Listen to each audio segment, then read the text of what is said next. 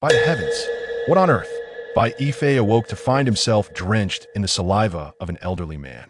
Just as he was about to demonstrate the might of his formidable fists, he noticed a fire dragon materializing beside the old man, demanding that he take up the mantle of the Fourth Hokage of Konoha. Embracing the unexpected turn of events, he resolved to make a significant impact in the world of ninjas. Chapter 1. Transmigration. Who are you, old man? Elder Yifei. Elder Yifei. Wake up quickly. The Hokage is here. A voice, urgent and low, pierced through his groggy consciousness. Ugh, stop bothering me. My goddess is undressing. Let me sleep a little longer, Bai Yifei mumbled, still lost in the bliss of his dream. Bang! A loud noise erupted, followed by a somewhat aged voice intruding upon his dreams. What is the matter? Why haven't you woken him? What if he misses the time? Forgive me, Hokage-sama. All right, it's fine. You may leave. The dialogue continued to echo in Bai Yifei's ears as he fought to lift his heavy eyelids, yearning to comprehend the situation at hand. Finally, after a desperate struggle, a sliver of light infiltrated his vision.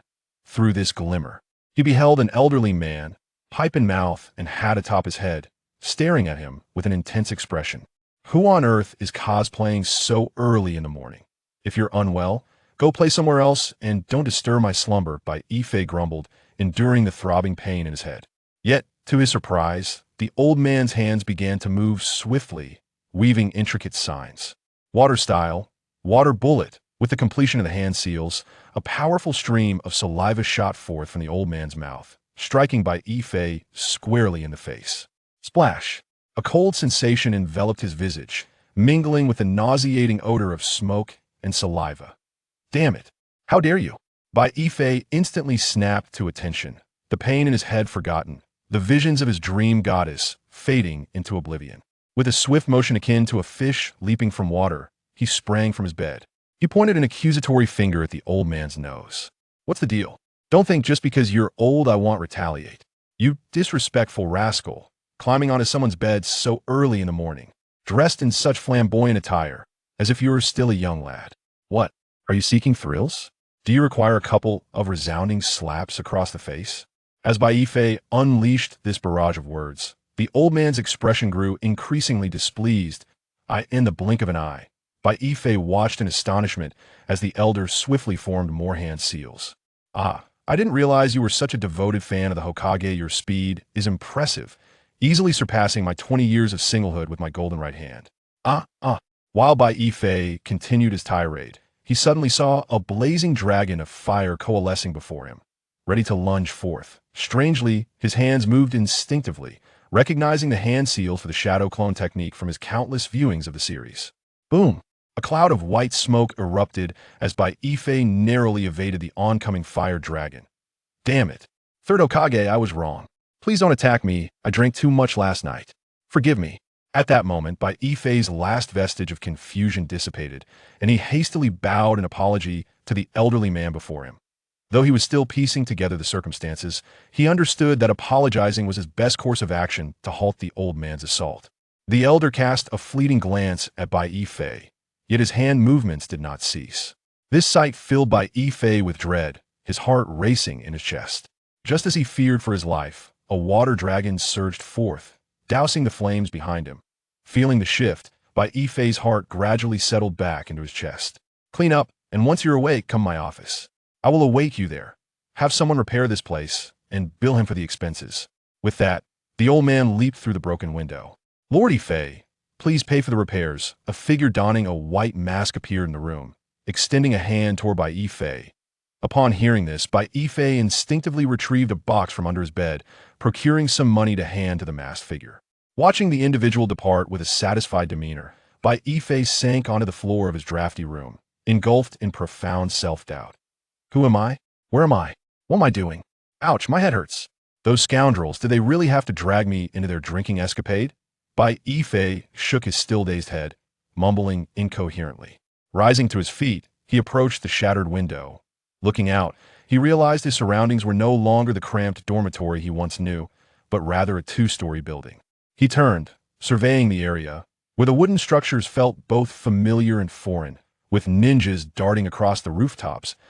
In the distance lay an endless expanse of towering forests. At that moment, Bai Yifei's mind finally booted up, thoughts racing with clarity. A devoted fan well-versed in the architectural style of Konoha, he instantly comprehended the reality of his situation. This is the world of Naruto? I am in Konoha. That old man was the third Hokage? No wonder he seems so irksome. Shikamaru, Ino, Hinata. Ha ha ha ha. As Bai Yifei reveled in his imagination, suddenly recalling something, he glanced toward Hokage Rock. Instantly, the exuberance on his face froze. Upon the towering rock face were three lifelike carved heads. Bai Yifei's smile faded, disbelief washing over him as he rubbed his eyes and counted again indeed. 3 heads. In an instant, his earlier elation transformed into a whirlwind of complex emotions. Did I just unleash a torrent of words at the third Hokage? Ugh, it's a bit of a headache, why can't I remember clearly? Is Orochimaru still around? Has the Akatsuki been formed yet? Seemingly. I just exchanged blows with that old man. Goodness, what am I thinking at such a time? I must gather my belongings and leave this place quickly. If I can join the Akatsuki now, I might still secure a position as an elder. A multitude of thoughts flashed through Bai Yifei's mind. In the next moment, he began packing his belongings, eager to vacate this contentious space before the third Hokage fully registered the encounter. Swish, swish, swish, just as he pondered, for figures wearing white masks suddenly materialized in his room. One of them, gazing at Bai Yifei as he packed, appeared momentarily taken aback, but still spoke. Lord Yifei, the third Hokage requests your presence in his office. Upon hearing this, Bai Yifei froze in place, as if struck by a spell. Oh no, I completely forgot that old man possesses a crystal ball for surveillance. Chapter 2. Is this it? Am I truly taking over? Bai Yifei feigned calmness as he gazed at the 4 individuals before him, speaking in a detached tone. Understood. You may proceed. I shall dress and join you shortly. Once the 4 turned and exited through the window, Bai Yifei erupted in frustration, hands on his hips, unleashing a torrent of curses. Damn it, is there no exit? With legs to walk, yet you choose to leap about. You might as well amputate your legs and replace them with springs. After this bout of manic venting, Bai Yifei felt a wave of relief wash over him. At this moment, he had gained clarity regarding his situation. He was Senju Yifei, merely 20 years old, perceived by other ninjas as the waste left behind by the Senju clan, nothing more than an ordinary genin. He had long been kept close by the third Hokage, ostensibly being groomed for the role of the next Hokage. Yet in truth, he was merely a pawn in the third scheme to maintain control over Konoha. During the previous ninja war, the third had deliberately propagated Senju Yifei's name, hoping to garner the prestige necessary for his succession as Hokage. In a recent battle, due to a misjudgment by Hirazina, Konoha suffered severe losses. The old man, however, took responsibility upon himself, subsequently manipulating circumstances to position Senju Yifei as one of the candidates for Hokage. With the current leadership of Konoha largely aligned with him, Senju Yifei narrowly edged out the formidable Yellow Flash to become the new fourth Hokage. Once he had gathered himself, Senju Yifei cautiously descended the damaged staircase, courtesy of Sarutobi Hiruzen. Walking through the streets of Konoha, observing the bustling crowds, Senju Yifei felt a fleeting sense of disorientation, as if he were lost in a dream. In the Hokage's office, Sarutobi Hiruzen regarded the seemingly earnest Senju Yifei before him, a surge of frustration swirling within him as he thought, just moments ago you pointed a finger at me in anger, yet now you wear this facade of humility. After all the effort I put into raising you, you dare speak to me in such a manner? That last fire dragon jutsu should have taken you out, yet here you are, standing before me. The two exchanged silent glances, each waiting for the other to break the tension. Ultimately, it was Sarutobi Hiruzen who spoke first. Yifei, you are soon to assume the position of Hokage. Do not be anxious, I will support you. Focus on your role, without concern for the rest. Isn't that obvious? One's tenure is nearly equivalent to the combined terms of the previous 3 Hokage. Senju Yifei internally scoffed, yet his outward response was one of utmost sincerity.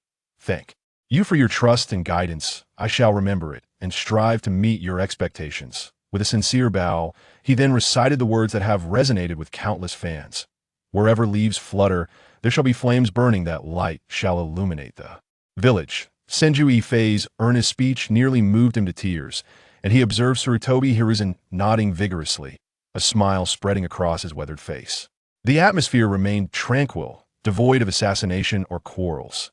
Amidst Senju Yifei's anxious anticipation, he and the third stood atop the towering edifice, symbolizing his new identity. At that moment, Konoha was enveloped in jubilation, throngs of villagers surrounding the Hokage building. Below, the crowd cheered exuberantly, while Sarutobi Hiruzen spoke incessantly, the familiar will of fire echoing from his lips. In a daze, Senju Yifei was abruptly pulled back to reality by Sarutobi Hiruzen's gaze directed toward him. Suddenly, he thought, wait, you didn't mention there would be a speech. I am utterly unprepared. You're pushing me to my limits. At this moment, Senju Yifei felt an overwhelming urge to cry. He had barely been in the Hokage's office for half an hour before being thrust into this situation, without a moment's time to prepare. Finally, under the watchful eyes of the third and the eager crowd below, Senju Yifei spoke. Greetings, I am Senju Yifei. I wish to express my gratitude for your trust and support. Without you, I would not stand here today. Indeed, the guidance from my superiors has been paramount. As his speech meandered further from the point, Sarutobi Hiruzen felt a wave of exasperation, discreetly tugging at Senju Yifei's sleeve. Turning with a look of confusion, Senju Yifei replied, "Just a moment. I am not finished. There's still more to say."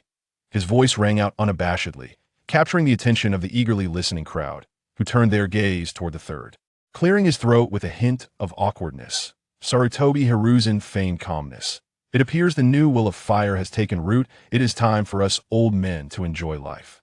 The future of Konoha is entrusted to you all." With that, Sarutobi Hiruzen removed his conical hat and solemnly placed it atop Senju Yifei's head, departing without a backward glance, leaving Senju Yifei in a state of bewilderment. Senju! Senju! Senju! Senju! The moment the Hokage hat was placed upon him, the villagers erupted in fervent cheers, collectively shouting his name. Witnessing this overwhelming display of support, Sarutobi Hiruzen, now on the ground, smiled confidently. Meanwhile, standing atop the building, Senju Yifei reveled in the honor of being surrounded by adoring villagers, an exhilarating wave of emotion coursing through him. Just yesterday, he had been a university student secretly playing games in class, and today, he inexplicably found himself as the exalted Hokage from a beloved anime. This sudden and profound shift left him trembling with disbelief. Wait, if I am Hokage, then what of Minato? Is this still the Hokage world I once knew? As realization dawned, he set about surveying his surroundings. Ah, there they are, the elite ninjas of Konoha. Finally, within the crowd, he spotted a conspicuous group of individuals. Those must be Narashiko, Yamanaka, and Noichi, and Akimichi Choza from the Ino Shikacho trio. That must be Uchiha Fugaku, the leader of the Uchiha clan, and the Hyuga brothers Hinata and Niji. Thank goodness, it is still the familiar world of Hokage. After some more searching, he found two individuals, one red-haired and the other yellow, leaning against each other. At that moment, Namake's Minato was looking in his direction. Though his expression was obscured, the red-haired woman by his side suggested that he seemed somewhat displeased. In that instant, Senju Yifei's anxious heart settled, reassured by the thought, with my presence as a mere waste in this vast Hokage world, there should be no significant changes to fear. Chapter 3. Engage the emotional collection system. Upon locating the water gate, Senju Itachi's gaze did not falter. He continued to scan the crowd with keen observation. He was acutely aware that within Konoha, he was merely a figurehead, a puppet with no real authority, while the true power remained firmly in the hands of Hiruzen Sarutobi. As his gaze drifted slowly, he noticed a masked, white-haired youth in an unassuming corner. The boy, with lifeless eyes reminiscent of dead fish, stood there in a state of lethargy. Following the youth's periphery, Itachi soon spotted a child clad in a snug green outfit, sporting a watermelon-shaped hairstyle. The child was enthusiastically performing a one-handed handstand, completely oblivious to the peculiar stares from those around him, joyfully exuding the exuberance of youth. As Itachi continued to survey his surroundings, familiar yet somewhat foreign faces such as Yuhi Kurenai, Sarutobi Asuma, and Ebisu emerged one by one in his line of sight. It seemed that the watermelon-haired boy was the most approachable among them. After careful observation, Itachi contemplated that, apart from the spirited child, he lacked confidence in rallying the others to his cause. With the crowd gradually quieting, Itachi imitated Sarutobi's stance, earnestly proclaiming the will of fire before swiftly departing the scene. At that moment, the Hokage's office stood empty. Itachi confidently strode in, taking a seat in the chair that symbolized the Hokage's authority. Beep. Identity of the traveler confirmed. Beep. System activating. Beep. Emotional collection system is now active. Ding, ding, ding. Oh, esteemed host, your system sprite, Xiaoji, has made a grand entrance. I shall wholeheartedly serve you. Please do not hesitate to issue your commands. As soon as Itachi settled into the chair, a series of crisp notifications echoed in his mind. Shaking his head to regain focus, a spark of realization flickered in his eyes, and he exclaimed, "All right, Xiaoji, send me back. Immediately. Hurry. Now." In an instant, the Hokage's office plunged into an eerie silence. Itachi, filled with anticipation, waited for a moment, yet Xiaoji remained unresponsive, leading him to question his own senses. "Xiaoji, I am here." As Itachi called out, the previously lively voice of the boy resonated in his mind once more, though this time it bore a more composed tone. "Xiaoji, send me back." Another silence ensued, with no answer forthcoming. "Damn. System, you can't do this to me. You have to take responsibility." Unable to contain his frustration any longer, Itachi slammed his hand on the table and sprang to his feet. Creak. The office door slowly opened, and an unfamiliar ninja peeked inside. "Lord Fourth, is something the matter? Do you require assistance?" During their exchange, Hiruzen Sarutobi emerged from an adjacent room. Upon seeing Sarutobi enter, Itachi's expression momentarily froze. However, within a heartbeat, a radiant smile broke across his face as he enthusiastically greeted, "Ah, Lord Third, what brings you back? I hope you're not overburdened with work." Amidst the flattery that even made himself cringe, Sarutobi, with a multitude of wrinkles on his face, chuckled warmly and exited. Phew. Watching Sarutobi's retreating figure, Itachi exhaled with relief and then remarked, "All right, I won't go back. You can come out now." Beep. "Dear Master, your charming sprite, Xiaoji, is now online. How may I assist you? How about a brief self-introduction?" "Certainly," Xiaoji continued. "Additionally, you can communicate with me in your mind. There's no need to vocalize it." "Understood, please proceed." Hearing Itachi's words, Xiaoji continued with his explanation. "Host, our system collects emotional influence points based on your impact on others within the Naruto world. The more pivotal the individual, the greater the points you can accrue. And the more pronounced the emotional fluctuations, the more points you receive. With these emotional points, you may exchange for any abilities from the Naruto universe, including various bloodline limits." Upon hearing this, Itachi was instantly electrified with excitement. This is fantastic. So, let's expedite the emotional impact I made during my time as Hokage. Surely, I should receive at least several million points with so many people affected. That does not count. No rewards will be granted.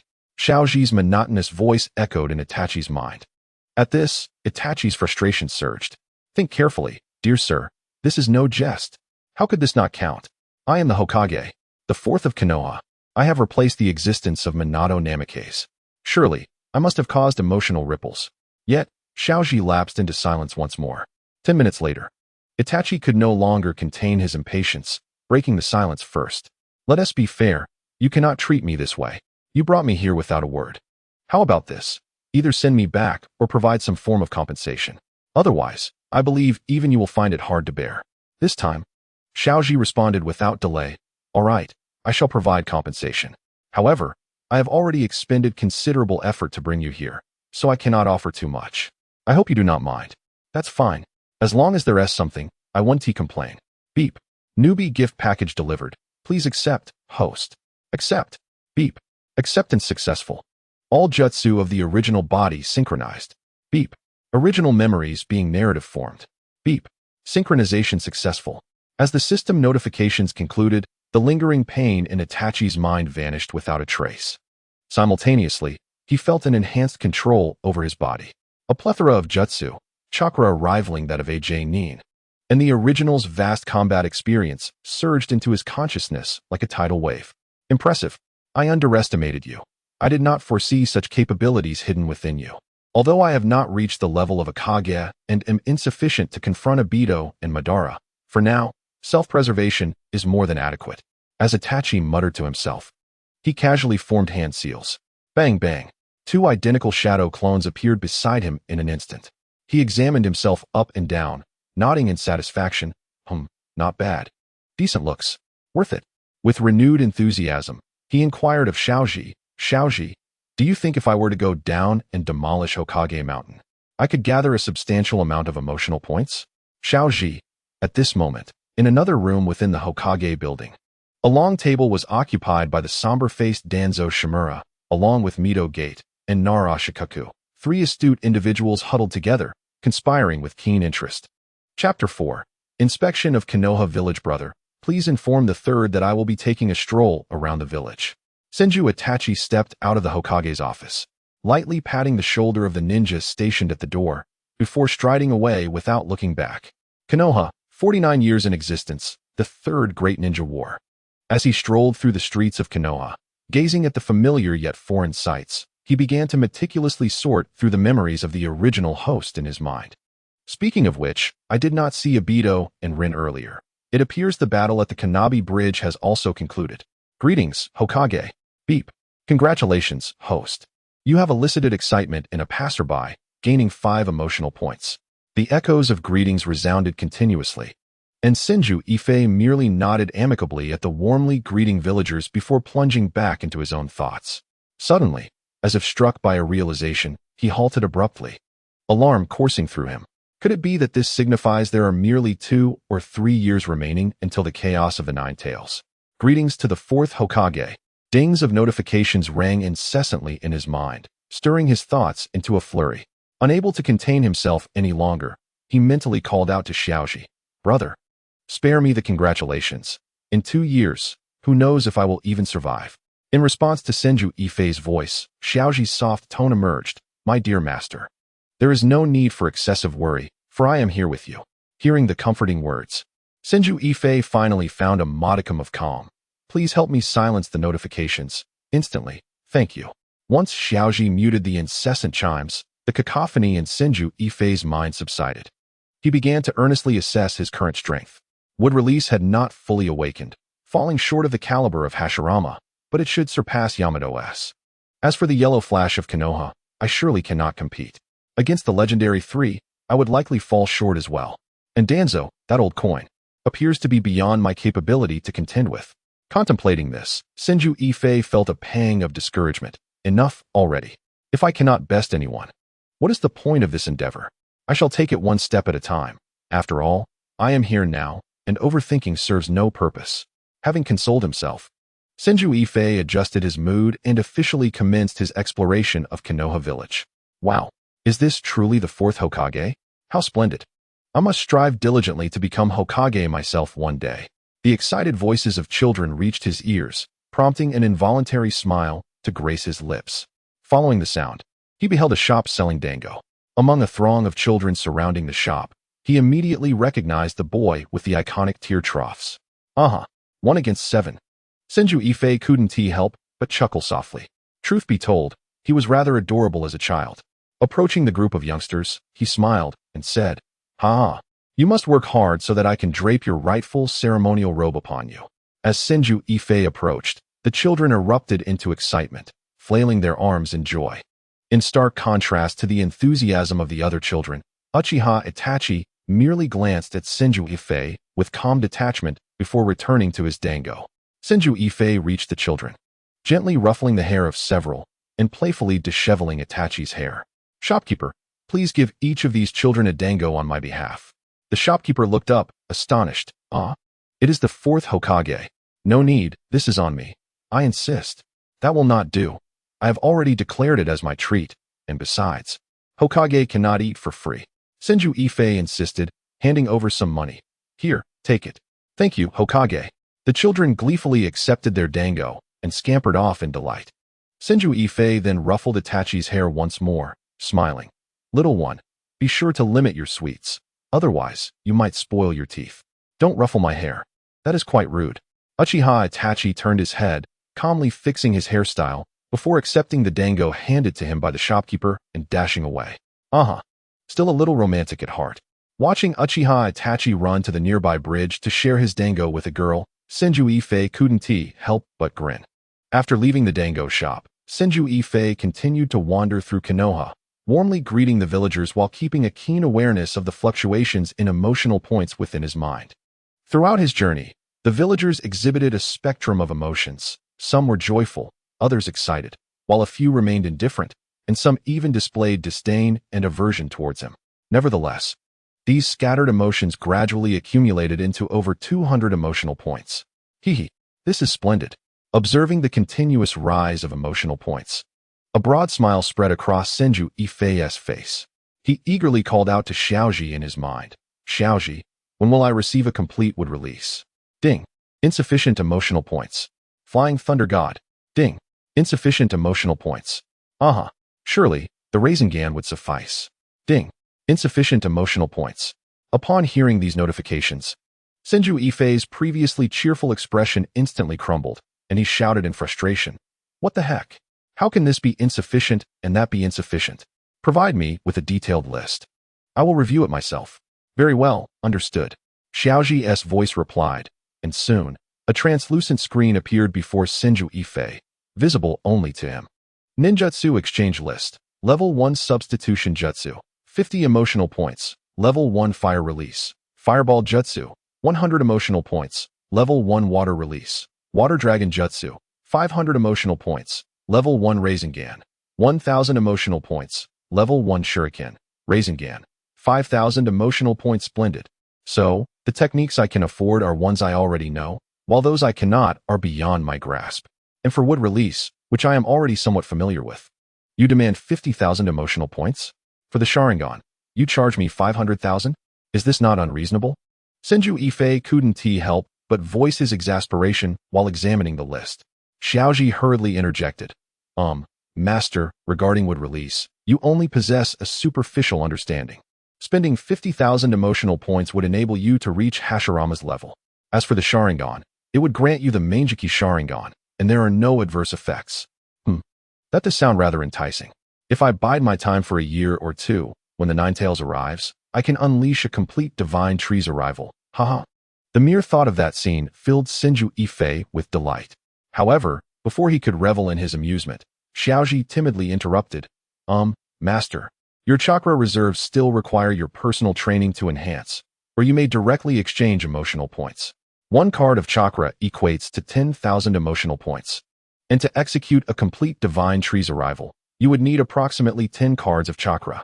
Hearing this, Senju Yifei's smile froze, and he stood there in shock. What nonsense is this? Are you jesting with me? And what is this card? What unit of measurement is that? Master. 1 card represents the total chakra volume of Kakashi in his prime. What the heck? 1 card equals 10,000. How long must I save to accumulate that? And how many cards do I currently possess? Master, you possess 1.5 cards, slightly more than Kakashi. This cannot be right. As a proud member of the Senju clan, I should not possess such a meager chakra reserve. Master, an excessive chakra volume would draw attention. Did you not observe your memories? Previously, you hardly refined your chakra, primarily practicing ninjutsu. Meanwhile, within the Hokage building, Sarutobi Hiruzen, pipe in mouth, was intently observing the crystal ball, which displayed the shifting expressions of Senju Yifei on the street. Chapter 5. I just want an assistant. What is wrong with that? I beam with pride. I beam with pride. A new day dawned, sunlight streaming through the windows of the Hokage's office. Senju Yifei had arrived early. Standing by the window, gazing at the scattered individuals on the street, feeling particularly content. With a sudden pivot, he plopped down at the Hokage's desk, banging his hand on the surface with fervor, declaring with great confidence, since I am here, I shall make myself comfortable. I refuse to believe that I, a robust man of 8 feet, cannot navigate this diminutive world of Hokage. A series of knocks resounded at the door. Please, come in. Chinsho Yifei immediately retracted his smile and sat up straight with utmost seriousness. Hokage-sama, here are the materials that require your review today. The individual who entered bore an unremarkable appearance, clearly a mere passerby. Chinsho Yifei understood that this was a deliberate arrangement by the 3rd Hokage. Very well, understood. You may leave for now. By the way, what is your name? Chinsho Yifei inquired after the individual placed the scant materials on the table. Sir, my name is Inazuka Raikai. You may simply call me Raikai. After dismissing Raikai, Chinsho Yifei began to peruse the materials. Agreed. Approved. Certainly. In no time, under Chinsho Yifei's adept handling, the documents were swiftly processed. Most of these papers merely required his signature and seal. They posed no challenge whatsoever. That was rather simple. Chinsho Yifei remarked, casually setting aside the final document before standing up and stretching luxuriously. Yifei, how do you feel? As he twisted his waist and moved near the window. A voice, intimately familiar, resonated in his ears. Upon hearing the voice, Chinsho Yifei turned with a beaming smile toward the newcomer. Ah, Third Hokage, what brings you here today? You should have informed me beforehand. Well, it's not as challenging as I anticipated, replied Sarutobi Hiruzen, dressed casually. As he took a puff from his pipe and slowly exhaled a ring of smoke. Things are manageable now. During the Great Ninja War, the tasks were far more demanding. Currently, it's mostly about rebuilding the village. By the way, here are some tasks. Please allocate them as you see fit while I guide you from the side. Chinsho Yifei nodded appreciatively. Thank you, Third Hokage. In the spacious Hokage office, piles of task scrolls quickly filled the entire desk. Help the Nara family find their puppy. Let us assign this to Yamashiro Aoi. The cherry pie from the Haruno household was stolen. I'll entrust this to Nara Shikaku. And this letter delivery task, let us have Minato handle it. His speed is unmatched. Sarutobi Hiruzen, seated nearby, listened with a furrowed brow as Chinsho Yifei made absurd task allocations. Yifei, hold on. Hold on. These trivial tasks can easily be handled by a few genin. And this investigation task in the Mist Village, its danger level is so high. Are you sending a genin? Even an elite jounin wouldn't guarantee a safe return. Come, let me teach you. Subsequently, Sarutobi Hiruzen picked up the task scrolls and began to instruct Chinsho Yifei step by step. Before long, the tasks were sensibly distributed. We've finally finished. It's all thanks to you. Your efficiency is remarkable. Chinsho Yifei grinned at the now empty task scrolls before turning to scrutinize Sarutobi Hiruzen. Third Hokage. Seeing as I have just assumed this position and am still unfamiliar with many matters, it would be quite reasonable to have an assistant at my side, wouldn't it? After considering his words, Sarutobi Hiruzen quietly puffed on his pipe, finally responding, You make a valid point. Do you have anyone suitable in mind? I can offer my counsel. I think you would be quite fitting. Your expertise and strength would provide me protection. What do you say? Ding. Congratulations, Master. Sarutobi Hiruzen felt utterly speechless, gaining 100 emotional points.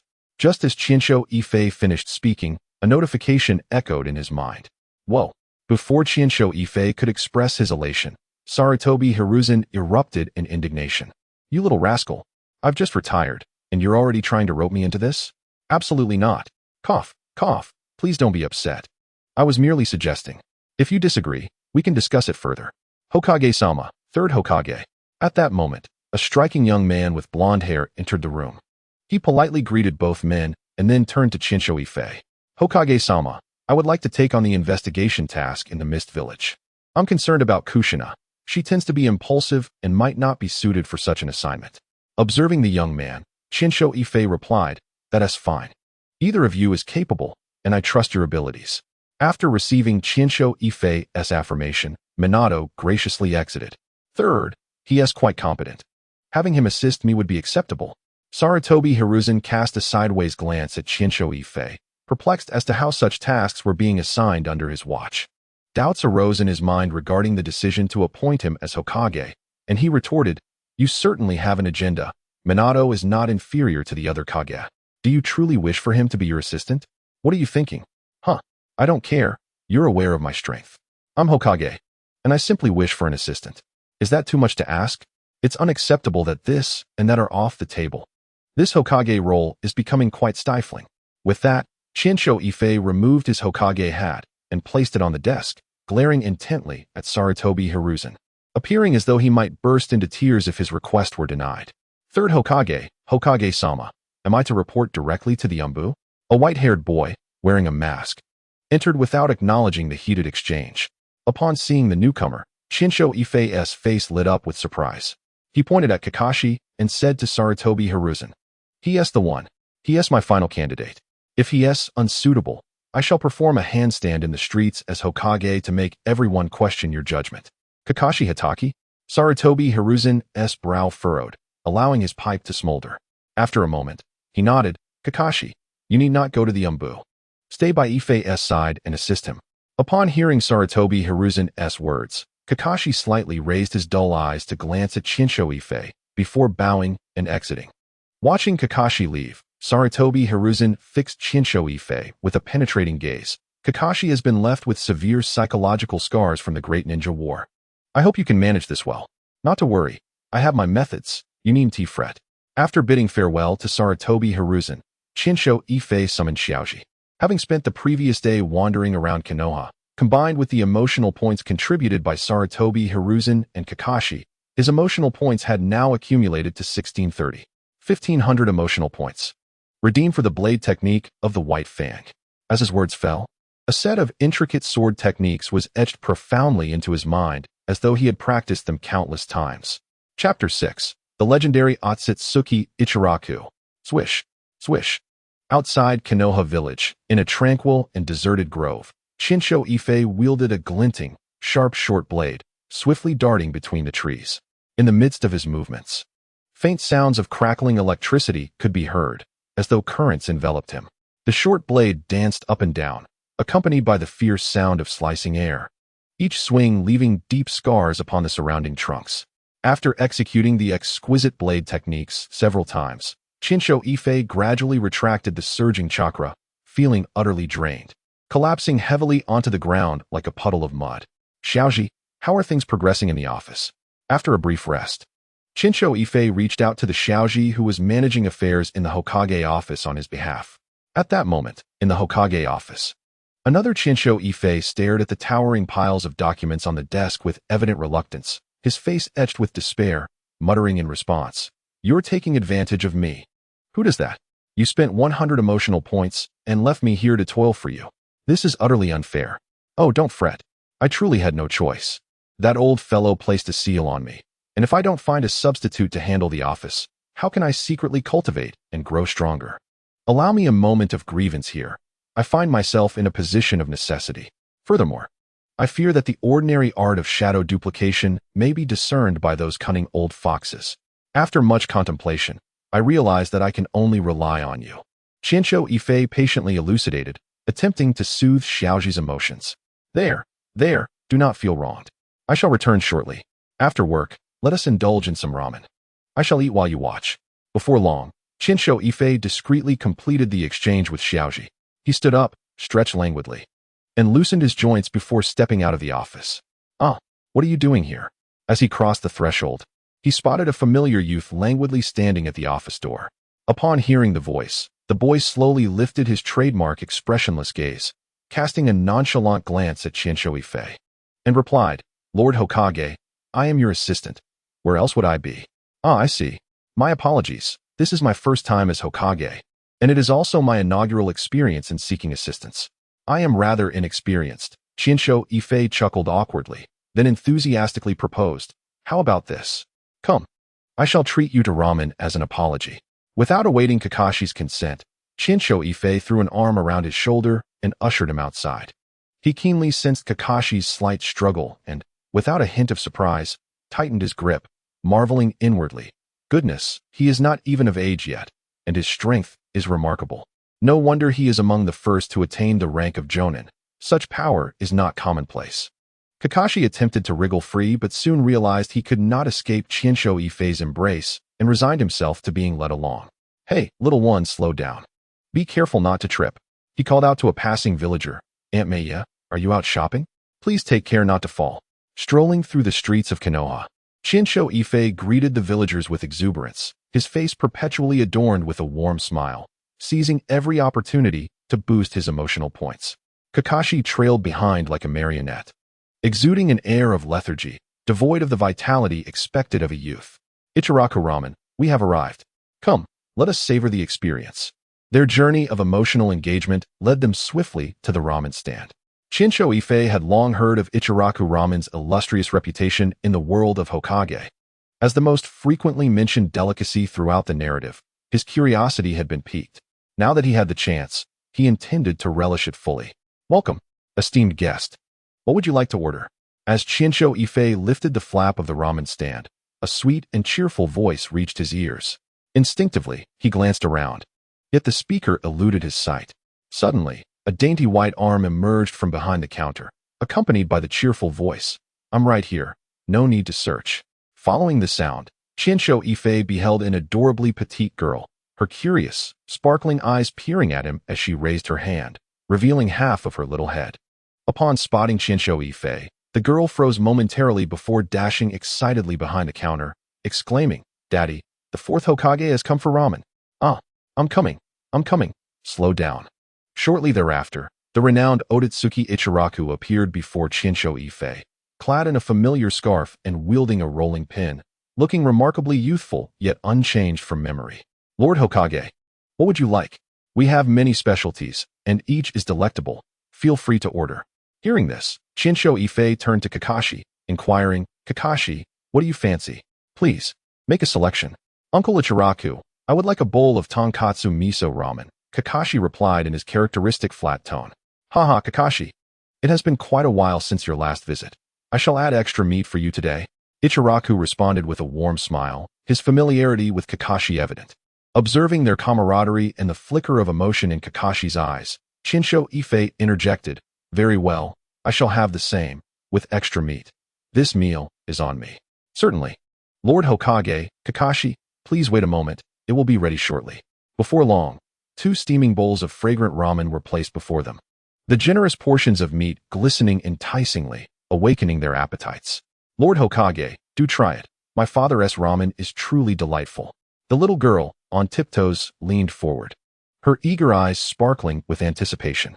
"I am about to indulge," both Kakashi and Qinshu Yifei declared in unison. Upon hearing this, Qinshu Yifei, who had just lifted his chopsticks, set them down again, feigning casualness as he turned to observe Kakashi, who, with his white hair and a ninja forehead protector obscuring one eye, had lowered his mask to his neck, revealing his handsome features. This scene drew the little girl's attention away from Qinshu Yifei, her cheeks flushing with admiration. Watching her infatuation, Qinshu Yifei slurped a noodle, pondering to himself, "He is merely average. I dare say I am more handsome. Let us eat." For reasons unbeknownst to him, the once delectable ramen now tasted somewhat peculiar to Qinshu Yifei, as though it bore an unwelcome undertone, leaving him unsettled. He glanced at Kakashi again, incredulous to find that Kakashi had already finished, leaving no trace of his steaming bowl behind, as if he had never eaten at all. After the meal, Qinshu Yifei effusively praised the ramen, successfully earning 150 emotional points from the little girl and Ichiraku. Satisfied, he patted his round belly and departed the ramen stand with Kakashi in tow. "Ah, young one, cheer up. Do not remain so glum. It is not good for you to be perpetually downcast." Qinshu Yifei attempted to console Kakashi. However, Kakashi remained reticent, resembling a mute enigma. Noting this, Qinshu Yifei felt a pang of frustration. "Very well, you should return home to rest. We shall conclude our day here. By the way, if the third Hokage inquires about me, please respond truthfully." "Understood. Farewell, Lord Hokage," Kakashi replied tersely before vanishing into the night with agile grace. Watching Kakashi's retreating figure, Qinshu Yifei mentally queried Xiaoji, "Xiaoji, do you think it is possible for me to directly exchange chakra for Kakashi?" "Beep, negative. Do not even consider it. All chakra must be earned through one's own efforts, except for yours." Xiaoji's reply was resolute. "Ah, very well. It appears I have a long road ahead in aiding Kakashi's transformation. I must persevere." Qinshu Yifei sighed softly, rallying himself. Humming a cheerful tune, Qinshu Yifei, donned in the Hokage's ceremonial robe, merrily navigated the streets of Konoha. Wherever he found a gathering of people, he gravitated towards them, his enthusiastic greetings resounding in the air. As he witnessed his emotional points rise in his mind, his motivation surged ever higher. Chapter 7. The Summoning Beasts Reverse Summoning as night deepened. The streets of Konoha became increasingly sparse with passers-by. Satisfied to see his emotional points restored to 1,000, Qinshu Yifei leisurely made his way home. After completing his morning routine and donning comfortable loungewear, Senju Yifei languidly reclined on his bed, feeling a profound sense of ennui. "Xiaoji, do you have any risku literature akin to Intimate Paradise? I find myself dreadfully bored and yearn for something to alleviate the monotony. Besides, I wish to procure a copy for Kakashi as well, to invigorate that child." Ding! No sooner had Senju Yifei spoken than a celestial sound echoed in his mind. And in that instant, he felt as though he had attained some form of transcendence. "Master, that child is merely 14 years old, by the standards of your previous world. He is still an immature youth in both body and mind. Could you perhaps spare me the trouble? Xiaoji's voice was tinged with exasperation and reproach.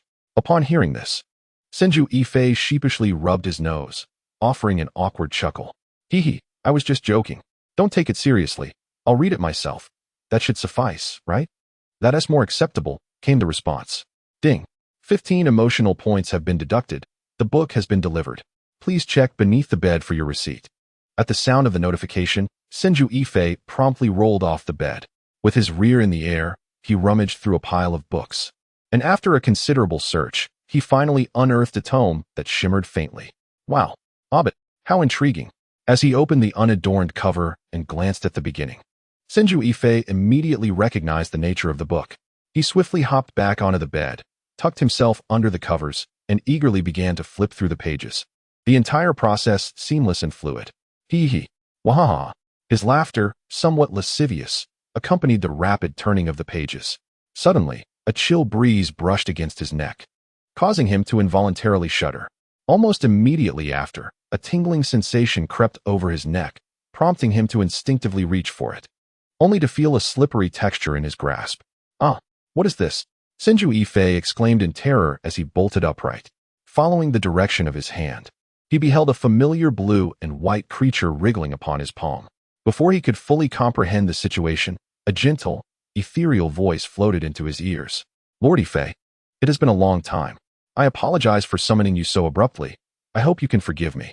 Hearing that soothing voice, Senju Yifei's initially fraught demeanor gradually relaxed. My apologies, Lord Slug. I've been preoccupied with assuming the role of Hokage and inadvertently neglected our correspondence. That was my oversight.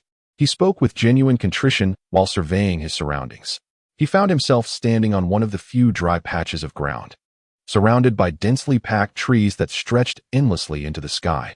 Among the foliage were numerous blue and white slugs, and the air was saturated with vibrant life energy that he could feel even as he breathed normally. Before he could continue his observations, the voice of the slug sage chimed in once more. Lord Yifei, why is your chakra gathering uncontrollably in one place? Are you feeling unwell? Do you require my assistance in healing? What? No, please don't worry. I'm merely in the midst of training. I'll be fine shortly and don't wish to trouble you. Senju Yifei hastily waved his hands in denial, his expression betraying a hint of panic. Then, he quickly shifted the topic. By the way, Lord Slug, did you summon me for a specific reason? Suddenly, a violent tremor shook the wet-bone forest. As Senju Yifei gaped in astonishment, a colossal pillar-like structure began to bend toward him. Only then did he recall the introductions of the slug sage in the Hokage series, his mind racing with awe at the immense size. Lord Yifei, out of courtesy, I am communicating with you in my true form. How? Impressive, Senju Yifei stammered, his voice quivering with anxiety. Lord Yifei, the summoning contract we signed is on the verge of expiring. This is the primary reason for my visit. Typically, such a situation only arises when other masters have either passed away or voluntarily dissolved their contracts. Additionally, I sense a change in your essence. You seem different from before. The slug sage's voice remained calm, delicate, and gentle, yet all Senju Yifei could feel was a creeping sense of dread. Master, do not fear. You have me by your side. Remain calm. Just as Senju Yifei felt overwhelmed, Xiaoji's timely voice soothed him, allowing him to regain a semblance of composure. He slowly lifted his gaze, striving to maintain his tranquility while meeting the immense eyes of the slug sage, which were nearly impossible to comprehend in their entirety. Lord Slug, it was Tsunade who provided me with the summoning scroll, making it possible for me to establish this contract with you. You are aware that the Senju clan has nearly fallen into obscurity. At this juncture, Senju Yifei paused, swallowing hard before continuing. It is a privilege for the Senju clan to receive your acknowledgement. There are matters I find difficult to articulate, but I implore you to believe that I am still Senju Yifei of the Senju clan. I have no other options. I simply wish to survive and hope to continue receiving your guidance. May I? Listening to Senju Yifei's words, the slug sage fell silent for a moment, her vast eyes reflecting only the small figure of Senju Yifei. With a puff of smoke, a thick summoning scroll materialized before him. Lord Yifei, could you please re-sign this? Hearing the slug sage's request, Senju Yifei felt a wave of relief wash over him as he exhaled deeply. He then carefully inscribed his name, Senju Yifei, on the scroll. As he did so, the previously faint contract mark became distinctly visible once more. Thank you, Lord Slug. There's no need for gratitude, Lord Yifei. I shall return you home now. In an instant of disorientation, Senju Yifei found himself back in his bed.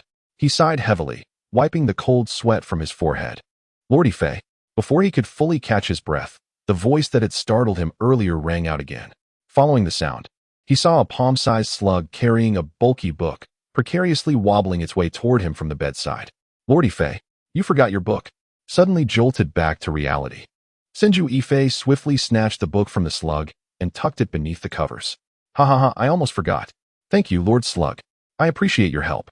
There's no need for thanks, Lord Yifei. Farewell. With that, the slug transformed into a puff of white smoke and vanished. Senju Yifei stared blankly at the spot where the slug had disappeared, his brow furrowing involuntarily. A moment later, he shook his head, as if attempting to dispel all his worries, and then, in a rather defeated manner, pulled up the covers and settled back down comfortably. Chapter 8. The form-fitting garb of a passionate youth with a groggy demeanor, Senju Yifei brushed his teeth, mumbling indistinctly. Xiaoji. Last night, I dreamt I was drowned in the slime of a slug. Just how long has that creature been alive to grow so massive? Rest assured, it won't harm you. I am here, do not panic. Hee hee, you always speak so confidently. I was unceremoniously summoned without any warning. What were you doing at the time? You provided no hints whatsoever. That was truly an accident. I assure you it won't happen again. Trust me. Huh, like I would believe that. Thus, the master and his system engaged in their usual playful banter. Unlike the early wake-up call from the previous day, today Senju Yifei slept soundly until dawn. By this time, the streets outside were already bustling with activity. Senju Yifei quickly prepared a bowl of noodles, took a few hasty bites, then donned his Hokage robe and sauntered leisurely toward the Hokage office. As he journeyed along the path, whenever he encountered villagers coming and going, he would instantly adorn his face with a self-assuredly charming smile and greet them with enthusiasm. Good morning. Ah, what a delightful child. The originally short distance was stretched to a point that prompted Kakashi to urge him forward, thanks to Senju Itai's leisurely pace. Lord Hokage, a ninja has come to report on the task's progress. We hope you can attend to it promptly, Kakashi stated with a stoic expression as he stood before Senju Itai. Observing the lethargic youth before him, Senju Itai suddenly reached out with lightning speed and tousled Kakashi's soft white hair. The swift motion was so quick that even the seasoned Jonin Kakashi barely had time to react. By the time Kakashi instinctively attempted to evade, Senju Itai had already withdrawn his hand. All right, I understand. I shall head over now. Thank you for your patience, Senju Itai replied with a smile, deliberately raising the hand that had just ruffled Kakashi's head to his nose to sniff, teasing. Oh, by the way, as my assistant, you must not neglect your appearance. Your hair is quite oily. Go wash it quickly. Kakashi, come duel with me. Just as Senju Itai was about to turn away, a green figure moving at a rapid pace while upside down surged forth, enveloped in a cloud of dust, like a bolt of lightning. Oh, Kakashi, I heard you've become Lord Hokage's assistant, so let us engage in a duel that ignites our youthful spirits. The newcomer shouted, his hands never ceasing their vigorous activity as he maintained his balance, counting aloud, 247, 248. Ah, good morning, Lord Hokage. I see you are here too. Sweat poured down like beads from Might Guy's hair, and through his somewhat unflattering green spandex, his muscular arms were clearly visible. Gazing at the energetic and devoted Might Guy, Senju Itai felt a fleeting moment where the small yet passionate figure before him began to merge with the vibrant crimson silhouette he remembered from the battlefield. Returning to the present, Senju Itai beamed at the youth, giving a thumbs up and sincerely exclaiming, "Ha, Guy, keep it up. Burn your youth with unwavering passion." Upon hearing Senju Itai's praise, the already spirited Might Guy became even more exuberant, seemingly radiating light. Lord Hokage, I will not disappoint your expectations," he exclaimed, then turned to Kakashi, shouting with fervor, "Kakashi, did you see that? I have received Lord Hokage's affirmation. Let us duel. Apologies, but I am currently the Hokage's assistant and have work to assist him with," Kakashi replied, observing the vivacious green-clad figure before him, and for the first time, a hint of subtle turbulence stirred in his usually placid gaze. "Lord Hokage, please permit me to duel with Kakashi," Might Guy implored, his eyes brimming with anticipation towards Senju Itai, undeterred by Kakashi's response. Kakashi, sensing the fervor in Might Guy's request, subtly lowered his head, casting a beseeching glance towards Senju Itai, silently imploring him to decline Might Guy's proposition. Hee. Senju Itai noticed Kakashi's look and deliberately grinned at him, saying, Kakashi, there's nothing pressing today, so I shall grant you a day off. Turning to Might Guy, he solemnly declared, Guy, I entrust Kakashi to you. I hope you can guide him in training and help him rekindle the vigor of his youth. Good luck. By the end, Senju Itai's excitement escalated, his spirited voice drawing the attention of passers-by. Ding! Congratulations to the host for eliciting sustained and extreme excitement in Might Guy. You have earned 500 emotional points. Ding! Congratulations to the host for making Kakashi feel extreme exasperation. You have earned 100 emotional points. The sudden influx of notifications startled Senju Itai, almost causing him to exclaim. Then, a spark of brilliance lit up his eyes as he swiftly approached Might Guy. Seizing the still upside-down Might Guy, he flipped him upright and grasped his shoulders tightly, his face alight with anticipation. Guy, I entrust Kakashi to you. Make sure to unleash the flames of your youthful spirit throughout Konoha. Woo! Wow!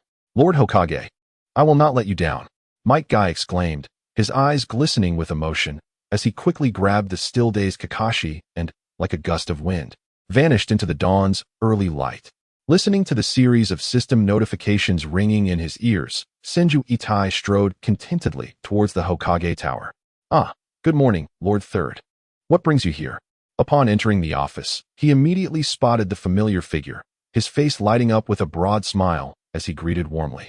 As he heard the voice behind him, Sarutobi Hiruzen slowly turned, his anger barely concealed in his gaze. Itai, is this how you conduct yourself as Hokage? Why are you so late? Third, is it really such a big deal? I thought something significant had happened. It's nothing, just an unexpected incident. Tomorrow will surely be different, Senju Itai waved dismissively, accustomed to Sarutobi Hiruzen's ire, and made his way to his seat, plopping down and calling out, Kaitai. Where are today's documents? Bring them to me. Oh, and didn't someone come to report on a task? Have them come in. Watching the indifferent man before him, Sarutobi Hiruzen, infuriated, took 2 deep puffs from his cigarette before turning away and slamming the door behind him. Challenge me. I want to tire you out. Senju Itai observed Sarutobi Hiruzen's retreating figure, a smirk of satisfaction gracing his lips. He casually picked up a document and began to peruse it. The guard squad is overstepping. Forcibly collecting protection fees from shops? The guard squad bullies the villagers, even kicking passing dogs?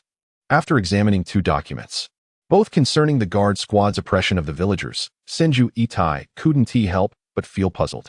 He quickly flipped through several more documents and, as expected, found similar content. Either the guard squad was abusing their power, or the Uchiha clan was acting in an overbearing manner.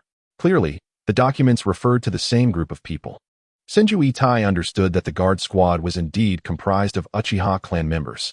From his observations over the past few days in the village, the Uchiha clan members who served in the guard squad were generally responsible, frequently seen patrolling the streets. Most conflicts in the village were resolved efficiently with their intervention, taking no more than 5 minutes. Moreover, the majority of Uchiha clan members interacted harmoniously with the villagers, with only a select few acting arrogantly. It was evident that someone was deliberately orchestrating trouble for him. After a brief contemplation, Senju Itai instantly deduced the mastermind behind this scheme. Aside from Danzo Shimura, no one else would have the time for such trivial pursuits. Chapter 9. Selecting Shadow Guard members, setting aside the complaints regarding the Uchiha clan. Senju Itai took a deep breath and began to meet with the ninjas who had come to report on their tasks. This meeting lasted a full 2 hours, leaving him utterly drained, as if he had collapsed into his chair. Kaidai! Kaidai!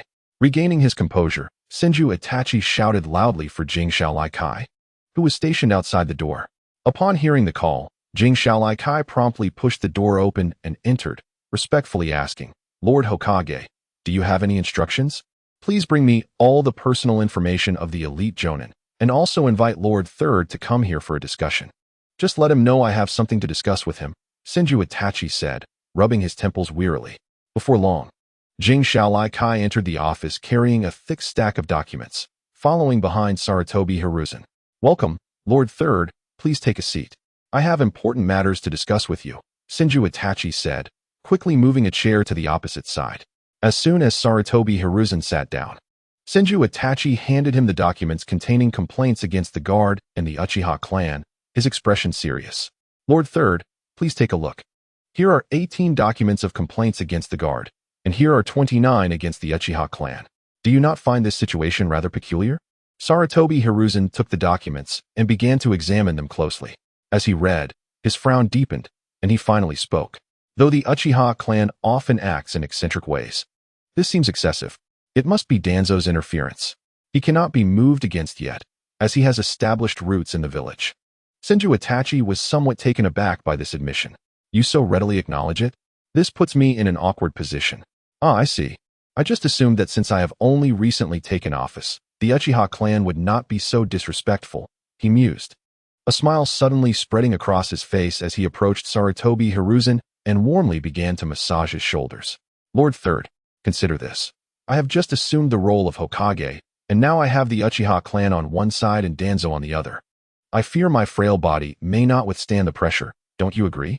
Saying this, Senju Itachi moved to the desk, retrieved a piece of paper, and slowly placed it before Sarutobi Hiruzen. The paper depicted a mysterious technique. Sarutobi Hiruzen's pupils widened slightly as he focused intently on the technique. Senju Itachi swiftly formed hand seals, his chakra flowing, and then suddenly struck the back of his neck, stating, Lord Third, do you recognize this technique? Someone is watching me from the shadows. This must be the work of either the Uchiha clan or Danzo. How can I possibly sleep soundly at night? Listening to Senju Itachi's words, Sarutobi Hiruzen placed his pipe back in his mouth, gazing at him with a measured calmness, and replied earnestly, Itachi, your concerns are valid, but we must not act rashly. We must deliberate carefully, minimizing any potential damage to Konoha. Would you not agree? Ha ha ha. I think as you do, Lord Third. Let us set this matter aside for now. I believe the immediate priority is to establish my own shadow guard for enhanced security. Without allowing Sarutobi Hiruzen a chance to respond, Senju Itachi turned to the respectfully waiting Jing Shaolai Kai, saying, Kai, please bring me the documents I requested. I need to discuss the shadow guard with Lord Third. Surprised by the rapid shift in conversation, Sarutobi Hiruzen paused momentarily before quickly regaining his composure. Sitting back in his chair, quietly smoking his pipe while observing Senju Itachi. Senju Itachi cast a glance at Sarutobi Hiruzen before taking the ninja information from Jing Shaolai Kai and carefully scrutinizing it. Yifei Shiro, the fourth son of the Yifei clan's leader, merely 20 years old, an ordinary jonin.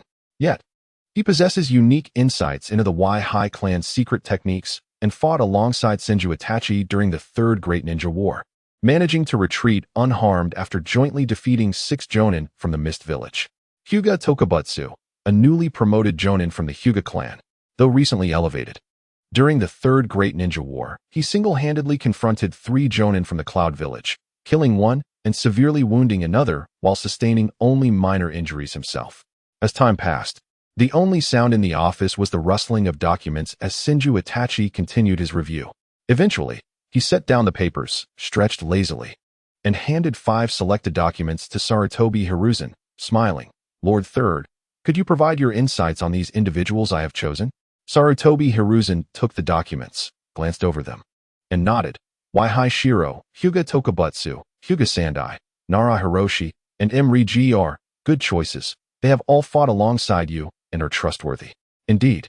With Tokubutsu and Hiroshi for close combat, Sandai for reconnaissance, and Gr for long range, with Shiro responsible for my protection, it is simply perfect.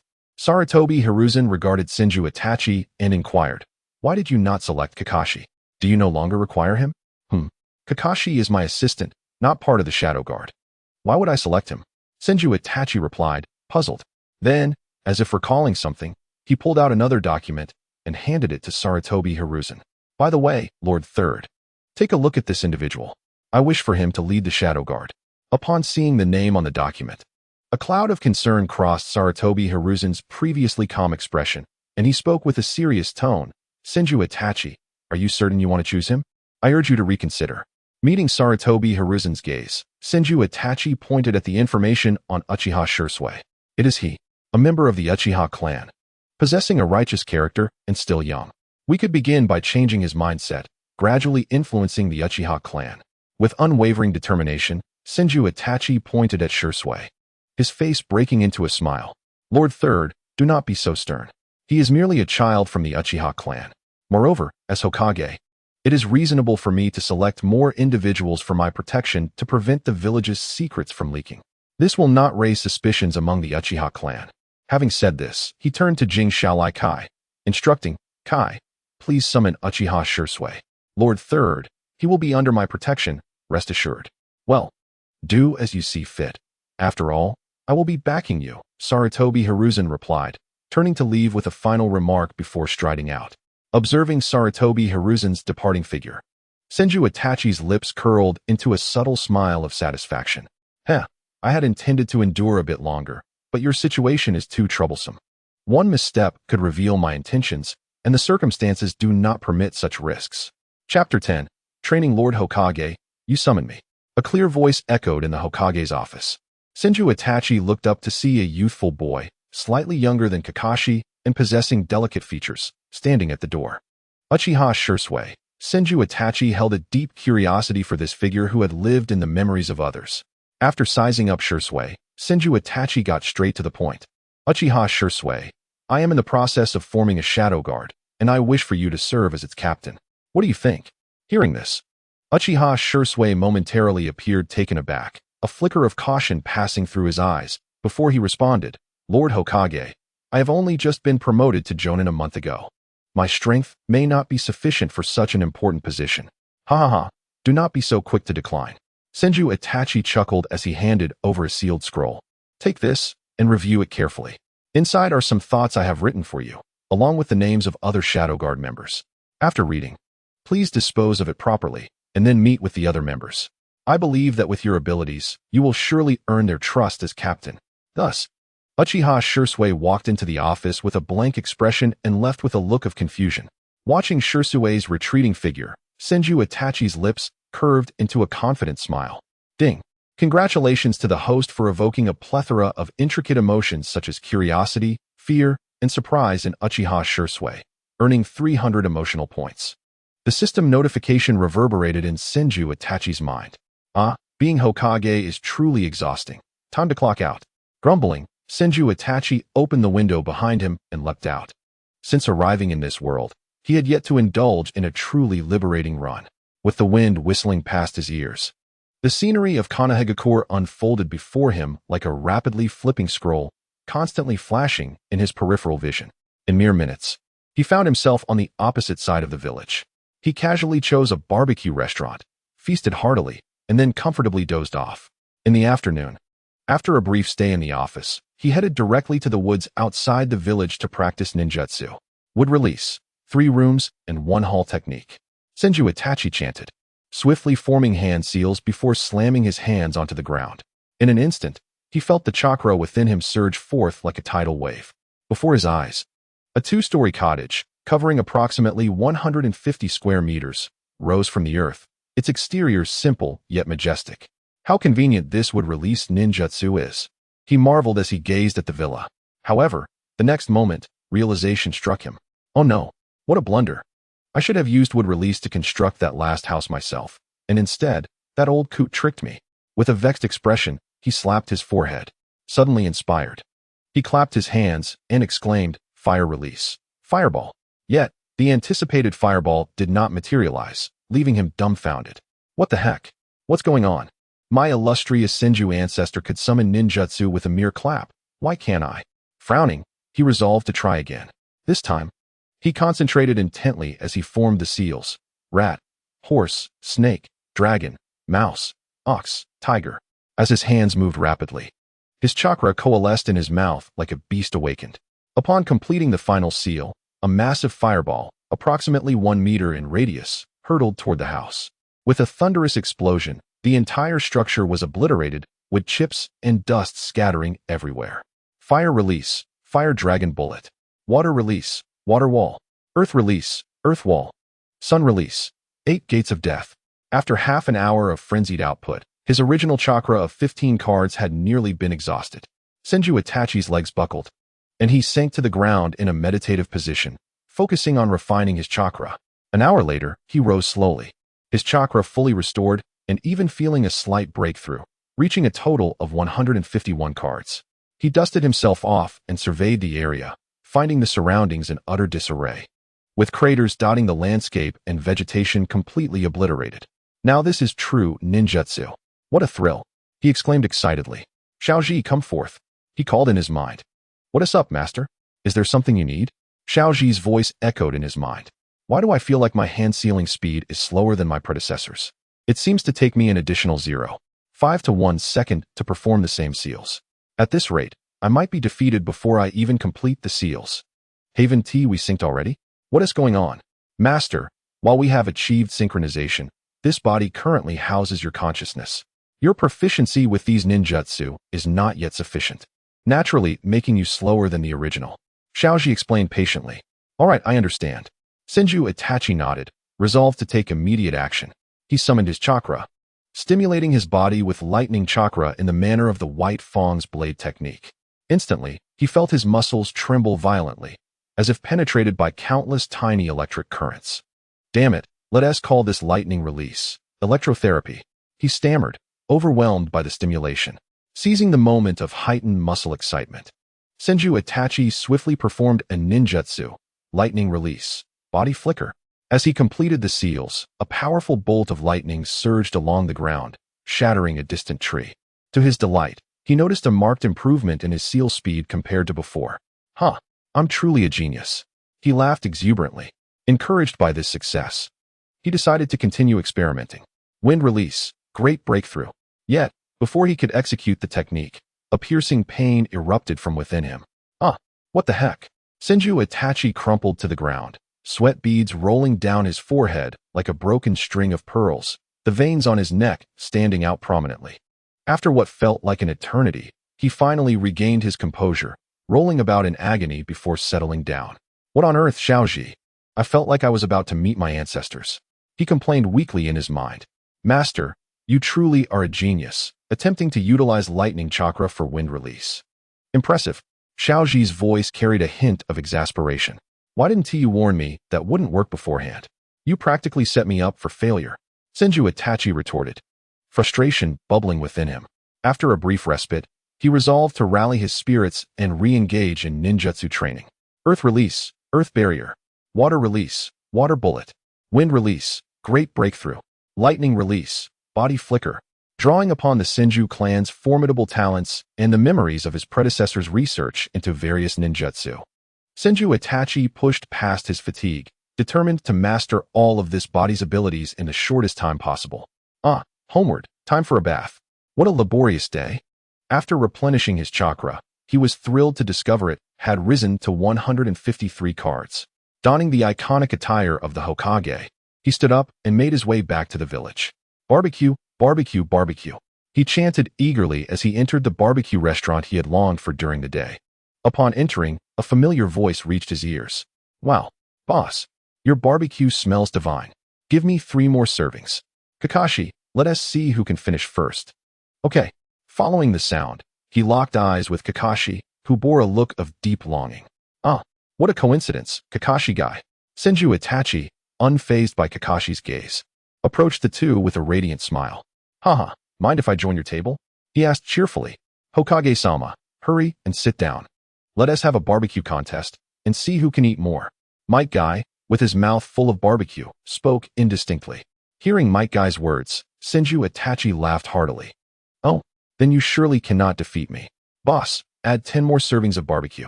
I'm competing with Guy. As soon as he said this, Might Guy's eyes lit up with determination, instantly awarding Senju Itachi with 100 emotional points. Kakashi, you judge for us. I will not let Hokage-sama down. Ultimately, amidst Might Guy's expressions of discontent, Senju Itachi emerged victorious by a narrow margin of 1 piece of barbecue. Ugh. Kakashi helplessly supported Senju Itachi and Might Guy on either side, observing their pitiful state as they clutched their stomachs and retched. His expression was one of exasperation, and he inadvertently contributed some emotional points to Senju Itachi. Lord Hokage, I refuse to yield. I had already eaten quite a bit before you arrived. Let us compete again tomorrow. Let us compete, for I, the illustrious Hokage, shall not be intimidated by you. Senju Itachi retorted defiantly. Under the veil of night, The trio, one large and two small figures, slowly vanished at the end of the street. Chapter 11. The youthful and passionate trio knock, knock, knock. A rapid series of knocks echoed like a drum roll in the stillness of the room, abruptly pulling Senju Itachi from his warm cocoon of dreams. Who is it? So early? Senju Itachi groggily rubbed his eyes, his face etched with impatience as he struggled to remove the little yellow book covering his face. In his dazed state, he surveyed the still dark surroundings, his tone thick with dissatisfaction. Oh, it's me, Lord Hokage. Let us continue the match we left unfinished yesterday. The voice of Might Guy, deliberately lowered, still carried an unmistakable enthusiasm through the door. Upon hearing this, Senju Itachi felt a wave of frustration wash over him. He regretted his impulsive decision to compete with Might Guy the previous day, for now, this fellow had come knocking at the crack of dawn. Clearly aware that bothering others at such an early hour was inconsiderate, Might Guy nonetheless could not resist his urge to disturb Senju Itachi. Come in and have a seat.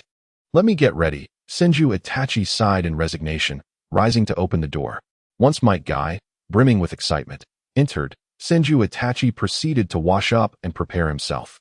Here, have a drink. What the hell are you looking at? Put that down.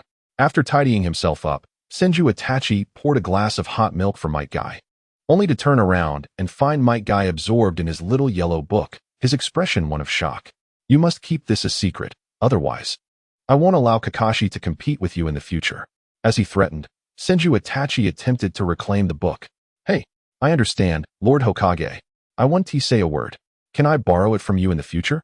Might Guy looked at Senju Itachi with eager eyes, curiosity sparkling within them. Sure, but you can only borrow it once a month. After a moment of hesitation, Senju Itachi acquiesced to Might Guy's request. Oh, thank you. Might Guy was so thrilled he nearly jumped, his steps becoming more buoyant. The two sprinted towards Kakashi's home. Might Guy exuding the exuberance of a young beast eager for a hunt, his eyes gleaming with excitement. Before long, they arrived at the entrance of Kakashi's residence. Guy, go call him. How can he be sleeping so soundly at his age? Wake him up so we can ignite our youth together, Senju Itachi stated, glancing at the closed door. Oh, all right. Without hesitation, Might Guy nimbly scaled the wall into Kakashi's home, his practiced movements betraying a habitual offender. Bang! Clatter! Sounds of commotion emerged from within, and in less than 3 minutes, Kakashi appeared alongside Might Guy. His hair was disheveled, and he wore an expression of helplessness.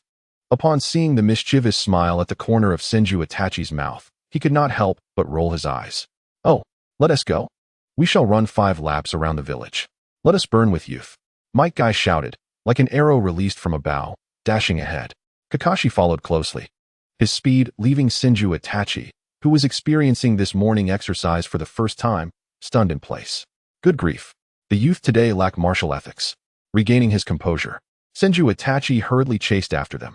As time passed, dawn's light gradually dissipated the darkness. In a grove at the village's edge, 3 figures, their bodies radiating heat, were engaged in a fierce battle. Senju Itachi faced off against Might Guy and Kakashi in a pure taijutsu duel. Their strikes landed with resounding impact, each attack accompanied by the rush of wind, while sweat glistened in the sunlight. Bang! Bang!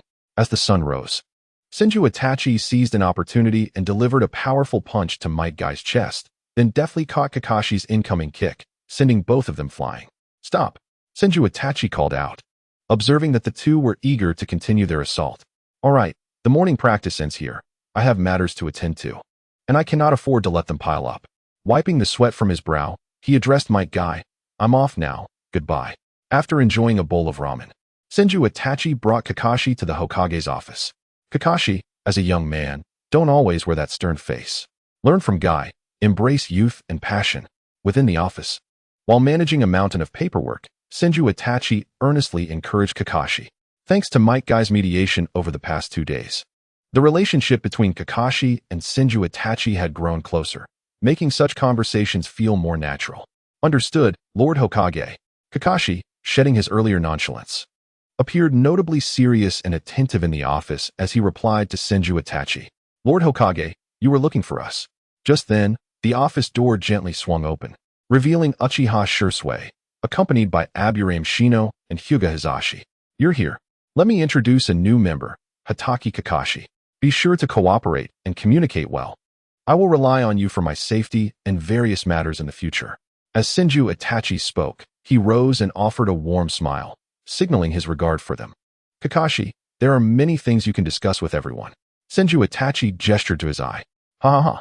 All right, you may leave for now. Take on the tasks assigned. Do not let your abilities wane. Sandy and Shino were tasked with patrolling and guarding the Hokage building to prevent any malicious acts. And Senju Itachi assured them he would keep them informed of any developments. With everything organized, Senju Itachi delved back into the intricate responsibilities of the Hokage. After hours of handling documents, meeting with ninjas, and coordinating various affairs, he finally found a moment of respite. Once Sandy and Shino were assigned their patrol duties around the Hokage building, Senju Itachi made his way towards the Senju clan's residence. Arriving at the once familiar place, he gazed around, a wave of nostalgia washing over him. The Senju clan, once the most illustrious and populous in Konoha, now lay in ruins and desolation. The vibrancy of yesteryears had faded, leaving only remnants of crumbling walls and overgrown weeds, as if recounting the passage of time. Though Senju Itachi was unaware of why he had become a variable in this world of Hokage, he resolved to do his utmost to remedy some regrets and enhance the perfection of this world he cherished. After cautiously surveying the surroundings and confirming there were no anomalies, he suppressed the fluctuations of his chakra and carefully approached a collapsed area. It is time for the secret arts of the Senju clan to see the light of day once more, he murmured to himself. Upon arriving at an almost imperceptible barrier, Senju Itachi bit his finger and dripped his blood onto it. Instantly, the barrier rippled, akin to a stone dropped into a calm lake. Observing this, Senju Itachi took a deep breath and stepped inside. The confined space sealed by the barrier was not expansive, nor did it contain the treasure trove he had envisioned. What lay before him were merely summaries of Hashirama Senju's insights on training and records of various wood-release techniques, though seemingly inconspicuous. These artifacts were treasures in the eyes of Senju Itachi. He gently picked up the stack of forbidden scrolls, carefully brushing away the thick layer of dust, as if awakening long-dormant treasures. After settling onto a soft cushion, Senju Itachi eagerly began to peruse the texts. I refuse to believe that just because we share the same surname, you can surpass me, he mused, silently competing with the legacy of the Senju clan as he studied the techniques inscribed within. Wood release, flower tree realm, wood release, bag technique, wood release, wood dragon technique, wood release, tree realm descendant. Each spell was laden with practical knowledge. The more he read, the more exhilarated he became, his eyes alight with wonder. The potency of these wood release techniques exceeded his wildest imagination, each one imbued with formidable natural power. He could hardly contain his excitement as he began to practice the corresponding hand seals, unconsciously rehearsing them in his mind. However, as he finished studying all the wood release techniques and began to delve into the notes of Senju Hashirama, his expression shifted to one of disbelief. Suddenly, he erupted in expletives. What the hell is this? This is beyond ridiculous. It turned out that Hashirama's notes detailed his experiences. March 1st, for some reason, my chakra has inexplicably increased by 10% these past few days, which is quite annoying.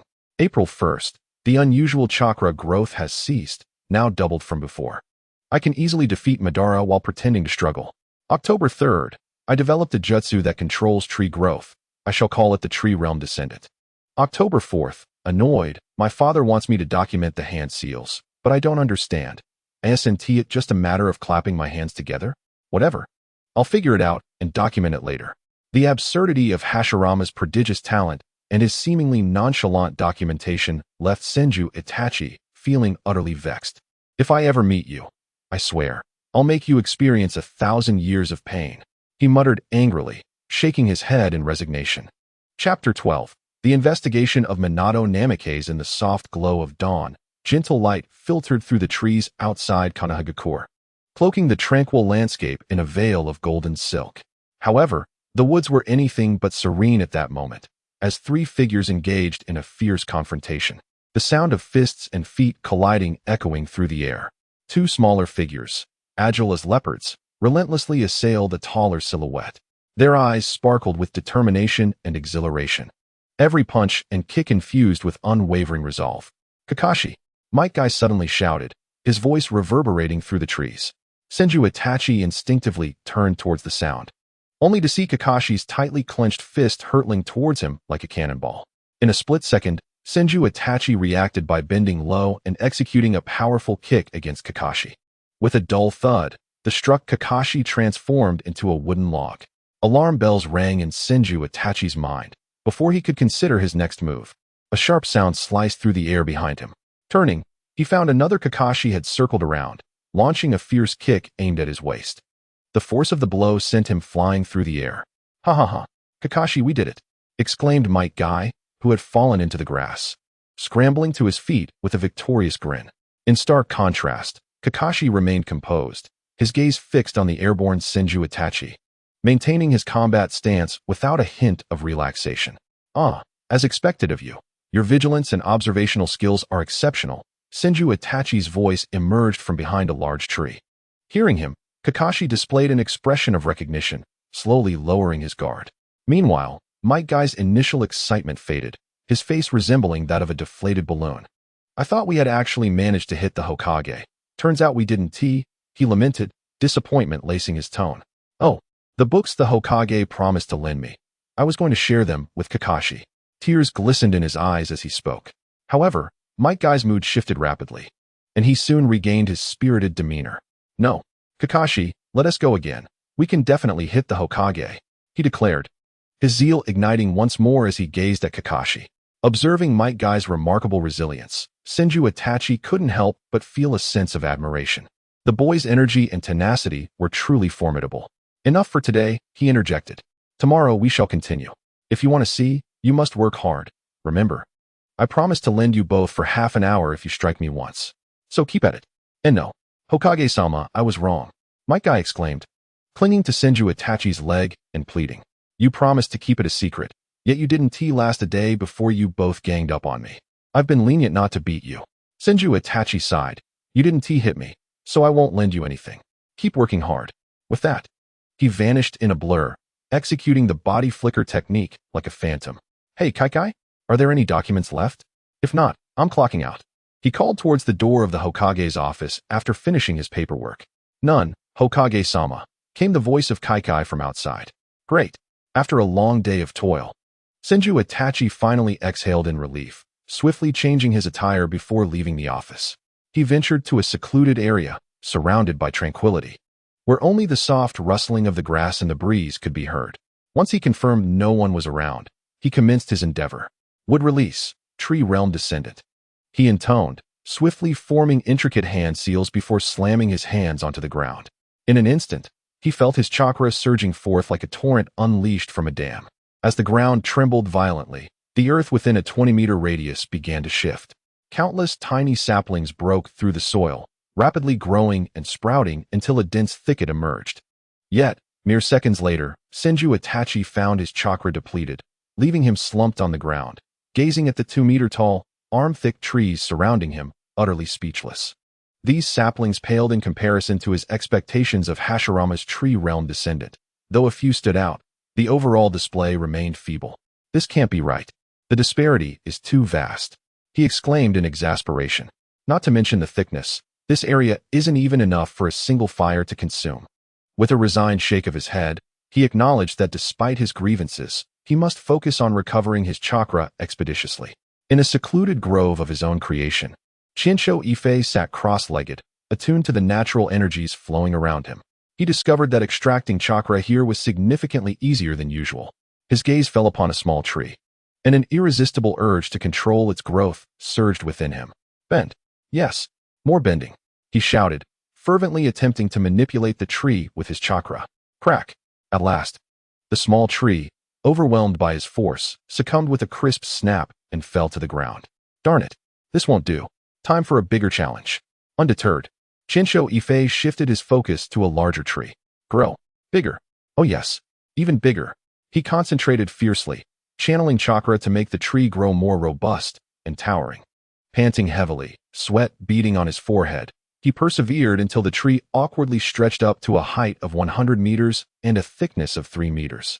However, just as he relaxed, his chakra was entirely depleted, and he collapsed to the ground. With the cessation of his chakra input, the grand tree immediately lost its support, wilting and shrinking. In mere moments, The once mighty tree shriveled to about 10 meters, wrinkled and lifeless. Ugh, what a disappointing outcome. Not enduring at all. After cursing under his breath, Qianshou Yifei replenished some chakra and unleashed a fireball technique. A fierce flame erupted from his mouth, instantly reducing the withered tree to ashes. Subsequently, he began practicing various wood release techniques. After repeating the wood clone technique and the wood dragon technique, he diligently honed his skills, striving to master these formidable jutsu. Suddenly, his eyes narrowed as he sensed an anomaly in his surroundings. He quickly concealed his chakra, blending into the shadows as he darted into a pre-prepared hidden cave. Kakashi? Upon recognizing the visitor, he emerged from the cave. Hokage-sama, Lord Minato is looking for you. Nodding at Kakashi's words, Qianshou Yifei replied, "All right, let's go see what he needs." He then recalled something and added, "And next time, don't intentionally step on the traps I set. It takes time to prepare those." Understood, Hokage-sama. Ding. Congratulations, host. Kakashi feels quite pleased, earning you 50 emotional points. At that moment, a voice echoed in Qianshou Yifei's mind. Hearing the reminder, he felt a headache coming on. What was Kakashi thinking, finding pleasure in stepping on traps? Just as the two reached the entrance of Konoha village, a yellow figure appeared before them like a bolt of lightning. Though Qianshou Yifei was somewhat familiar with the flying thunder god technique from his memories of Minato, experiencing it firsthand startled him. "Whoa," he exclaimed, taken aback by the sudden appearance of the handsome, yellow-haired man. "Hokage-sama, my apologies." Minato quickly apologized, realizing he had startled Qianshou Yifei. "It's fine, Minato. What brings you here?" Qianshou Yifei swiftly regained his composure. "Hokage-sama, I've come to report on the reconnaissance mission to the Mist Village." Minato's expression turned serious. "During the mission, I discovered that the third Hokage, Inoki, had appeared in the Mist Village. He stayed there for a day, but due to the presence of the Umbu and the village's tight security, I did not dare to pursue further. One day later, Inoki departed, and shortly after, the 7 ninja swordsmen of the Mist also left." The 7 ninja swordsmen? Qianshou Yifei pondered Minato's report, stroking his chin in contemplation. "Have you reported this to the third?" Minato hesitated before replying, "No. I thought it best to let him enjoy his retirement." "That is indeed wise." Qianshou Yifei nodded. "Understood. I will have the Umbu take over this matter. You've worked hard. Go spend some time with Kushina and rest." After bidding farewell to Minato, Qianshou Yifei commenced his daily patrol in Konoha village. As he walked, he reflected on the implications of the movements of the third Hokage and the 7 ninja swordsmen. Chapter 13. The vanished Aben in the familiar grove. 3 figures stood out starkly. Their clothes, soaked with sweat, clung to their bodies as beads of perspiration trickled down their cheeks, disappearing into the dry earth below. At that moment, they were also crackling with traces of lightning. "Get up again." Qianshou Yifei's gaze was intense as he focused on Kakashi and Might Guy, who lay motionless on the ground, calling out with vigor. After 2 weeks of daily rigorous training, Qianshou Yifei had fully adapted to this high-intensity lifestyle. During this time, he had spent every day with Kakashi and Might Guy, training together, which had forged an even closer bond among them. Lightning release, electric therapy. Noticing that they showed no signs of getting up, Qianshou Yifei increased his chakra output. The two, who had been enjoying their rest on the ground, suddenly sprang up as if electrified. "Ah, the Hokage is trying to kill us." In an instant, their exaggerated cries echoed through the grove, startling the surrounding leaves into a rustle. Watching them jump up, Qianshou Yifei showed no signs of stopping, swiftly forming hand seals. 2 thick vines erupted from the ground like colossal serpents and swiftly ensnared Kakashi and Might Guy. With a series of cracks, the vines whipped at them, and the two struggled and writhed, displaying expressions of pain and helplessness. "Quickly tell me, where did you hide the things?" As they grew increasingly familiar with one another, Kakashi and Might Guy became bolder in front of Qianshou Yifei. Since they had never managed to hit him in battle, they devised a mischievous plan. While Qianshou Yifei was bathing in a hot spring, Kakashi was to keep watch outside, while Might Guy stealthily snuck in to hide Qianshou Yifei's clothes. After confirming that he hadn't brought the book with him, they even dared to sneak into Qianshou Yifei's home to steal the very book they had been obsessing over. "Guy, you tell me. Otherwise, I won't let Kakashi have his youthful duel with you anymore."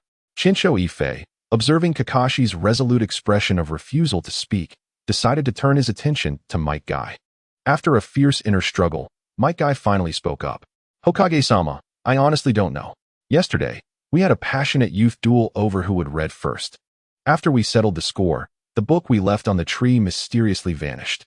We truly have no idea. Bai Yifei scrutinized their expressions, sensing their sincerity. He released the vines binding them and spoke sternly. All right, I'll trust you two this time. You have one more day, by this time tomorrow. Either return the book to me or fully master this lightning release, electric therapy. Otherwise, I will definitely give you both a memorable experience of the 1,000 years of pain. Upon hearing the menacing threat from Bai Yifei, Kakashi and Might Guy instinctively covered their behinds simultaneously and exchanged a glance before swiftly fleeing, their speed as if a ferocious beast were in pursuit. Inside the Hokage's office, the atmosphere was somewhat tense. Bai Yifei sat across from Sarutobi Hiruzen, a palpable sense of unease permeating the air. Lord Third, what brings you here? You've been here for quite some time without uttering a word, solely preoccupied with smoking. Bai Yifei broke the silence, his tone laced with curiosity and discontent. Yet, Sarutobi Hiruzen remained silent, fixated on Bai Yifei, puffing away at his worn pipe. Smoke swirling between them. Enough is enough. Come on, make a no smoking sign and place it at the entrance.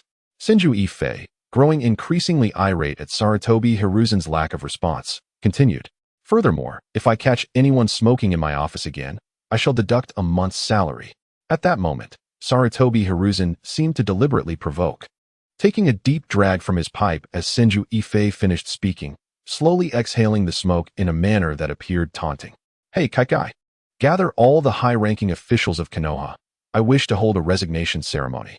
Being Hokage is truly uninteresting. There's an abundance of tasks, scant resources, and no one respects me. How did my esteemed office turn into a smoking lounge? Bai Yifei fumed, rising abruptly and striding to the window, removing his conical hat as if to throw it out. Just as the hat was about to leave his grasp, a dry yet firm hand suddenly reached out, grasping Bai Yifei's arm tightly. Noticing the grip, a subtle smirk appeared on Bai Yifei's lips. He instinctively reversed his hold on the hand, spinning around and executing a flawless throw that sent the intruder flying out. With a thud, Bai Yifei promptly closed the window, returning to his seat to sip tea leisurely, as if nothing had transpired. Before long, that familiar figure reappeared before Bai Yifei. This time, however, Sarutobi Hiruzen was devoid of his bothersome pipe and bore a hint of anger on his face. Ah, my esteemed Lord Third, what brings you here? Is there something you need? Bai Yifei quickly donned a warm demeanor, pulling a chair closer, pouring tea, and even assisting Sarutobi Hiruzen to sit, executing these actions in one fluid motion. This abrupt transformation left Kaikai, who stood nearby, utterly stunned.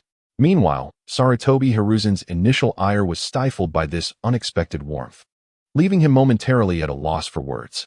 Jiraiya has returned. Sarutobi Hiruzen finally composed himself to speak.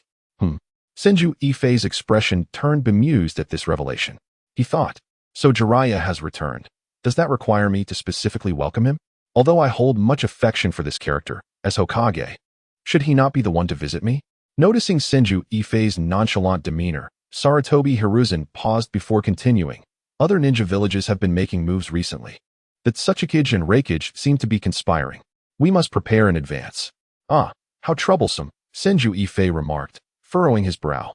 Recently, he had learned of Naka's dealings with the Mist Village, and now the Reikage's involvement surfaced, presenting a series of vexing challenges. Are you aware? Sarutobi Hiruzen inquired, seeing Bai Yifei's lack of astonishment. I know a bit. Recently, Minato reported to me that Noki has contacts with the Mist Village. I've dispatched Uchiha Shursui along with some Anbu to investigate the Mist Village, Bai Yifei explained methodically. As for our village, I've instructed Deju to contact the Hyuga brothers to oversee the external and internal security. I've also sought Uchiha Fugaku to bolster patrols, ensuring any suspicious individuals are promptly sent for Anbu investigation. Regarding the Tsuchikage, I plan to send Minato again in a few days, taking Kakashi along as well for some training. Listening to Bai Yifei's detailed arrangements, Sarutobi Hiruzen instinctively nodded, a look of appreciation crossing his face. He had not anticipated such thorough planning from the young Hokage, fostering a newfound respect within him. Well, the arrangements are commendable. What about the Reikage? Allow Jiraiya to handle that. What do you think? Or if you have another candidate in mind, feel free to assign them. Frankly, I cannot spare anyone else suitable.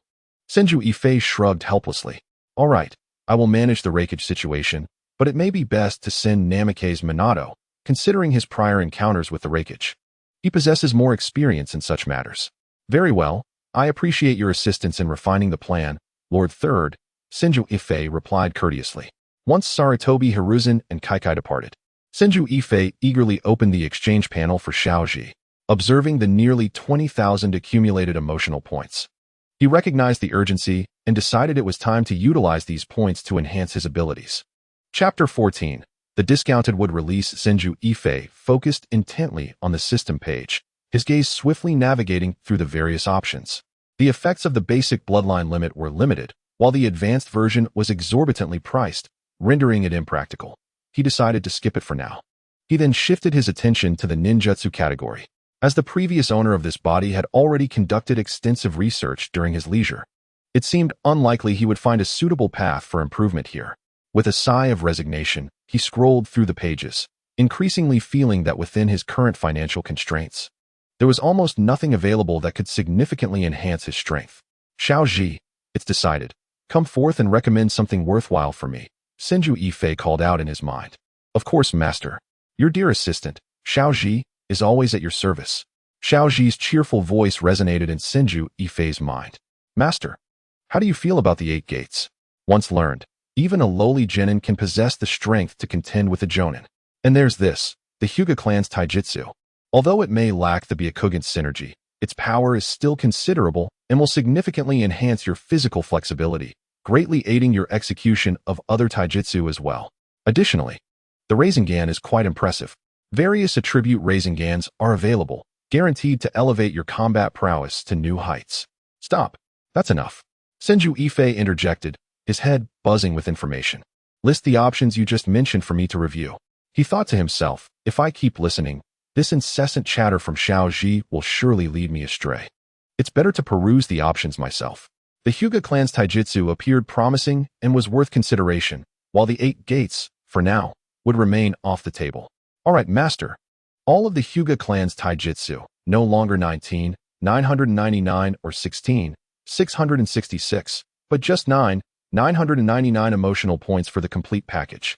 Master, this is an opportunity of a lifetime. You must not let it slip away. Upon sensing Senju Ifei's interest, Xiaoji seized the moment to enthusiastically promote the offer. Instantly, the panel consolidated options like the Gentle Fist, Gentle Step Twin Lion Fist, and Bagua Empty Palm into a single selection titled Hyuga Taijutsu. Make it a discount. Senju Ifei stated succinctly. Alas, my master, this is indeed the most favorable price available. Should there be any further discount, I might truly suffer a fracture. Xiaoji feigned a tone of pitiful despair. Very well, if it is beyond my means, I shall forego it, Qinsho Ifei said decisively, continuing to peruse the panel. Utterly unaffected by Xiaoji's words. Please, my master, might we not negotiate further? 8,000, surely that is acceptable. Seeing Qinsho Ifei's resolute stance, Xiaoji hastily relented. Yet, Qinsho Ifei remained unresponsive, engrossed in the display. 7,005, my master, this truly represents the utmost limit of discount. It cannot be lowered further. Xiaoji's voice bore an undertone of urgency. 7,000. 7,000 must suffice. Xiaoji nearly pleaded. Qinsho Ifei finally spoke. Oh, my master. Have you come to a decision to purchase? Xiaoji perked up instantly, brimming with anticipation. No, look at this. Why has the wood release surged to 30,000 emotional points? Was it not originally 50,000? Qinsho Ifei inquired, pointing at the wood release option on the panel. Oh, that is due to your prior study of wood release. Having established a foundation, the system has adjusted the price automatically based on your level of mastery. Xiaoji patiently explained. Oh, I see. Upon hearing Xiaoji's response, Qinsho Ifei's eyes sparkled with excitement. 5,000. Xiaoji, I shall buy it for 5,000. Anything beyond that is non-negotiable. Qinsho Ifei declared firmly. That is not feasible, my master. Such a low price is simply untenable. You are putting me in a difficult position. Xiaoji began to feign distress once more, his voice tinged with a whimper. Very well then, I shall not purchase it. You may keep it. Qinsho Ifei said without a hint of compassion. Woe is me. Ding. Congratulations, host. The exchange has been successful. The Hyuga clan's taijutsu is currently being transmitted. 5,000 emotional points have been deducted. At that moment, another voice, identical to Xiao Zhi's, resonated in his mind. Instantly, Xiao Zhi ceased his lamenting and erupted into a tirade. Damn it! Are you out of your mind? Did you not see I was in the midst of bargaining? Who gave you the authority to act unilaterally? Haha, my apologies, but my autonomy surpasses yours. Ha ha ha. How infuriating. The other voice retorted triumphantly. Two system sprites. How intriguing. Listening to the quarrel within his mind, Qin Yifei could not help but smile slightly.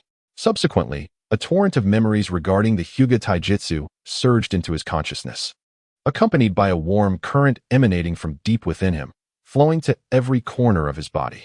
Qin Yifei could distinctly feel his physical constitution being gradually enhanced by this nourishing warmth.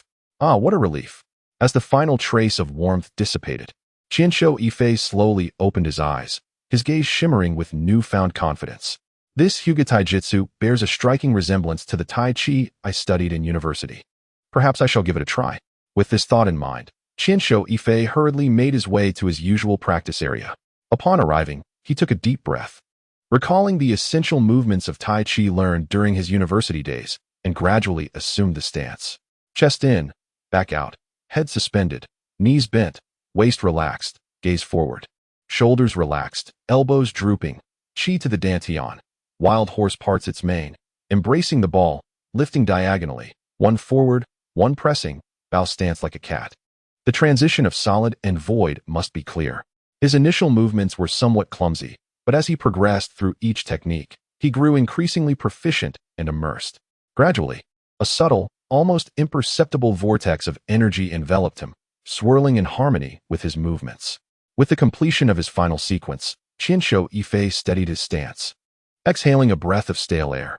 Concurrently, the vortex around him slowly dissipated, revealing a perfect circle formed by leaves on the ground 2 meters away from him.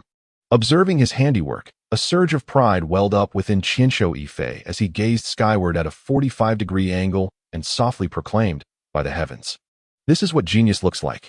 Following this, a sly grin spread across his face as he mused. What are the Hyuga clan's taijutsu? Once I delve deeper and refine its illogical aspects with the principles of Tai Chi, I shall have created my own unique martial art. Meanwhile, in the depths of Konoha's root office, an oppressive atmosphere prevailed.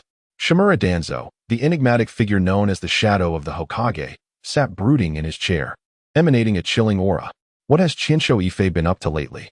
Danzo's voice was low and frigid, devoid of any emotion.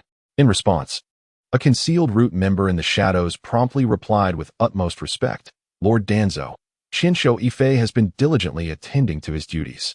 However, he frequently traverses the village, engaging with the villagers to varying degrees. Since appointing Kakashi as his assistant, he exercises daily with Kakashi and Might Guy. Beyond that, we have little information. Of the 5 individuals sent to track him, 4 were incapacitated and 1 has gone missing. A band of useless fools. Danzo scoffed, his expression betraying his disdain. What a cunning Qin Yifei. I underestimated you, and you have outmaneuvered me. That old fool, Hizashi, has indeed made a shrewd move. He narrowed his eyes slightly, a glint of ruthlessness flashing within. From now on, extend the tracking distance. Dispose of those 4 useless ones for Orochimaru, and instruct him to conserve his resources. By the way, bring me Orochimaru's latest research findings as well. With that, Danzo rose and strode out of the dimly lit office. On the other hand, Qin Yifei could no longer tolerate the discord. Xiaozhi, cease your bickering. I might faint from the noise, he exclaimed with irritation in his mind. You two must cooperate. Only one of you may emerge at a time, or I shall surely meet an untimely demise. Under his persuasion, the clamor in his mind finally subsided. Subsequently, Qin Yifei gathered his thoughts and headed straight to the location where the forbidden jutsu scrolls were stored. At this moment, a wild idea brewed within him. He intended to experiment with several forbidden techniques to ascertain whether he could further augment his strength. Chapter 15. Qin Yifei discovers new horizons. Qin Yifei dashed forward, the wind howling past his ears, his figure akin to a streak of black lightning racing towards the location of the sealing scrolls. Greetings, Hokage-sama. The guarding ninja approached him at once, exuding respect. Hello, I appreciate your efforts. I shall enter to inspect some items. Please continue with your duties without any formalities. Qin Yifei replied with a slight nod, his demeanor gentle. Upon successfully entering the chamber housing the sealing scrolls, a hint of confusion crossed Qianzhou Yifei's face.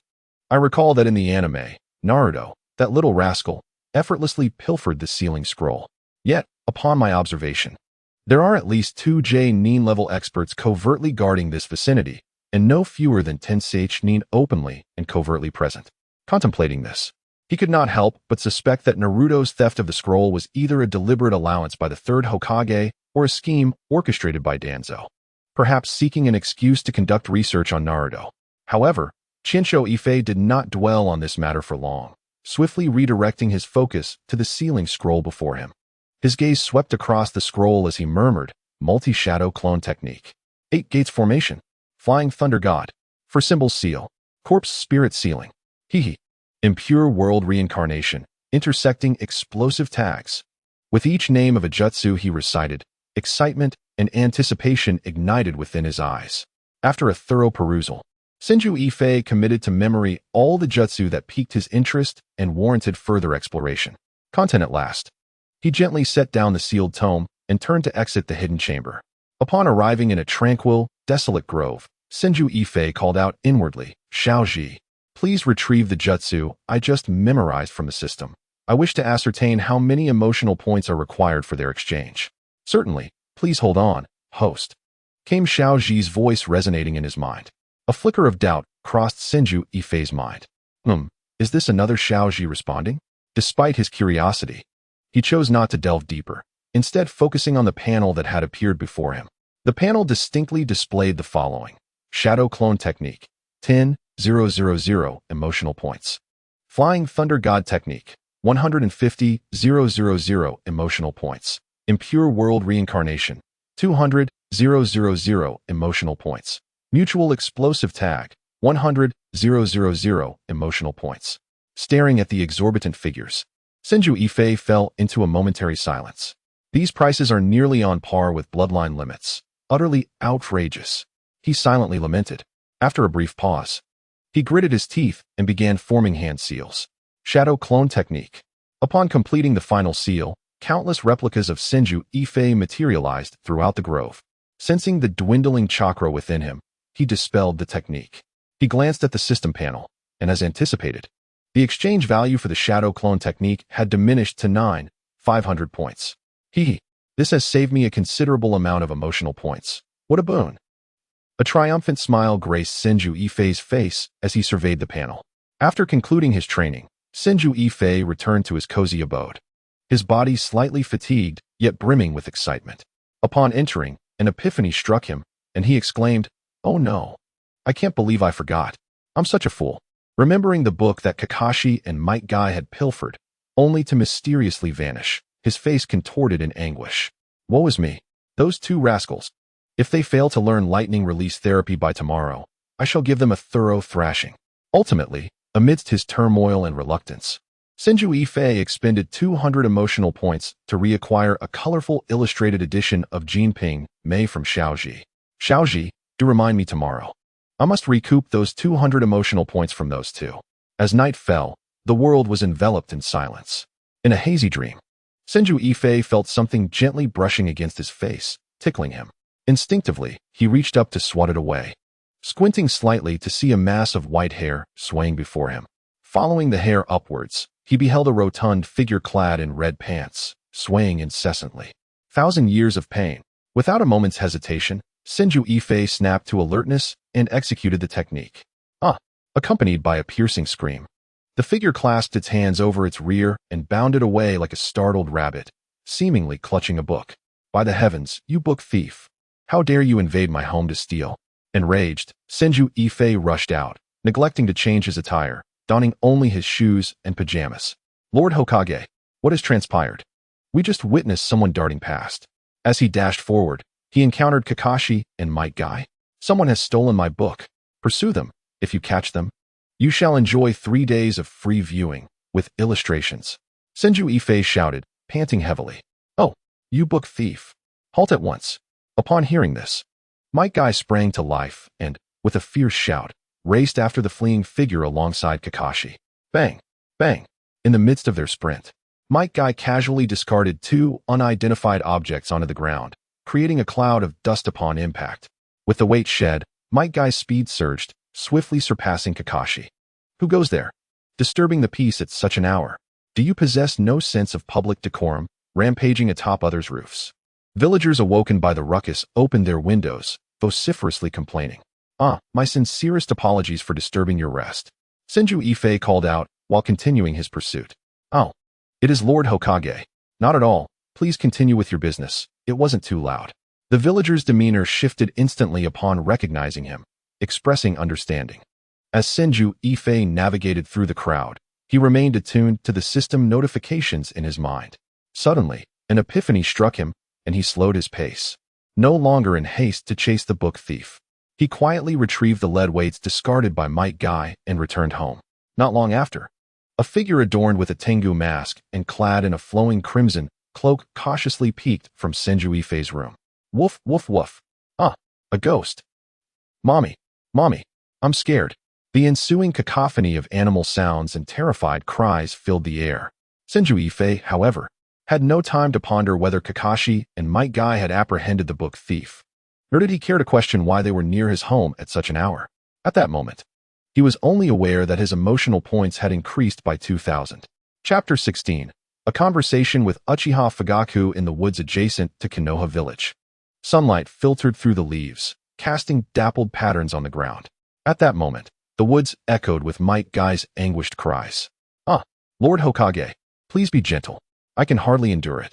Senju Yifei gripped Might Guy's shoulders tightly, as lightning chakra surged like a vibrant current, flowing relentlessly into Might Guy's body and traversing through his meridians. Beside them, Might Guy, with tears glistening in his eyes, fervently encouraged his son. Akai, hold on. This is Lord Hokage's test for you. Do not give up.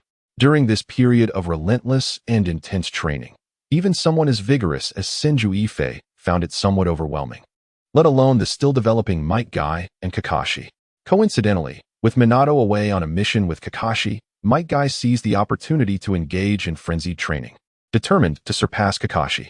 Consequently, the excessive strain left him utterly exhausted, incapable of rising.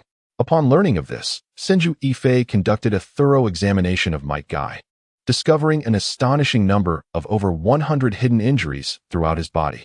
After administering basic treatment, Senju Yifei seized Might Guy by the scruff of his neck and delivered him to his father, Might Dai. Who could have anticipated that these two were cut from the same cloth, each more determined than the other? Might Dai, upon realizing that his son had been training daily with Lord Hokage, was filled with uncontainable excitement. Henceforth, every morning, he accompanied his son to the woods. This new dynamic, devoid of Kakashi, resulted in an even more tumultuous trio. To prevent this father-son duo from overexerting themselves, Senju Yifei dedicated time each day to administer a session of electrical therapy. This unique treatment method effectively alleviated their fatigue and relaxed their tense muscles. Lord Hokage, I shall persevere. I aim to master the electrical therapy soon, so you need not worry about me. After the electric therapy session, Might Guy, feeling significantly more relaxed, exclaimed with excitement. It must be said that the disparity in talent among individuals is indeed vast. While Kakashi mastered the lightning release technique in just a day, Guy had struggled for 2 weeks without even producing a small electric arc. After finishing his daily exercises, Senju Itachi dragged his slightly fatigued body into the office. Upon seeing the mountain of documents cluttering his desk, he couldn't help but sigh softly, reflecting inwardly. The duties of a Hokage are truly cumbersome. He casually picked up one document and read aloud. Red Robe Ghost? Go away. He then flipped to the next one. The third wind shadow is missing. Sunagakure is in chaos, requesting assistance from Konoha? What a mess. Let them figure it out themselves. Upon glancing at the next document, a teasing tone crept into his voice. Kumogakure regards Minato Namikaze as the utmost threat. They flee at the sight of anyone with blonde hair. Now that's amusing. After addressing these matters, Senju Itachi called out to the door. Kaido, please summon the captain of the guard. Let him know I wish to discuss the Red Robe Ghost. With external conflicts on the brink of eruption, it was fortunate that Sarutobi Hiruzen was keeping a watchful eye, for the immediate situation seemed manageable. However, internal affairs could no longer be postponed. It was time to address them thoroughly. Why would he seek me out? In the Uchiha compound, Uchiha Fugaku, leisurely sipping tea, perked up at the news that the fourth Hokage was looking for him, filled with curiosity. As he made his way to the Hokage's office, he meticulously reviewed his recent actions in his mind, anxious that something incriminating might have come to light, his face etched with worry. Come, Captain Fugaku. I have matters for you. As Fugaku stepped into the office, Senju Itachi warmly greeted him, grasping his arm and guiding him to a chair. Hokage-sama, please speak freely. As the captain of the Konoha Guard, it is my duty to alleviate your burdens. Although inwardly apprehensive, Fugaku maintained a facade of respect. Ha. I was waiting for your willingness to assist, Senju Itachi replied with a smile. Now, Captain Fugaku, take a look at this case, the Red Robe Ghost. This issue has escalated significantly within just 1 week. I wish to inquire if the Guard has made any discoveries during this time. Hokage-sama, I have already instructed the Guard members to conduct a thorough investigation. It is confirmed that someone is playing tricks, and this individual is quite formidable. Uchiha Fugaku reported earnestly. The night before last, our members detected his presence near the residential area by the school. 2 elite J-nin and 3 Chunin were deployed, yet he effortlessly evaded capture, leaving only a length of red thread behind. No other findings have emerged so far, and this person has not shown any inclination to harm others. After hearing this, Senju Itachi quietly retrieved a piece of red fabric and several strands of white hair from beneath his desk, stating, Captain Fugaku, there is no need for further pursuit. Take a look at this. Fugaku examined the items closely before speaking. Hokage-sama, is this Jiraiya? Indeed, Senju Itachi nodded in satisfaction, acknowledging Fugaku's deduction. I too have come to that conclusion. There is no need to allocate additional resources to pursue him. He will not commit any acts that would endanger the village. With that, Senju Itachi shifted the conversation. By the way, Captain Fugaku, these 47 documents are complaints against the Guard. Additionally, these 34 are complaints against the Uchiha clan. Fugaku's expression grew grave upon hearing this. He took the documents and began to scrutinize them carefully. Noticing Fugaku's increasingly ashen face and furrowed brow, Senju Itachi continued. Captain Fugaku, I have only been in office for 3 weeks. These complaints have been coming in almost daily, many of which were submitted just days before my appointment. After a brief review of the documents, Uchiha Fugaku solemnly inquired, Hokage-sama, what is your perspective on this matter? What do you wish me to think? Senju Itachi responded not directly, but with keen interest, gazing intently at Fugaku. Fugaku's eyes were inscrutable as he met Senju Itachi's gaze without flinching. They held each other's stare, and for a moment, the office was enveloped in silence, so palpable that one could hear a pin drop. After a prolonged pause, Fugaku queried, Does your reaction imply that you believe the contents of these documents? Ha, Captain Fugaku, you worry too much. Senju Itachi chuckled as he picked up the documents in front of Fugaku, walked to the window, and casually tossed them out. Fugaku, initially composed in his chair, widened his eyes in shock and leapt to his feet, exclaiming, Senju. With a clap of his hands, Senju Itachi unleashed a fire dragon from his mouth, instantly reducing the documents to ashes. He then turned back to Fugaku, confusion etched on his face. Captain Fugaku, were you calling for me? Hokage-sama. You must have misheard me. I stood up too abruptly and bumped into the corner of the desk, which caused me to cry out from the pain. Uchiha Fugaku quickly regained his composure, forcing a sheepish smile. Oh, is that so? Then be careful. At your age, you should know how to take care of yourself. Senju Itachi resumed his seat, saying, Captain Fugaku, as you have just witnessed, this is my stance. You know well that I am still new to this role, and I am unaware of the previous matters. However, since taking office, I have been patrolling the village daily, observing the actions of the Guard and the Uchiha clan. I do not believe the claims made in those documents. I trust only what I have witnessed with my own eyes. By the way, who submitted those documents? I trust you have some insight into that as well. He continued, these are the recent reports of missing persons in the village, some of whom are from the Uchiha clan. I would appreciate it if you could investigate this matter further. As he spoke, Senju Itachi handed over additional documents. Upon hearing the words missing persons, Fugaku's expression turned icy. He took the documents from Senju Itachi, casting a deep glance at him before turning and departing the office. Watching Fugaku's retreating figure, Senju Itachi smiled confidently, believing that after witnessing his swift fire dragon technique, Fugaku would make choices beneficial to both himself and the village. Chapter 17, Tsunade and Jiraiya Ding. Bang! The clang of metal hitting the floor and the sound of palms slapping the desk echoed throughout the Hokage's office, shattering the previous tranquility. Damn it! Another failure! Senju Itachi exclaimed in disappointment, scrutinizing the kunai before him. Ever since he delved into the study of the Flying Thunder God technique after reading the sealing book, a whole week had passed without any progress whatsoever. The kunai he had inscribed with the Flying Thunder God formula had reached nearly 500, specifically 483, yet not a single one produced the desired effect. Ah! Heaven, spare me! Senju Itachi lamented, gazing skyward, filled with exasperation. Konoha was beset by internal and external strife, with the looming threat of conflict growing ever closer. Sunagakure seemed to be in a frenzy, running amok under the pretense of searching for the third wind shadow, creating chaos and exhibiting an attitude of not resting until their objectives were achieved, which was indeed quite a headache. The Fourth Hokage and his Eight-Tails Jinchuriki partner seemed to have developed some enmity with Minato Namikaze, engaging in skirmishes every few days. Thankfully, no large-scale battles had yet erupted, which could be considered a small mercy amidst the chaos. On the other side, Sarutobi Hiruzen engaged in a fierce confrontation with Inoki, the Tsuchikage, alongside a contingent of Konoha ninjas. The atmosphere was charged with tension as both sides stood poised for action, unwilling to yield an inch. Meanwhile, within the village, the absence of the third Hokage's authoritative presence allowed the cunning Shimura Danzo to stir unrest, colluding with Orochimaru to wreak havoc within the confines of the village. Each day seemed to witness the disappearance of individuals, and the following day, more bodies would surface, instilling fear among the populace. Fortunately, Uchiha Fugaku and his security team were actively pursuing leads, and the incidents of missing persons had ceased, though the occasional discovery of a corpse from a rival ninja village still sent shivers down the spines of those who believed the village to be tranquil. Alas, how disheartening it is to find no one within the vast Konoha village capable of sharing these burdens with me. I feel no different than a lonely elder in an empty nest. Senju Itachi cast aside a kunai that had failed to be etched properly and slumped over his desk, his face clouded with deep reflection and resignation. Suddenly, the large door to the Hokage's office was slammed open as if struck by a heavy object.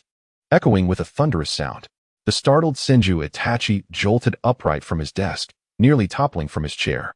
Who the hell kicked the door down? Do they lack hands? Can't they knock? Ah, Tsunade, what brings you here? Just as he was about to unleash a barrage of curses, he looked up to see the figure at the doorway, and an involuntary chill ran down his spine, a primal reaction rising from within him beyond his control. Ha ha ha, Itachi. It's been a while. Your temper has certainly grown since becoming Hokage, even daring to curse at me. The visitor, with flowing golden locks tied back simply, donned a familiar tea-green robe, her arms elegantly crossed over her chest. Her imposing stature and confident demeanor left Itachi momentarily speechless. Your courage has indeed increased. Tsunade observed Itachi's unabashed gaze, and her already displeased expression darkened further. With a whoosh, a familiar fragrance wafted into Itachi's nostrils, prompting an instinctual reaction. He instinctively ducked, his movements swift as if rehearsed countless times. Bam! The desk he had been slumped over for nearly a month splintered under Tsunade's force, sending wood chips flying. Pay up! Itachi called out, feeling a cool breeze from above. The oppressive aura that had loomed over him remarkably lessened. Slowly rising to his feet, he glanced at Tsunade again, only to find that his earlier bravado had vanished, leaving him in a state of dejection. Tsunade noticed Itachi's inquisitive gaze, her eyes darting as she mumbled, What? Oh right. I heard you became Hokage, so I traveled all the way from the land of fire to congratulate you. And you, upon our first meeting, mentioned money? How hurtful. Is that so? And what about you? No token of celebration? Just verbal congratulations? Itachi retorted, his tone less than amiable. Ah, well, I came in such a hurry that I forgot. I promise to make it up to you next time. Ha ha ha, Tsunade chuckled awkwardly, her face betraying a hint of guilt. Finding her demeanor amusing, Itachi decided to shift the topic. Where's Shizune? Why are you alone? He glanced around, noting the absence of the adorable young girl. At this, Tsunade's eyes widened as if recalling something suddenly.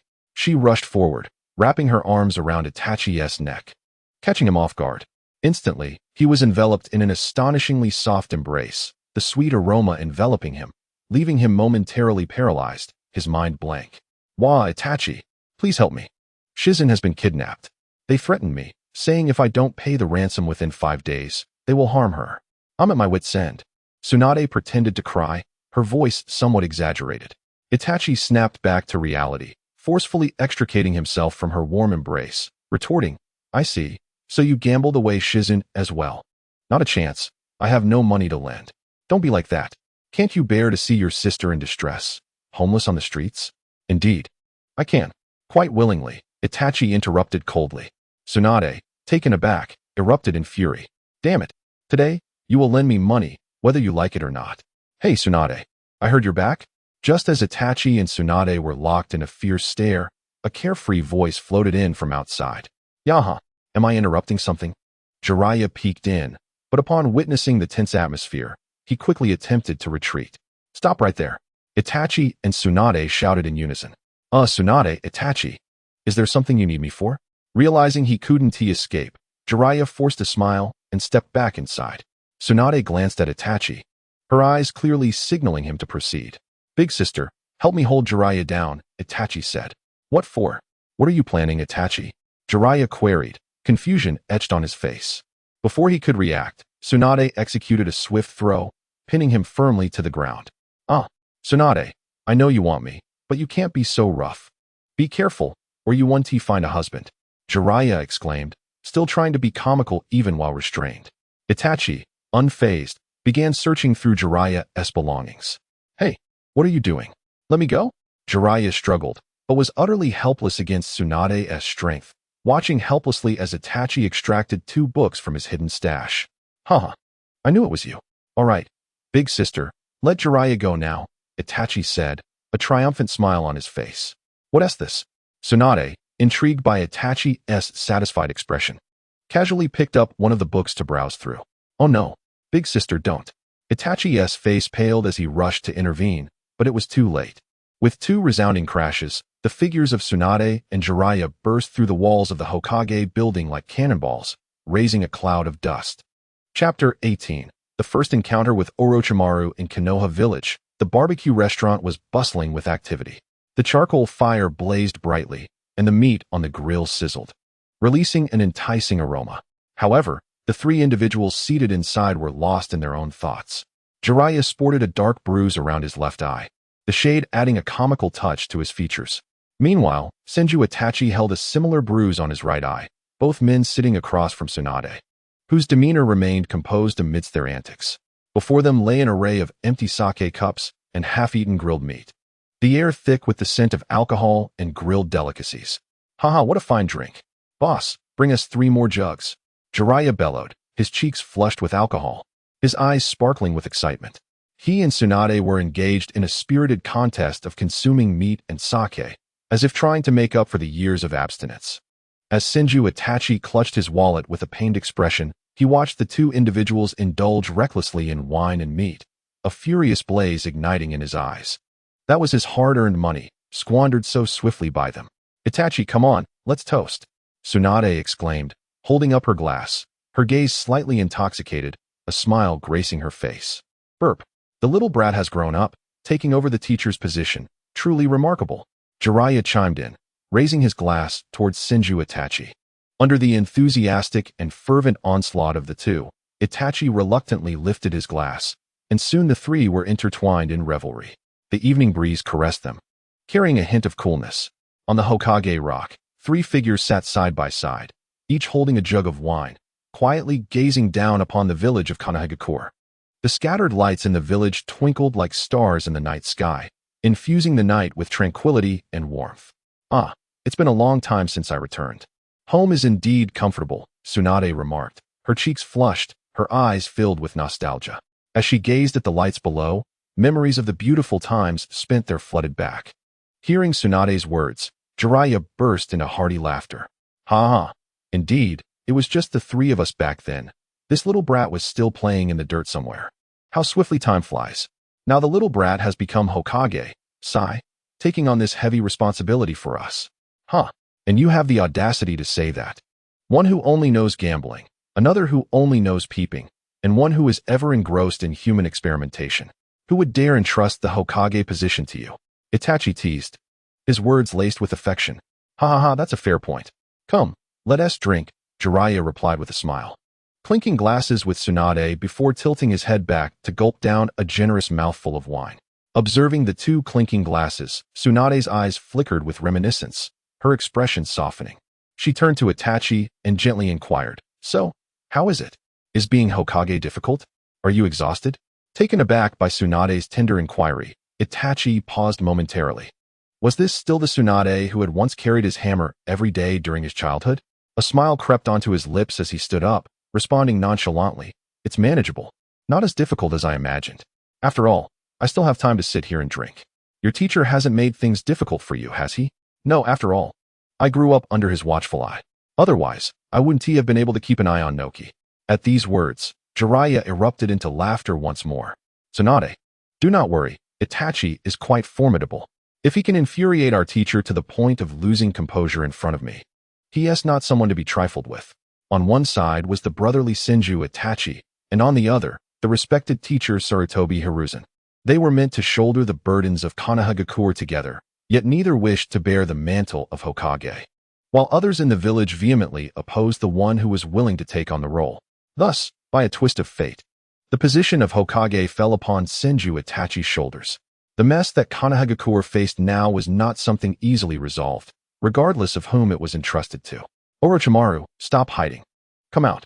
Just as the three were singing songs and immersed in the warmth of the evening, Itachi abruptly turned his head, gazing toward a certain spot in the forest behind them. A familiar, chilling aura drifted there, unsettling him deeply.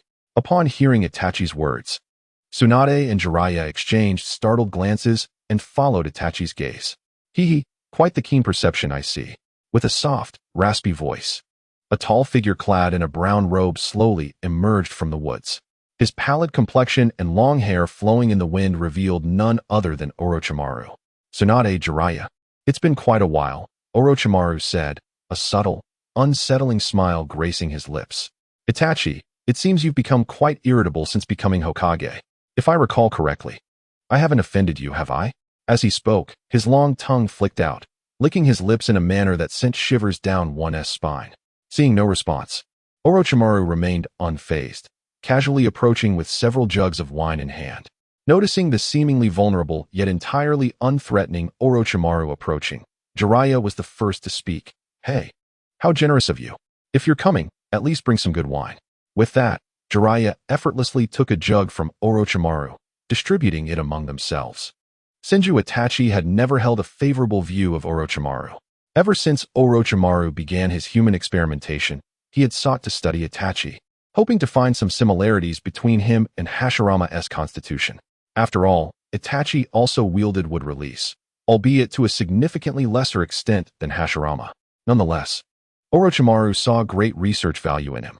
The most perilous encounter had been when, had it not been for Jiraiya and Tsunade arriving in time, Itachi might have ended up a specimen in Orochimaru's laboratory. With Orochimaru's presence, the atmosphere among the group took on a peculiar quality. Jiraiya draped an arm around Orochimaru's shoulders, drinking wine and chatting as if there had never been a rift between them. Tsunade sat beside Itachi, resting her head on his shoulder, quietly sipping her drink, her eyes reflecting a hint of nostalgia. As for Itachi, his gaze remained firmly fixed on Orochimaru, the wine he brought untouched. "Ah, well then, Itachi, I'll take Tsunade away now. You two don't start a fight, okay?" After a while, Jiraiya stood up, cradling the drunken Tsunade in his arms. With that, he swayed and departed. Watching the two leave, Orochimaru's icy voice resounded once more. "Hee, does the esteemed Hokage wish to take action against me?" Boom. Without uttering a single word, Itachi raised his hand, unleashing a fire dragon that roared fiercely towards Orochimaru. As a cloud of smoke billowed, Orochimaru emerged slowly from within, his golden slit-pupiled eyes fixated on Itachi, revealing a glimmer of surprise and excitement. "Hee, interesting. To be able to perform ninjutsu without hand signs." Observing that Orochimaru emerged unscathed, Itachi displayed no signs of astonishment. He quickly formed hand signs once more. Wood release, with spike technique. As the ninjutsu activated, several sharp wooden spikes shot forth like arrows towards Orochimaru. In response, Orochimaru's entire body dropped to the ground, contorting into an eerie posture. He moved with the grace of a serpent, skillfully dodging the incoming wooden spikes, evading them flawlessly. Snake mandala. Orochimaru lay on the ground, his mouth agape, and in an instant, a multitude of serpents, glistening with saliva, crawled forth from his mouth. These serpents writhed and slithered towards Itachi at a rapid pace. Observing this, Itachi moved his hands swiftly, arcs of electricity dancing across his palms, emitting crackling sounds. Lightning release, electric eel. As the hand signs concluded, a 2-meter-long electric eel surged from Itachi's hand, shimmering with blue lightning, striking the foremost serpent. Zazup! Ah! With the sound of an electric shock, Orochimaru's ninjutsu was abruptly interrupted. He let out a cry, emitting a plume of smoke, appearing somewhat disheveled. Boom! Itachi wasted no time, launching another fire dragon. This time, the fire dragon bore even greater ferocity, and amidst the explosion of serpent flesh, Orochimaru vanished from sight. Hisses! Suddenly, the sound of hissing serpents could be heard behind Itachi. Unbeknownst to him, Orochimaru had already arrived behind him, unleashing his shadow snake hand technique.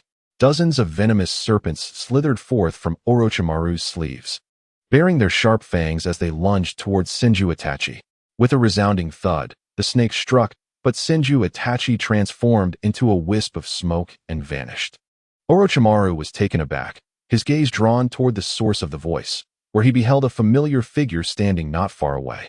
To the left of this figure loomed a fire dragon several meters long, while to the right coiled an equally formidable wood dragon. These colossal serpents spiraled through the night sky, exuding a powerful aura. Dust release, haze bone ash. As Senju Itachi clapped his hands together, both dragons surged forth, intertwining in midair before merging into one. The fused dragon expanded in size, engulfed in fierce flames, resembling a blazing meteor as it charged toward Orochimaru. From now on, tread carefully, and do not covet my endeavors again. With that parting remark, Senju Itachi executed the body flicker technique and vanished from sight. Chapter 19. The sage art of the wet-boned forest deep beneath Konoha village. Within a sinister and enigmatic laboratory, a nauseating atmosphere permeated the air. Dim lights flickered against the walls, casting eerie shadows. Orochimaru, dragging his severely burned body, stumbled into the room, his form marred by charred marks that emitted a noxious odor. Yet, he seemed impervious to pain, his cold gaze sparkling with uncontainable excitement. He, Senju Itachi, would release. Orochimaru murmured softly as he ambled through the lab, his eyes ablaze with fervor and greed, reliving the confrontation with Senju Itachi and the wood-release prowess he had displayed. He halted before a row of children bound to experimental tables, their faces gaunt and their eyes filled with fear and despair, their bodies trembling as if silently pleading for mercy. Orochimaru gazed at them, a sinister smile curling at the corners of his lips as he reached out to caress one child's cheek, the icy touch sending a shiver through the child. In the Hokage's office, Senju Itachi stretched languidly, stifling a long yawn. His bloodshot eyes betrayed his fatigue. He had indulged in drink until the early hours of the morning and had engaged in a skirmish with Orochimaru. To make matters worse, he was roused at dawn by Might Guy and his son for training. Were it not for his exceptional physical condition, he would have succumbed to exhaustion long ago. Lord Jiraiya, came the greeting of a guard from outside. Ha ha ha, Itachi, I've come to see you. With a hearty laugh, Jiraiya pushed open the office door and strode in. Ah, Jiraiya, why are you up so early? Senju Itachi greeted weakly, his energy waning. In a flash, Jiraiya was by Senju Itachi's side, a mischievous grin on his face. Hee, I need to discuss something with you. Is that illustrated book of yours available? Huh, not a chance. I need to keep it for myself, Senju Itachi retorted firmly. Come on, don't be so cruel, don't force me to beg, Jiraiya exclaimed, dropping all pretense as he clung to Senju Itachi's leg, feigning a pitiful demeanor. Unable to withstand Jiraiya's relentless pleas, Senju Itachi sighed in resignation. Fine, you win. But you must exchange it for the training method of the spiral sphere. Ha ha, deal, Jiraiya exclaimed, his face lighting up as he hastily produced a scroll from his robe and handed it to Senju Itachi. Here is the authentic method for the spiral sphere. Senju Itachi accepted the scroll, inspected it for accuracy, and then handed over the illustrated Jinping made to Jiraiya. Ha ha ha, little brother, I have matters to attend to, Jiraiya exclaimed, clutching the book as if it were treasure, before eagerly leaping out of the window. I'll study this right away. After bidding farewell to Jiraiya, Senju Itachi attended to some official duties. Suddenly, a thought struck him, and his expression shifted dramatically as he rushed home. Ah, damn it, Jiraiya. I will not let this go unpunished. Upon returning home, Senju Itachi was met with chaos, prompting an enraged roar. Clothes and pants were strewn across the floor. The bed was overturned, and even the box containing his savings lay open, its contents scattered. What on earth is happening? Why all this racket so early in the morning? Hearing the commotion, Tsunade, clad in casual attire, strolled in while yawning and stretching. Her slightly disheveled hair possessed an undeniable charm. Senju Itachi's attention was immediately drawn to her. His gaze lingering for a moment before shifting to the box on the floor, his eyes widening in shock. What are you doing? That's my savings. Put it down, he shouted as he rushed toward Tsunade. Tsunade, cradling the box of money, raised an eyebrow at his outburst and chuckled. Oh, come now, don't be so stingy. Don't worry, I'll only take a little, not all of it. No, let go. I'm the last male of the Senju clan. We cannot let our lineage die with me. Please, spare me. Senju Itachi pleaded desperately, attempting to reclaim the box. Tsunade easily evaded his attempts and replied with a grin. No worries, just give me the money. If you end up unable to find a wife, once Shizen grows up, I'll marry her off to you. This will serve as her dowry. Achoo. In a casino within the Land of Fire, a cute little girl holding a piglet, happily enjoying her ice cream. Couldn't help but sneeze. Rubbing her nose, she muttered, Who is speaking ill of me? All right, Sister Tsunade, no more teasing. You can take the money. Just leave me some for living expenses. I have something serious to discuss with you. Senju Itachi conceded reluctantly. Tsunade eyed him suspiciously before opening the box and tentatively grabbing a handful of cash to stuff into her bosom. Seeing Senju Itachi make no move to stop her, she grew bolder, shoving handfuls into her clothing until only a few coins remained in the box, which she reluctantly set down. All right, speak your mind. Whatever it is. I will definitely help you settle it, Tsunade said, patting her full chest with an air of ease. Senju Itachi took a deep breath and said, Sister Tsunade, I wish to learn the sage art of the wet-bone forest. I would like to ask for your assistance in inquiring with Lord Katsuyu. Huh? What? Just that? Tsunade exclaimed in surprise. Is that all? I thought you wanted to ask me to help with something more personal. This is a trivial matter. You've made me worry for nothing. Just wait a moment. With that, Tsunade vanished in a puff of smoke, employing her summoning technique. Upon hearing Tsunade's blunt teasing, Senju Itachi's heart skipped a beat, and his face flushed slightly. He mused to himself, to be honest, this isn't so bad. Would I have another chance? I would surely cherish it. Ever since the last incident with the reverse summoning, he had been filled with trepidation. He thought of directly visiting the wet-bone forest to inquire with Sage Katsuyu, but feared he might inadvertently offend her and face dire consequences. Within 10 minutes, Tsunade returned. A small, adorable Katsuyu clone perched on her shoulder. All right, no problem. This isn't a bad thing. Just ask Lord Katsuyu directly. Why bother asking me? Indeed, Lord Yifei. If you wish to learn, I shall teach you. There is no shame in that. The slug's clone chimed in. Observing the relaxed demeanor of Tsunade and the slug's clone, the tension in Senju Yifei's heart finally eased. Within the wet-bone forest, mist swirled, suffused with an air of mystery. Clutching his chest, Senju Yifei looked pitifully at Tsunade and the slug, inquiring, Must I truly strip bare? Completely naked? Indeed, there is no need for embarrassment, Lord Yifei. Lord Hashirama underwent the same process, Tsunade reassured him. Oh, come now, what is there to see? Besides, I bathed you when you were a child. I have touched every inch of you. So what is there to hide? Tsunade teased. Grimacing at the slug and Tsunade, Senju Yifei gritted his teeth, stomped his foot, and resolutely shed his garments. Well, you've certainly grown. Your physique is quite impressive. No wonder you were reluctant to let your sister see, Tsunade remarked, unable to resist another jest. Rolling his eyes in exasperation, Senju Yifei turned to the slug, declaring, I am ready, Lord Slug. Very well, I shall proceed, Lord Yifei. If you find it unbearable, do not hesitate to call out, and I will halt immediately, the slug replied. With that, a 5-meter-tall slug clone approached and enveloped Senju Yifei within its form. Watching this unfold, Tsunade's brow furrowed. Having trained in the wet-bone forest sage arts herself, she vividly recalled the excruciating pain of her cells tearing apart and the intense itching that accompanied the body's healing process, emanating from the very marrow. Most crucially, The potential fatal consequences of losing control over natural energy loomed large, which explained why only Hashirama had succeeded in his training. Recalling her own agonizing experience, Tsunade shuddered. Yet, despite her failure, she had turned adversity into opportunity, developing the In Seal and the 100 Healings technique as a result. As she observed Senju Yifei, now completely engulfed, a slight smile graced her lips. She settled into a meditative posture, her gaze fixed intently on the spot where he resided, silently praying for his success.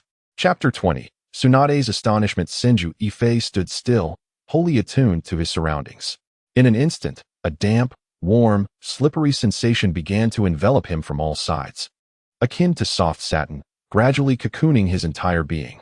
As the last vestige of light was severed from the outside world, darkness enveloped him, and Senju Yifei felt as if he had returned to the primordial state of his existence. Soon after, gentle waves of warmth, akin to a tender breeze, coursed along his skin, penetrating into his very being. Wherever the warmth traveled, it brought forth a delightful tingling sensation, as if countless tiny hands were gently caressing every inch of his skin, causing his consciousness to blur, and he unwittingly succumbed to drowsiness. Yet, in this seemingly tranquil moment, an overwhelming wave of pain, akin to a tempest, surged through Senju Yifei's mind without warning. The agony struck so abruptly that it afforded him no respite, leaving no time for him to even utter a cry. Every cell in his body felt as if it had been ignited, trembling violently, as if thousands of sharp needles were simultaneously piercing every part of him, rendering him nearly lifeless. As time cruelly marched on, a tormented Senju Yifei distinctly heard the harrowing sound of his bones cracking, each noise echoing like a death knell. It felt as if an invisible, powerful hand was mercilessly grinding him to pieces, each moment threatening to shatter his very bones. In this moment of despair, he cursed inwardly. Damn it. Wasn't it agreed that I could call out if it became unbearable? Why am I not given a chance? I am in so much pain, I can't even muster the strength to shout. His heart heavy with helplessness and despair, he could only endure this infernal torment. With tears welling in his eyes, yet unable to fall, in the depths of his mind, the voices of two little intelligences emerged. Big brother, is this really all right? Will the master be able to endure? The first voice expressed concern, foreseeing Yifei on the brink of collapse. Do not fret, I know what I am doing. The host will be just fine. Spare yourself the worry, the second voice replied with calm assurance. Meanwhile, the living slug was equally astonished, fully focused on Yifei's condition.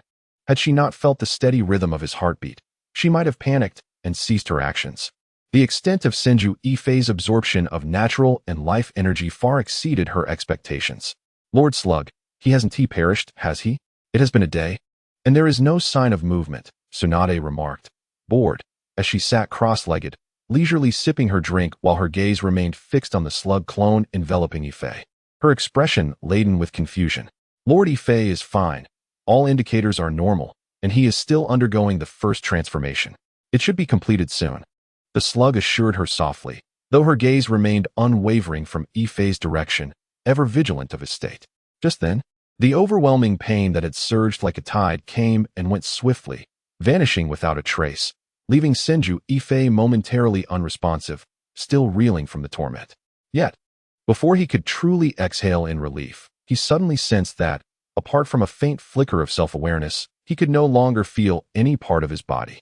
The prior sensation of being crushed seemed not to be a mere illusion, but a genuine obliteration of his form, rendering him as if he were a mere wisp of nothingness. Oh no, how unbearably itchy. Then, an excruciatingly intense itch, akin to thousands of ants gnawing at his marrow, spread through him without warning. This sensation was far more torturous than the previous pain. While one could endure pain, this relentless itch burrowed deep into his very soul, plunging him into an abyss of despair. He desperately wished to call out for it to cease, to escape the unending torment, but tragically discovered that he could not even sense the presence of his lips, rendering him voiceless. In a futile attempt to alleviate the maddening itch, he tried to scratch, only to find that his arms too seemed to have vanished, leaving him helplessly trapped in this painful prison. Damn it, little Ji, end my suffering. In this moment of utter despair, Senju Yifei finally recalled that singular presence within his mind, crying out in a frenzied plea, filled with desperation and longing. Quickly, stop this. If it continues, the master will truly perish. Little Ji's voice finally responded to Yifei's call, tinged with urgency and a hint of weeping, clearly in a state of extreme distress. Ding. Would the host like to spend all points to learn sage arts? A cold, mechanical voice echoed in Senju Yifei's mind. Yes, I will learn. Chinsho Yifei acted without hesitation, resembling a drowning man clutching at a final lifeline, fervently responding in his mind as his urgent emotions seemed poised to shatter the confines of consciousness. A chime echoed, "Congratulations, host. Exchange successful." At the sound of this announcement, Chinsho Yifei felt warm energy surging forth from within him, dissipating the overwhelming sensations of pain and itchiness like snow yielding to the sun's gentle warmth. As he sensed his body growing increasingly relaxed, the tension in Chinsho Yifei's nerves finally eased, and soon his consciousness sank into darkness, rendering him completely unaware. In the Hokage's office within Konoha village, the atmosphere was as oppressive as the night before a storm. Sarutobi Hiruzen wore a grim expression, once again donning the ceremonial robe of the third Hokage. Jiraiya, Minato Namikaze, Kakashi, Might Guy, Might Dato, Uchiha Shursui, and numerous high-ranking members of Konoha were gathered, all bearing serious expressions. Have we still not located Chinsho Yifei? Sarutobi Hiruzen broke the silence, his voice low and hoarse, scanning the faces of those present, his eyes betraying a mix of urgency and anxiety. As he spoke, Hinata Hizashi stepped forward respectfully, responding, "Lord Third, we have yet to find him. All members of the Hyuga clan with activated Byakugan have been dispatched. We have searched meticulously inside and outside the village, including the surrounding forests. But there is still no trace of the fourth Hokage. Narashikaku, what of the interrogation of Orochimaru? Did he have any involvement with Chinsho Yifei?" Sarutobi Hiruzen furrowed his brow, casting a questioning glance at Narashikaku. "Lord Third, Orochimaru claims he did nothing. However, we discovered over 50 children in his laboratory, all of whom have been rescued and placed in Konoha Hospital. There was nothing related to the fourth Hokage found there," Narashikaku reported, his expression filled with helplessness. Listening to the reports, Sarutobi Hiruzen's countenance grew heavier. The sudden change in leadership was already a challenging situation, and now the newly appointed commander had vanished without a trace, leaving no information behind. If this were to come to the attention of other major ninja villages, it would spell considerable trouble. "Jiraiya, has Tsunade been located?" Sarutobi Hiruzen's gaze was filled with urgency as he placed his hopes on Jiraiya, his eyes seemingly piercing through him. Jiraiya, startled at being called out, instinctively lifted the small girl clinging to his leg and placed her in front of him, as if this action could provide him with some courage. "We haven't found Tsunade, but we did locate this little girl at a casino. She has been by Tsunade's side, and I've asked her. Tsunade hasn't sought her out in the past 2 weeks. It is certain that Tsunade has disappeared along with Yifei. I believe it is almost definitive. They must have eloped," Jiraiya suggested, but before he could finish, Sarutobi Hiruzen furiously interrupted, "Get out." His anger was palpable, as if he were on the verge of striking someone. Minato, continue to keep a portion of the team monitoring the wreckage. Sarutobi Hiruzen forced himself to suppress his rage, swiftly transitioning to organize subsequent actions. Kakashi, Might Guy, Uchiha Shursui, assist the Hyuga clan leader in continuing the search for the fourth's whereabouts. We must see him alive. Yes.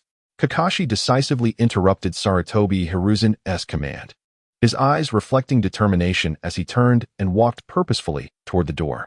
Might Guy, upon witnessing this, felt tears welling in his eyes. Grasping Might Dato's hand as they hurriedly followed Kakashi out, their figures quickly vanishing beyond the threshold. Observing their retreating silhouettes, Sarutobi Hiruzen did not falter, but continued to calmly and methodically arrange the various tasks at hand. "My lord, is this normal?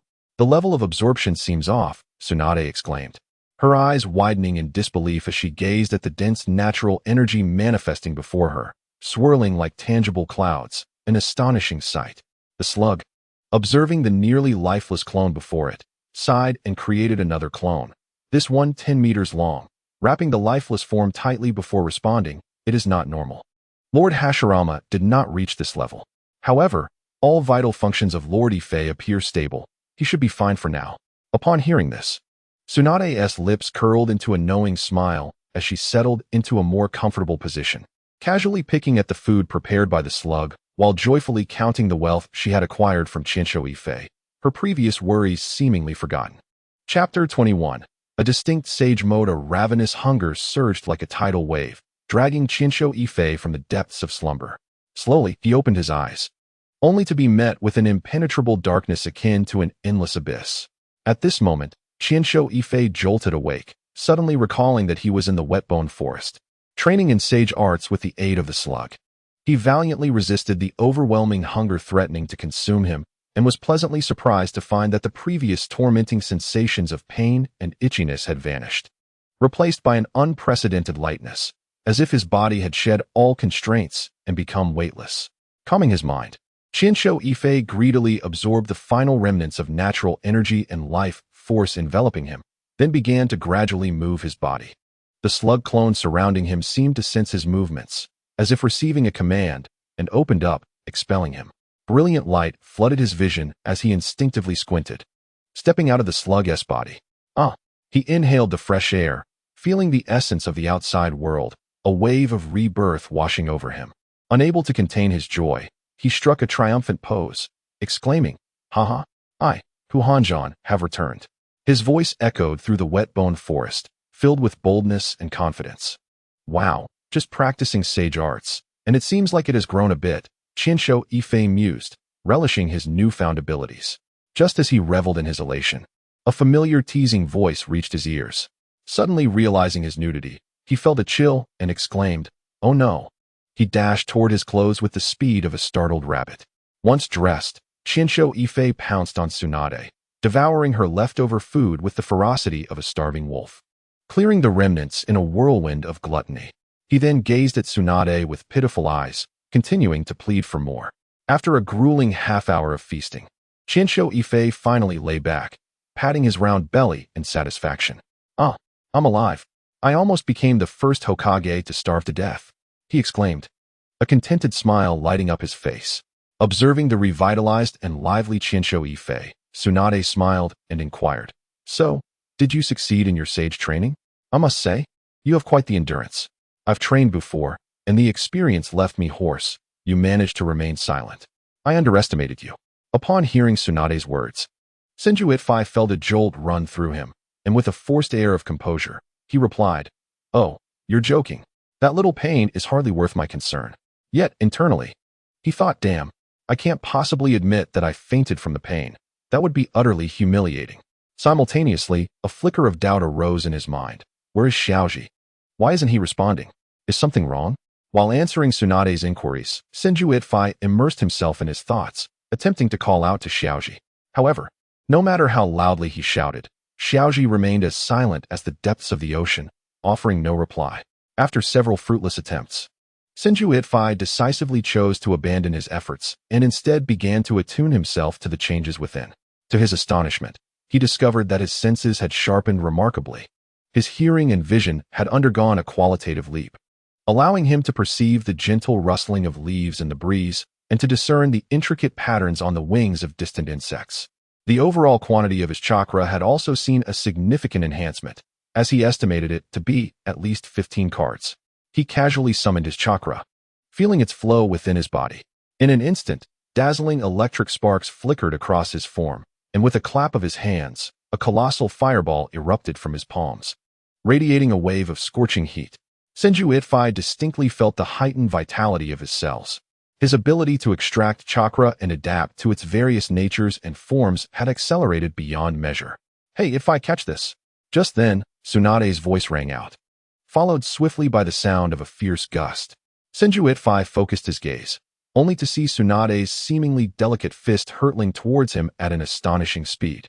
Catching him off guard, remaining unperturbed, he sidestepped, crouched slightly, and reached out with his right hand like a bolt of lightning, deftly grasping Tsunade's wrist, using his waist to pivot and send her off balance.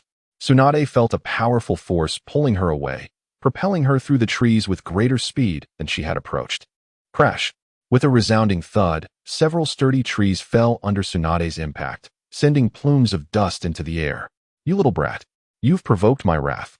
A furious voice echoed from the woods, revealing Tsunade's green robe torn by branches, exposing a glimpse of her fair skin, her golden hair in disarray, and her once delicate features now ablaze with fury. "Sister, you were the one who hit me first. How can you be so unreasonable?" Observing Tsunade resembling an enraged bird, Senju couldn't help but defend himself. To his surprise, his words only fueled her anger further. You dare call me sister and accuse me of being unreasonable. Tsunade glared fiercely, her voice booming. No sooner had she spoken than she crouched down, the ground beneath her feet exploding in a flurry of cracks that spread like a spider's web. Like an arrow released from its bow, she charged towards Senju with a ferocious momentum, as if intent on devouring him whole. Seeing her approach, Senju lips curled into a confident smile. Unflinching in the face of her onslaught, he settled into a stable stance, bracing himself for her attack, his eyes reflecting calmness and resolve. Thud! Their fists collided, and Tsunade felt as if she had struck a mound of cotton. It was soft and unyielding, with no sense of impact, only to find herself flung away by an invisible force. In contrast, Senju maintained his smile, exuding an air of tranquility as he stood firm. Like a tree deeply rooted in the earth. Unyielding, Tsunade pressed on, growing increasingly infuriated as she was tossed away time and time again, each time charging back with tenacity. Although Senju remained firmly in place, the ground beneath him had become a chaotic tapestry of cracks, resembling a shattered spider's web. A closer inspection revealed that the earth around him had sunk in concentric circles, as if pressed down by an unseen hand. Just as Senju continued to counter Tsunade's relentless assault, he suddenly heard a cry. Earth release. Marsh.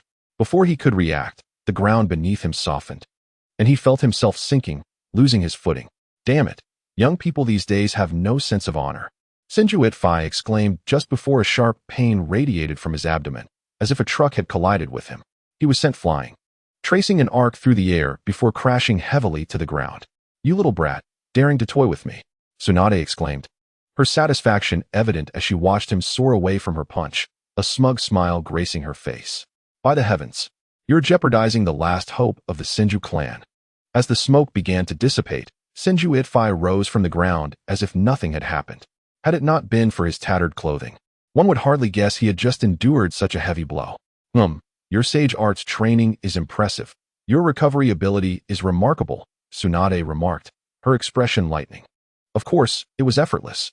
If I hadn't seen you eat just now, I might have thought you were starving, he replied with a grin. Upon hearing this, Tsunade's previously cheerful demeanor turned icy. Sensing the chilling aura, Senju quickly corrected himself. No, Tsunade, I was mistaken. His face was a mask of ingratiating smiles. Please don't be angry. Anger ages you, and that's not worth it. With that, he playfully patted his own face, embodying a sycophantic demeanor. Come, sit down, and I'll demonstrate my sage techniques for you. Senju reassured Tsunade with a bright smile before centering himself to attune to the power of nature. As his perception of the natural forces grew clearer, a cool, refreshing energy began to flow from his forehead, gradually coursing through his entire being. Much like a mountain spring flowing through his meridians. Open, he softly commanded, slowly opening his eyes. In an instant, the world before him seemed to unveil itself, transformed by a veil of mystery. He could clearly see the flow of energy, the natural forces swirling like playful sprites, eagerly entering his body. Along with this influx came an apparently boundless supply of chakra, filling him with a sensation of infinite strength. Regaining his composure, Senju observed Tsunade's astonished expression and sheepishly remarked, it's my first time using this technique. I'm a bit unskilled. Tsunade produced a small mirror from her pocket and handed it to him, saying, take a look for yourself. Senju accepted the warm mirror and gazed into it, revealing a strikingly handsome face. In the reflection, one side of his hair shimmered with silver light, glowing brilliantly in the sunlight, as if cleansed by moonlight. The other half was ink black, absorbing all the sunlight in its depths. At his forehead, a taiji symbol slowly rotated, exuding an air of mystery. Chapter 22. The Return of the Fourth Hokage. Wow, I look absolutely stunning, a true sight to behold. Senju marveled at his reflection, unable to resist casting a smug wink at the mirror, although he couldn't quite place why this appearance seemed familiar. Hearing his excessively self-satisfied words, Tsunade's forehead twitched with irritation, and without a word, she dashed towards him with lightning speed, intent on teaching him a lesson. Crash! Bai Yifei remained intently gazing at his reflection in the mirror. In the instant his peripheral vision detected Tsunade's movement, His left hand shot up like a bolt of black lightning, deftly intercepting the powerful punch she had thrown with all her might. The collision of their hands unleashed an invisible force that rippled outward from the point of contact, akin to a tranquil lake disturbed by a massive stone. The tingling sensation that coursed through their palms caused both Qinshu Yifei and Tsunade to momentarily pause, their gazes instinctively locking onto one another. "Goodness gracious!" they exclaimed in unison, surprise etched on their faces. Almost immediately, the diamond-shaped mark on Tsunade's forehead flashed with a sudden brilliance, and her left hand shot up once more, resembling a heavy hammer aimed at Qinshu Yifei with fierce intent. With a resounding crash, the mirror shattered under the immense force of their clash, sharp fragments embedding themselves into their palms like hidden weapons. Simultaneously, a tremendous power erupted from beneath their feet, causing the ground to begin fracturing under the strain. Yet, like two steadfast boulders rooted to the earth, they remained firmly in place, refusing to yield even a step. Tsunade, renowned in the ninja world for her unparalleled mastery of the Baika no Jutsu and exceptional medical ninjutsu, found herself in awe as she regarded the calm demeanor of Qinshu Yifei, who had effortlessly absorbed her 2 punches. She instinctively examined her own fists, a sense of incredulity swelling within her. This sage mode is truly formidable, Qinshu Yifei mused, lightly pushing off the ground to leap backward, creating distance between himself and Tsunade. With keen interest, he observed his hands. The right one, marred by the glass shards, was now rapidly healing, the delicate flesh pushing out the embedded pieces at an observable pace. "Hey, Tsunade-sensei, shall we engage in another bout?" Qinshu Yifei felt an exhilarating surge of power coursing through him, his eyes sparkling with eagerness. However, the moment his gaze met Tsunade's, he was taken aback. "Oh no, sensei, please don't overexert yourself." Tsunade's complexion had turned ashen, devoid of color, her forehead beaded with sweat like morning dew on a lotus leaf. She collapsed to the ground, utterly drained of strength. "You clearly have hemophobia, yet you act so recklessly." "I merely indulged in a brief moment of vanity." Without hesitation, Qinshu Yifei rushed forward, lifting Tsunade effortlessly and swiftly dispelling his sage mode. He called out, "Lord Snail, could you please assist in treating Tsunade-sensei?" The slimy clone of the snail wriggled gently, settling on Tsunade's hand. In less than 2 minutes, her bloodied hand regained its pristine condition, miraculously healed. Observing Tsunade's recovery, Qinshu Yifei expressed his gratitude. "Thank you so much, Lord Snail. I will take Tsunade-sensei out now, and will certainly visit you again in the future." With that, he carefully hoisted Tsunade onto his shoulder. With swift, fluid motions, Qinshu Yifei formed hand seals, and in an instant, they reappeared safely in his home. As soon as he materialized, 4 members of the Umbu appeared like phantoms, their movements synchronized and precise. "Lord Hokage, are you well? What has happened to Tsunade-sama? Do you require immediate medical assistance?" Their urgent inquiries rang out in rapid succession, leaving Qinshu Yifei momentarily dazed. After a moment of composure, he addressed the masked ninjas. "I am fine. Quickly take Tsunade-sensei for a thorough examination." "Understood." 2 of the ninjas promptly acknowledged, deftly taking Tsunade from Qinshu Yifei's shoulder and departing at a swift pace. The remaining 2 turned their attention to Qinshu Yifei, inquiring, "Lord Hokage, should we report your safe return to the 3rd Hokage?" "What do you mean? Has the 3rd returned?" "Reporting to Lord Hokage, the 3rd has indeed returned." "Ah, I see. You may withdraw. I will meet with him myself." After sending off the Umbu, Qinshu Yifei hastened towards the Hokage's office. "Lord Hokage." Just a few steps out, he was suddenly charged at by Might Guy, tears streaming down his face. Like a wild horse breaking free. "Whoa, what are you doing? Don't come any closer," Qinshu Yifei exclaimed, instinctively raising his knee to block Guy's advance while grasping his neck with one hand and holding his shoulder with the other, exerting all his strength to halt Guy's reckless charge. "Lord Hokage, are you all right?" Guy panted, his voice laced with emotion. "I'm fine. But please don't come any closer." "Oh, thank goodness. Your disappearance over these 17 days has terrified both me and Kakashi." Listening to Guy's lament, Qinshu Yifei patiently reassured him, "Rest assured, in Konoha, few can rival my health." "Wait, how long did you say I was gone?" 17 days. "What?" This escapade was far too extensive. Before he could finish his thought, Qinshu Yifei activated the body flicker technique, vanishing like a streak of black light. With no support, Might Guy stumbled and fell to the ground. Please don't leave me, Lord Hokage, he cried, tears and blood streaming from his nose, a pitiful sight. Bai Yifei raced through the village like a gust of wind, arriving at the office mere minutes later. Suddenly, he appeared in the office without warning, immediately drawing the attention of numerous eyes, feeling as though he were under a spotlight. He raised a hand awkwardly in greeting. Sarutobi Hiruzen, now donned in the robes of the third Hokage and exuding a commanding presence, paused at the sight of Bai Yifei, though his face remained impassive. A subtle shift in his demeanor was evident. He did not immediately address Bai Yifei, instead turning to Nara Shikaku and others, stating calmly, "You may leave. Relay the order for all ninjas searching for the fourth Hokage to return and await further instructions." Once everyone had exited, Sarutobi Hiruzen focused his scrutinizing gaze on Bai Yifei. Questioning, "Yifei, I expect a reasonable explanation." Bai Yifei steadied himself under the weight of Hiruzen's stern gaze, responding, "I sincerely apologize for not anticipating this prolonged absence, which caused concern for you and everyone else. I assure you that I will manage the subsequent matters appropriately." Hiruzen studied Bai Yifei intently before slowly waving his hand. "No matter. Your safe return is what matters. The village remains under your stewardship while I attend to matters with Inoki." As he spoke, Hiruzen removed his Hokage robes, his authoritative aura dissipating like the tide, returning to the amiable demeanor of a retired elder. As he passed by Bai Yifei, he gently patted his shoulder, imparting words filled with weight and sincerity. "In the future of this ninja world, it shall belong to the youth. Minato and Kakashi are both capable individuals, and the Umbu team you have selected is commendable. By the way, regarding those other unstable factors, for the sake of my old age, if possible, let us exercise some leniency." After hearing this, Senju Itachi furrowed his brows slightly and replied, "If one does not offend me, I shall not offend others. I am not one to be overly merciful. After all, a person with too kind a heart may struggle to maintain the position of Hokage. I hope you understand." "Oh, very well, I shall attempt to persuade them. If reconciliation proves impossible, then proceed according to your judgment.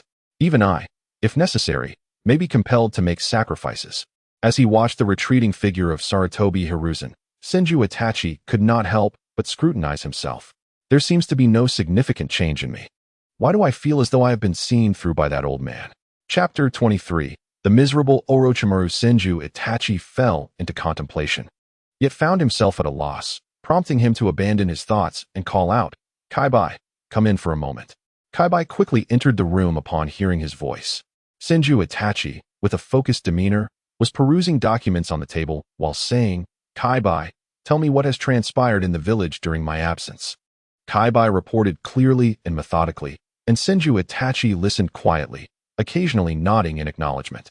Suddenly, a series of urgent and forceful knocks echoed, abruptly interrupting Senju Itachi's train of thought. He lifted his head, frowning slightly, and instructed, "Kaibai, please open the door." As the door creaked open, Kakashi stepped in first, his gaze anxiously scanning Senju Itachi, the concern in his eyes unmistakable. Once he confirmed that Senju Itachi was unharmed, his anxious demeanor vanished, returning to his usual languid self, causing one to wonder if the prior concern was merely an illusion. "Hokage-sama, are you all right?" Following this, Uchiha Shisui and other members of the Umbu team entered in succession. Upon seeing Senju Itachi, they visibly relaxed, their previously tense bodies easing. Senju Itachi looked at the individuals before him, feeling a warm surge within, a sense of belonging he had never experienced before. He softly replied, "I am fine, do not worry." After a brief pause, he turned to Shisui, "Shisui, take them down to rest properly. Once everyone has recovered, we shall address both internal and external matters together." "Yes, Hokage-sama," they responded in unison, their voices resounding with vigor and passion. "Why do you not leave?" Senju Itachi inquired, noticing Kakashi still standing in place with a puzzled expression. Kakashi lazily rotated his signature deadpan eyes and replied, "Hokage-sama, as your assistant, it is my duty to stay by your side, is it not?" Senju Itachi found himself momentarily at a loss for words. Kakashi's reasoning seemed quite valid, leaving him unable to refute. With a resigned sigh, he said, "Very well, then stay. Kaibai, please continue." "Understood, Hokage-sama." Kaibai resumed his report. "Before your disappearance, you had an encounter with Orochimaru. In search of you, The Hyuga clan leader led the Hyuga clan members to scour the entirety of Konoha. They discovered Orochimaru's laboratory in a cave not far from the outskirts of the village. The third Hokage, along with Lord Minato, Jiraiya, and several elite jonin from the Umbu, apprehended Orochimaru. Currently, he is imprisoned in Konoha's Umbu prison. Oh, and by the way, over 50 children were found in the laboratory, likely subjected to Orochimaru's experiments, though I am unaware of the specifics.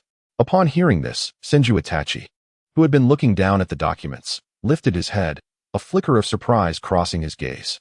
Orochimaru has been captured? Indeed. Oh ho, what a pleasant surprise.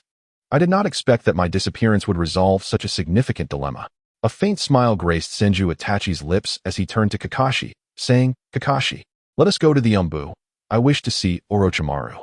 In the underground prison of Konoha's Umbu, the atmosphere was dark and damp, permeated by a nauseating stench of blood. Orochimaru, disheveled and dejected, hung his head, his hands and legs pinned by kunai inscribed with sealing techniques, and bound by cold iron chains, resembling a trapped beast. The pool of dried blood on the ground was dark and emitted a putrid odor, making it clear what sort of torture the Umbu had inflicted upon him. Open the door. I shall take a look. Senju Itachi said calmly. Yes, Hokage-sama. The jailer respectfully complied, opening the cell door. Upon hearing the sound from outside, Orochimaru slowly raised his head, his eyes gleaming with an eerie golden slit. The stench of blood is overwhelming. As Senju Itachi stepped into the prison, he was immediately hit by the thick odor, prompting him to wrinkle his nose. Before him, Orochimaru appeared wretched, a stark contrast to the imposing figure he once was. However, thinking of the 10 children who had been rescued, but had only survived, a complex emotion surged within Senju Itachi, anger intertwined with a certain indescribable satisfaction. Well, Orochimaru, it has only been a week, and you have fallen to such depths? Senju Itachi's lips curled slightly, laced with sarcasm. Senju Itachi, causing such a stir, I thought you had perished. Orochimaru let out a chilling laugh, extending his tongue to lick around his lips, a gesture that sent shivers down one's spine. Hiss, it is good that you are alive, very good. Orochimaru murmured, his gaze fixed intently on Senju Itachi. Suddenly, Orochimaru's neck elongated like a spring, a grotesque snake head protruding from his mouth, wide open. Its long tongue connected to a gleaming sword, thrusting towards Senju Itachi with lightning speed. Clang! A sharp sound reverberated through the prison as Senju Itachi, having inexplicably acquired a kunai in his hand, reacted with remarkable speed, striking the sword with the kunai.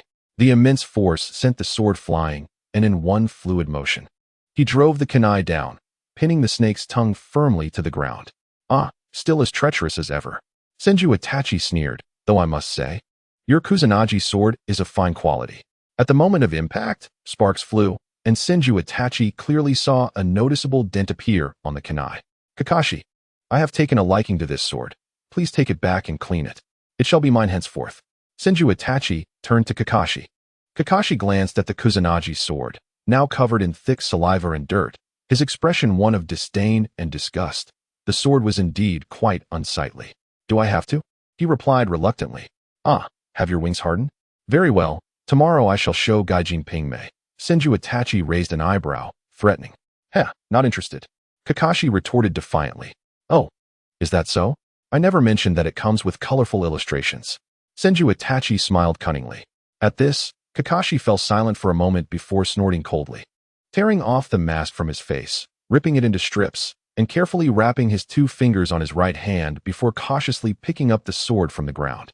Make sure to clean it thoroughly, and then find a matching scabbard at the weapon shop. Senju Itachi instructed with concern. Meanwhile, Orochimaru silently observed the two. Seemingly disregarded, his expression gradually becoming sinister, a low growl emanating from his throat as a large snake slowly slithered out from his body. Senju Itachi, you are quite remarkable. You are the first to anger me so deeply in all these years. Would release, would clone technique. Orochimaru's words were yet to be fully articulated when Senju Itachi swiftly performed a series of hand signs, summoning a wooden figure that mirrored his own stature, which instantly materialized within the confines of the prison. The wooden figure extended its hand and forcefully seized Orochimaru's tongue, rendering it knotted. How bothersome! Senju Itachi exclaimed impatiently. Kakashi, let's depart. Who does he think he is, daring to threaten me. Under Orochimaru's menacing gaze, which seemed to long for their very consumption, Senju Itachi and the sword-wielding Kakashi exited the prison in succession. Come here for a moment, Senju Itachi called to the Umbu ninja tasked with guarding Orochimaru. Lord Hokage, how may I assist you? The Umbu ninja inquired respectfully, his voice deep and steady. In the past few days, has anyone else come to see Orochimaru? Senju Itachi fixed his sharp gaze upon him as he posed the question. The ninja pondered for a moment before responding. Lord Jiraiya and Lord Third have visited a few times recently, and Lord Danzo has also come once. I see. Were you present during their conversations? Senju Itachi continued. In response, Lord Hokage, the Third and Lord Jiraiya came to inquire about your whereabouts. As for what Lord Danzo discussed with Orochimaru, I am not privy to that. Understood. You may go now. By the way, if Orochimaru attempts to escape, do your best to stop him. If you cannot, retreat immediately without making any unnecessary sacrifices. Yes. Senju Itachi muttered under his breath, a cold scoff escaping him upon receiving the information he sought. He turned and gracefully departed, his mind silently contemplating Danzo's intentions. Chapter 24. Preparing to leave the village. Kakashi. Fetch me a glass of water. Senju Itachi called out, seated at his desk after a morning filled with toil. His throat parched. Very well, Kakashi replied languidly, his tone suggesting that nothing in the world could rouse his interest. He then rose at a leisurely pace, poured a glass of water, and placed it before Senju Itachi. No, this is unacceptable. Who among us is truly the Hokage? Senju Itachi gazed at Kakashi's relaxed demeanor, a wave of inexplicable frustration surging within him. Why is it that I toil away here while you lounge comfortably? Can't you accompany Guy for some training? Kakashi lazily lifted his eyelids, his trademark apathetic gaze briefly meeting Senju Itachi's, before he responded in a measured tone. Lord Hokage, I am your assistant, and I must remain by your side. Otherwise, you might vanish again like last time, and I would have no idea where to find you or how to explain your absence to others. After a pause, a semblance of contentment crossed his face as he continued. Moreover, being near you is quite pleasant. I haven't rested this well in ages. My chakra has significantly increased, and my mind feels clearer. You continue your work. I shall take a brief respite. With that, he stifled a long yawn, closing his eyes once more, exuding an air of serene contentment. Indeed, this young man had been thoroughly spoiled by Senju Itachi. Ever since his return, Kakashi had followed him closely, justifying his presence by insisting that an assistant must always be near the Hokage. After a morning training session 2 days prior, Kakashi had convinced Might Guy to bring a reclining chair to the Hokage's office. Initially, Senju Itachi thought they were genuinely concerned for his well-being, only to realize that the chair was for their own use. One occupied the chair throughout the day while the other took turns resting after training. Their division of labor was both amusing and exasperating. Yet, they both claimed that being near Senju Itachi facilitated their recovery and training. Upon investigation, Senju Itachi discovered that they spoke the truth. Kakashi's chakra recovery had indeed accelerated, and Might Guy's physical stamina had improved significantly. Senju Itachi surmised that this might be related to the Taiji mark upon his forehead. However, he had thus far been unable to contact SH, preventing any further confirmation. Ding, ding. After completing his current tasks, Senju Itachi immersed himself once more in inscribing the Flying Thunder God technique. Yet, each attempt culminated in failure. Failure. Failure. Yet another failure. He continued to sketch, discarding the damaged kunai, the sound of metal clattering echoing throughout the office. Ah, Lord Hokage, I implore you spare me. My chakra is misdirected. Finally, Kakashi could no longer endure the relentless noise and sprang up from the recliner. He surveyed the floor strewn with kunai, his eyes filled with helplessness and pity. These were all expenses. Ah, this is too much. I have only just begun. You continue to rest. Do not mind me. Senju Itachi replied without lifting his gaze, picking up another kunai to continue his work. Stop. Lord Hokage, why not simply consult Lord Minato directly? Why must you undertake this arduous research yourself? Kakashi exclaimed, unable to contain himself any longer. Huh? What? Upon hearing Kakashi's words, Senju Itachi froze momentarily, as if struck by lightning, then swiftly approached Kakashi, excitement radiating from him. Ah, you clever lad. Why didn't I think of that? The situation over there is dire. It would be reasonable for us to provide support. Let the Third handle matters in the village. We shall venture out. With clarity dawning upon him, Senju Itachi promptly returned to his desk and began to write. After finishing, he called for the messenger at the door, handing over the letter. Deliver this to the communication department and ensure it reaches the third with utmost haste. Kakashi, witnessing the entire scene, was left astonished. He never anticipated that a mere offhand remark would prompt Senju Itachi to spring into action. Let us go, Kakashi. Pack your bags. Remember to bring money. As Hokage, I rely on you to sustain me. With that, Senju Itachi nimbly leaped through the window, not affording Kakashi a chance to refuse. But I have no money. Kakashi stood rooted in place, helplessly calling out. He had already been swindled by this unscrupulous Hokage. First, it was the sword sheath. Then the meals over these past few days, not to mention the exorbitant expenses for Kunai, all of which had come from Kakashi's pocket. Kakashi, lend me some money. I will repay you tomorrow. Kakashi, I cannot return it today, but please lend me some more. I have a use for it. Rather than borrowing from several others, it would be better to borrow from you and repay you all at once tomorrow. Kakashi, do you have any left? Lend me a bit more. I need to buy some kunai. As the Hokage of Konoha, how could I possibly deceive you? As the memories faded, Kakashi tenderly picked up the scattered kunai from the ground. Second-hand or not, at least he could recover some of the losses. Senju Itachi strode through the streets of Konoha. Following the events of the past few days, coupled with the distraction of external warfare, there was presently no pressing matter within the village. With Orochimaru's capture, the case of missing personnel had naturally come to a close. During his disappearance, Uchiha Itachi had accompanied the Umbu to the battlefield. To be precise, it was not just Uchiha Itachi. A significant number of shinobi had been summoned to the front lines, including many older retired ones and younger individuals who had never seen combat. Although war had yet to erupt in full scale, small-scale skirmishes had never ceased. Konoha now found itself besieged on all sides, necessitating vigilance. As Hokage, one could not remain cooped up within the village indefinitely. Senju Itachi resolved to delegate village affairs to the third, as a gesture of respect, leaving the matter of how to proceed in his capable hands. Lord Hokage, would you like some candy? A soft, endearing voice suddenly interrupted Senju Itachi's thoughts. Little Daodu, why have you come out here all alone? Konoha's Yifei lowered his head and discovered it was the familiar, adorable little girl Dodo. Gently pinching her small face, he bent down to lift her up. Candy, Dodo exclaimed, holding up her sweets in a high-pitched voice. Haha, you eat, Uncle Hokage won't. Konoha's Yifei smiled at the drool hanging from the corners of Dodo's mouth and tenderly wiped it away. He took the candy from her hand, unwrapped it, and placed it in her mouth. Dodo, is it sweet? Sweet, delicious. Dodo happily nodded her head, her face glowing with joy. Observing the charming little girl in his arms, Konoha's Yifei couldn't help but chuckle. Uchiha Madara, Uchiha Obito. After more than a month of companionship, Konoha's Yifei had unwittingly integrated into the village.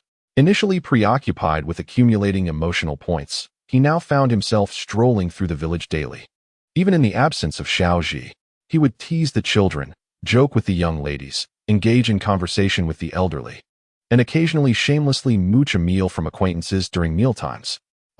Indeed, the greatest weakness of humanity lies in their rich emotions. Hey, let's go, Dodo. I'll take you to find your mommy and daddy.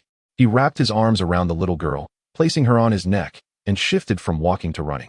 Accompanied by Dodo's cheerful laughter, Konoha's Yifei swiftly made his way toward her home. Chapter 25. The embarrassing duo. What the?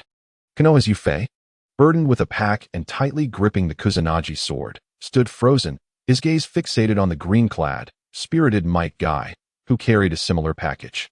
Quickly, he shifted his attention to the calm and composed Kakashi beside him, blinking rapidly and raising his eyebrows in a silent inquiry.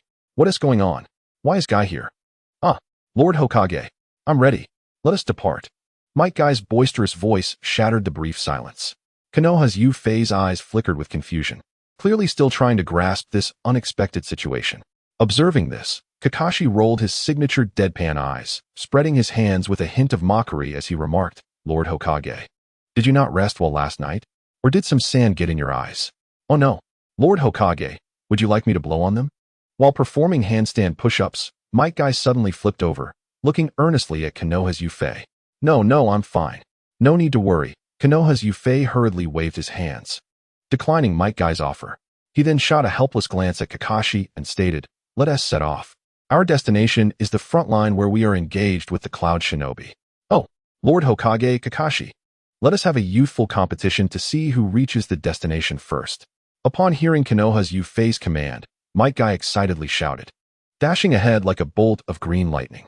Yeah, Kakashi and Konoha's Yifei exchanged knowing glances and quickly followed suit. Oh no, I want to lose to you too. Might Guy caught sight of the two behind him, exerting extra force beneath his feet and accelerating even further. Ah, look, there's a village ahead. Let us stop for lunch and rest a bit. Time flew by, and as noon approached, Konoha's Yifei, upon seeing the village ahead, felt the urge to take a break. Oh, good. Might Guy's voice echoed as he surged ahead like an arrow. Konoha's Yifei, witnessing this, placed his hand on his forehead, exclaiming in exasperation, "This is troublesome, Kakashi. You brought him along. You better keep an eye on him to avoid any mishaps." Kakashi shrugged, replying wryly, "My dear Hokage, if it weren't for you, would we even have enough provisions for our journey? If we don't have someone wealthy with us, are we to survive on the wind? Ah, come on." Konoha's Yifei feigned a kick in Kakashi's direction. However, Kakashi reacted swiftly, darting away like a nimble rabbit, leaving Konoha's Yifei with no opportunity to connect. "You little rascal, quite clever." Konoha's Yifei chuckled as he watched Kakashi's retreating figure. "Dear sister, please give us something to eat." Bang! When Konoha's Yifei and Kakashi caught up to Might Guy, they found him standing before a village woman, directly and respectfully requesting food. The two were momentarily stunned, their faces registering astonishment. "Ah, you want to eat?" "Of course," the woman replied softly, her face breaking into a warm smile upon hearing Might Guy's request. Might Guy grinned widely, turning to Konoha's Yifei and Kakashi, excitedly proclaiming, "Lord Hokage, Kakashi, this sister has agreed." Before Might Guy could say more, Kakashi swiftly stepped forward, covering his mouth. Konoha's Yifei quickly followed suit, apologetically smiling at the woman. "I'm sorry. Please excuse him. He is not quite all there," he said, pointing to his head. Meanwhile, Might Guy desperately shook his head, attempting to break free from Kakashi's grip, but he was firmly held in place. "Haha, it's fine. If he is hungry, he must eat. Come to my home. I was just about to buy groceries to cook," the woman chuckled, observing the trio's antics. "Thank you so much. We'll be sure to cover the costs." Konoha's Yifei expressed his gratitude sincerely. "Thank you for the hospitality. I'm about to dig in." Clatter. A loud noise of clashing bowls and chopsticks abruptly filled the air.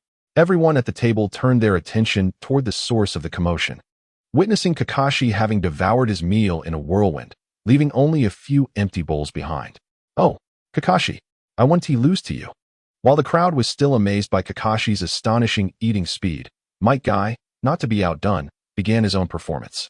In a flurry of flying food debris, within a minute, he too set down his chopsticks, quite satisfied.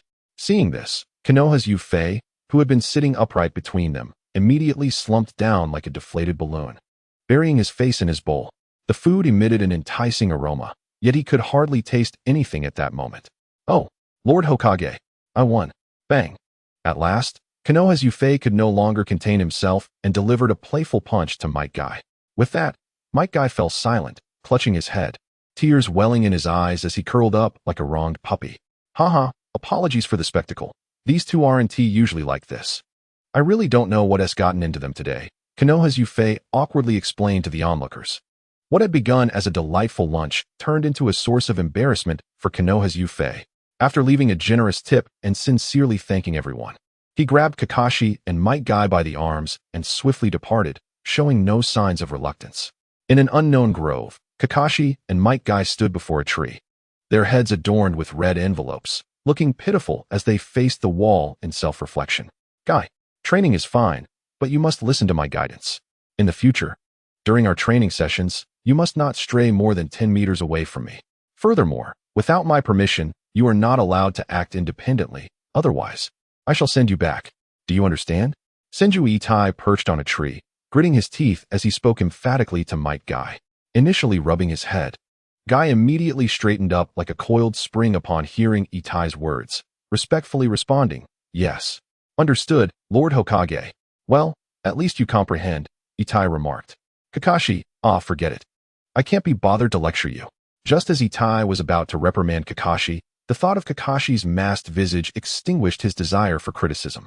Itai gracefully leaped down from the tree, delivering a light kick to both their backsides, feeling somewhat relieved afterward. All right, let's set off. We will travel at a normal pace. There is no need to rush. We can take the opportunity to gather some information along the way. Once they exited the Hidden Leaf Village, they encountered few ninjas on their journey. The villages they passed through were mostly inhabited by ordinary civilians. Occasionally, they might encounter ninjas on missions. But since they were within the Land of Fire, all these ninjas belonged to the Hidden Leaf. Originally, Itai intended to take a detour to visit the feudal lord of the Land of Fire, but through the memories of his former self and conversations with the villagers, he discovered that the villagers held more respect for the ninjas of the Leaf than for the feudal lord. Kakashi, do you think the Land of Fire is subordinate to the Leaf, or is it the other way around? Kakashi was momentarily taken aback by Itai's question. Before he could ponder a response, Itai burst into laughter. Ha, who cares? Come on, let's have a spar. This Hokage will teach you an impressive new technique.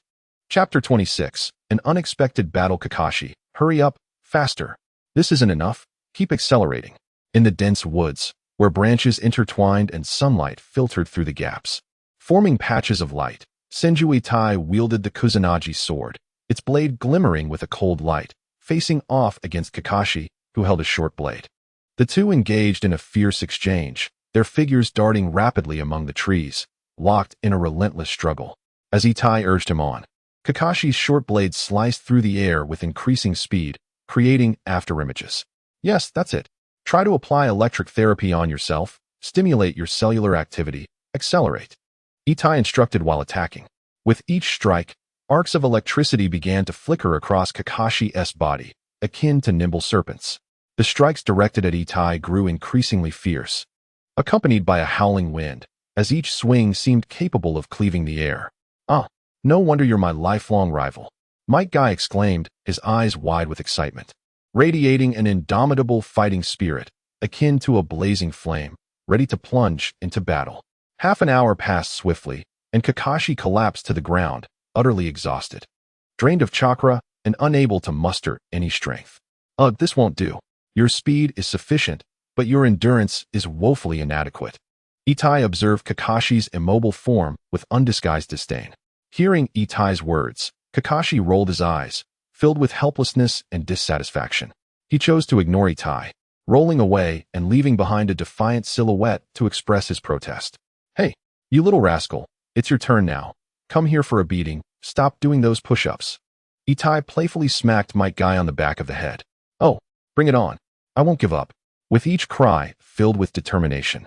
The sounds of impact echoed as Guy charged at Itai like a valiant bull, only to be deftly thrown aside repeatedly by Itai. Admittedly, Might Guy lacked talent in ninjutsu. Not to mention high-level techniques. Even the lower-level jutsu required him to expend several times the effort of others to master. Take the electric therapy that Itai taught, for instance. While Kakashi had become proficient in its application, skillfully stimulating specific muscles to enhance his combat abilities, Guy had only just managed to grasp it, sometimes accidentally shocking himself in the process. Observing the spirited and unyielding Might Guy, Itai seized the moment, catching his incoming punch and deftly tossing him aside. Stop. That's enough. If you continue, you really will get hurt, Itai declared, feigning composure as he took a deep breath, appearing quite the expert. He turned to the sprawled Guy and asked, So, do you wish to learn this set of techniques? Oh, I want to learn. Lord Hokage, please teach me. Upon hearing this, Guy's eyes sparkled, and he eagerly rose from the ground, looking at Itai with the anticipation of a child yearning for a new toy. Very well. I shall teach you. But be prepared. This is not like your previous flashy moves. Patience is essential. Itai replied with a smile, reminding Guy. Yes, understood. Guy nodded obediently, his eyes filled with determination and expectation. Pleased with Guy's compliance, Itai then turned to Kakashi, asking, What about you, Kakashi? Do you wish to learn? In an instant, Kakashi, who had been lying listlessly on the ground, appeared before Itai like a flash of lightning, his speed astonishing. All right, micro squat. Oh, by the way, Guy, take it slow and mind your posture. Under Itai's patient guidance, Might Guy and Kakashi began earnestly learning the new techniques. Lord Hokage, why does this feel somewhat reminiscent of the Hyuga clan's techniques? Kakashi inquired while practicing. Oh, Kakashi, do you still wish to learn? If not, go practice your swordplay and stop with the unnecessary chatter. And don't insult my creation by comparing it to the Hyuga clan's techniques, or I'll sue you for defamation. Itai pretended to glare at Kakashi, speaking half in jest. Thus, the trio embarked on their journey at a leisurely pace. With the new techniques to learn, Might Guy ceased his previous antics and instead devoted his energy to challenging Kakashi. This allowed Itai some much-needed respite, granting him moments of tranquility. Help! Help! Ha ha ha, shout all you want. In this desolate wilderness, even if you scream your lungs out, no one will come to your aid. The following day, sunlight dappled the earth as Itai sat leisurely beneath a tree, watching Kakashi and Might Guy practice their punches. Suddenly, a phrase he found all too familiar reached his ears. Upon hearing it, Kakashi and Guy instinctively halted their movements, their gazes converging. Swish, swish, swish. The three darted toward the source of the sound like arrows released from a bow. Hee. Upon arriving, they saw a man cloaked entirely in black standing before them.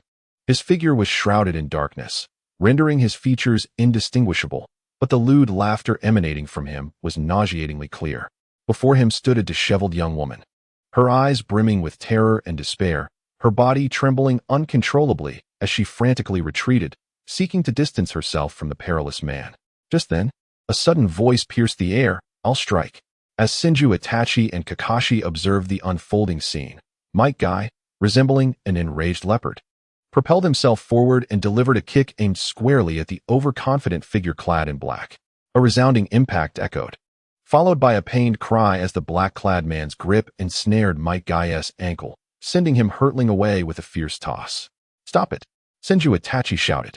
But before he could intervene, Kakashi had already summoned a surge of lightning-charged chakra to his right hand. With an ear-splitting crack, Kakashi launched himself at the man in black, striking with the force of a thunderbolt. Yet, the figure dissipated into a plume of white smoke before Kakashi's attack could land. A ninja? Kakashi thought, his heart racing as he unsheathed the short blade from his back, his senses alert and muscles taut, ready for any imminent threat. "Are you all right?"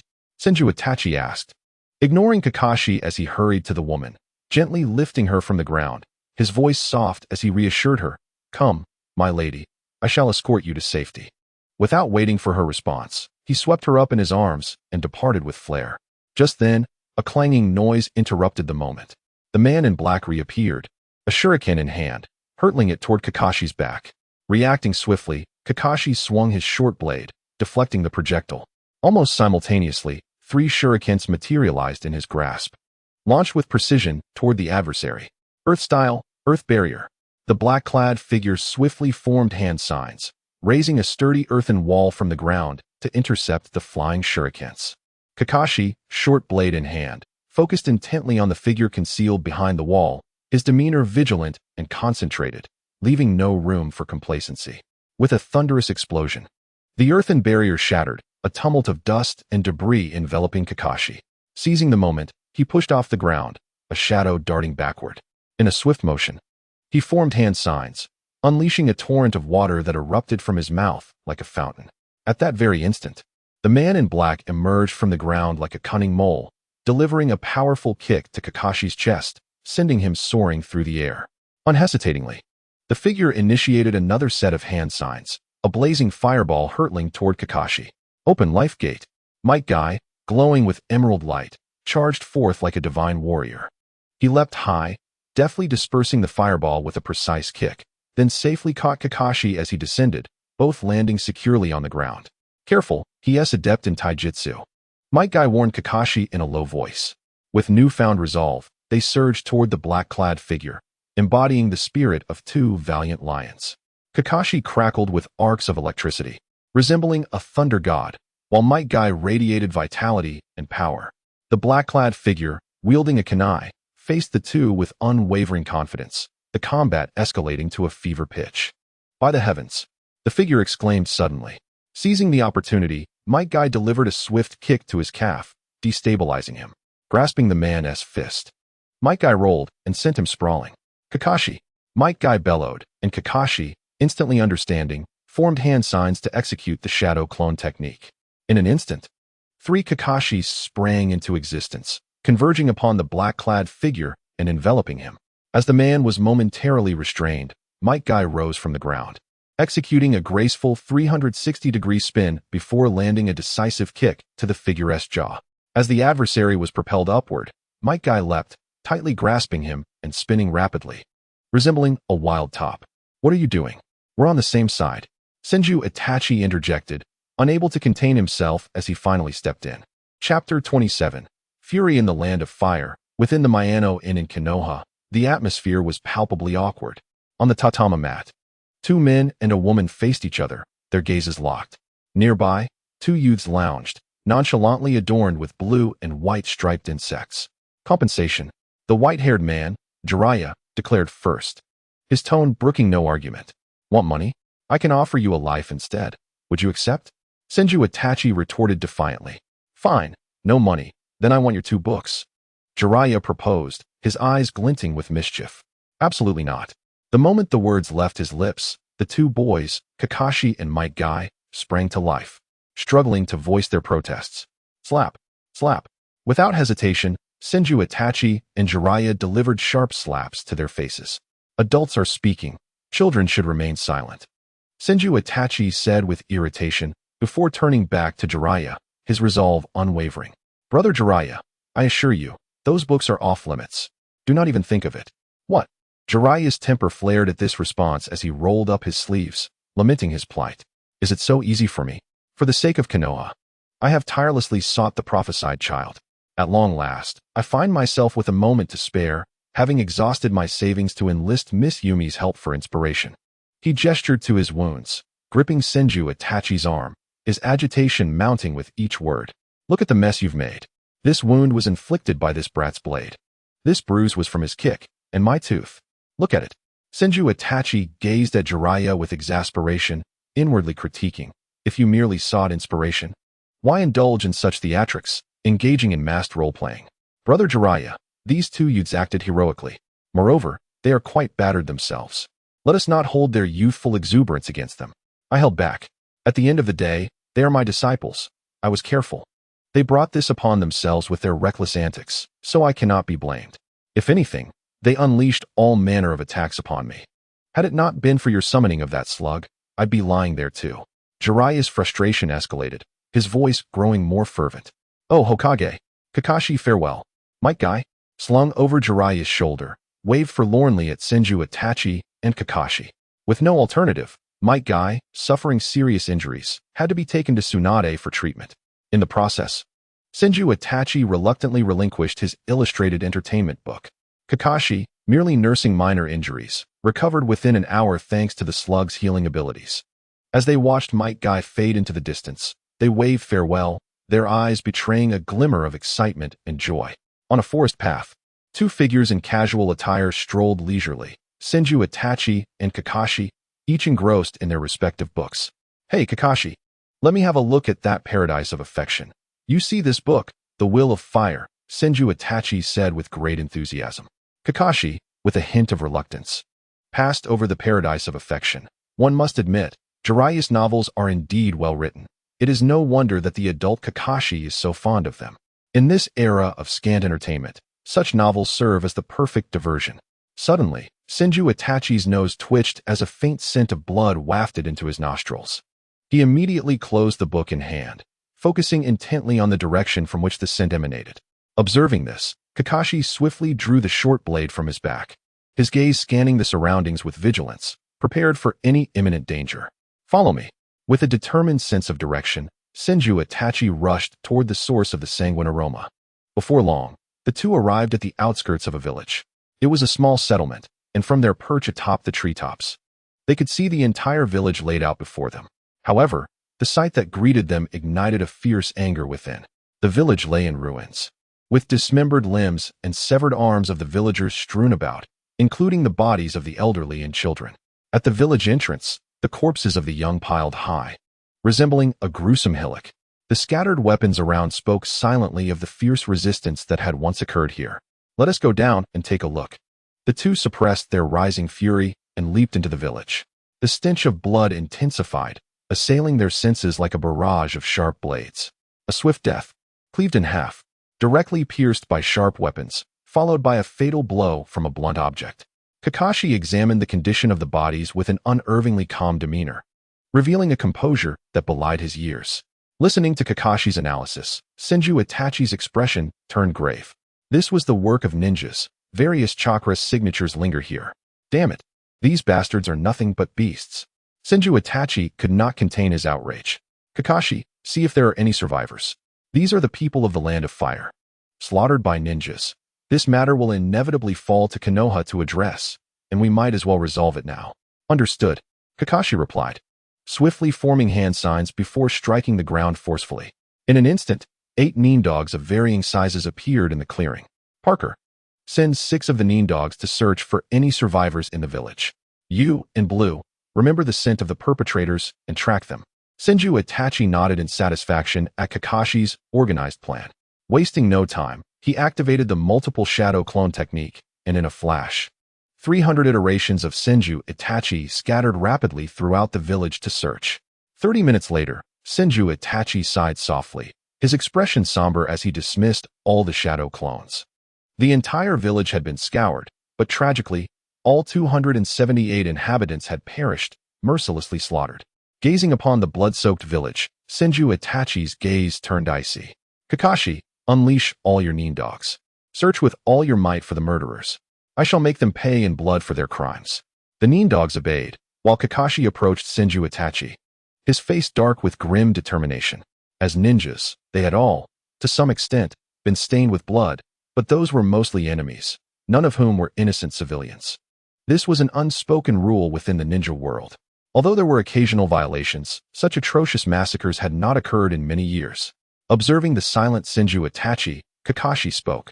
Lord Hokage, preliminary assessment suggests it was the 7 ninja swordsmen of the mist. The 7 ninja swordsmen. Senju Itachi repeated the name in a low voice, his tone laced with lethal intent. Indeed, the wounds on the villagers correspond to the weapon characteristics of the 7 ninja swordsmen. Understood, Senju Itachi replied, suddenly recalling something. Turning to Kakashi with a serious expression, we must exert all efforts to locate their whereabouts within a day. If we have no leads beyond that, we return to Konoha immediately. They likely aim for Konoha's weakened rear. Senju Itachi understood that Might Dai was still alive. The incident of the 7 ninja swordsmen being kicked into oblivion had not yet transpired. There was still a chance. He could not bear to watch the children around him lose their fathers. Kakashi, come here. Senju Itachi summoned Kakashi to his side and quickly formed hand signs. Wood release. Birth of the trees. With a commanding shout, countless sturdy trees erupted from the earth, swiftly growing and towering, enveloping the entire village in mere moments. Under Senju Itachi's precise control, the trees gently gathered the villagers' bodies, as if performing a silent vigil. After releasing the technique, Senju Itachi bowed slightly, his expression solemn. May you rest in peace. I vow to avenge your deaths. With that, he clapped his hands, and a massive fire dragon surged forth. Amidst the roaring flames, the villagers' bodies gradually turned to ash. Chapter 28. The Trap in the lush, verdant forest. A robust black dog darted swiftly through the trees. With a scruffy little dog adorned with a Konoha headband perched securely on its back, the 2 dogs moved with remarkable agility, akin to black lightning, skillfully weaving through the woodland. Following closely behind were 2 figures, one large and one small. Lord Hokage, the scent of that group is heading this way. They should not be far from us, Kakashi said, while keeping pace behind Senju Itachi. All right, conserve your strength. Leave everything to me when the moment comes. If it becomes critical, call for help and ensure your own safety, Senju Itachi instructed Kakashi earnestly. Under Parker's guidance, they quickly discerned the precise direction in which the 7 ninja swordsmen had departed. To prevent a similar tragedy from recurring, Kakashi and Senju Itachi pressed on without pause, fully committed to the pursuit. At this point, Parker could distinctly sense the enemy's aura. Upon hearing Parker's alert, Kakashi and Senju Itachi slowed their pace, carefully suppressing their presence, akin to 2 stealthy leopards cautiously approaching their target. Initially, Senju Itachi had intended to strike forcefully, emulating Might Dai's 1-against-7 display of strength. However, reflecting on the near catastrophe Might Guy had faced, he reconsidered. Even if Might Dai's skills were perhaps inferior to Might Guy's, opening all 8 gates had not eradicated the enemy completely. In this foreign land, a cautious approach was wiser. Just as the 2 advanced silently, A nearly imperceptible sound suddenly pierced the air. Swish. In an instant, Senju Itachi activated the body flicker technique, moving with lightning speed to intercept the shuriken aimed at Kakashi. Ha ha ha. You must be the new Fourth Hokage of Konoha. Your reflexes are impressive. Came a boisterous laugh as a man with long yellow hair emerged from a puddle of murky water. His face concealed behind a mask bearing the emblem of the Mist Village, he brandished a long needle that glimmered coldly in the sunlight. Upon seeing this individual, Senju Itachi's mind raced with information about him. Kisame Hashigaki, the first wielder of the sword Semihata. This man is ruthless and merciless, even to the point of indiscriminately killing, without regard for kin or foe. He and Zabuza Momochi are infamously known as the Heartless Duo, having committed heinous acts of murder against their own. He possesses an exceedingly cruel penchant for binding individuals and methodically tormenting them, deriving a perverse pleasure from witnessing their desperate struggles in the face of impending death. In an instant, the myriad of malevolent deeds attributed to Kurosaki Kurama intermingled in Senju Itachi's mind with the haunting image of the children he had seen bound to the pillars in the village. An inferno of rage ignited within him, as if it sought to reduce everything before him to ashes. Kurosaki Kurama. His name escaped Senju Itachi's lips, each syllable laden with boundless fury. Huh. Now that you've revealed yourself, do not hide away. Summon your accomplices to join you, he said, suppressing his rage with a cold demeanor. Clap, clap. Kurosaki Kurama clapped his hands twice and then bellowed, Brothers, come forth. Let us extend a warm welcome to the esteemed Hokage of Konoha. In an instant, over 30 ninjas, clad in varied attire, emerged from the shadows of the forest like specters, encircling Senju Itachi and Kakashi. Kakashi, send Pakin and the others back and signal for help, Senju Itachi urged, slightly shifting to shield Kakashi behind him. Without a moment's hesitation, Kakashi raised his hand, and a plume of crimson smoke surged skyward, etching a stark mark against the azure expanse. What's this? Is the esteemed Hokage feeling frightened and calling for reinforcements? Chuckled the rotund and brown-haired Suigetsu. A mocking grin plastered across his face as he regarded Senju Itachi. Observing the multitude of ninjas arrayed before him, Senju Itachi smirked, disdain evident in his expression. Just a rabble of miscreants. I need not sully my hands with you, he declared. Suddenly, a cacophony of buzzing insects filled the air as a mass of black mist descended, revealing the entirety of the Shadow Guard, standing resolutely before Senju Itachi. Hokage-sama. Uchiha Shursui and his comrades greeted him with synchronized bows, their demeanor calm, as if the surrounding adversaries were mere ants, unworthy of their attention. Senju Itachi, surveying Shursui and his companions, wore an arrogant smile as he bellowed, Ha ha ha, my little pups, reinforcements have arrived. None of you shall escape today. Deju. Sandy. At his command, Deju and Sandy activated their Byakugan. In an instant, a torrential downpour of shuriken and kunai rained down upon the enemy. Bang, bang, bang. As the shuriken and kunai fell, a multitude of concealed explosive tags detonated, throwing the previously composed ninjas into disarray as they scattered in every direction. With the formidable perception granted by the Byakugan, their meticulously laid traps were rendered futile, appearing to Daiju and Sandy as mere child's play. As the smoke cleared, the scene transformed into a chaotic ruin, utterly desolate. Trees lay toppled by the force of the explosions, flames flickered menacingly, and the air was thick with acrid smoke and the faint scent of blood. Unbeknownst to them, Shursui, Kakashi, and others had vanished from Senju Itachi's side, stealthily infiltrating the battlefield as silent phantoms, embarking on a thrilling hunt. The sounds of fierce combat echoed from all directions. Before the panicked ninjas could organize a cohesive counterattack, nearly 5 or 6 of their number had already fallen to Kakashi and Shursui. Kill the Hokage, a voice cried out amidst the turmoil, but soon after, that cry morphed into a piercing scream of terror. Humph, the Hokage is not someone you can simply slay at will. With a tone of indifference, Oil Woman Shizuru noted as the skirmish swiftly settled into silence, leaving only the fallen adversaries in its wake. Clang, clang, clang. He is here. No, he is over here. So fast, I can't even touch him. Ah, be careful. He is of the Uchiha clan. He possesses the Sharingan. Meanwhile, Shursui darted across the battlefield with the agility of a cunning rabbit, employing his body flicker technique with unparalleled finesse. He confounded 6 ninjas, leaving them bewildered and aimlessly searching for his elusive presence. Murakumo, why are you trying to kill me? Watanabe, wake up. On another part of the battlefield, Morigoro swiftly formed hand seals, his gaze fixed intently on the 5 adversaries before him. A serene smile rested on his lips, as if everything were under his control. Delicate raindrops, like needles, fell from the sky, silently enveloping the surroundings. Into the dream, this was Morigoro's signature genjutsu, capable of ensnaring foes without them realizing. In his illusory realm, those who were attacked had no chance of escape. Charge with me. With a rallying cry, the remaining ninjas grasped their weapons and surged toward the stationary Senju Itachi, hoping to overpower him with sheer numbers. Humph, merely a puppet Hokage, one shouted, raising a large sword with malicious intent as it descended towards Senju Itachi, the blade slicing through the air with lethal intent. Crack! Just as the blade was about to cleave him, he calmly extended his right hand, firmly grasping the descending sword. That seemingly casual grip contained an immense power, rendering the sharp blade incapable of advancing even a fraction further. Who told you I am but a puppet? Senju Itachi's tone was composed and unruffled, as if the unfolding scene were merely a farcical performance. He slowly withdrew his hand from the blade, and simultaneously, his hair began to shift in hue, an overwhelming and enigmatic aura emanating from him. Chapter 29, Total Annihilation in an instant, Senju Itachi entered sage mode. At the center of his forehead, the Taiji symbol swirled like a lively shadow, exuding a mysterious essence.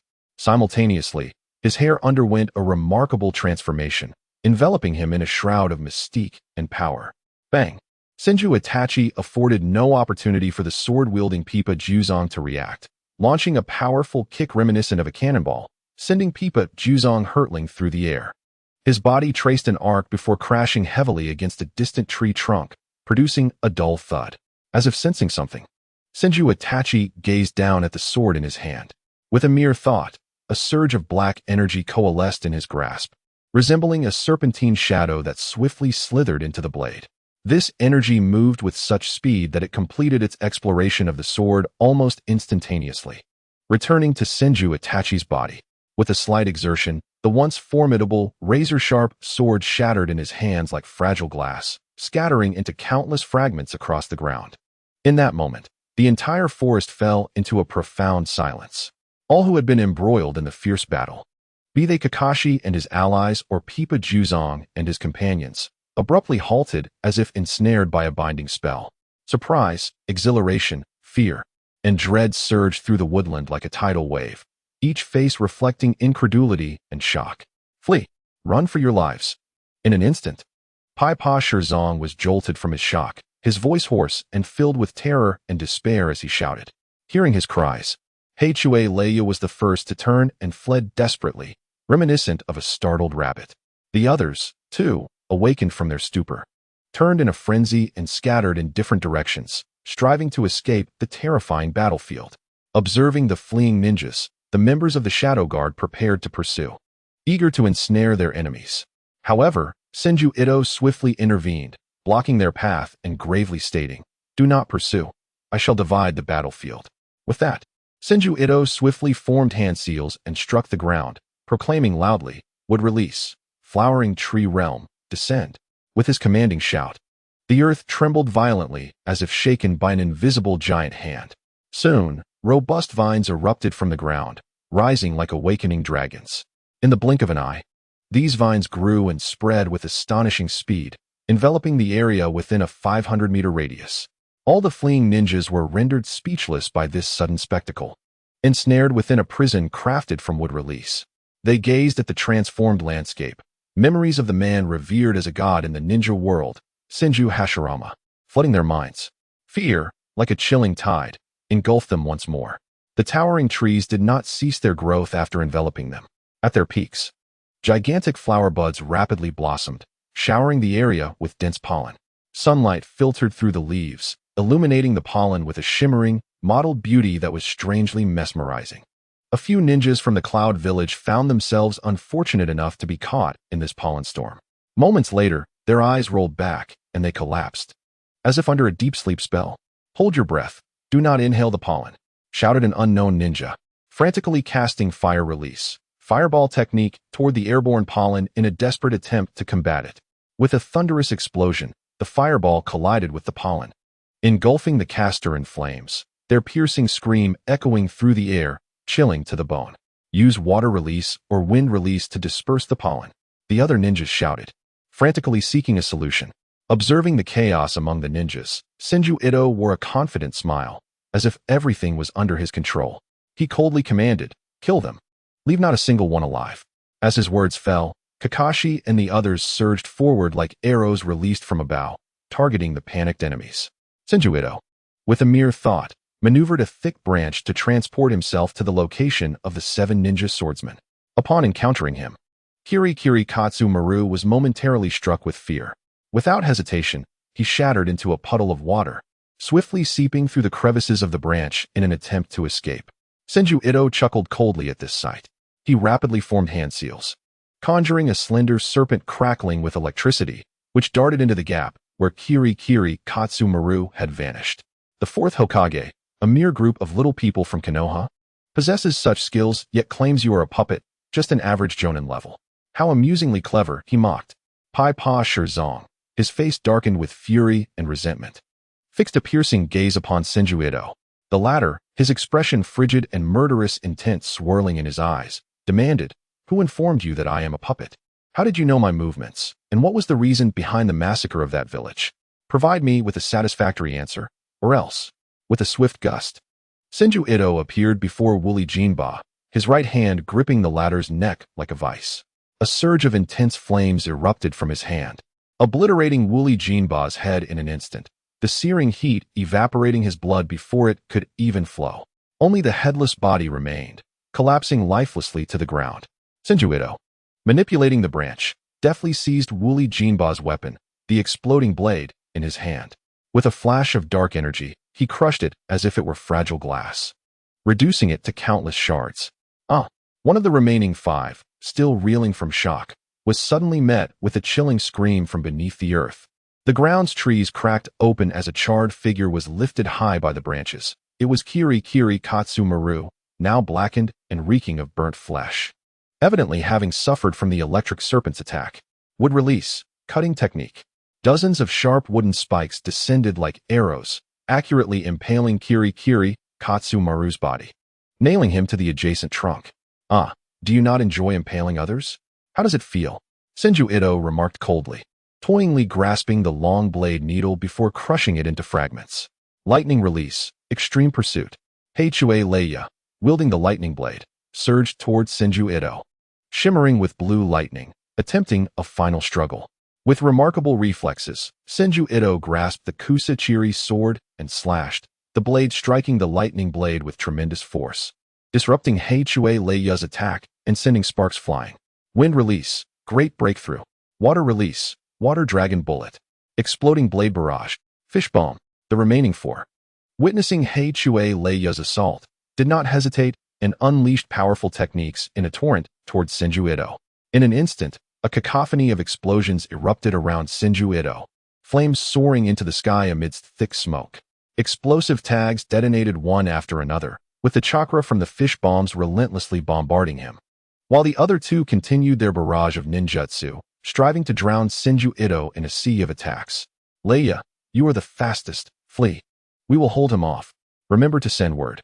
Pai Pa Shirzong urged, a note of desperation in his voice as he glanced at Heichue Leia, who was gathering power. Heichue Leia cast a lingering look at Pai Pa Shirzong, a complex emotion flashing in his eyes before turning and charging toward the trees, the lightning blade gleaming with radiant lightning. Walls of wood crumbled under his assault. To survive, he had to break free from this terrifying realm of wood release. Gathering his strength, he prepared for a final sprint. With a resounding crash, a figure plummeted before him like a kite severed from its string, shattering upon impact.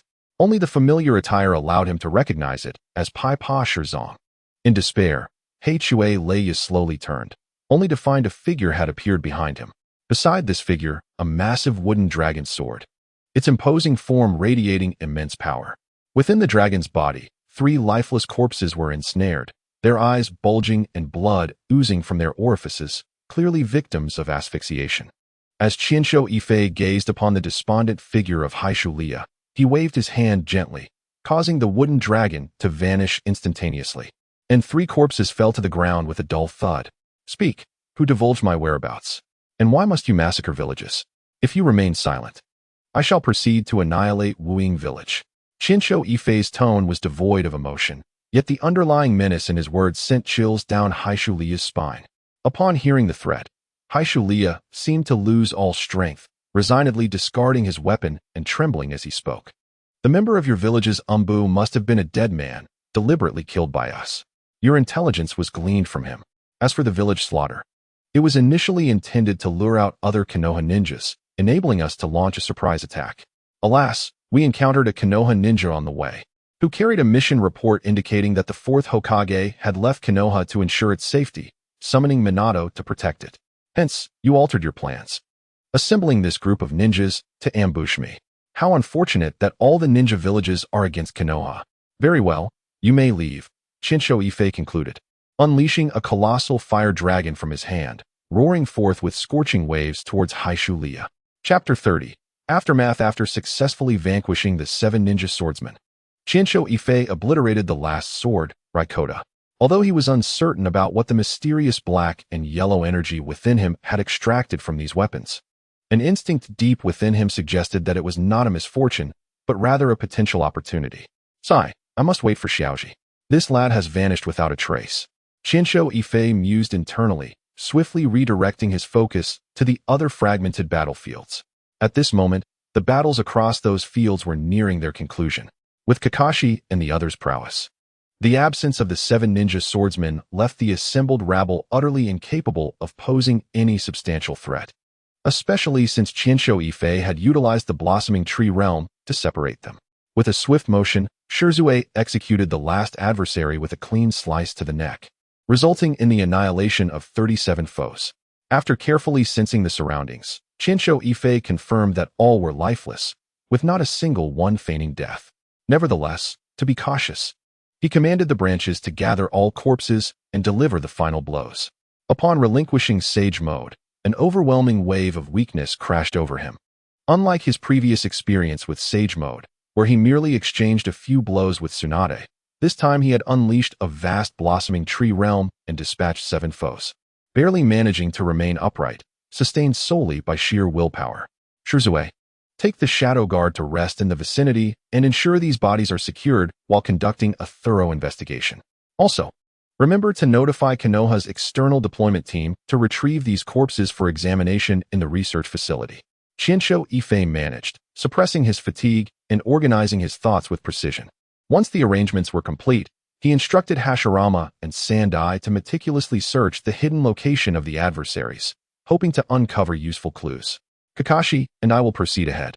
If anything arises, Kakashi will signal you. Qinshu Yifei strained to maintain his composure, but as soon as he stepped out of the Shadow Guard's line of sight, he could no longer endure and collapsed onto the ground. Hokage-sama, are you alright? Kakashi, witnessing Qinshu Yifei suddenly slump down, instinctively reached out to assist him. Qinshu Yifei looked at Kakashi, drenched in blood, with a face of disdain and replied, I am fine. Merely chakra depletion has left my legs a bit weak. A moment's rest will suffice. And keep your distance. Your blood-soaked presence is nauseating. It's just a kill, yet you appear so disheveled. Are you injured? Though he verbally criticized him, Qinshu Yifei swiftly formed hand seals. In a burst of white smoke, a life-size slug clone was successfully summoned. Great slug. Might I trouble you to check if this lad is injured? If so, please assist him in treatment. Qinshu Yifei spoke respectfully. Additionally, there are a few others over there.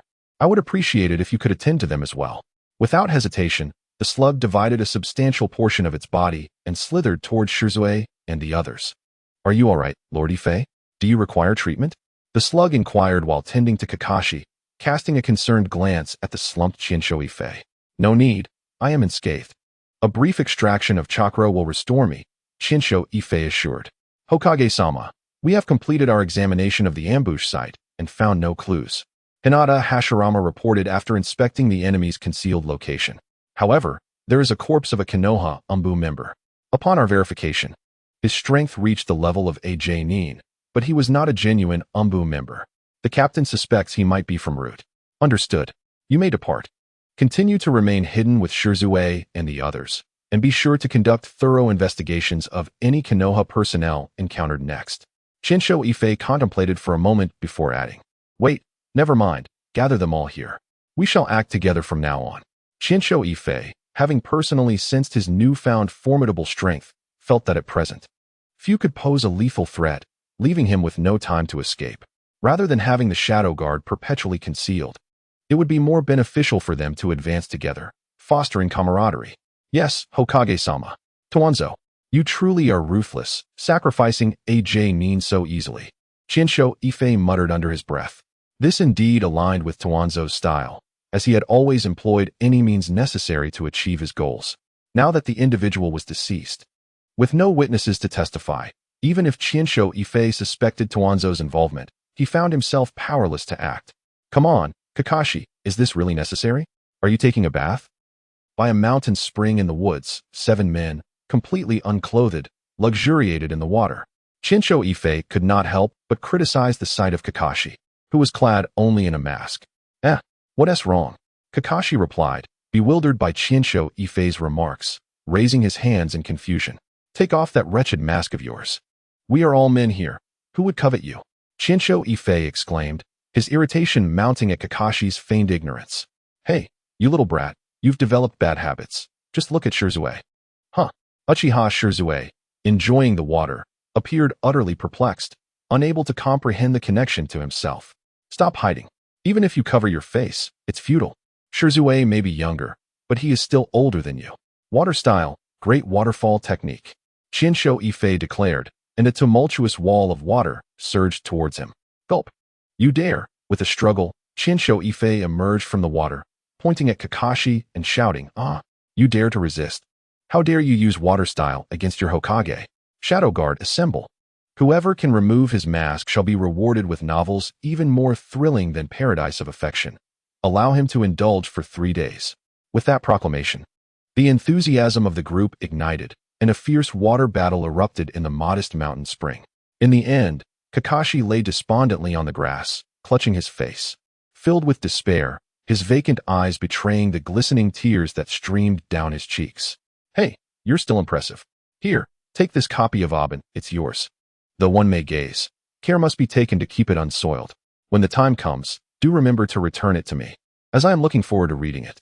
As Senju Itachi imparted this reminder, he handed the novel to Uchiha Shirzue, who had successfully acquired Kakashi's handkerchief. The onlookers displayed expressions of regret, while only Goro Mori exhibited a glimmer of greed in his eyes. Oscillating between the handkerchief in Shirsue's grasp and the one lying on the ground beside Kakashi. Once everything was in place, the 7 members of the group set forth with vigor and resolve, embarking on their journey, the destination of which remained unqueered. Chapter 31. Who is leading the way? Within the depths of Konoha Village's root base, the atmosphere was stifling, oppressive. Bang! Danzo slammed his palm onto the table, causing the items atop it to jolt. His countenance was dark, as if it could drip with water, and he bellowed at his subordinates below, "A bunch of useless fools." The 7 ninja swordsmen, renowned for their ability to annihilate a small nation, cannot even handle a single Senju Itachi. After venting his fury, he slightly composed himself and added, "Yun, go retrieve the corpses of the Mist's 7 ninja, so that our people may study them thoroughly and see if any valuable insights can be gleaned."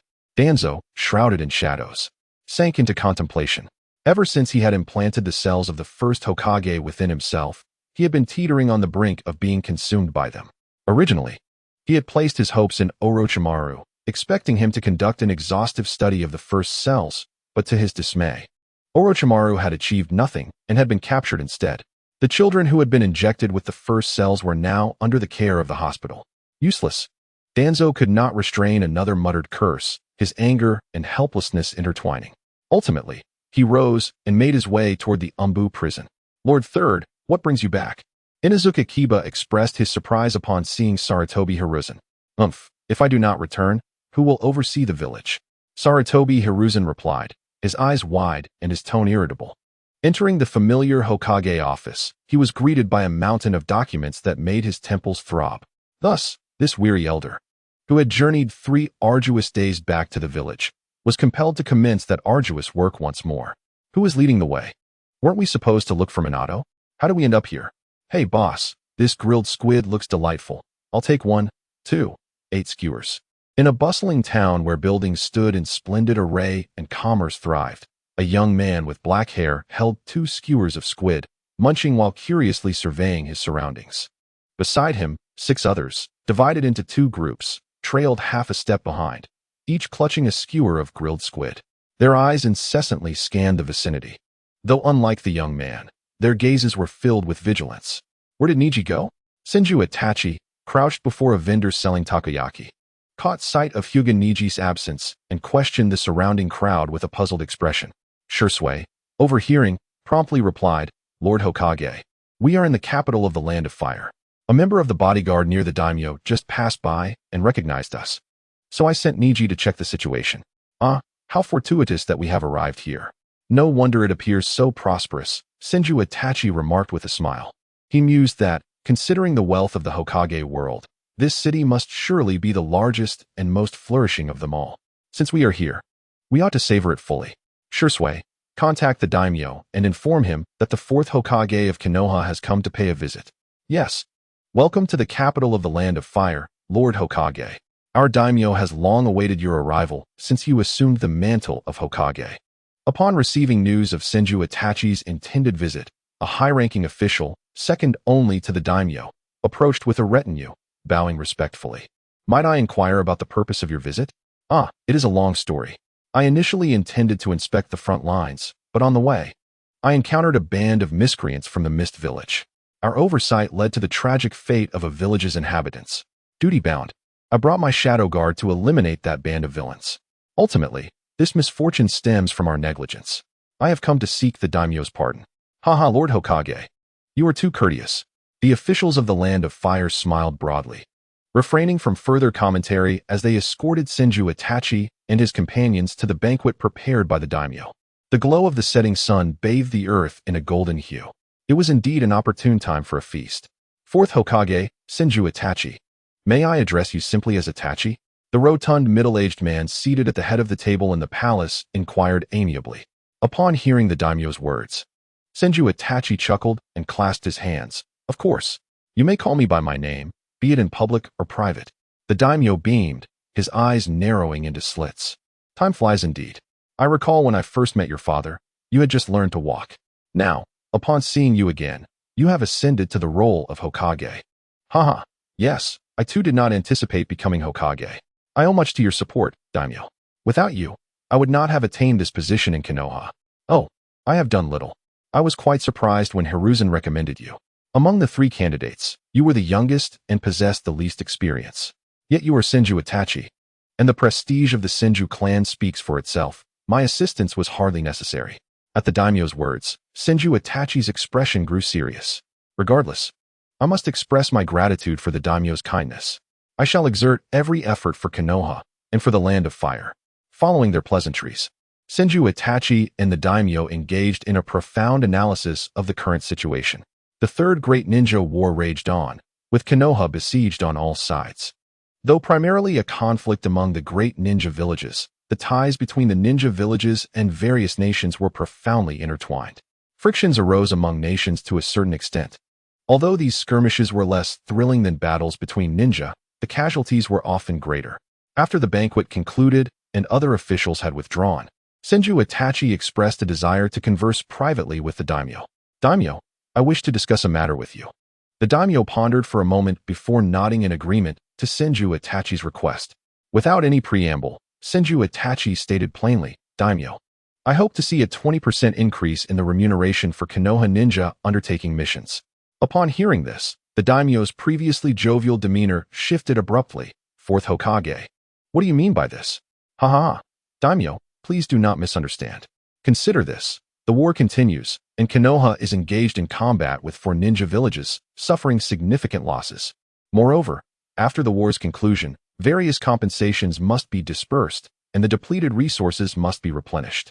To put it bluntly, if Konoha is severely weakened and falls to another ninja village, what then for the Land of Fire? Who will safeguard your safety and that of your family? After a friendly exchange, the daimyo, with a beaming smile, embraced Senju Itachi's shoulders and acquiesced to his request. Ultimately, while ninja villages and nations are interrelated, They remain distinct entities. The daimyos of each nation harbor trepidation toward powerful ninja. Their agreement to the establishment of ninja villages was born of necessity. No one wishes to have a group of individuals possessing extraordinary powers constantly watching over them. Thus, one can only forge an agreement with these ninjas, mutually benefiting from each other's strengths. With the assistance of ninjas, the safety of the Lord is significantly enhanced, allowing assassination missions and the quelling of internal rebellions to be resolved more swiftly and efficiently, undoubtedly strengthening the Lord's dominion over the nation. Senju Itachi approached Kakashi and the others, tossing a bulging pouch of coins in his hand, a broad smile adorning his face. Hey, let's go enjoy ourselves. We must inspect the capital. We cannot allow lurking dangers to threaten the Lord's safety. Chapter 32. Indulgence. Delightful. A bit more pressure. Yes, just right. Senju Itachi reclined comfortably on a soft mat, a beautiful woman in a lightweight kimono kneeling beside him. The kimono elegantly accentuated her perfect curves, her delicate hands rhythmically massaging his shoulders, enveloping Itachi in a cocoon of comfort. Beside them were 6 soft mats, where Kakashi and the others lay in neat rows. Unlike the rest, a handsome young man with an impressive 8-pack was massaging Goro Mori. Kakashi turned to Itachi, who was reveling in his pleasure, and inquired, "My lord, isn't this a bit excessive? We've spent 2 days either bathing and getting massages or watching performances. This hardly seems appropriate." Itachi shot Kakashi a glare, retorting, "What do you know, you child? Just look at Shursui and Daju. They know how to enjoy life." Kakashi, taken aback by Itachi's words, fell silent and turned away. The usually composed Uchiha Shursui blushed, feigning indifference while his gaze wandered. As the sun climbed high, Itachi emerged from the massage parlor, stretching his back with a contented sigh. Following him were Daju and the others, but Kakashi and Shursui were notably absent. Itachi claimed, "Children should be playing games next door. By the way, does anyone know where the Konoha embassy is located in the Land of Fire?" Upon hearing Itachi's question, Hyuga Daju appeared bewildered, noticing the perplexed expressions on their faces. Itachi realized his blunder and clarified, "What I meant was the gathering place for our ninjas dispatched from Konoha. We ought to pay it a visit. Having taken their money, it would be remiss not to inspect." Under the guidance of Daju and the others, Itachi soon arrived at the Konoha ninjas' encampment in the Land of Fire. This establishment was overseen by Nara Shikaku, one of the 12 guardians. Each of the 12 guardians was an elite jonin, their strength comparable to that of Itachi's shadow guards. To facilitate communication between Konoha and the Land of Fire, a member of the Nara clan was always present, and coincidentally, the current guardian was one of them. Nara Shikaku was responsible for coordinating communications between the high-ranking officials of Konoha and the Land of Fire. Many significant missions for the Land of Fire required his judicious assessment before being relayed back to Konoha and assigned to other ninjas. This position demanded a high degree of loyalty from the ninjas, and each individual who held this role had been meticulously selected. "My lord," Shikaku reported, "overall, the relationship between Konoha and the Land of Fire is currently strong and harmonious. Additionally, the Land of Fire possesses great wealth. Its nobles, including the Lord, are exceedingly greedy, having amassed their fortunes from the lower classes. The increase in compensation you proposed will not pose a significant burden to them, so there is no need for concern regarding potential conflicts." Hearing Shikaku's report, Itachi's previously anxious demeanor settled into calm. "Understood. Thank you for your hard work. You must continue to monitor this situation. Konoha's development relies on financial support. As long as the demands from the Land of Fire remain reasonable, we will always be their steadfast ally.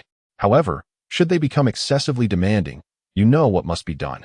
After their discussion, Itachi exited the office. Observing Kakashi and the others lined up before him, he waved his hand, declaring, "Take a break. Go enjoy yourselves and truly experience the splendor of the Land of Fire. Do not dwell solely on combat. Take in the sights and allow yourselves to relax. If you run out of money, seek Kakashi. He has all the funds." Kakashi, who had been preparing to visit a bookstore, was momentarily stunned by Itachi's words. "My lord, isn't that what you owe me?" "What? When did I owe you? I merely entrusted you with safekeeping. I will repay my debts in due time, but that is not urgent now." For 5 consecutive days, Itachi indulged in a life of opulence, relishing every moment. "My lord, a letter from the Third Hokage has arrived." Itachi's enjoyment of the dancers was interrupted by the sudden appearance of Uchiha Shursui. "Let me see." Itachi took the letter from Shursui and began to read. I am incompetent. Orochimaru has escaped. I have dispatched individuals to track him down and issued a warning to all ninja of his defection. When will you return to converse with Minato? You have yet to reach the front lines. While leisure is permissible, it must be tempered. Do not compel me to seek you out personally. Hey, this old man is really anxious, Itachi mused. Shursui, our days of leisure have come to an end. Inform everyone to pack their belongings and prepare to depart. All right, ladies. You may leave now. As Itachi passed by the dancers, he gave a playful slap to one of them. In the instant he brushed past the dancer, she swiftly acted, her eyes flickering with hesitation, before brandishing a short knife and lunging at Itachi's back with remarkable speed. Itachi remained unperturbed as the knife plunged into his body. The solid sensation elicited a moment of joy from the dancer, but in the next instant, the man she had stabbed transformed into a wooden figure. With no hesitation, Uchiha Shursui delivered a powerful kick to the dancer's abdomen, sending her sprawling backward, blood spewing from her mouth. Oh, look at you. How could you be so harsh with a girl? Itachi remarked, stepping out from behind a screen to confront the dancer. He approached her, lifting her chin with his finger. Such beauty, yet so reckless. Who sent you? I do not believe I have offended anyone in the capital of the Land of Fire. Humph, not willing to speak. Observing the dancer's resolute expression, Itachi stood up and removed the short knife from his wooden clone. Holding the knife delicately, Itachi traced it across the dancer's face. Shursui, let me introduce you to a method of punishment. Take notes. Observe from here. He lightly grazed the dancer's scalp with the knife. Here, just a gentle cut. Not too deep, merely breaking the skin. Then, we can find some mercury to pour in. It is denser and can separate the skin from the flesh. Of course, under limited conditions, we can substitute chakra to forcibly separate the skin. TSK, the sensation must be unbearable. As Itachi spoke. The dancer writhed on the ground as if being flayed alive. What have you done? Turning to see Shursui's bewildered expression, Itachi inhaled sharply. I was merely threatening her verbally. Why did you use genjutsu? You fool, do you not fear being blind at a young age? Quickly stop, do not frighten her to death. Chapter 33. The bounty. As the illusion was dispelled, the dancer clutched her head tightly with both hands, gasping for breath. Beads of sweat, as large as peas, cascaded down her forehead, her eyes aflame with redness, and tears flowed like pearls from a broken string. Speak, why did you attack me? Do you know me? Bai Yifei inquired with a gentle demeanor. The dancer instinctively took a few steps back, then suddenly knelt on the ground, repeatedly bowing her head. My lord, I beseech you to spare me. I was compelled against my will. They threatened my mother's life, and I could not bear to see her perish.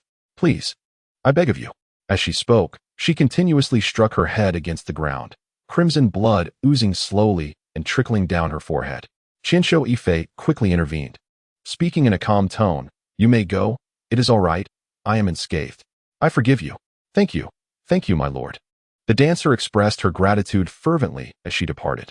The moment she exited the door, she lifted her skirt and fled like an arrow, fearful that Bai Yifei might change his mind. Jishui, follow her and observe where she goes. Bai Yifei rose, gazing in the direction of the dancer's departure. His tone tinged with an icy undertone. Daimyo, I hope it is not you. In a very secluded corner of the Fire Nation's capital, 7 figures cloaked in black robes appeared quietly. Lord Hokage, this is the place where the dancer was last seen. After entering, she never emerged again. Hey, move aside. What are you doing? If you're not going in, don't block my way. Just as they were discussing, a group of burly men approached, rudely pushing Kakashi out of the way. Follow them. Let us see what's inside. Bai Yifei observed as the leading man adeptly pressed several stones on the wall, halting the others who were about to act. With a series of stones pressed down, the stone wall slowly ascended, revealing a passage barely wide enough for a single person. Please present your passes. After the group of burly men passed through, 2 guards at the entrance stopped Bai Yifei. Jishui, never mind, let Goro handle it. Upon hearing Bai Yifei's command, Goro Mori in the middle of the group swiftly formed hand seals, as fine raindrops began to fall. The 2 guards who had been watching Bai Yifei respectfully stepped aside. My lord, please enter. With the guard's courteous attitude, Bai Yifei walked in with his hands clasped behind his back and his head held high. Emerging from the roughly 10-meter passage, Bai Yifei was suddenly greeted by a vibrant scene, with various hawkers calling out in the air. Don't miss out. The Mist Village's lower ninjas. Buy a self-defense tool. Come and see. Do you wish to become a ninja? Do you wish to traverse rooftops and soar through the skies? The exclusive chakra extraction method from Lord Hokage of Konoha. Not 998, not 688, just 188. And you can take it home. Walking along the wide street, vendors were abundant. A man wearing a crooked Konoha headband sat cross-legged by the roadside, loudly hawking several books. Hearing his shouts, Bai Yifei turned to those beside him, his brow furrowed in confusion. Does our village's Hokage have a special chakra extraction method? Why was I unaware of this? You are the Hokage, why ask us? Kakashi replied, rolling his eyes in exasperation. Cloaked figures obscuring their faces were commonplace on the street, and the group did not seem out of place as they walked along. That person is Kakuzu. Let us follow him. The seven followed Kakuzu to a tavern, and as they drew closer, they discovered that the tavern was filled with ninjas, each exuding varying degrees of chakra. Ah, Kakuzu, you've arrived. Here to collect your bounty? An elderly man hunched over the counter greeted him. Yes, hand it over. This is the target's head. Take a look. Kakuzu accepted the bounty and disdainfully eyed the poster board behind the old man. Why are these all insignificant characters? I have faced off against Hashirama. Where are the more challenging contracts? Show me. Ah, yes, my lord, please wait a moment. The old man smiled obsequiously, then began rummaging under the counter. Moments later, he produced a thick stack of bounty notices. Lord Kakuzu, look here. These are the accumulated bounties, along with some new ones. See if any pique your interest. This one will do. The bounty is high, and it seems manageable. I need to attend to matters in the Earth Country anyway, so it's on my way. Kakuzu pocketed the bounty notice and retraced his steps. Bai Yifei observed the tavern before stepping inside. The old man, seeing the seven newcomers, greeted them warmly. Welcome, esteemed lords. Would you like to enjoy a drink, or perhaps take on a bounty? Show us your most difficult bounties. These are all too trivial. Bai Yifei mimicked Kakuzu's tone, pointing disdainfully at the bounty notices behind the old man. Of course, please wait. As Bai Yifei took the bounty notices handed to him by the old man, he began to peruse them. Assassinate the head of the Ueno family in the Earth Country may be protected by at least 4 elite J-Nin bounty of 40 million Ryo. Escort the third son of the daimyo of the Water Country home. No disturbances below J-Nin bounty of 50 million Ryo. Eliminate Jiraiya of Konoha, shadow-level powerhouse, who has spied on many high-ranking officials in the Fire Country bounty of 80 million Ryo. Eliminate Minato Namikaze, bounty of 70 million Ryo. As Bai Yifei read through the bounties, he found that all required dealings with elite J-Nin. Suddenly, a familiar name caught his eye. Bai Yifei. The newly appointed Hokage of Konoha, ordinary J-Nin, protected by the Shadow Guard, has never left the village since taking office bounty of 100 million Ryo. Bai Yifei rubbed his eyes, staring at the familiar photograph of himself, and instantly felt a surge of fury. What the hell? Who gave him this picture? Why do I look so hideous? Wah, Brother Sean, you must avenge me. That despicable waste of a fourth Hokage from Konoha actually tried to assault me. Wah. Just as Bai Yifei was lost in self-doubt while gazing at the photograph, a familiar female voice reached his ears. Following the sound, he saw the dancer nestled in the arms of a burly man, the very leader of the group that had brought them in. What the hell? A useless puppet dares to lay hands on my woman? Just wait. Brother Sean will deal with him tomorrow. Hihimayo, let us have some fun first. The burly man grinned wickedly, groping the dancer with no regard for the gazes of those around them, lifting her as if to ascend the stairs. Oh, Brother Sean, don't rush. I heard that waste is leaving today, so we must hurry. Listening to their conversation, Bai Yifei let out a cold snort. Humph, how interesting. Hearing the cold snort, Kakashi and the others couldn't help but twitch their lips, casting cautious glances at Bai Yifei, who seemed to exude an aura of dark energy. Chapter 34. The scheme, I will take this bounty. Bai Yifei's voice was as cold as frost as he reached for the bounty notice containing his own information, intending to tuck it into his clothing. However, he was interrupted by the tavern's old man.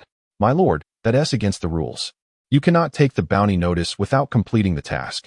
Upon hearing the old man's words, Bai Yifei was almost amused with anger, retorting. Didn't that other man take his away? My lord, that's different. Lord Kakuzu has taken on nearly 100 bounties, large and small, and has always completed them successfully. Your voice sounds unfamiliar to me, the old man explained, maintaining a respectful demeanor. Fine. Is there anyone willing to take on this bounty? Bai Yifei's tone carried a hint of impatience. The old man's expression faltered, and at that moment, Kakashi, understanding the situation, discreetly handed over several bills. Alas, how forgetful can I be? It took me quite a while to ponder over such a trivial matter. The elderly man swiftly tucked the bills handed over by Kakashi into his pocket, a broad smile adorning his face as he continued. This bounty had previously gone unclaimed. However, it seems many have come to inquire lately, as rumors suggest the Hokage has left the village, and they are eager to see if they might have an opportunity to eliminate him. Understood. Let us be on our way, Senju Itachi replied curtly, leading the group away from the underground black market. As soon as they exited, Senju Itachi hurriedly made his way to Nara Shikaka's office. Shikaka-senpai, are you aware of the black market beneath the capital? Senju Itachi's expression was grave, a hint of contemplation etched on his features. Nara Shikaku regarded him thoughtfully and replied, Hokage-sama, have you visited it? What are your impressions? Senju Itachi lifted his gaze to meet Shikaku's, responding, it is quite unreasonable. There are numerous ninjas within, yet they seem to coexist harmoniously. Moreover, various slaves are being sold there, including some of the J-nin level, and that tavern boldly issues bounties on shadow-level powerhouses. The individuals or organization behind it must be formidable. Do you have any leads? Haha, Hokage-sama, have you not already deduced it? Nara Shikaku did not answer directly, merely offering a knowing smile. After departing from Shikaku's office, Senju Itachi remained silent throughout the journey. He was acutely aware of the vast chasm between reality and the animated world. The intricate web of relationships extended far beyond the mere entanglements among a few ninja villages. It encompassed those villages formed by ordinary citizens and even entire nations. The underground black market provided a means for commoners to eliminate ninjas with the power of money. Senju Itachi believed such black markets were not exclusive to the Land of Fire. Other major nations likely harbored many as well. Since the establishment of the great ninja villages, 3 wars had erupted in rapid succession. Surely, such chaos could not be solely attributed to a single entity. The massacred villages, the enslaved individuals, the exploited populace. All these revelations made Senju Itachi realize he had underestimated the darkness of this world. Hey, you worthless fool, are you trying to steal my woman? A group of burly men approached menacingly, blocking the path of Senju Itachi and his companions with a crude demeanor. Yes, Brother Sean, it's that guy in the middle. Not only did he grope me, but before the burly man's words could finish, the dancer's soft voice chimed in from behind. Hearing their exchanges, Kakashi cast a disdainful glance at Senju Itachi and subtly stepped back. Noticing Kakashi's movement, Senju Itachi felt a vain throb on his forehead, his anger surging. You little brat. I'm talking to you. Can't you hear me? The burly man, enraged by Senju Itachi's lack of response, shouted angrily as he raised his voice. Earth style, earth spear. The man swiftly performed hand seals, launching several hard earthen spears towards Senju Itachi like lightning. As the spears flew toward him, Senju Itachi yawned lazily, appearing utterly unconcerned. Earth style, earth barrier. 8 trigrams, 64 palms. In an instant, Kakashi executed hand seals, erecting an earthen barrier that firmly intercepted the spears. Meanwhile, Shursui vanished from sight, reappearing with a short blade poised at the burly man's throat. Hinata's Niji and Hinata Sanji activated their Byakugan, unleashing the gentle fist technique against the remaining men with ferocity. Swarms of black insects materialized around Aburame Shino, buzzing ominously as if poised to attack. Goro observed the burly men with a chilling smile, making the atmosphere even more unsettling. In the blink of an eye, all 8 burly men lay on the ground, groaning in agony, while the dancer crumpled to her knees, her strength evaporated. How dull, Senju Itachi remarked indifferently, casting a dispassionate glance at the group before turning to leave.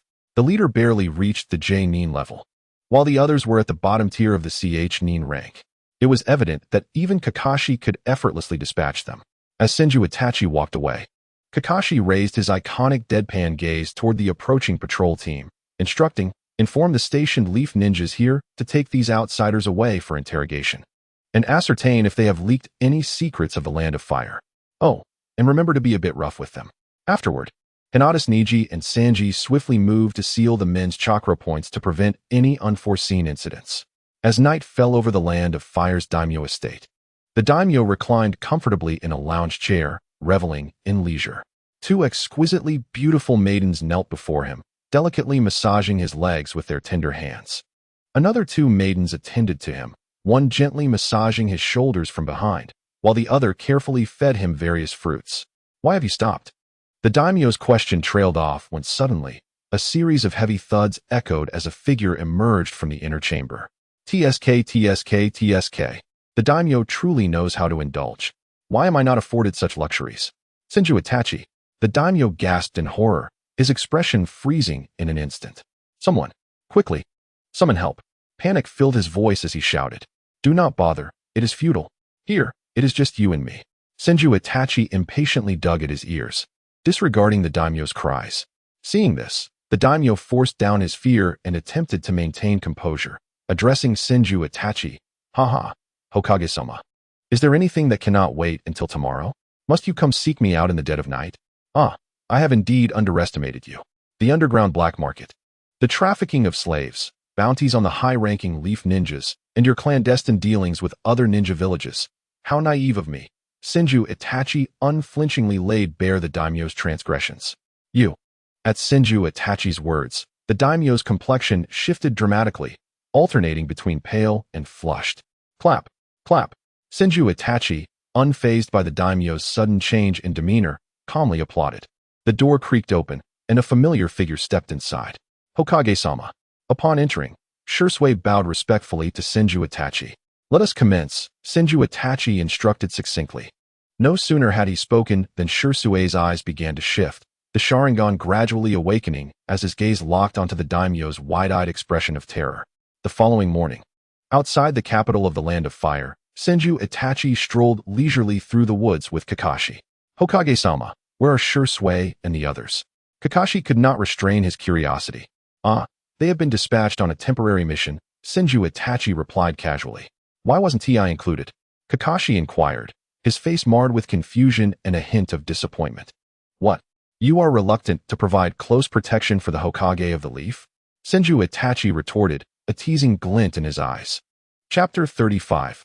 Ambush. On the obligatory route at the front lines lay a valley, surrounded by towering mountains, its terrain treacherous. Several shadows flitted through the forest like specters, swiftly entering the valley. "They have arrived." A ninja adorned with the Mist Village headband keenly detected the approaching shadows, promptly alerting his comrades.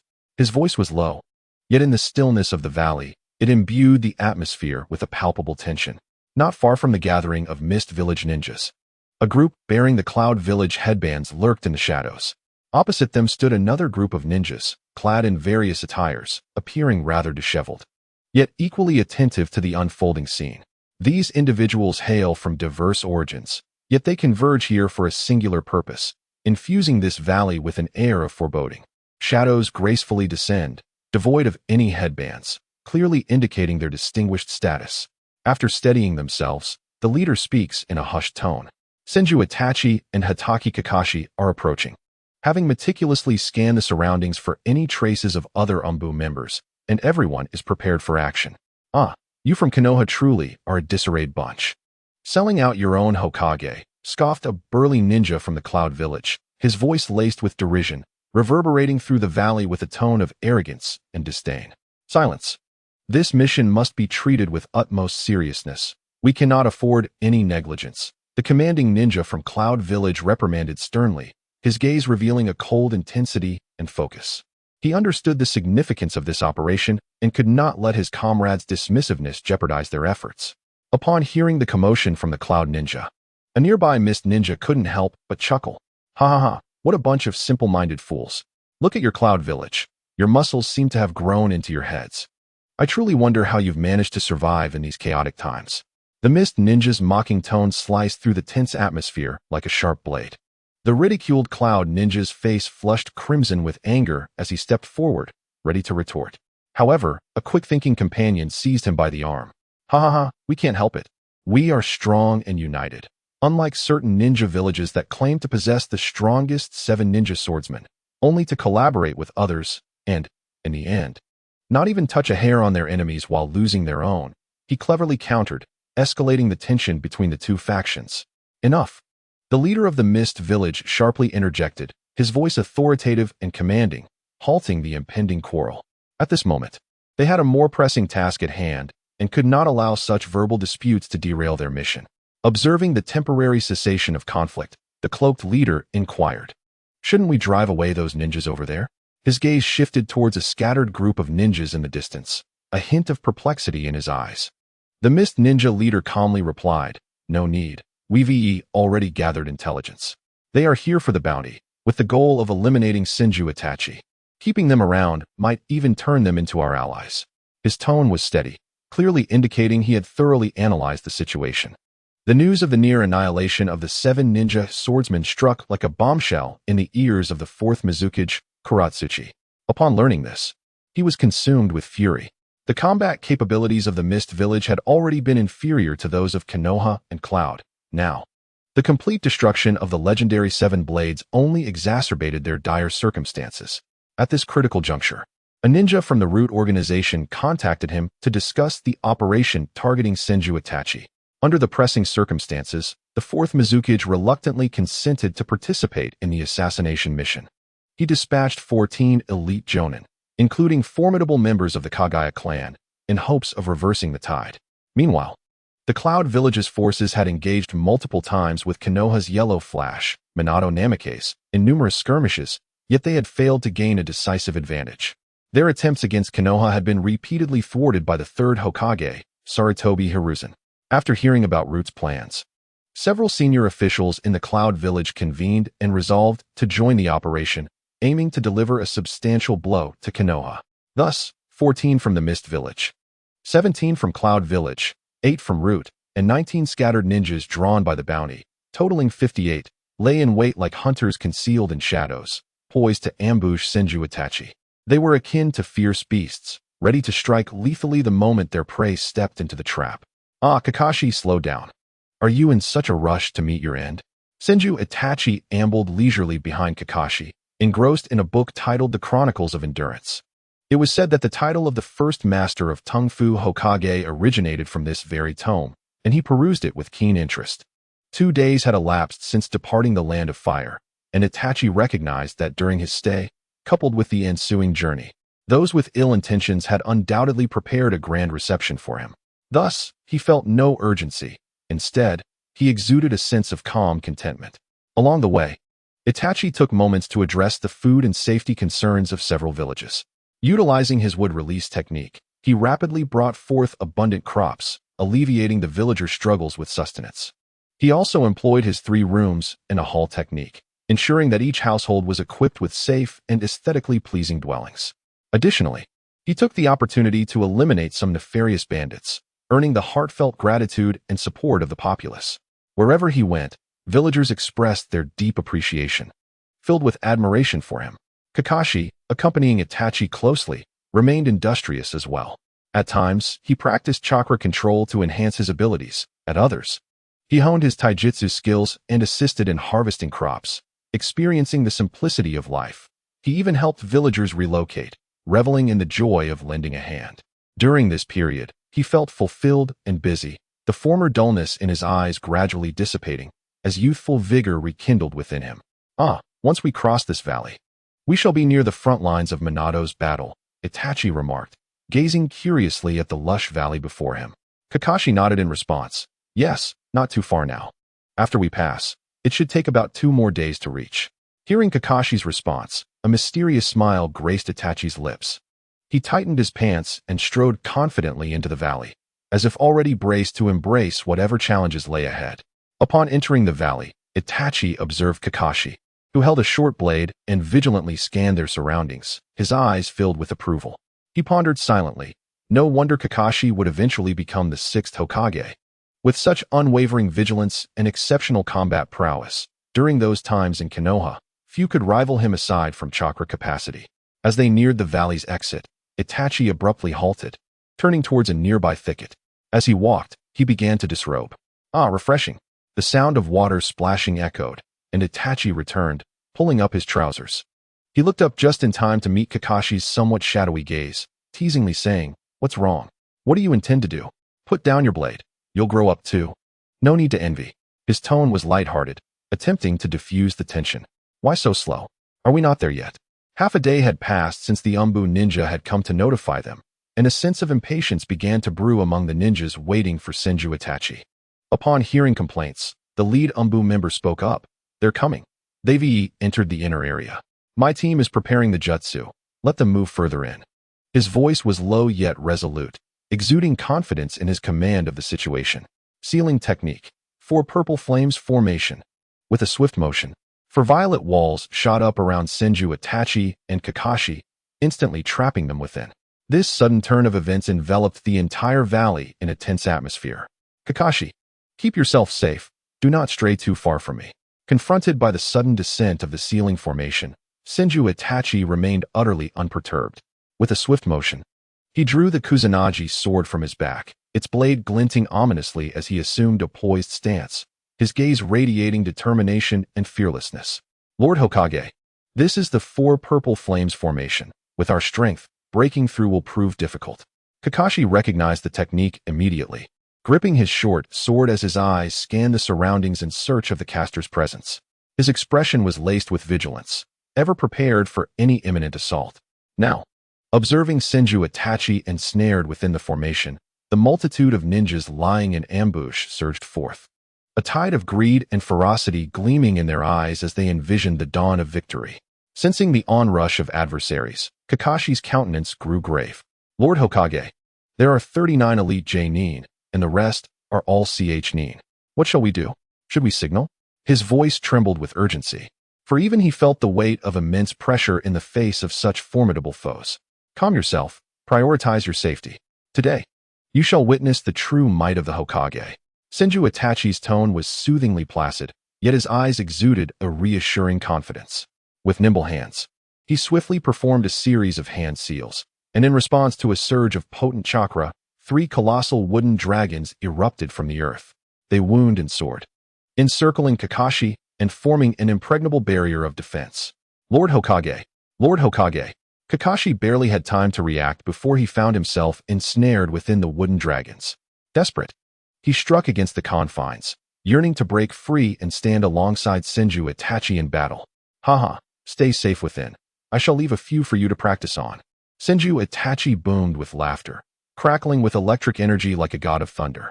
He brandished the Kusanagi sword, charging toward the first ninja who dared to approach, moving like a streak of black lightning. Chapter 36. Fierce battle. The enemy rapidly approached, lacking a ninja forehead protector and emanating the chakra of a mere elite J-nin.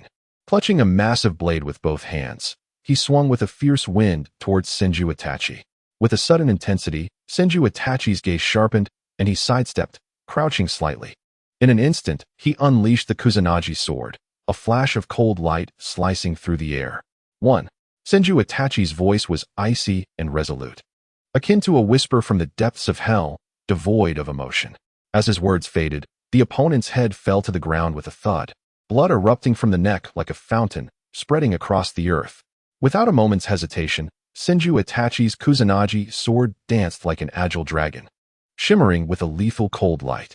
His movements were light and swift as he darted toward the remaining ninjas with ghostly precision. 7. In the blink of an eye, the 7 ninjas who had initially charged forth lay decapitated, their bodies sprawled haphazardly, blood staining the earth in a gruesome tableau. Witnessing this carnage, the following group of scattered ninjas faltered in terror, their eyes wide with fear and despair, faces twisted in horror. The previously organized formation dissolved into chaos as they scrambled to flee, pushing and shoving as if demons pursued them. Water release, great waterfall technique. The ninjas from Mist Village offered no chance for escape. Almost simultaneously, they performed hand seals, chanting incantations. In an instant, torrents of powerful chakra erupted, surging like a turbulent current beneath the ground. Soon, multiple waterfalls cascaded from the heavens, merging into a colossal wave of overwhelming force, rushing towards Senju Itachi and the panicked ninjas. Senju Itachi's gaze remained fixed on the oncoming tidal wave, devoid of fear, instead glimmering with excitement. He swiftly performed hand seals, his movements rapid. With a jolt of potent lightning chakra, a massive dragon of lightning materialized from thin air. This electric dragon, enveloped in brilliant arcs of lightning, roared thunderously as it barreled toward the surging wave. Simultaneously, Senju Itachi's form flickered, employing the body flicker technique, evading the assault like a flash of black lightning. The moment the lightning dragon collided with the wave, the very heavens trembled. A powerful current surged through the water, instantly striking the 12 ninjas caught within, their bodies convulsing violently as they emitted heart-wrenching screams. As the torrent subsided, 12 charred corpses lay still upon the ground, emanating a nauseating burnt scent. Their skin scorched and features unrecognizable, limbs grotesquely extended. Swish, swish, swish. Just as Senju Itachi evaded the great waterfall technique's onslaught, before he could regain his footing, figures imbued with the power of thunder charged at him like lightning. 7 ninjas from Cloud Village unleashed their full strength, muscles taut, shrouded in brilliant lightning. Empowered by the storm, their speed reached its zenith, creating a shrill whistle through the air. The 7 spread out in a fan formation, advancing menacingly towards Senju Itachi. Before he could react, the outer ninjas quickly formed hand seals, shouting, "Lightning release! Lightning pillar!" In an instant, blinding beams of light exploded before Senju Itachi like miniature suns, forcing him to shut his eyes against the searing brilliance. Lightning release, thunderstorm, resonating thunderblade. The air crackled with electric fury, akin to an enraged swarm of bees buzzing in his ears. Powerful attacks, laden with destructive force, rained down upon Senju Itachi. Tai Chi, Cosmic Cycle. Sensing the encroaching assault, Senju Itachi activated Sage Mode. A mysterious and potent aura radiated from him as he swiftly sheathed the Kusanagi sword. Beneath his feet, a massive Tai Chi diagram began to expand, within which the yin-yang fish danced, emitting a soft and enigmatic glow. In that instant, the cloud ninjas charging toward him appeared ensnared by an invisible and peculiar force, their movements slowing as if trapped in a thick mire. Senju Itachi made a deliberate motion, seemingly gentle yet imbued with boundless strength. As he moved, a series of afterimages of his arms lingered in the air, as if they occupied multiple positions simultaneously. Bang! Bang! A cacophony of violent clashes and anguished wails resounded like a tragic symphony. As the brilliance of the lightning pillars waned, chaos reigned. One cloud ninja's head shattered like a broken watermelon, brain matter and blood splattering everywhere, the decapitated body lying motionless in a crater created by the impact. Another was cleaved in two, his eyes wide with disbelief, staring vacantly at his severed lower half, filled with terror and despair. Apart from one sustaining only minor wounds, the rest were severely injured, some with severed limbs, others with broken bones, sprawled across the ground, groaning in agony. Their faces reflected pain and regret, bodies convulsing as blood flowed profusely from their wounds, staining the earth a vivid crimson. The leading cloud ninja stared in astonishment at his own fist, still smeared with the warm, unidentifiable substance, his companion's brain matter and blood. He vividly recalled that his attack was directed at Senju Itachi, yet inexplicably, a mysterious force had altered its course, compelling him to land a punch on his own comrade's head. Apart from this cloud ninja, the others stood in stunned silence, gazing at Senju Itachi, who remained unscathed in his position. Their eyes brimmed with a mixture of awe and fear. Die for me. The surviving cloud ninja's face contorted with rage, his eyes aflame. His entire being crackled with electricity as he raised a fist, large as a sandbag, and charged forward with relentless determination towards Senju Itachi. Bang! Once again, that familiar sensation washed over the cloud ninja as he sensed a mysterious force approaching. Instinctively, he attempted to retract his fist, but it was too late. His fist struck heavily against the head of the cloud ninja behind Senju Itachi, eliciting a dull thud. The impacted ninja spat out a mouthful of blood and was sent flying to the ground like a broken kite, landing with a heavy thud, motionless thereafter. Swish, swish, swish. Columns of lightning erupted once more, but this time, Senju Itachi was prepared. The moment they began to form hand seals, he adeptly turned his head, evading the blinding light. He opened his senses fully, like a vigilant cheetah, constantly attuned to his surroundings. However, he felt no immediate threat. Instead, the sound of flowing water reached his ears, reminiscent of a babbling brook yet tinged with an eerie quality. As the lightning dissipated, the remaining few cloud ninjas had already been rescued. Senju Itachi surveyed the puddles on the ground, still glistening and not entirely dried, a faint smile gracing his lips. Ah, the Ghost Lantern clan, quite swift in their actions. He murmured softly. The Fourth Hokage of Konoha is indeed formidable. It's no wonder that the 7 ninja swordsmen fell to your prowess. The leader of the Mist Ninja regarded Senju Itahiko with grave seriousness, his eyes filled with both wariness and reverence. His movements did not falter as he quickened his hand seals. As he spoke, wisps of mist began to rise from his hands, swirling like living entities, rapidly enveloping the entire 4 purple flames formation in a thick shroud. Under this dense fog, the entire space felt as if concealed by a heavy veil. Senju Itahiko calmly observed the ninjas gradually fading into the mist, showing no signs of panic in his eyes. He exhaled a breath of cold air, sensing that the temperature around him had dropped slightly.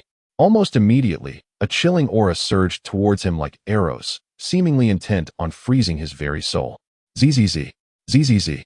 In an instant, electricity enveloped the blade of his kusakari sword, emitting a sharp sound akin to a bird-esque cry.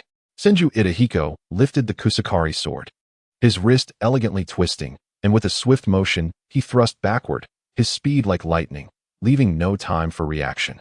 A piercing scream echoed as a figure materialized behind him. Half of the kusakari sword plunged deeply into the person's chest, blood trickling down the blade and splattering onto the ground. Terror and despair filled the eyes of the wounded individual as their body convulsed weakly. Before Senju Itahiko could proceed with his next move, the fog around him began to coalesce rapidly. Tiny ice needles appeared in the air, and in an instant, they rained down upon Senju Itahiko, infused with lethal intent and destructive power. Would release, wood armor, he shouted, and as the ice needles fell, a suit of armor constructed from wood manifested around him. This armor was incredibly sturdy, shielding him completely. The ice needles struck the armor, producing a crisp clattering sound, yet failing to inflict any harm upon Senju Itahiko. As the barrage of ice needles subsided, he swiftly dispelled the wooden armor. With the agility of a swift leopard, he leaped high into the air, tracing a graceful arc. He then thrust his sword upward in one fluid motion. Clang! The sharp sound of collision rang out, followed by the shattering of ice. A figure slowly emerged from the thick mist not far away, their silhouette wavering in and out of view. As the figure became clearer, several ice spikes plummeted from above, shooting down like arrows, accompanied by a howling wind. Humph! Ice release. You Mist Village truly spare no expense, Senju Itahiko scoffed, his tone laced with derision. He wielded the kusakari sword, its blade flashing as he deftly shattered the descending ice spikes. Observing the swift movements of Senju Itahiko, the Mist Ninja could not help but remark, Humph! I initially thought this was an overreaction, but it appears we underestimated you. In the ensuing chaos, a stream of water silently flowed across the ground, akin to a lurking viper. Suddenly, a figure burst forth from the water, wielding a massive blade, exuding a fierce aura as they struck towards Senju Itahiko. Bang! The blade struck Senju Itahiko's waist with a muffled thud. The force propelled him through the air, tracing an arc before crashing heavily to the ground. Meanwhile, 2 of the fallen ice spikes embedded themselves into the Mist Ninja, piercing through his body and causing blood to gush forth, staining his garments. As the dust settled, the leader of the Mist Ninja gazed expectantly, hope flickering in his eyes as he anticipated witnessing Senju Itahiko's injury. However, he beheld nothing but an empty space, devoid of Senju Itahiko. Only a ravaged patch of earth remained. Hey, stop looking around. I'm right here. Suddenly, Senju Itahiko's voice echoed from behind him. Like a ghost, it rendered the Mist Ninja leader momentarily paralyzed. He quickly turned to see Senju Itahiko, one hand grasping a Mist Ninja in each grip, akin to holding 2 small chickens, effortlessly tossing them towards him. As he flung them, Senju Itahiko casually recited, 25. His tone was light and nonchalant, as if he were engaged in a trivial task. Then, he vanished once more into the mist, leaving the Mist Ninja leader standing in stunned silence. Chapter 37. In the mist-shrouded valley, Senju Itahiko's figure flickered like a phantom, continually appearing and disappearing. With each manifestation, chilling screams and the pungent scent of blood accompanied him. He's here. Quick! Damn it! You hit me. As one cloud ninja remained oblivious, Senju Itahiko silently emerged behind him. With a steely gaze, he slowly withdrew the kusakari sword, its sharp blade glistening as it emerged from the cloud ninja's back, leaving a trail of glaring blood. Senju Itahiko's voice was as calm as still water, coldly counting 31. At that moment, a shout rang out from an unknown source. Quick, come towards the ice crystals in the mist. The fog here has dissipated. As the words fell, the cloud ninja struck by Senju Itahiko collapsed, raising a cloud of dust. Senju Itahiko's eyes flashed like lightning as he glanced in the direction of the voice, then activated his body flicker technique, disappearing in an instant. Crack, bang, bang, bang, bang. As Senju Itahiko reappeared, he felt a delicate shattering beneath his feet, as if he had stepped on a fragile thin ice. Immediately, an overwhelming sense of danger surged through him, causing his heart to race. He had no time for contemplation. Swiftly forming seals as the wood-release armor materialized around him, enveloping his body tightly. Almost simultaneously, a series of deafening explosions erupted, the powerful shockwave crashing over Senju Itaru, lifting him off his feet and leaving him dizzy, as if caught in a tempest. Whoosh! The sound of slicing air pierced the atmosphere as a shadow, imbued with immense power, charged toward Senju Itaru like a bolt of lightning. This force was irresistible, striking the wood-release armor with tremendous impact. With a crack, the seemingly sturdy armor shattered into countless fragments, scattering in all directions. Itaru felt a tremendous force collide with his chest, blood surging like a tidal wave. And before he could contain it, he coughed up a mouthful of blood. The attacking cloud ninja, witnessing this, showed no sign of hesitation, channeling all his strength like a raging bull, charging towards Senju Itaru with a fierce glint in his eyes. How dare you? Fury ignited within Itaru as he struggled to suppress the tumult in his veins, meeting the cloud ninja's fist head-on with a decisive punch. Crack!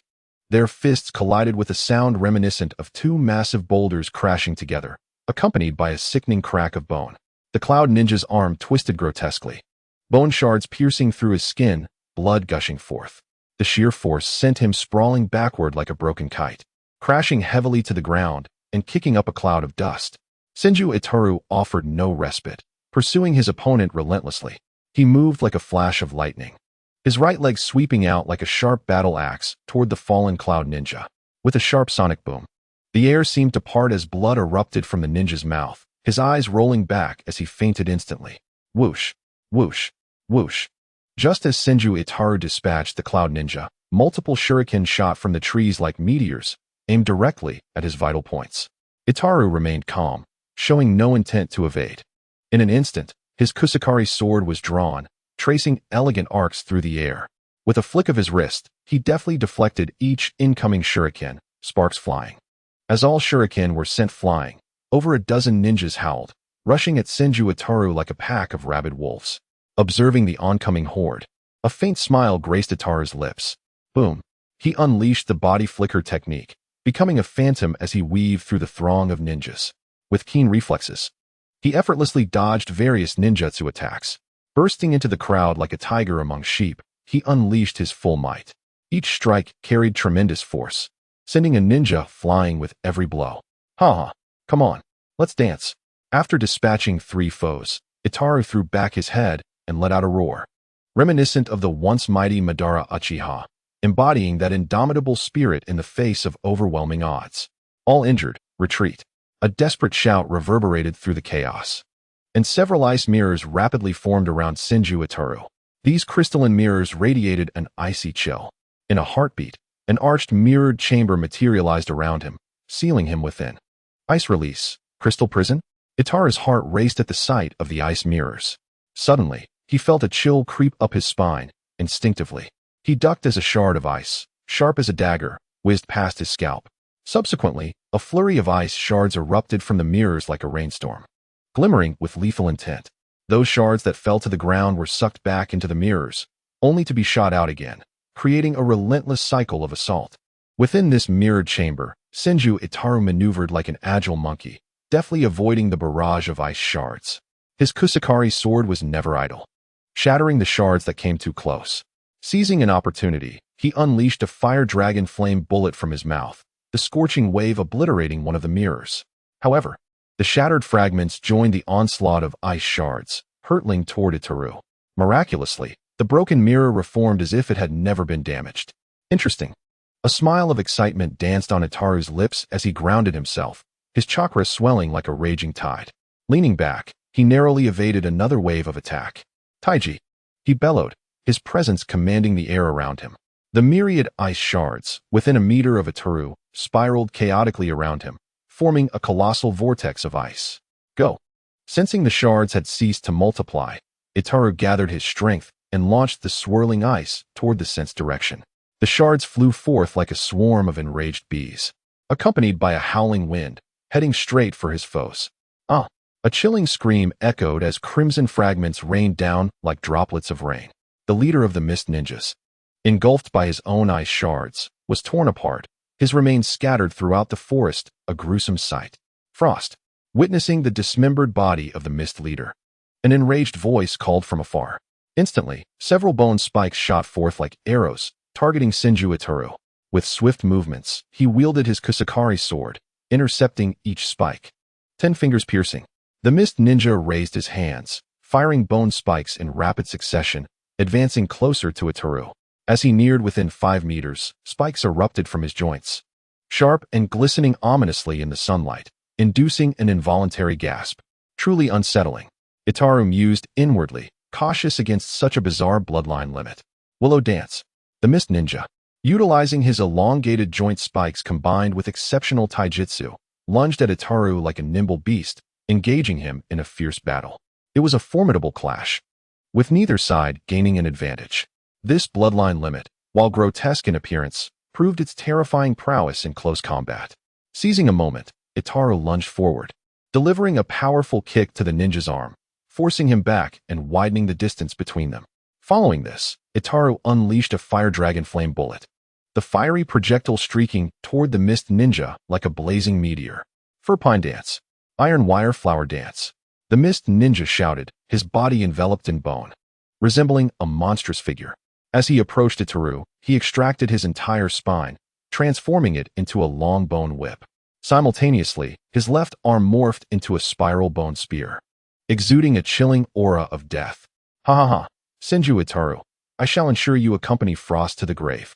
The Fog Ninja laughed maniacally, the bone whip in his hand crackling like a bolt of black lightning as it lashed towards the head of Senju Itachi with ferocity. The whip sliced through the air with a howling wind, seemingly intent on shattering Senju Itachi's skull. However, he deftly sidestepped, evading the bone whip's assault with ease. In an instant, he lunged forward, the Chozuki sword in his grasp imbued with the might of thunder, thrusting forward like a flash of lightning. Clang! The Kagaya clan's Fog Ninja reacted with remarkable speed, swiftly raising his left hand as the bone spear whirled rapidly. Senju Itachi felt a sudden numbness in his right hand, a powerful force coursing along the blade, causing the Chozuki sword to slip from his grip and clatter to the ground. Die! The Kagaya Fog Ninja grew even more arrogant at this sight, vigorously wielding his long whip, drawing black arcs through the air. Senju Itachi, dodging and countering, hurled shurikens with relentless force, yet they struck the Kagaya Fog Ninja as if they were mere pebbles cast into the ocean, failing to breach his defenses. Save your effort. The defenses of my Kagaya clan are not so easily shattered, he taunted while continuing his assault. With a furrowed brow, Senju Itachi contemplated his strategy, casting a glance at the wooden dragon encircling Kakashi. The once tight formation of the wooden dragon now revealed a small opening where a short blade was desperately digging. Regaining his focus, Senju Itachi skillfully evaded the Fog Ninja's attack, swiftly forming seals and proclaiming, water style, great waterfall technique. Instantly, a torrent of water surged forth from his mouth, rushing toward the Kagaya Fog Ninja, obscuring his vision. Seizing this opportunity, Senju Itachi formed seals once more. Wood style, cutting technique. Multiple wooden spikes shot forth from his hands like arrows, aimed at the Kagaya Fog Ninja. Although some spikes were blocked by the bone spurs, many still found their way through the gaps. Wood style, wood dragon technique. A colossal wooden dragon emerged from the ground, lunging fiercely at the Kagaya Fog Ninja, ensnaring him tightly and rendering him immobile. Fire style, fire dragon flame bomb. Senju Itachi formed seals again, unleashing a massive fire dragon from his mouth, roaring with heat as it surged into the gap left by the wooden dragon. Futile, declared the Kagaya Fog Ninja, his bone spurs thrusting forth, fiercely attempting to dismantle the wooden dragon's confinement. Your attacks cannot breach my defenses, he sneered. Oh, is that so? Senju Itachi replied with a scornful smile, continuing to execute his jutsu. With rapid hand seals, 2 more wooden dragons erupted, intertwining with the original, forming a gigantic wooden sphere that hoisted the Kagaya Fog Ninja high into the air. Boom!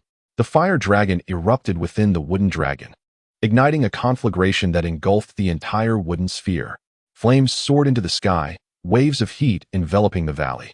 Subsequently, Senju Itachi swiftly positioned himself beneath the fireball, forming a massive Rasengan in his hands. As it took shape, a powerful whirlwind erupted, causing the once serene flames to rage violently, intensifying their ferocity. Clang! A shuriken flew toward him, and Senju Itachi remained calm, turning to see Kakashi appear like a flash of black lightning, wielding a kunai to intercept the attack with precision. Ah, you're out now. It's your turn to engage. Be cautious. If you get hurt, I'll have you train harder, Senju Itachi remarked with a teasing smile, filled with trust for Kakashi. Hearing these words, Kakashi contemplatively glanced at the fireball above, a sense of familiarity washing over him. With resolve in his eyes, he charged toward the remaining ninjas, his silhouette vanishing like a black comet from Senju Itachi's sight. Ah! A heart-wrenching scream erupted from the fireball, chilling the spine of anyone who heard it. Moments later, the cries faded, and Senju Itachi instinctively rubbed his ears, casually tossing the Rasengan upward. Boom! The fireball detonated under the assault of the Rasengan, and a charred humanoid figure plummeted from the sky, crashing to the ground like a falling meteor, shattering into fragments. Senju Itachi gazed at the remnants on the ground, speaking softly, weariness tinging his voice. 37. Chapter 38. The Art of Explosion. Senju Itachi slowly turned, directing his gaze toward Kakashi, who moved through the forest like a nimble leopard. Despite the diligent training he had provided, Kakashi's strength had improved only moderately in the limited time they had, and the progress was not particularly remarkable. Previously, Senju Itachi had employed guerrilla tactics, striking swiftly and retreating, capitalizing on the enemy's overconfidence while employing the Fog Ninja's assassination techniques to instill terror in their hearts. Bang! Kakashi adeptly utilized the substitution technique, skillfully evading a barrage of ninjutsu.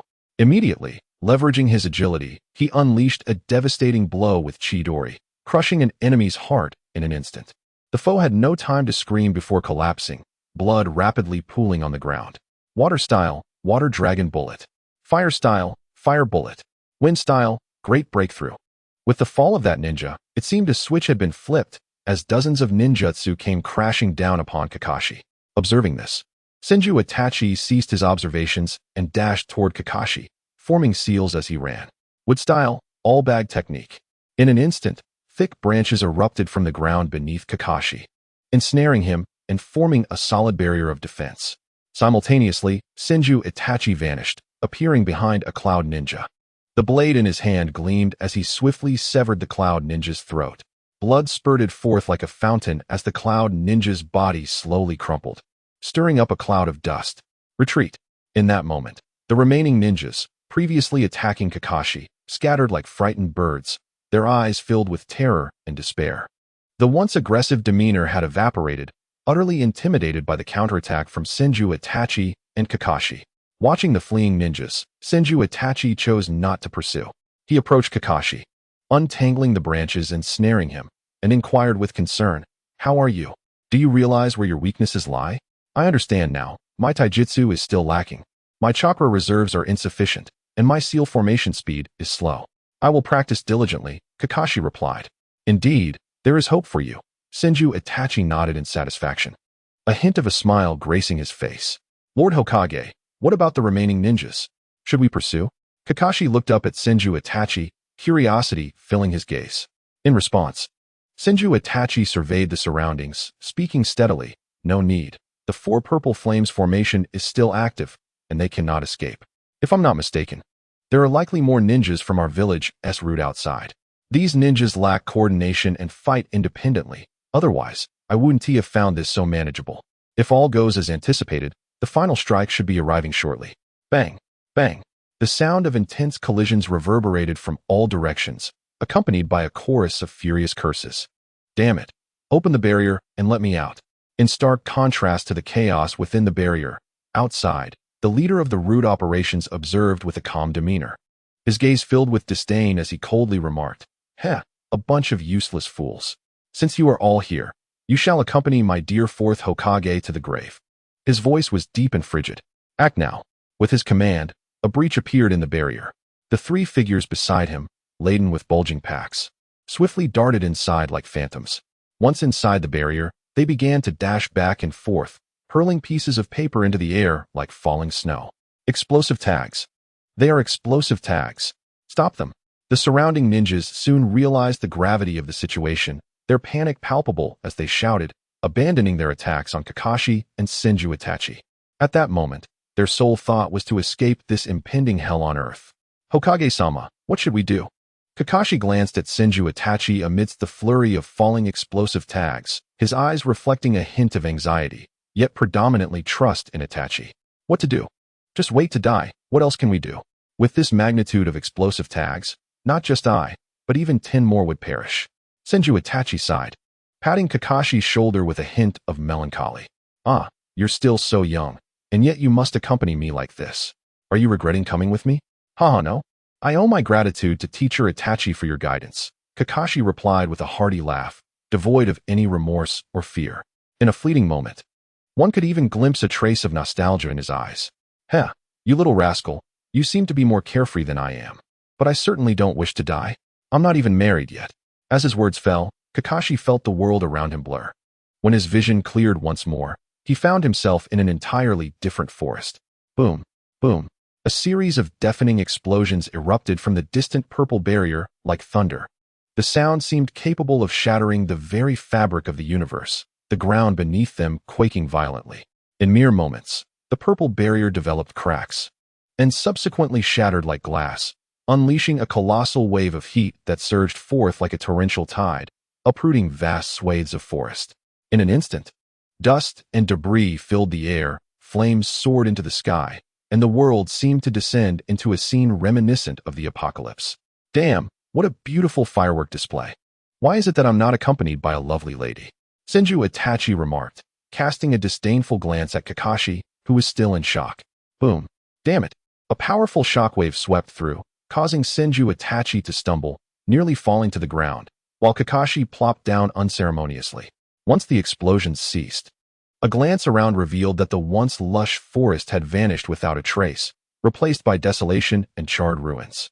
The ground was riddled with massive craters, trees uprooted, and the ashes of burnt remnants hung in the air, creating a hauntingly silent battlefield. "Let us go. Let us take a look," Senju Itachi said, diverting his gaze from the devastation of the battlefield, extending a hand to Kakashi, who was still seated on the ground. "Hey, what's with your cowardice? Why are your hands so sweaty?" As he grasped Kakashi's hand, Itachi felt its dampness and couldn't help but tease. Kakashi, hearing this, glanced at the ground with a helpless expression. "It's not sweat, it's the water on the ground." "Sniff, sniff," Senju Itachi said, instinctively raising his hand to his nose, only for his face to turn pale upon detecting a pungent odor, realizing that this water was far from ordinary. Observing Itachi's sudden change in expression, Kakashi quickly deduced the same, his countenance reflecting grim realization. He picked up 2 leaves from the ground, frantically rubbing his hands in an attempt to erase the nauseating sensation. "Teacher Itachi, there's nothing useful left. It's all been reduced to ash."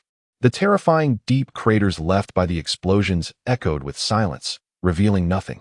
After thoroughly examining the surrounding forest, they found no remnants.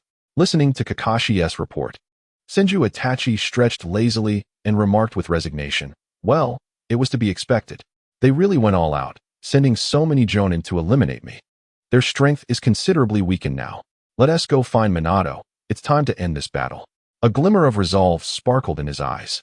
"All right, by the way, Teacher Itachi, do we need to clear the traces of battle here? Since their emergence from the barrier." Kakashi's manner of addressing Itachi had transformed from Hokage-sama to Teacher Itachi. "No need, let it be. Whoever wants to clean it can do so. There's no need to waste that much chakra on such a large area." Senju Itachi waved his hand dismissively. "By the way, what about the flying thunder god Kanai that I successfully engraved?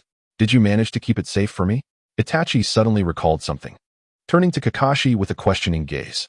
"Hee, you can go find it yourself. It's yours after all, you shouldn't mind," Kakashi replied with a slight smirk. Oh, forget it then. I'll go find Minato and learn some more. Chapter 39. The first encounter with A and Killer B after successfully dealing with this wave of attacks. Senju Itachi and Kakashi raced forward with all their might. After a day and a half of relentless travel, they finally arrived at the encampment of Namikaze Minato. Hokage-sama. The expressions of the station ninjas around the encampment transformed into a complex mix upon seeing Senju Itachi. What is this useless fool doing here? What can he possibly contribute? He likely wouldn't even stand a chance against that hip-hop brat on the opposing side. Among the crowd, someone muttered quietly, their tone laced with disdain and skepticism. The Hokage has arrived. This will stabilize the situation. With the Hokage's presence, the Raikage will be no match at all. However, many ninjas looked on with hopeful glimmers in their eyes, filled with trust in Senju Itachi. Various hushed voices reached Itachi's ears as he slightly bowed and spoke with a resonant and sincere tone. Thank you all for your hard work. You are the heroes of Konoha. On behalf of all the people of Konoha, I sincerely appreciate your dedicated efforts on the front lines. In an instant, the previously somewhat raucous scene fell into a profound silence, only to be followed by waves of fervent cheers. Hokage-sama, we are not weary. For the service of Konoha, this is our duty. All right, everyone, take a good rest. I'll go find Minato. After calming the excited ninjas, Senju Itachi led Kakashi towards the location where Namikaze Minato was engaged in a fierce battle with the Fourth Raikage and the Eight Tails Jinchuriki, 4 pillars of the earth. On the battlefield, the Fourth Raikage was enveloped in a tempest of lightning, his right hand raised high as he leaped into the air, launching a rapid assault toward Namikaze Minato like a bolt of lightning. Bang! The forceful strike landed heavily on the ground, creating a massive crater, dust swirling and debris flying. Namikaze Minato maintained a calm demeanor. Just as the attack was about to reach him, he vanished in a flash, reappearing on the other side of the battlefield.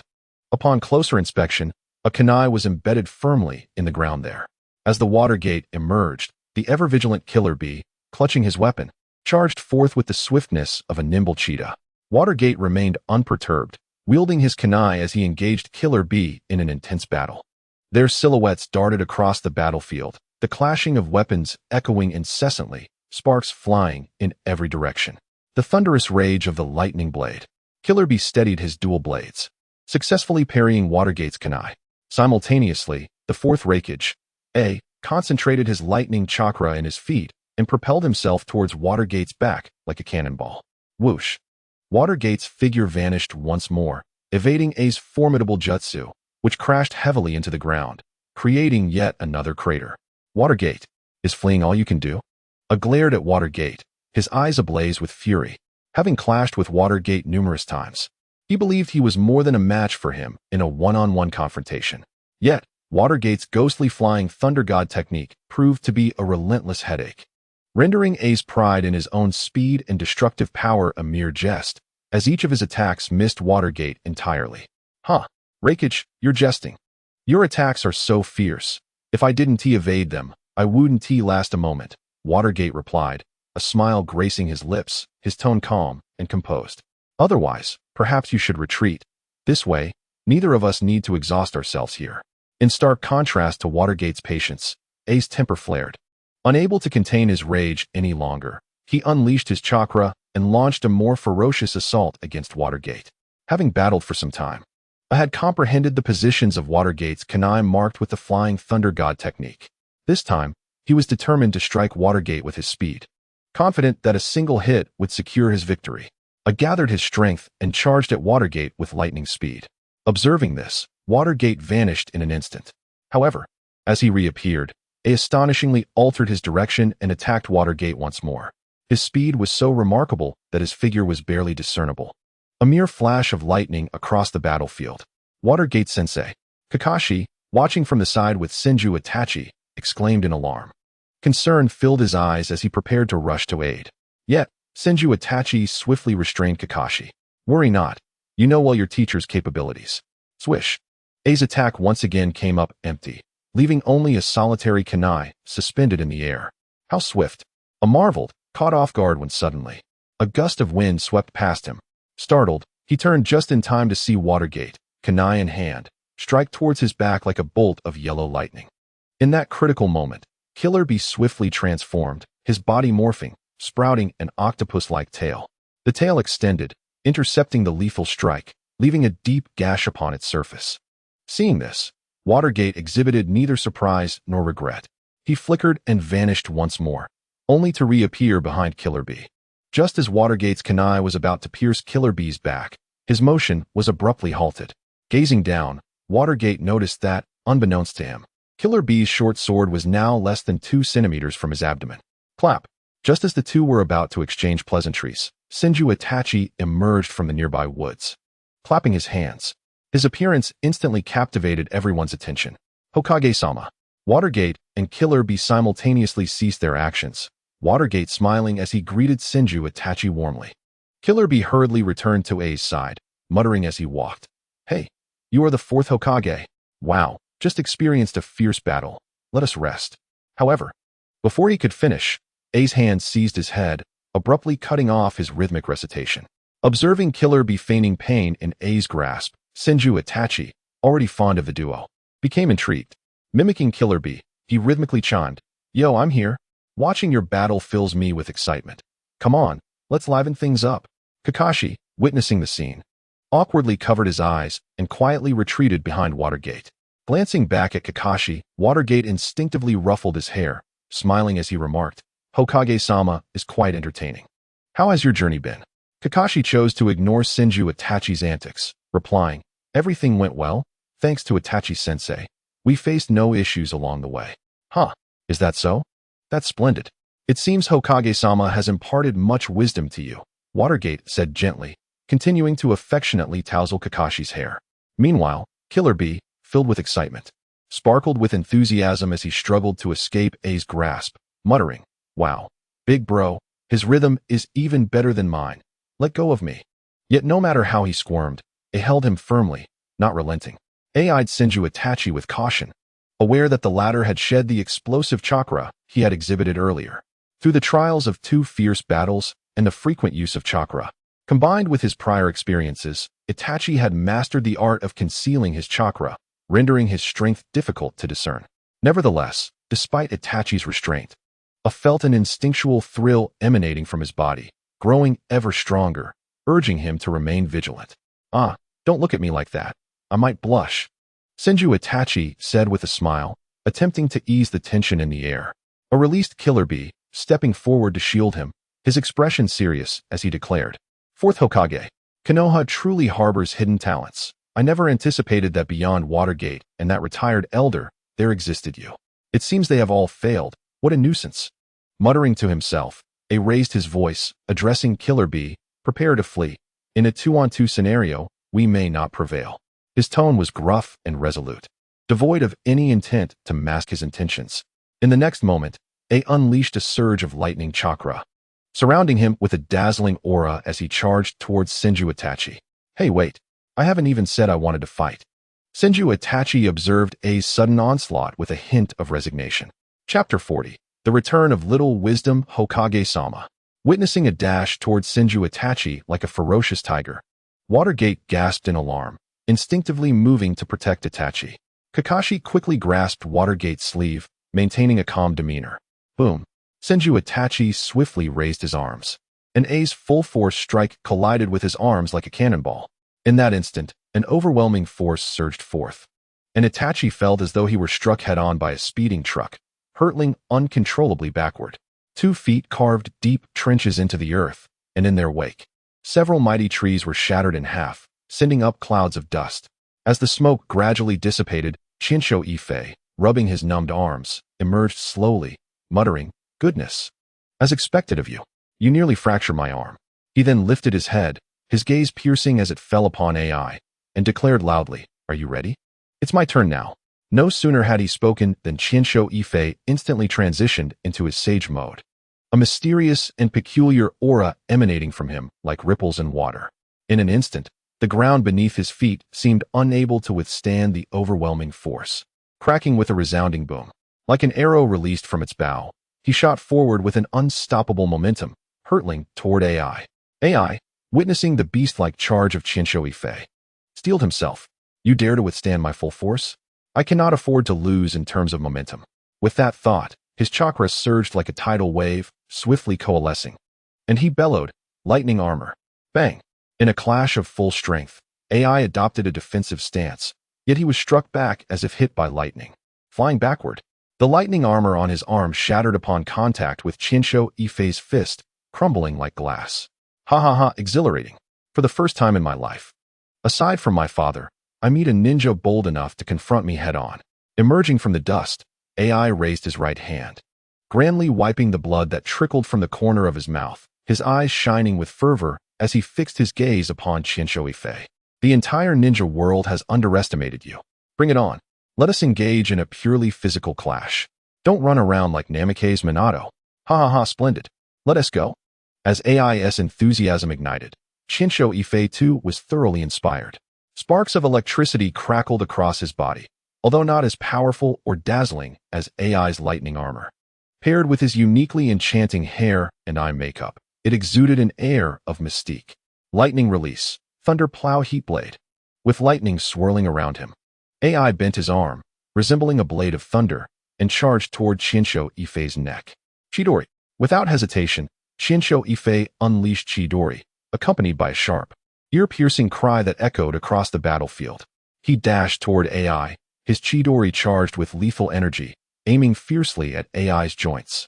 Noticing Qinshu Yifei's attacking method, AI's expression shifted slightly.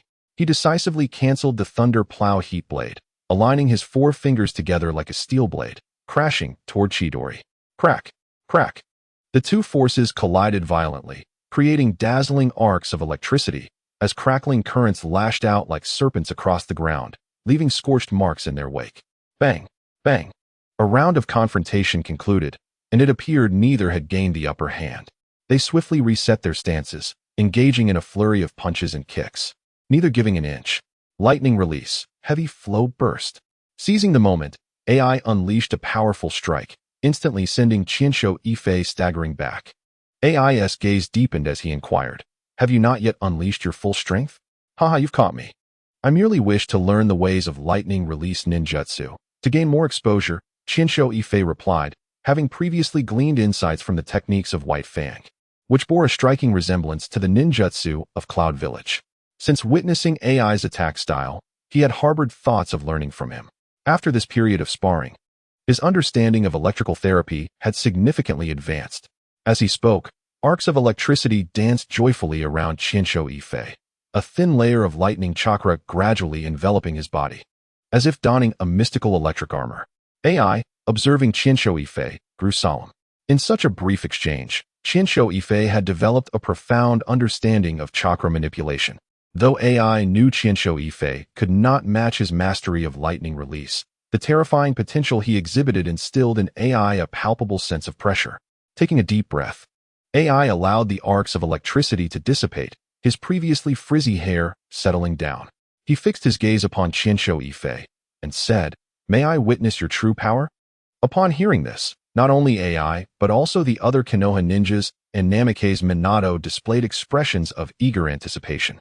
In contrast, the Cloud Village ninjas instinctively huddled together, gripping their weapons tightly, their expressions tense and anxious as though facing a formidable enemy. Qinshu Yifei, observing AI's serious demeanor, smiled slightly and replied calmly, "Very well." He then swiftly formed hand seals and recited, "Would release. Advent of the trees." With a tremendous rumble, the battlefield seemed to experience a violent earthquake, shaking violently.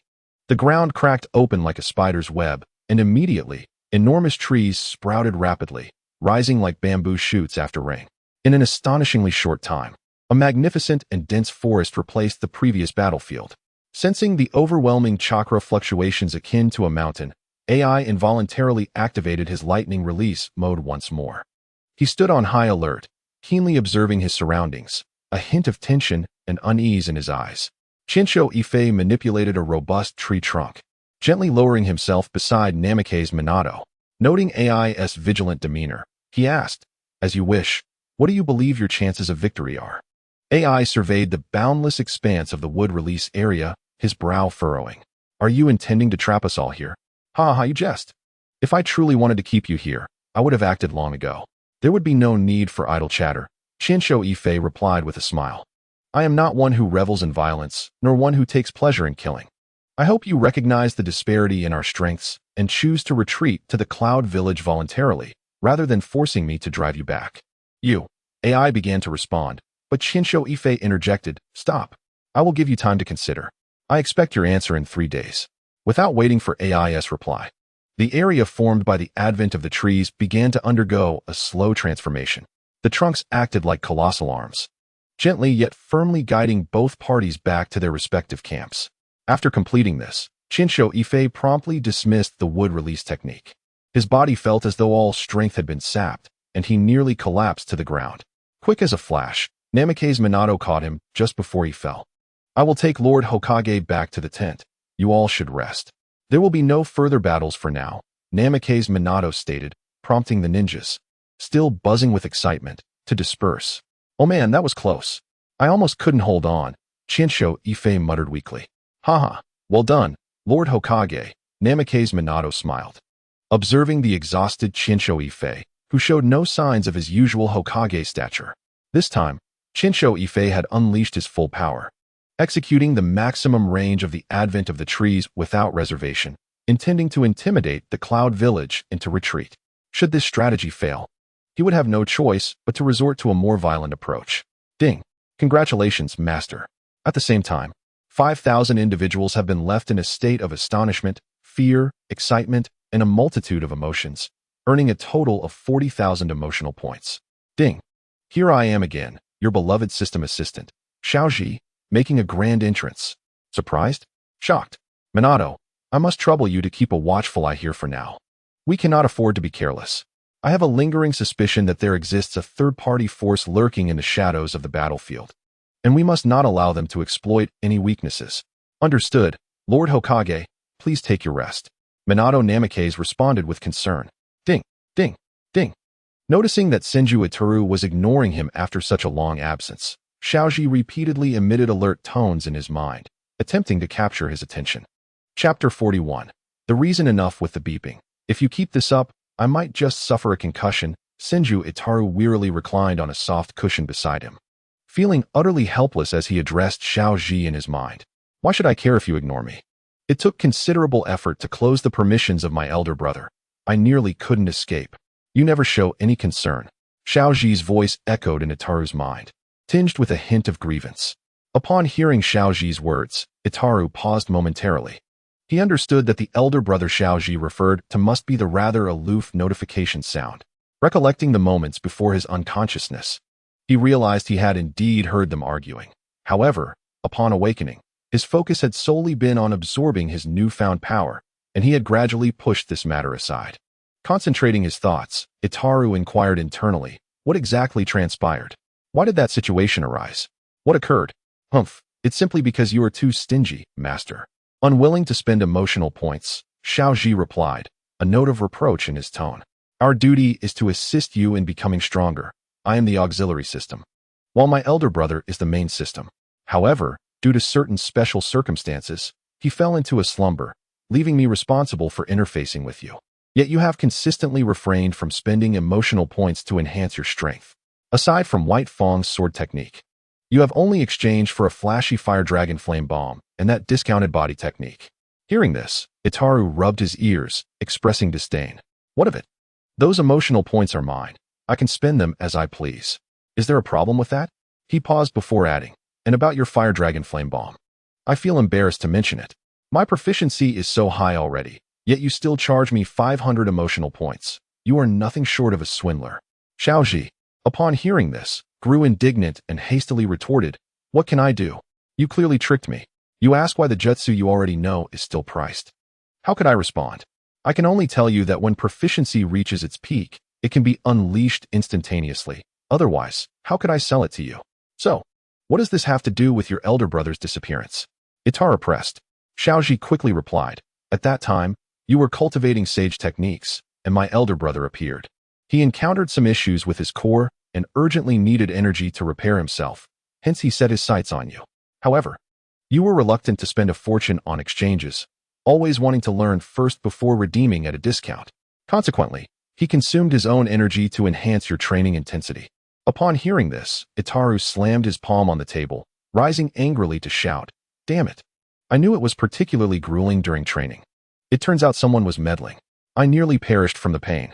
The more he thought about it, the angrier he became, and he interrogated. "What were you doing at that time? Could you not intervene?" I lacked the authority to intervene," Xiaoji stammered. "But I was trying hard. While he was consuming energy to increase your training difficulty, I seized the opportunity to use your emotional points for sage technique exchanges to wrest control from him. Which is why it took so long." Xiaoji explained with a pitiful tone, adding, "Master, please forgive me. In the future, I will offer you a 10 discount on exchanges." All right, just come back. But remember, it must be a 10 discount." Itaru ceased his argument with Xiaoji. In his heart, the mere return of Xiaoji was the best outcome. After arriving in this world, Xiaoji was the only being with whom he could communicate openly and without reservation. Without Xiaoji, Itaru felt an emptiness within. "Wait, Xiaoji, get out here. Where are my emotional points? Did a dog eat them?" Itaru opened the exchange panel, thinking that after such a long duration, he must have accumulated enough emotional points to exchange for a powerful skill or item. However, upon entering, he saw that his emotional points amounted to only the 40,000 just acquired, not a single extra point. Ding. System upgrading in progress. Ding. Upgrade successful. Master, look. The system can upgrade automatically. How marvelous. Xiaoji's voice brimmed with excitement, as if he had discovered a new land. Listening to Xiaoji's monologue in his mind, Itaru felt as though he were observing a fool, silently watching the changing exchange interface. After a brief transformation, Itaru gazed at the illustrated exchange interface, utterly speechless and nearly laughing in frustration. "Could you possibly come out so I can give you a good thrashing? Rest assured, I promise to be gentle." Itaru gritted his teeth, overwhelmed with helplessness and anger towards Xiaoji's antics. After much coaxing from Xiaoji, Itaru finally calmed down. "Xiaoji, please explain this sage mode to me. I can't shake the feeling that it differs from what I've seen in the anime." Itaru inquired with a furrowed brow, perplexed. "Master, I am not entirely certain. It indeed appears different from what should have been exchanged. The sage mode you received should resemble that of Senju Hashirama, but yours seems to have mutated for some reason. The specifics will require your own exploration," Xiaoji responded, leaving Itaru somewhat disappointed. "All right, then you may continue your slumber." Itaru sighed, feeling that he could glean no useful information from Xiaoji. "Oh, very well, call me if you need anything," Xiaoji obediently replied. After clarifying everything, Itaru shifted to a more comfortable position, lying flat on the soft cushion, focusing on restoring his chakra. Following the previous battles and sage technique training, his body and chakra had been greatly depleted, necessitating a proper rest for recovery. "Hey, Kakashi, you're back," Itaru called out, lying idly on the cushion as he noticed Kakashi entering. "Here's the Kusanagi sword. You don't want it anymore?" Kakashi remarked, handing over the sword. "Oh, my apologies. I forgot. I thought something felt amiss on my back. Thank you." Itaru accepted the Kusanagi sword, casually drawing it out. The blade was clean and bright, though it was slightly marred by faint, small nicks along its edge. Itaru examined the sword closely as black material began to seep from his left hand. Kakashi, noticing this dark aura, raised an eyebrow. He had a profound experience with this black substance. On the way here, Itaru had previously asked Kakashi to touch this black energy with a kunai, resulting in the damage of no less than 10 kunai. Each time a kunai made contact with the black energy, it would become exceptionally fragile, easily crushed even by Kakashi's bare hands. "Wow, Master, how do you possess it?" Just as Itaru contemplated how to handle the sword, Xiaoji's surprised voice suddenly resonated in his mind. How do you know about this?" Itaru asked, taken aback, not expecting Xiaoji to recognize the mysterious black substance. "I know it. It's called Void, but I've never seen it before. It is said that it can devour the most exquisite parts of weapons and store them away, taking on another form that is white, capable of transferring the stored materials to other weapons." Xiaoji explained in detail. "Xiaoji, could you exchange a weapon for me?" Bai Yifei's eyes sparkled with new ideas. "Ding, certainly. What kind of weapon does my master desire?" "I have everything here." Xiaoji's voice was laden with temptation, as if revealing a world brimming with treasures to Bai Yifei. With a swift motion, Bai Yifei stood up and said to Kakashi, "Kakashi, I've discovered something marvelous. I'm going out for a moment. You stay here." After speaking, he dashed into the deserted woods, the black substance in his hand gradually transforming into white. Chapter 42. Minato's Flying Thunder God Teaching Teacher Yifei. Where did you acquire that? Kakashi asked, his face a mask of confusion, his gaze fixed on the brand new weapon in Chinsho Yifei's grasp, filled with curiosity and astonishment. In Yifei's hand, there was a long sword, its blade elongated and straight, emitting a chilling and captivating aura. The edge was extraordinarily sharp, glinting with a cold light under the sun. And as Chinsho Yifei gently swung it, a subtle hissing sound filled the air.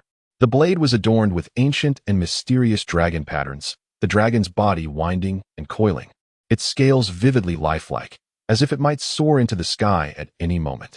Hee, envious, are we? Not for you. Chinsho Yifei beamed with pride. Like a child who had just acquired a cherished toy, brandishing the blade known as the Black Abyss sword before Kakashi. His slightly boastful demeanor was so irritating that had it been anyone else, they might have been unable to restrain themselves from throwing a punch. Kakashi could only roll his eyes in resignation, internally lamenting how childish this was. After toying with the sword for a while, Chinsho Yifei finally felt satisfied, slowly returning the sword to its sheath with gentle, careful movements, as if handling a rare treasure. Then, with a mysterious expression, he reached towards his lower back. Swish! A flash of cold light streaked by like lightning, so swift that Kakashi had no time to react. He felt a chilling breeze brush against his cheek. And the next moment, his iconic, eternally unyielding mask leisurely floated to the ground. Regaining his senses, Kakashi stared in shock at the short sword in Chinsho Yifei's hand. The short sword was exquisitely crafted, its surface adorned with intricate patterns that intertwined without appearing cluttered, reminiscent of countless fish intestines entangled together, exuding a unique and mysterious beauty. Noticing the curiosity and interest in Kakashi's eyes, Chinsho Yifei smirked slightly, deftly twirling the fish intestine sword like a nimble serpent, and asked with a smile, "So, do you like it?" Upon hearing Chinsho Yifei's words, Kakashi feigned aloofness, turning his face away and nonchalantly replying, "It's just average, not as good as my short knife." "Oh, really? Well, since you don't like it, I suppose I shall give it to someone else then." Chinsho Yifei had already seen through Kakashi's thoughts. As he spoke, he pretended to turn away, a hint of mischief dancing on his features. Swish! Kakashi's figure darted forward like a streak of black lightning, swiftly blocking Chinsho Yifei's path with a pleasing smile on his face. Hee, Hokage-sama, I was just joking. How could such a beautiful and unique short sword be inferior to my short knife? Please forgive my earlier ignorance. A triumphant smile curved Chinsho Yifei's lips. Very well. I shall reluctantly forgive you. Now here. He turned the tip of the short sword towards Kakashi and offered it to him. Kakashi, brimming with excitement, accepted the short sword eagerly and began to wield it with enthusiasm. The short sword seemed to come alive in his hands, agile and swift, each swing emitting a dazzling cold light, utterly silent. Watching Kakashi revel in his newfound weapon, Chinsho Yifei remarked with a sly grin, "You've taken it now, and I won't entertain any returns. Consider our previous debt settled." With that, he turned, hands behind his back, leisurely departing, leaving Kakashi standing there, looking exasperated at his retreating figure. In the woods, Chinsho Yifei performed the wood release technique, soon crafting an exquisite gift box. He carefully placed the prepared short sword inside, and, holding it in his hand, made his way toward the location of Minato Namikaze. "Hokage-sama, what brings you here? Have you had a good rest?" Minato approached with a warm smile, concern etched on his face as he spotted Chinsho Yifei. "Ha, I had a good rest. Since I was idle, I thought I might as well come to the battlefield and take a look." Ha. Indeed, staying put can be detrimental to one's health. However, Hokage-sama, is there something else you need? Minato's gaze fell upon the conspicuous gift box in Chinsho Yifei's hands, unable to resist asking. Chinsho Yifei lifted the wooden box and explained, "Oh, this? I noticed you lacked a particularly suitable weapon, so I found one for you. Take a look." He extended the gift box toward Minato. However, Minato did not immediately accept the box. His expression shifted slightly, turning serious as he said, "Hokage-sama, if there is something you require, please do not hesitate to ask." Seeing Minato's earnest demeanor, Chinsho Yifei couldn't help but chuckle, calmly stating, "What are you thinking? I merely wish to consult you about the Flying Thunder God technique.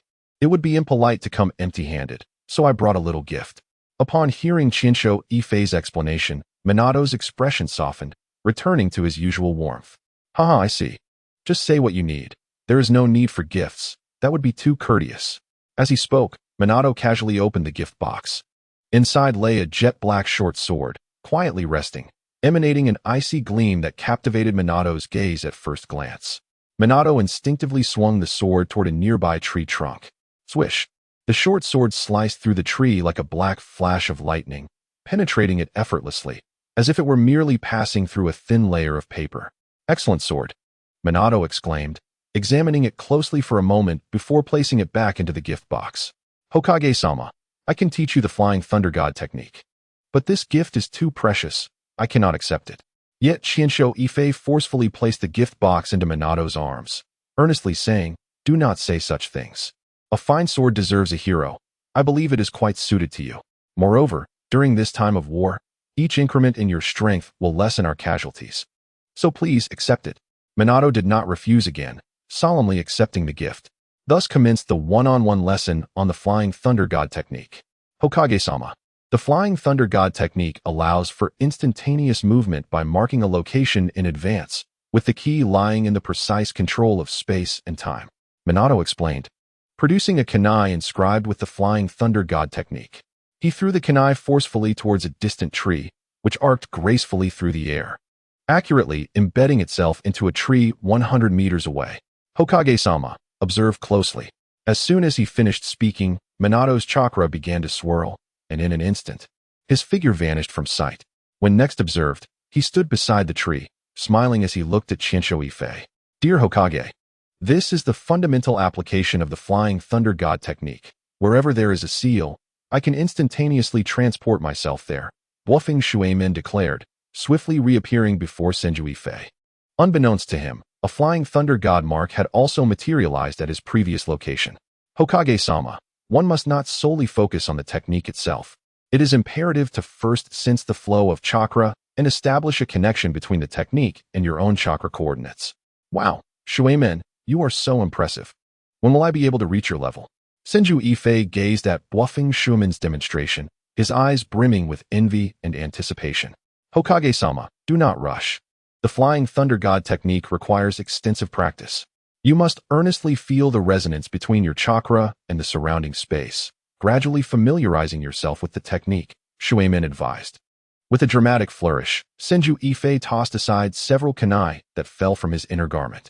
Shuemin, look, I have inscribed these according to the diagram. So why can't I feel anything? He inquired, a look of confusion etched on his face. Wolfeng Shuemin picked up one of the kunai and examined it closely. After a moment, he looked down with a smile and said, Hokage-sama, you have merely inscribed this technique with sheer brute force, without incorporating your own chakra for identification. Thus, you cannot feel the connection. Shuemin's words struck like a sudden realization, illuminating Senju Yifei's understanding. He recalled the kunai that had allowed him to sense a connection. It was the one he had deliberately infused with chakra and enhanced force to awaken Kakashi. Without hesitation, Senju Yifei seized another kunai and began to re-engrave the technique he had practiced hundreds of times. This time, he focused intently, gradually infusing his chakra into it, completing the process in one fluid motion. With prior successful experience and under Bluffing Shuemin's meticulous guidance, he quickly captured the extraordinary sensation he had felt while escaping the four purple flames formation. Summoning his courage, he attempted to activate the Flying Thunder God technique. In an instant, Senju Yifei vanished from his original position, only to reappear in Bluffing Shuemin's embrace. Whoa! The two locked eyes, and the atmosphere turned subtly delicate, a hint of ambiguity lingering in the air. Congratulations, Hokage-sama, on your initial successful attempt, Bluffing Shuemin remarked, his bright, clear eyes gazing at Senju Yifei. A charming smile gracing his lips. Startled, Senju Yifei sprang back as if scalded, clearing his throat awkwardly. Ahem, what do you need my kunai for? Hokage-sama, you entrusted it to me to assess the correctness of the technique. It has nothing to do with me, Bluffing Shuemin explained with a teasing glint in his eyes. After this brief interlude, Senju Yifei looked at Bluffing Shuemin earnestly. Shuemin, let us engage in a battle. Go all out and allow me to truly experience the application of the Flying Thunder God technique in combat. Chapter 43. A new ninja technique. The two ventured to a vast expanse of wilderness behind their encampment, where the chilling wind howled fiercely, causing Bluffing Shuemin's iconic golden hair to dance wildly. Opposite him stood Senju Yifei, adorned in the Hokage's ceremonial robes, the wide sleeves billowing as if in harmony with the tempest. His gaze steady, Senju Yifei fixed his eyes on the composed bluffing Shueman, an invisible aura enveloping the space between them. Swish, swish, swish. Several kunai shot forth like meteors, appearing chaotic yet landing with precision around the wasteland, firmly embedding themselves in the earth. Hokage-sama, I am coming. With this battle cry, the silence of the wilderness shattered. Senju Yifei's hands moved like phantoms, swiftly forming seals. His motions were as rapid as lightning slicing through the night sky, followed by a commanding shout, lightning release, 1,000 birds. In an instant, a torrent of chakra surged violently in his hands. The sharp cry of a bird echoed across the wasteland, and the ground beneath him cracked under the strain. Senju Yifei charged forward like a blade, fiercely assaulting Shueman. Wherever he passed, a piercing shriek resonated, and the earth was forcefully carved into a deep fissure. Sensing the ferocity of Senju Yifei's strike, bluffing Shueman remained as tranquil as water, showing no sign of panic. Just as the attack was nearly upon him, his form flickered like a specter, vanishing from sight. Senju Yifei's full-force strike crashed into the rocks behind Shueman, creating a thunderous explosion that sent dust and debris flying. Out of the corner of his eye, Senju Yifei caught sight of Shueman reappearing as if a ghost to his right, gripping a kunai that glinted ominously as it lunged toward him. Reacting swiftly, Senju Yifei adeptly utilized electrical stimulation to enhance his cells, narrowly evading Shueman's unexpected assault. Without hesitation, Senju Yifei stomped the ground fiercely, causing it to fracture once more. He formed seals with renewed vigor, exclaiming, "Would release, birth of the world tree." Instantly, the barren wasteland trembled violently, as if infused with a potent force. Countless robust vines erupted from the earth, surging toward Shueman with incredible speed. Senju Yifei channeled his chakra to its fullest, as the vines grew wildly, sending sand and stones flying, swiftly enveloping the entire battlefield in dense foliage. Wolfing Shueman, amidst the onslaught of vines, darted like a golden streak of light, evading the attacks with his extraordinary speed. Observing the kunai he had previously arranged now completely covered by vines, bluffing Shueman chuckled, "Ah, this truly is a troublesome technique." At his words, Senju Yifei laughed heartily in response. "Ha ha ha, there's no other way to effectively restrain you than to seal the entire battlefield with this technique." As he spoke, chakra swirled around Senju Yifei like a vortex, sending more vines surging toward Shueman's location. Bluffing Shueman calmly surveyed the encroaching vines, and just as they were about to make contact, a brilliant blue light emanated from him, his chakra mobilizing like a roaring river. In an instant, a tremendous spatial force erupted from Shueman, as if an invisible giant hand wrenched the surrounding vines, causing them to twist and contort with a creaking sound. Simultaneously, Shueman's figure darted through the gaps between the vines like a flash of golden lightning. He released a kunai that soared through the air like a meteor, aimed directly at Senju Yifei, who stood at a distance. Unfazed, Senju Yifei swiftly responded by hurling a kunai of his own. The two kunai clashed mid-air with a resounding clang, both falling to the ground. "Whoa!" Senju Yifei gasped in surprise. It turned out that as he knocked down the first kunai, he had not realized a second one closely followed. Due to the clever angle at which bluffing Shueman had thrown the kunai and the proximity of the two, Senju Yifei had been completely oblivious to the second kunai's approach. Instinctively, he sidestepped to evade, his left hand swiftly touching the ground. However, before he could fully pivot, a figure materialized out of thin air, kunai in hand, lunging toward him. In that critical moment, Senju Yifei quickly commanded the branches beneath him to move with incredible speed. The branches seemed to heed his call, narrowly avoiding the lethal strike. With a missed strike, Tobirama Senju executed a splendid backflip, resembling a graceful swallow, swiftly creating distance between himself and his opponent. Once steady, he immediately unleashed his lightning release chakra, enveloping his entire being in a shimmering azure aura, crackling with electricity and exuding an ominous presence. Lightning release, 1,000 birds. Tobirama concentrated his chakra once more, invigorating every cell within him, propelling himself like a cannonball towards Minato Namikaze. Whoosh! Once again, the outcome was the same. Just as the attack was about to make contact, Minato vanished like a phantom. This time, however, he left behind a kunai in midair. Observing this, Tobarama's lips curled into a slight smirk, revealing a hint of confidence. Without hesitation, upon making contact with the tree trunk behind Minato, he extended his left arm like an iron claw, tightly embracing the trunk. He then pushed off with his feet, completing a swift rotation around the trunk, pivoting like a specter and launching another assault towards Minato, who had just materialized in midair. Minato, recognizing the imminent threat, initiated his Rasengan, the swirling blue sphere in his hand rapidly expanding, stirring up a gale that illuminated the entire battlefield with its azure radiance. Without a moment's hesitation, he hurled the Rasengan towards Tobarama's Thousand Birds. As this was merely a friendly spar, both combatants held back, disengaging the moment their attacks intersected. Minato gazed at Tobarama, his eyes alight with admiration. Internally, he mused, who dares to claim this Hokage is lacking? His power is simply beyond imagination. It is understandable that I had not faced him before. Tobarama, allow me to test a technique. Prepare the Flying Thunder God technique. If any danger arises, evade immediately. Tobarama stated earnestly. Understood, Minato replied without a moment's hesitation, readily agreeing. With Minato poised and ready, Tobarama took a deep breath, his hands forming seals with blinding speed. Inside him, the lightning and wood-released chakras clashed and fused like two ferocious beasts. Go! Tobarama shouted, unleashing the amalgamated chakra in a torrential wave. A magnificent wooden dragon, crackling with lightning, materialized from thin air, lunging at Minato with fierce intent. This wooden dragon, robust and formidable, surged with violent currents, igniting sparks as it traversed through the area conjured by the tree realm, resembling a splendid fireworks display.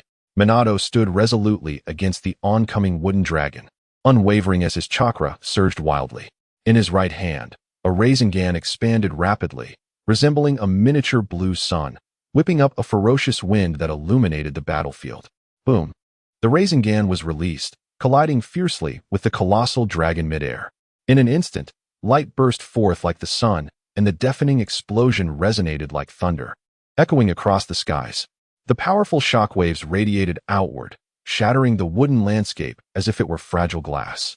Even the solid ground appeared to be upheaved by a giant's hand, creating towering waves.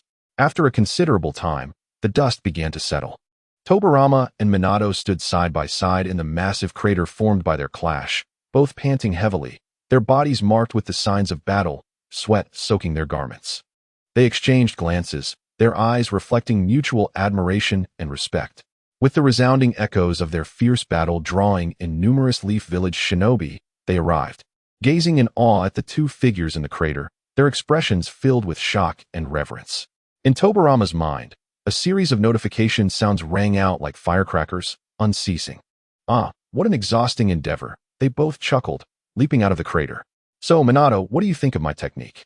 Tobarama inquired with a smile, anticipation gleaming in his eyes. Haha, indeed impressive. It possesses remarkable speed and tremendous destructive power. Minato praised sincerely. Hearing Minato's commendation, Tobarama's smile widened, radiating pride. Haha, Lord Hokage.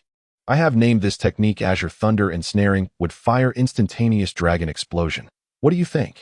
Haha, that name is splendid. Truly befitting of you, Minato responded with laughter. Meanwhile, at the Cloud Village encampment, hey, big brother, that guy's strength is unfathomable. We need not engage in a futile struggle here. Let us retreat and strategize anew. Once adequately prepared, we shall return and make them regret their actions. That is the true path of a strong warrior. Karui exclaimed from a high vantage point. Toei stood beside Karui, gazing towards the distant tumult of battle, his brow furrowing in contemplation. Chapter 44. The Choice of the Cloud Shadow inside the Cloud Village encampment. The atmosphere was heavy and oppressive. Karui and the high-ranking Cloud shinobi gathered in a tense assembly. Boss, are you certain? A surprised ninja with dark skin and white hair, asked A. With a grave expression, weariness etched in his features, A slowly replied, Gather everyone. We must retreat. We can no longer afford this war. He paused, his voice hoarse, recalling the sacrifice of his father in the fight against the rock shinobi. We have lost over 5,000 shinobi in this relentless battle, countless more wounded. A flicker of pain crossed his eyes. Moreover, in the recent assassination mission orchestrated by the Mist and Konoha's Danzo, we lost all 17 of our elite J-Nin, plus 14 from the Mist. Upon hearing this, The room fell into a profound silence. Memories of the Fourth Hokage's astonishing display on the battlefield resurfaced, amidst the assault of over 30 elite Genin. He emerged virtually unscathed, even safeguarding the young boy beside him. One man, single-handedly combating 30 seasoned elite Genin, protecting those around him, and ultimately vanquishing the enemy while retreating unscathed. Such prowess was terrifying to contemplate. Aside deeply, let us withdraw to the Cloud Village. We have lost this war. No one opposed his decision. The yellow flash of Konoha was sufficient to keep them at bay, and now, with a new Fourth Hokage, they dared not engage recklessly. As the Cloud Shinobi retreated, the Konoha encampment erupted in jubilation. Ding ding ding. The thunderous sound of gongs rang out, enveloping the entire Konoha encampment in a wave of joy. We won. Ha ha ha. The Cloud Shinobi have retreated. I survived. We are victorious. Various voices echoed through the encampment, some filled with exuberant cheers, while others mourned lost loved ones. In the high-ranking tent of the Konoha encampment, Tobirama sat at the head, his demeanor composed. Beside him, Kakashi stood tall, arms crossed. To Tobirama's left sat Minato, while Nara Shikaku occupied the right. The remaining members were seated in an orderly fashion. Tobirama surveyed the room before speaking. I declare the battle between Konoha and the Cloud Shinobi concluded. We have emerged victorious. I extend my gratitude to all for your contributions to Konoha. He then turned to Minato and Shikaku. Minato, Shikaku, I must ask you to lead a contingent to remain on alert here for a while, to prevent any potential feigned retreat by the Cloud Shinobi, who might seize the opportunity to launch a surprise attack. Minato nodded steadily. Understood. We will ensure proper precautions are taken. Once we confirm their genuine withdrawal, we will return. Thank you for your hard work, Tobirama replied. Chakra, the embodiment of energy, flowed through the air as Senju Yifei turned to look at Ruki. Ruki, I implore you to assist Minato. With your aid, I am confident that even if they attempt a surprise attack, you will manage to handle the situation swiftly. Ruki, sporting his signature pineapple hairstyle, replied with unwavering confidence. Rest assured, Lord Hokage, leave it to us. Senju Yifei nodded in acknowledgement and continued his arrangements. Nichizuki, lead the members of the Hyuga clan to clear the path for the advanced troops, ensuring the safe return of the injured ninjas to the village. He then turned his gaze to Uchiha Fuyong, Yamashiro Aya, and Akimichi Dingswa. You shall take the remaining forces back to the village. Along the way, you will be informed of nearby bandits. Upon receiving such intelligence, eliminate them to safeguard the residents of the Land of Fire. Yes, the assembled ninjas responded in unison. Having made his mark on the battlefield with two significant actions, one involving an expansive wood-release technique, and the other a sparring match with Minato, Senju Yifei instilled unwavering respect among the frontline ninjas for his authority as Hokage. At this moment, the orders flowed smoothly. Soon, the entire Leaf Village was bustling with organized activity. Senju Yifei observed the diligent efforts of his comrades with a tranquil expression, before leisurely making his way toward the nearby woods. Kakashi, do not follow me just yet. Seek out Minato and see if he requires any assistance. As he ventured deeper into the forest, Uchiha Shursui emerged from behind a tree, respectfully addressing him. Lord Hokage. Ah, you have arrived. How did the task fare? Senju Yifei inquired earnestly. A hint of regret crossed Uchiha Shursui's face as he replied, I apologize, Lord Hokage. We arrived too late, and the individual you asked us to save could not be rescued. There's no need for apologies. I merely wished for you to attempt the endeavor. The outcome was within my expectations, as I had recalled this matter rather late. It is no fault of yours. Senju Yifei's demeanor remained composed, devoid of reproach. By the way, where are the other two? Did Jiraiya manage to dissuade them? Uchiha Shursui furrowed his brow slightly. I am uncertain. Following your instructions, we did not interfere, merely guiding Lord Jiraiya to them. We did not overhear their conversation. Senju Yifei sighed. Ah, troublesome indeed. It is likely that he was not persuaded. That Jiraiya, despite my calling him brother, cannot even handle such a trivial matter. Quite useless. Uchiha Shursui's lips twitched at Senju Yifei's complaints. Ha ha, well done. Now, take them to the Land of Fire's permanent station and await my summons. Senju Yifei continued. Moreover, I shall announce to the outside world that you have perished. Remember to disguise yourselves when venturing out. As for your families in the Leaf, trust that I will not let you linger in separation for long. Yes. Uchiha Shursui responded respectfully before swiftly departing. Senju Yifei watched Uchiha Shirsue's retreating figure before not leaving immediately. A mischievous smile crept onto his face as he retrieved a kunai from his pocket. He stealthily approached a thicket, parting the foliage to reveal a small toad nestled within. He pinched it between his fingers, preparing to press it down with the kunai. Suddenly, a large hand shot out from the toad's mouth, seizing Senju Yifei's wrist. "Ah, you little rascal, after days apart. You insult me from behind, and now seek to end my life." Jiraiya's gruff voice resonated from within the toad, followed by his imposing figure emerging from the creature. With a swift motion, Jiraiya patted Senju Yifei's shoulder as he leaped out. "Hey, not bad. Just a few days, and you've bulked up quite a bit." He laughed, throwing an arm around Senju Yifei's neck. "You little rascal, who were you cursing? Also, how did you know about my incompetent disciples? You brought me here, and I thought they had perished long ago." Curiosity flickered in Jiraiya's eyes. "You've hidden yourself well, haven't you?"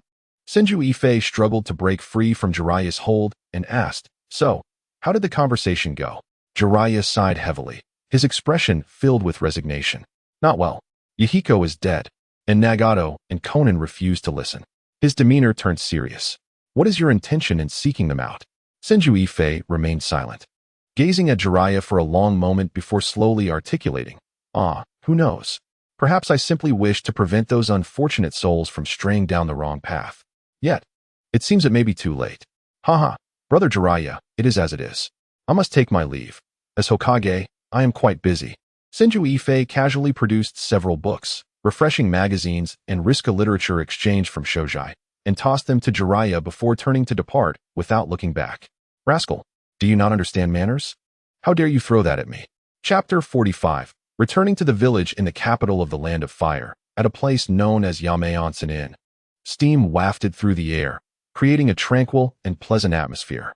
Senju Yifei reclined leisurely by the hot spring, relishing the expert massage that alleviated the fatigue from his recent travels. Accompanying him in the hot spring were Kakashi and 6 rather peculiar individuals. After observing that everyone had received their share of the massage, Senju Yifei spoke up. This is truly delightful. Thank you, ladies, for your hard work. You may now attend to other matters. Should I require anything, I will send for you." Once the women departed, Senju Yifei discreetly expanded his senses, cautiously surveying the surroundings. Confirming all was clear, he gestured to the 6 individuals. Their faces transformed in an instant, reverting to their original appearances. Senju Yifei turned his attention to them, focusing on Shirsue. "Shirsue, have you secured control over the tavern in the underground black market?" Shirsue replied respectfully, "Lord Hokage, it has been secured. With the assistance of Elder Rucky and the daimyo, the tavern is now entirely staffed by our people." Upon hearing this, a smile of delight graced Senju Yifei's face as he commended, "Excellent. Well done." He continued with further instructions, "You must now proceed with discretion. In the black market, issue bounties on the inactive high-ranking officials of the Land of Fire. Remember, these bounties should be entrusted exclusively to ninjas from other villages. Additionally, categorize the bounties related to Konoha. We shall not concern ourselves with those associated with Danzo for the time being, but ensure that all others involving Konoha are apprehended. It would be preferable to capture them alive. If you feel uncertain about your ability to handle the situation, do not hesitate to inform me, and I will dispatch assistance." With the arrangements completed, Senju Yifei prepared to return to Konoha. My beloved Konoha, your esteemed Hokage returns. After 4 days of arduous travel, Senju Yifei finally caught sight of the gates of Konoha. Unable to contain himself, he let out a joyous cry, his voice echoing with a longing to return home. Kakashi, witnessing this spectacle, placed a hand on his forehead, his expression reflecting a mix of exasperation and disbelief at his Hokage's ostentatious display.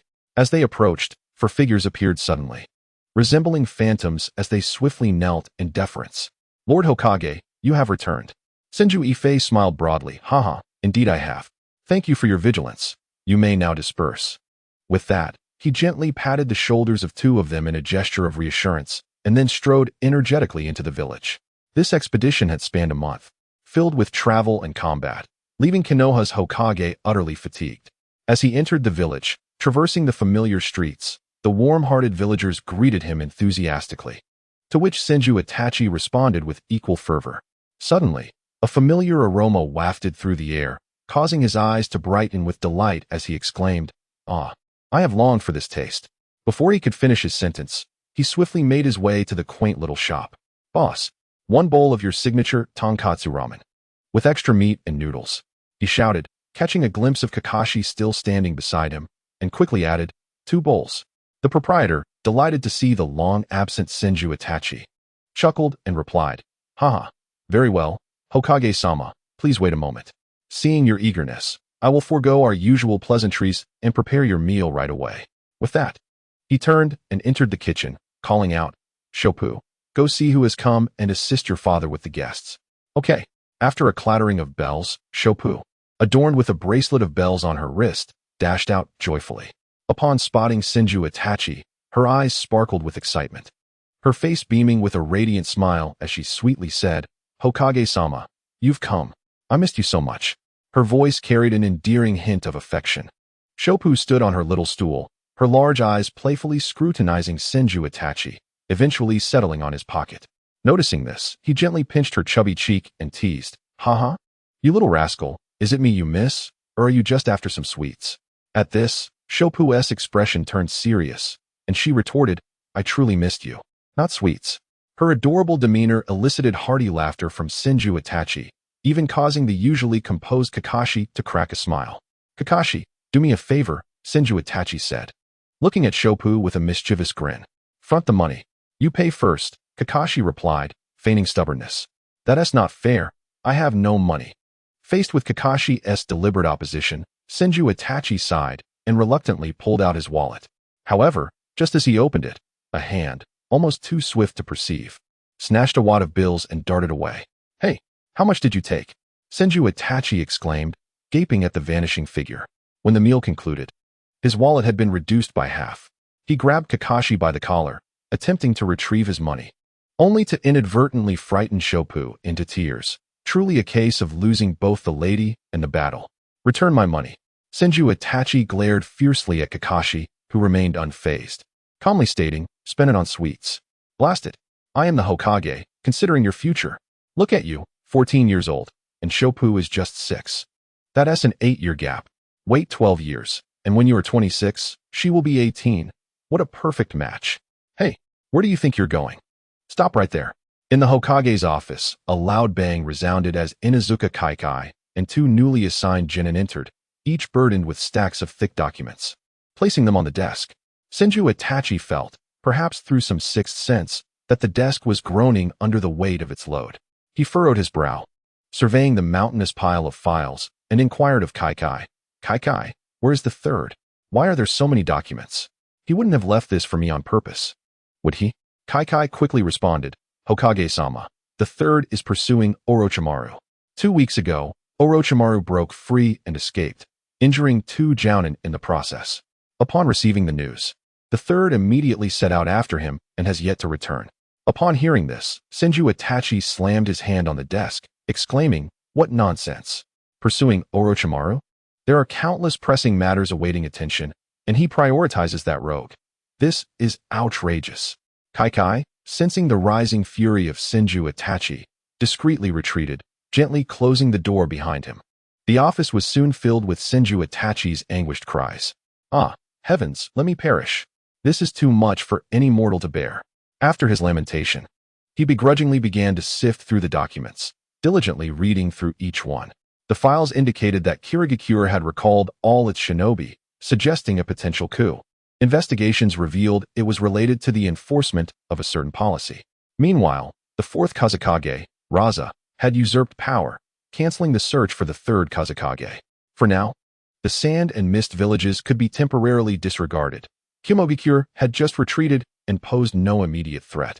The primary concern now lay with Onoki. As Senju Itachi muttered to himself, he recalled the Akatsuki organization in the Land of Rain. How could he have forgotten? Silently seated at his desk, he found himself completely absorbed in his work.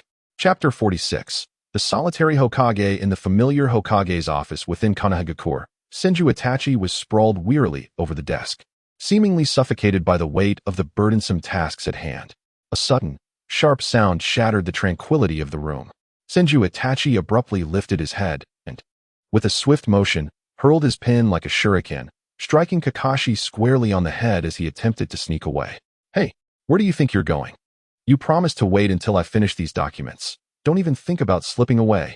Senju Itachi glared at Kakashi, his face a mask of mock indignation. At that moment, the door swung open with a crash, and the exuberant voice of Might Guy filled the room. Oh no, Kakashi, let us. Yet before he could finish, his gaze landed on Kakashi, who was awkwardly squatting in a corner, and his words were abruptly cut off. His expression shifted dramatically, and without hesitation, he turned to flee. However, Senju Itachi was quicker. With swift hand seals, a robust vine erupted from the ground, coiling around Guy like a serpent, swiftly dragging him to join Kakashi. You also need to practice your stance. Take this opportunity to strengthen your foundation instead of being so reckless, Senju Itachi admonished sternly. As time passed, Senju Itachi immersed himself in revising documents, occasionally glancing at the two figures in the corner, trembling yet determined to maintain their squatting position. For some inexplicable reason, witnessing their plight lightened Senju Itachi's mood, easing the tension in his brow. A polite knock echoed through the office. Come in. Senju Itachi set down his pen and straightened in his chair. The door opened slowly, and Uchiha Fuyo entered with measured steps, performing a respectful ninja bow. Hokage-sama. The main force has returned, he reported. Upon hearing this, Senju Itachi raised his head, his gaze softening as he looked at Uchiha Fuyo. Standing up, he spoke with genuine concern. Thank you for your hard work on this journey. Please rest well. Oh, once you've recovered, remember to collect the consolation funds for the troops, and together with Fugaku, distribute these funds to each household. Yes, Hokage-sama. A flicker of surprise crossed Uchiha Fuyo's eyes, his previously stern demeanor transforming into one of light-hearted joy. After bowing once more, he exited the office with a buoyant step. Senju Itachi watched Uchiha Fuyo's retreating figure, lost in thought as he returned to his seat. He silently pondered. I have already extended the opportunity to you. I hope the Uchiha clan can cherish it. Genuinely integrate into Konoha, bury any unwarranted ambitions and thoughts deep within, and refrain from causing any further disturbances. Chikudo Itarashi returned to his seat, his gaze shifting to Kakashi, and he inquired, Kakashi, have there been any developments on Danzo's side lately? Upon hearing Chikudo Itarashi's question, Kakashi seized the chance like a lifeline, quickly standing up straight and responding earnestly. Recently, there have been no apparent movements from Danzo. However, based on previous investigative leads, we discovered that they had abducted an experimental subject of Orochimaru. I attempted to infiltrate the root base to uncover the truth, but the defenses there were exceedingly tight, leaving me with no opportunity to enter. At this point, Kakashi paused slightly before adding, also, I am unsure if your home has been searched, but I can confirm that someone has entered my house. Listening to Kakashi's report, Chikudo Itarashi couldn't help but furrow his brow, falling into deep contemplation. Just then, Might Guy suddenly interjected.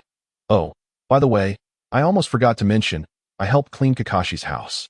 As for your residence, Lord Hokage, those Umbu members wouldn't let me in, so I couldn't clean it. Chikudo Itarashi and Kakashi turned their heads in unison, their gazes landing squarely on the subtly stirring Might Guy. Chikudo Itarashi raised an eyebrow and playfully remarked, You only cleaned for Kakashi? Then I shall impose an additional 30 minutes of squatting for you, so you can reflect properly. Since returning to the village, Chikudo Itarashi's thoughts had predominantly centered on Danzo. To him, Danzo felt like a sharp thorn, deeply embedded in his heart.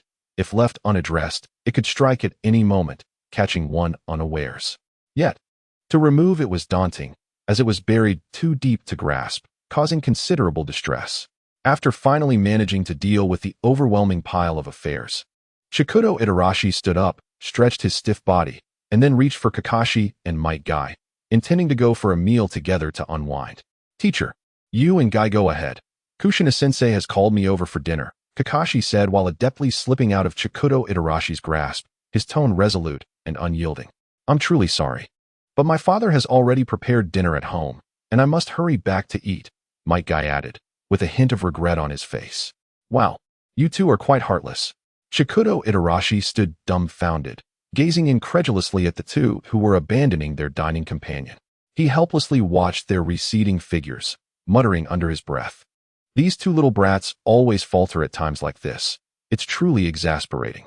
He shrugged resignedly, thinking that if that was the case, he would treat himself to a good meal, a reward for his hard work. Shikudo Itarashi leisurely made his way to the Ichiraku ramen stand. It remained bustling with life, filled with a vibrant atmosphere.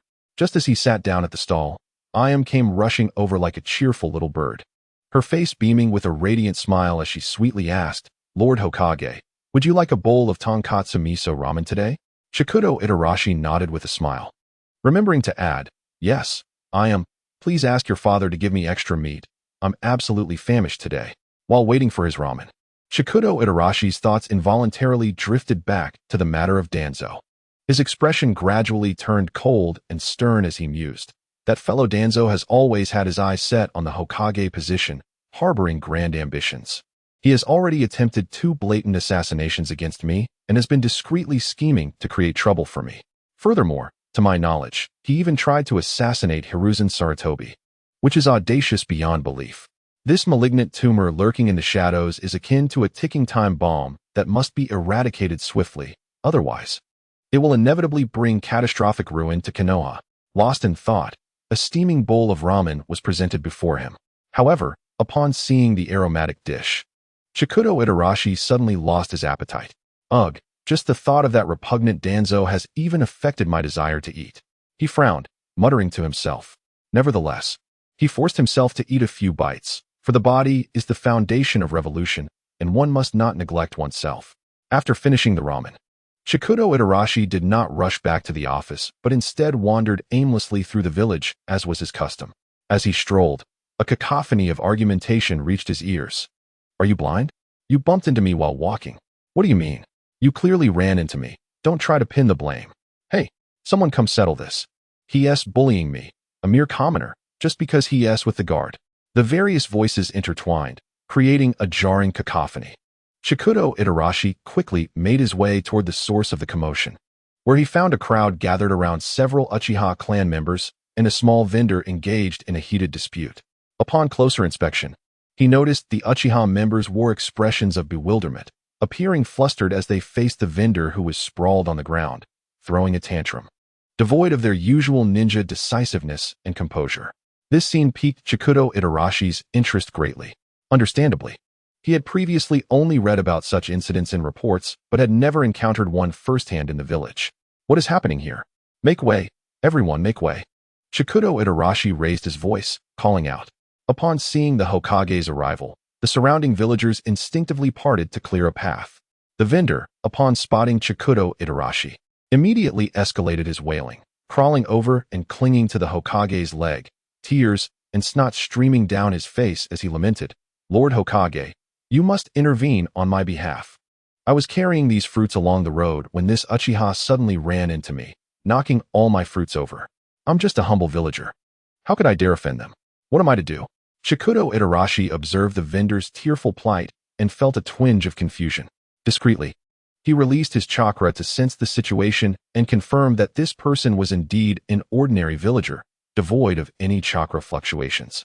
After a moment of contemplation, he decisively pulled out his wallet, retrieving several bills and extending them toward the vendor, speaking gently, "All right, stop crying.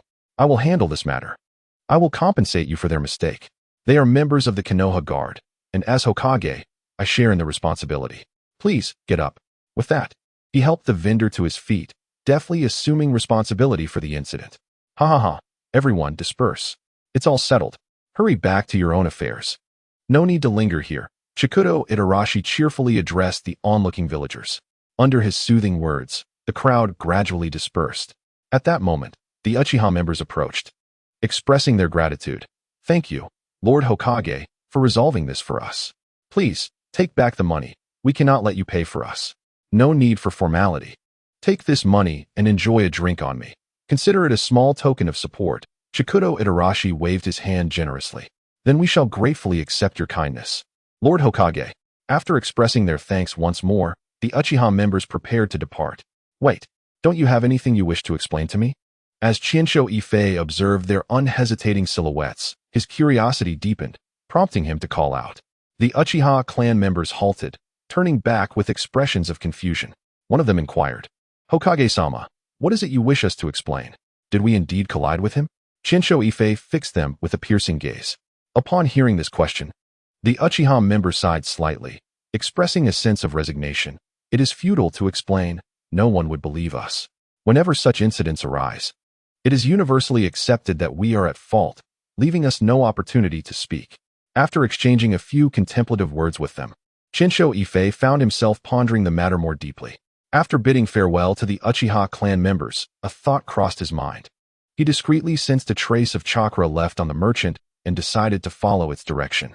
Chapter 47. Seeking Faiake, Qinsho Yifei pursued the trail with the swiftness of a shadow darting through the alleys. Soon, he arrived at the location where the merchant had lingered.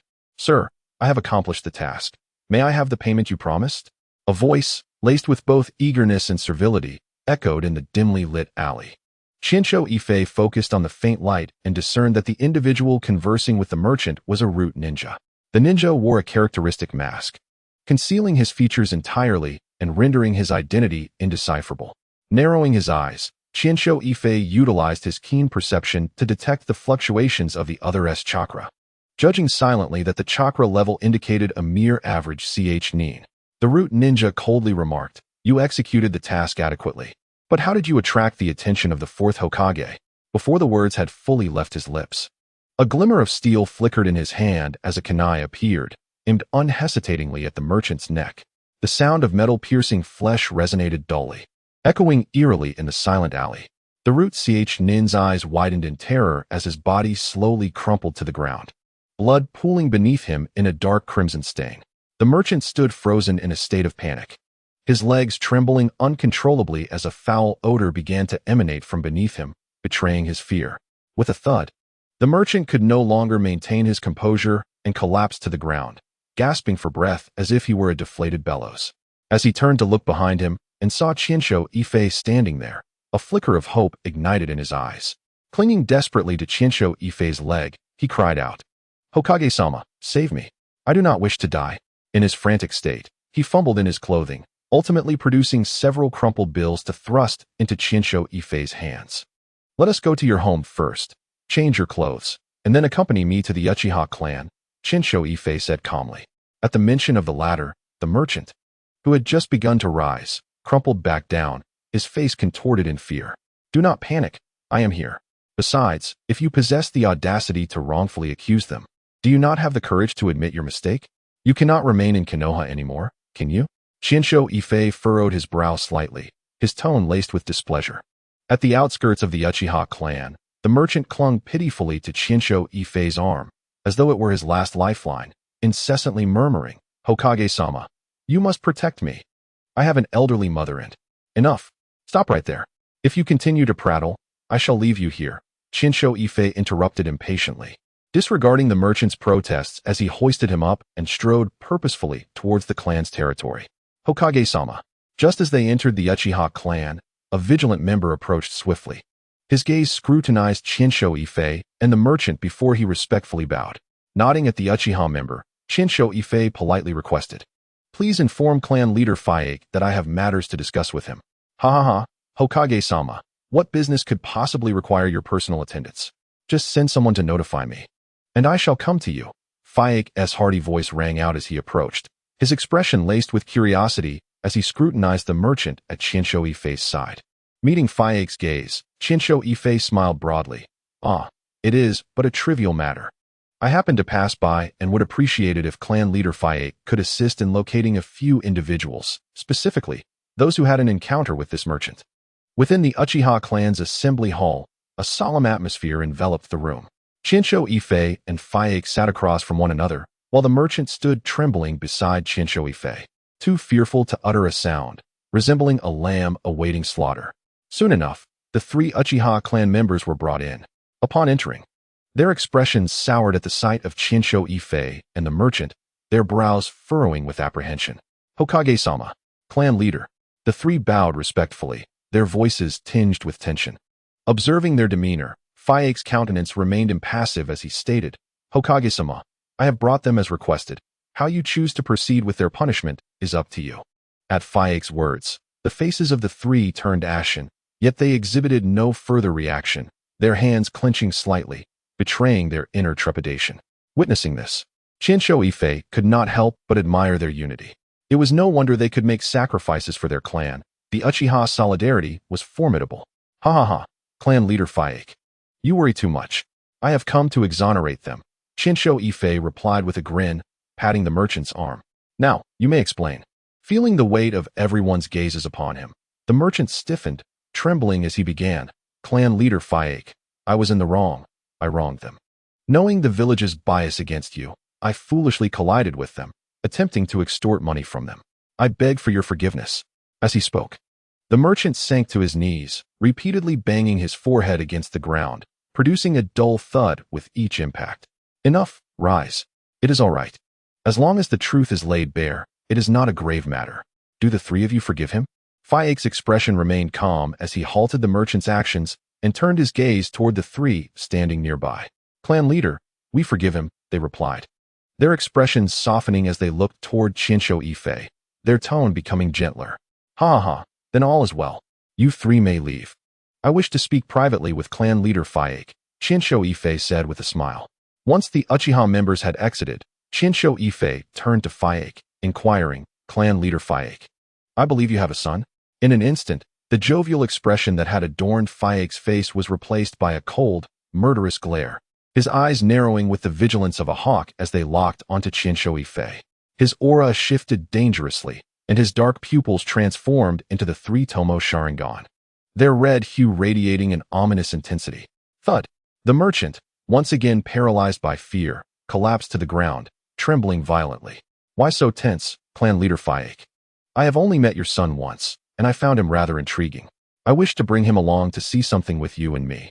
Bai Yifei maintained his calm demeanor, revealing no signs of agitation. Fugaku fixed his gaze upon Senju Itachi for a long while, before slowly retracting his Sharingan and the fluctuations of his chakra. In a somber tone, he expressed, I hope the Hokage will not take any actions that could harm my child. Otherwise, I would not hesitate to stake my life. Upon hearing Fugaku's words, Itachi understood that this father would indeed go to any lengths to protect his offspring. Rest assured, clan leader Fugaku, I, Senju, bet my name that I shall never harm your child, Itachi declared with unwavering determination. In the darkened base of the Umbu, the atmosphere was stifling, oppressive. Uchiha Fugaku and his son, Itachi, stood there, their brows furrowed in confusion and deep contemplation as they gazed at the root ninja, slain by Senju Itachi. Clan leader Fugaku, has there been a frequent occurrence of friction with the villagers? Itachi broke the silence with his inquiry. After a moment of reflection, Fugaku replied, initially, there were not many incidents, but for some unknown reason, they gradually increased. Was the friction primarily with our village's residents or with traveling merchants? Itachi pressed on. This question plunged Fugaku into profound thought. Ah, so it is as I suspected, Itachi mused internally, his conjectures confirmed. Hokage-sama, does this village have no room for us? The youthful yet troubled voice of Itachi echoed in the silence. Itachi, be silent. Fugaku's expression shifted, hastily silencing his son. Chapter 48, Taking a Disciple. Ha. Itachi laughed heartily, raising a hand to halt Fugaku. He took a step forward, then bent slightly to stand before Itachi. With a smile that remained undiminished, he gently ruffled Itachi's hair. Speaking in a warm tone, do you know? In the world of ninjas, there is a saying, when encountering a member of the Uchiha clan one-on-one, one must flee immediately. This is undoubtedly a testament to your clan's formidable power. If one's own strength is not sufficient, fear is only natural. It is also understandable that those with narrow minds cannot accept you. Upon hearing Itachi's words, the young Uchiha, standing at a height of 1 meter, furrowed his brow. His small face filled with contemplation as he fell into deep thought. Itachi slowly rose, his gaze intense, directing it towards Fugaku as he spoke. Clan leader Fugaku, if I am not mistaken, there must be a radical faction within the Uchiha clan. Fugaku did not respond directly. Instead, he fixed a piercing gaze on Itachi, his eyes filled with scrutiny and caution. Reflecting on Itachi's words and the events of the day, Fugaku found himself in a state of confusion, utterly unable to grasp Itachi's true intentions. He was acutely aware of the perilous situation facing the Uchiha clan. Thus, he had always adhered to the principles of endurance and retreat, striving to avoid conflict. Otherwise, the Uchiha clan would not have fallen to such a state, where anyone could easily provoke them. Upon learning that the new Hokage hailed from the Senju clan, not only the radicals within the clan, but even Fugaku himself had briefly entertained thoughts of rebellion against the village. Yet now, confronted with Itachi, he felt utterly perplexed, unable to discern whether the man was friend or foe. "Let us cooperate," Itachi urged, as Fugaku remained silent. His tone was sincere and resolute. "From what we currently understand, it is Danzo who is the true destabilizing factor in Konoha, not your Uchiha clan. I refuse to believe you are completely unaware of this or lack any leads. Does clan leader Fugaku truly wish to lead the Uchiha clan to an irretrievable end?" Observing Fugaku's hesitation, Itachi continued, "Trust me. If I were not genuinely concerned for the Uchiha clan, I would not have brought you here. You must understand that if it comes to that, the Uchiha clan will surely face complete annihilation. Even if some manage to escape, I can assure you, the entire ninja world will not allow you to wander freely." Fugaku's face was a mixture of turmoil and conflict. After a long silence, he finally responded, "Very well. I hope Hokage-sama will keep his word and not act treacherously." Haha. Naturally. Itachi laughed heartily. This was all for the peace of Konoha and the survival of the Uchiha clan. Throughout the entire process, Itachi had remained silent, feeling that this new Hokage radiated a unique aura. Unlike others, he sensed no animosity directed towards him. Instead, a peculiar warmth welled up within him. "Here, a gift for you," Itachi said, noticing Itachi's unwavering gaze fixed upon him. He retrieved a sword hilt from behind him and presented it to Itachi. Before the young Uchiha could respond, Itachi slipped the hilt into his hands. Turning his attention back to Fugaku, Itachi said, "Clan leader Fugaku, you must keep a close eye on the roots. Danzo may be plotting something in secret. As for the third Hokage, there should be no issues. He will not act against the village." "Understood. I will closely monitor Danzo's every move," Fugaku replied. "By the way, clan leader Fugaku, there is one more thing. I wish to take Uchiha Itachi as my disciple. What do you think?" Upon hearing this, Fugaku was momentarily taken aback. Before he could react, Itachi interjected, "Thank you, Teacher Itachi. I truly love this gift." Hearing his son express such gratitude, Fugaku remained silent, shifting his gaze to the weapon in Itachi's hands. Initially, he saw only a hilt and thought Itachi was merely jesting with his son. However, upon hearing Itachi emphasize his fondness for the gift, he looked closer and could distinctly sense the chilling aura emanating from the weapon. "Ha ha, I'm glad you like it. This sword is formless and invisible. It can only be seen in the fleeting moment between day and night, casting a shadow on the wall. At other times, it is difficult to discern the blade's full form. Only the hilt is visible, revealing its illusory shadow at specific moments. Very well, from this day forth, you shall be my third disciple. Remember to come to the Hokage's office tomorrow. Oh, and I almost forgot to tell you, this sword is named Chungying, clan leader Fugaku." "I must take my leave now," Itachi declared, clasping his hands behind his back and departing with measured steps from the umbu. Upon hearing the name of the sword, Fugaku's expression shifted dramatically, a complex emotion flickering in his eyes.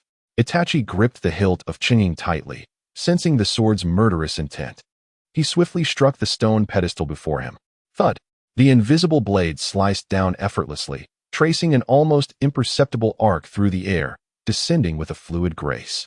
This seemingly formless strike cleaved through the sturdy stone pedestal like tofu, leaving a smooth, mirror-like cut.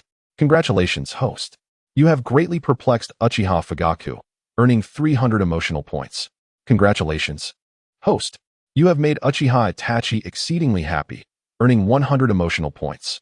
At this moment, Senju Itachi departed from the umbu, maintaining a facade of calm. Yet his heart brimmed with joy. "Hee, the Shadow Sword, you shall certainly have your work cut out for you. As for the name, feel free to guess. Not a whisper shall escape my lips." However, Itachi Uchiha is quite astute, and this sword accompanying him is not without merit. He paid no heed to the thoughts of Uchiha Fugaku, turning on his heel to revert to his effortlessly carefree demeanor, meandering through the streets and alleys of Konoha, resuming his role as the village's carefree wanderer. Chapter 49. The invitation from Noki Master Dans. Uchiha Fugaku has emerged from the umbu base. A root member reported to Dans with a hint of barely concealed tension in his voice. Bang! Dans abruptly smashed his teacup onto the floor, his face contorted with fury akin to an impending storm. "Incompetence! A bunch of useless fools. I painstakingly manipulated matters through Orochimaru to divert Hisashi, and yet you managed to create such a colossal blunder. Get out!" His roar echoed within the room, causing the root member to tremble and hastily retreat. Once the ninja departed, Danza's expression darkened, as if shadows themselves could drip from his visage. He was acutely aware that his machinations against the Uchiha clan had likely been unveiled. Over the years, he had exploited the Uchiha's arrogance, secretly dispatching individuals to disseminate malevolent rumors about the clan. Initially, everything proceeded according to plan, but now, bang. Danza's fist struck the table with a resounding thud as he hissed through clenched teeth, "Senju Itachi." The following morning, within the Hokage's office, Uchiha Itachi stood in place, a visage of regret. "Damn it. Kakashi, guy, where's the new book of mine? How could it have vanished again?" Senju Itachi's voice shattered the tranquility of the room, laced with a hint of anger. "Oh, Kakashi, you deceived me. You went off to steal it on your own." Upon hearing this, Guy's eyes widened in indignation as he glared at Kakashi, declaring with righteous fervor. Upon Guy's words, Kakashi's expression shifted, a fleeting flicker of shock crossing his features. Sure enough, the next moment, Guy, who had been suspended in midair, was lowered to the ground. "Kakashi!" With a furious shout from Senju Itachi, two supple vines shot forth, expertly removing Kakashi's shoes and tickling his feet. This was a punishment devised by Senju Itachi after much contemplation. These two would not respond to traditional methods of discipline, and he recalled the discomfort he endured while training in sage arts, leading to this innovative approach. Amidst Uchiha Itachi's astonished gaze, Senju Itachi successfully reclaimed his precious book. Turning to the two unruly companions, he scolded, "Hey, you with the bushy eyebrows, I placed my trust in you, yet you learned to speak falsehoods. I misjudged you. And you, Kakashi, why has your chakra only increased so slightly these past few days? What have you been up to? You too. Go stand in the corner and hold a horse stance. You shall not cease until I finish my work." After dealing with Kakashi and Guy, Senju Itachi noticed Uchiha Itachi quietly observing in the corner. "Ha ha ha, Itachi has arrived. I hope I didn't frighten you. These two are incorrigible. They simply cannot be left unchecked. I'm not usually like this as a teacher." Seeing Uchiha Itachi's bewildered expression, Senju Itachi quickly explained. "It's fine, sensei. If you haven't finished, please continue." "I don't mind waiting a bit longer," Uchiha Itachi replied obediently. In that instant, two piercing gazes fell upon Uchiha Itachi, causing the young boy to shudder involuntarily. "Hey, what are you two doing? Are you seeking punishment again? Let me introduce you. This is Uchiha Itachi, and you both are half of my disciples. From today onward, he shall be your junior brother, still attending the Ninja Academy. You two should incorporate him into your training whenever possible."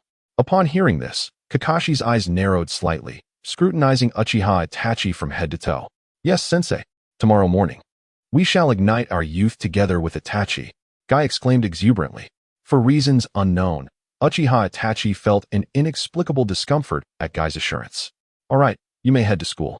By the way, if you skip class, come find these two. I'll introduce you to someone else when the opportunity arises.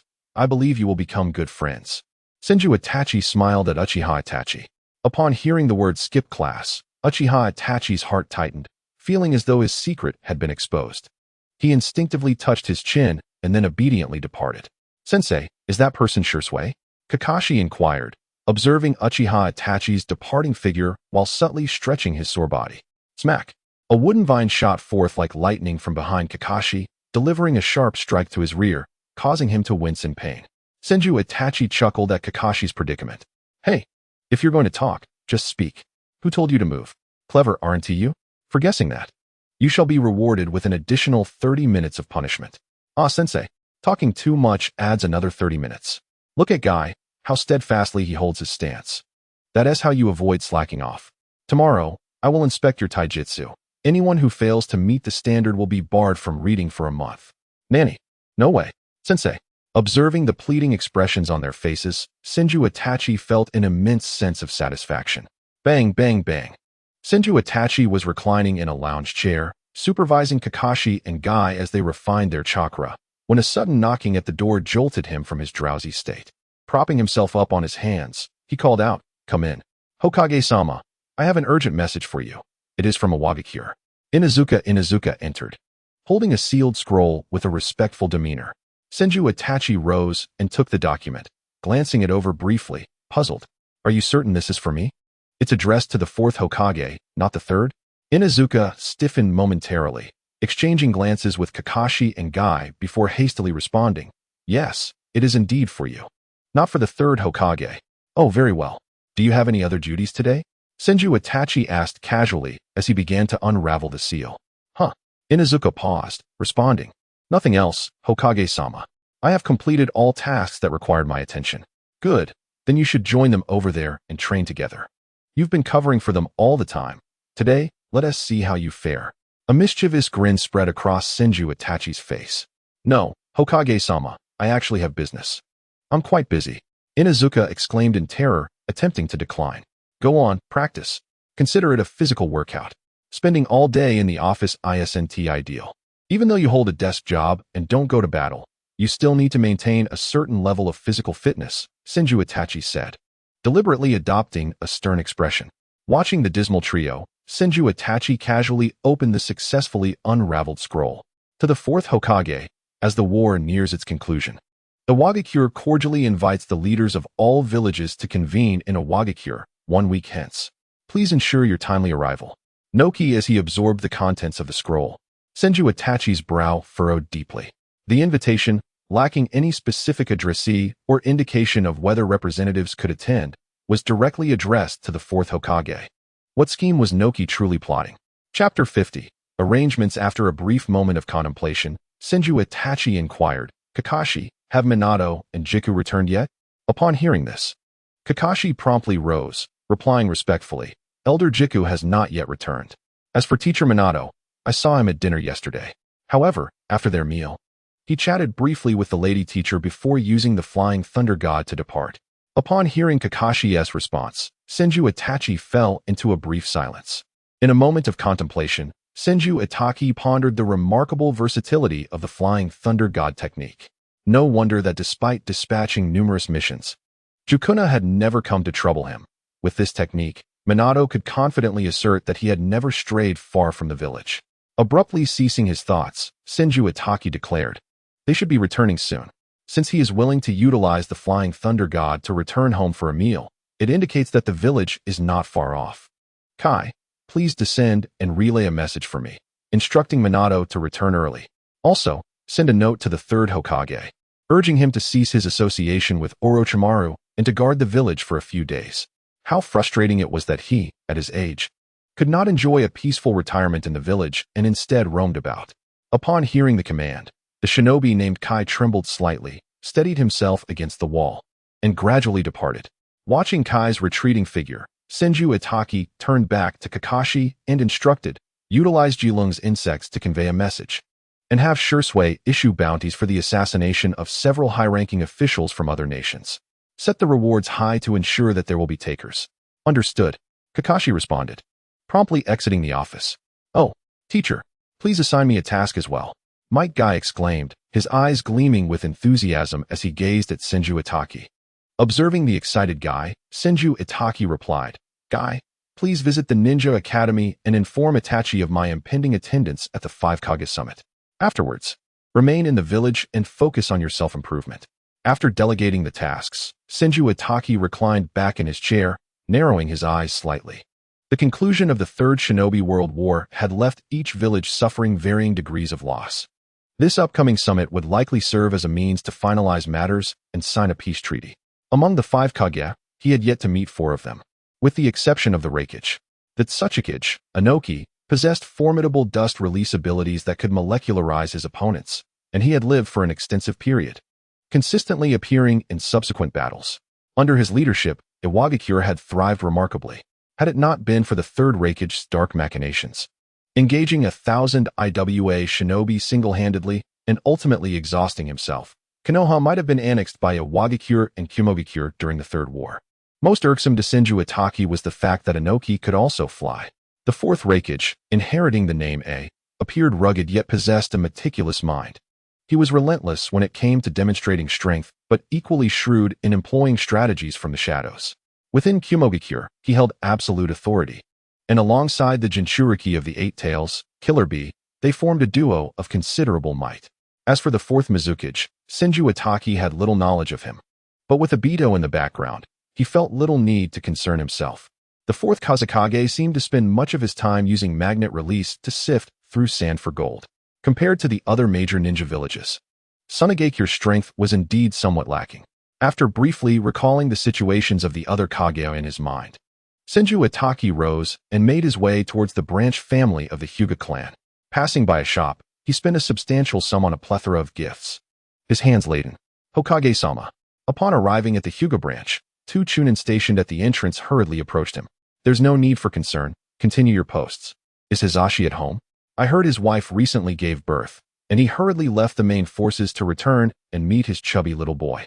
I brought some gifts to celebrate. Bidding farewell to the two guards, Senju Itaki navigated the familiar path to the reception room of the Hyuga branch. Upon learning of his arrival, Hizashi quickly set down his newborn and rushed over. Beaming, he greeted, "Haha, Hokage-sama, I apologize for the spectacle. This is my first time as a father, and I am quite excited." Seeing Hizashi's joyful expression, Senju Itaki rose with a smile and clasped his hands in congratulations. "Haha, congratulations. I heard that you became a father, so I hurried here with gifts. Haha, your presence alone brings me great joy. There's no need for gifts," Hizashi replied.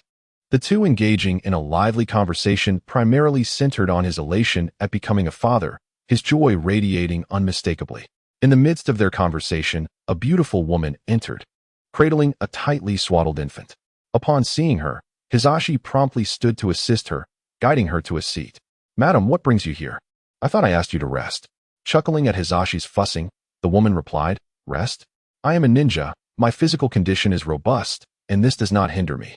Come, let the Hokage-sama take a look at the baby." At her words, Hizashi carefully took the child from her arms, his eyes brimming with affection as he gazed down at Niji. He approached Senju Itaki, saying, "Hokage-sama, this is Niji. You may try calling him Niji. Niji, look what Uncle Itaki brought you." Senju Itaki exclaimed, waving a kunai in front of the infant to capture his attention.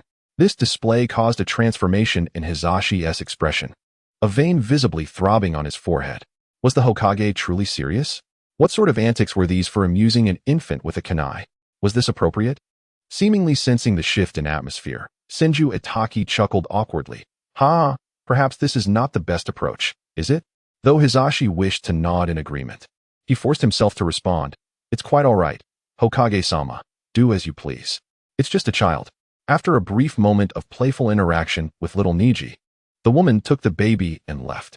Senju Itaki's gaze grew serious as he turned to Hizashi, saying, "Brother Hizashi, the clan leader should be returning soon."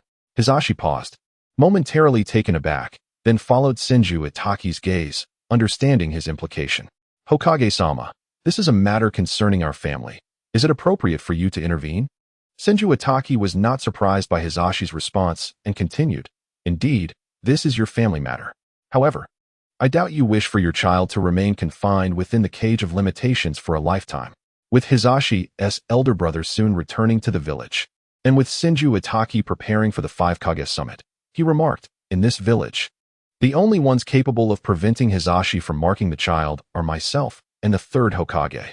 However, I doubt the third will be of assistance. Well, since you, Brother Hizashi, do not desire my assistance, I shall take my leave," Senju Itaki stated, observing Hizashi's continued silence. "I must depart now. I will be leaving the day after tomorrow." Rising without hesitation, he acknowledged that time had been granted for Hizashi to deliberate. It was now up to him to make a choice. Should he succeed, the Hyuga clan would become a significant ally in the future. Chapter 51. Departure to a Wagakure in the Hokage's office in Konoha. Senju Itaki donned the Hokage's ceremonial attire, the prominent character's Fourth Hokage emblazoned on the back of his robe, topped with the distinctive Hokage hat. Since assuming the role of Hokage, this was the first occasion he fully donned the complete ensemble. Previously, he had refrained from wearing the Hokage hat, adhering to his principle that while one may sacrifice their life, their hairstyle must remain intact. Standing beside him were his trusted subordinates, Minato Namikaze, Nara Shikamu, Hyuga Hizashi, and Uchiha Fugaku. Senju Itaki surveyed his capable companions, radiating confidence as he proclaimed, "To the third Hokage, I entrust the village. I shall lead them to meet Inoki and ensure he witnesses the might of Konoha." Sarutobi Hiruzen, observing the exuberance of Senju Itaki, felt a sense of resignation.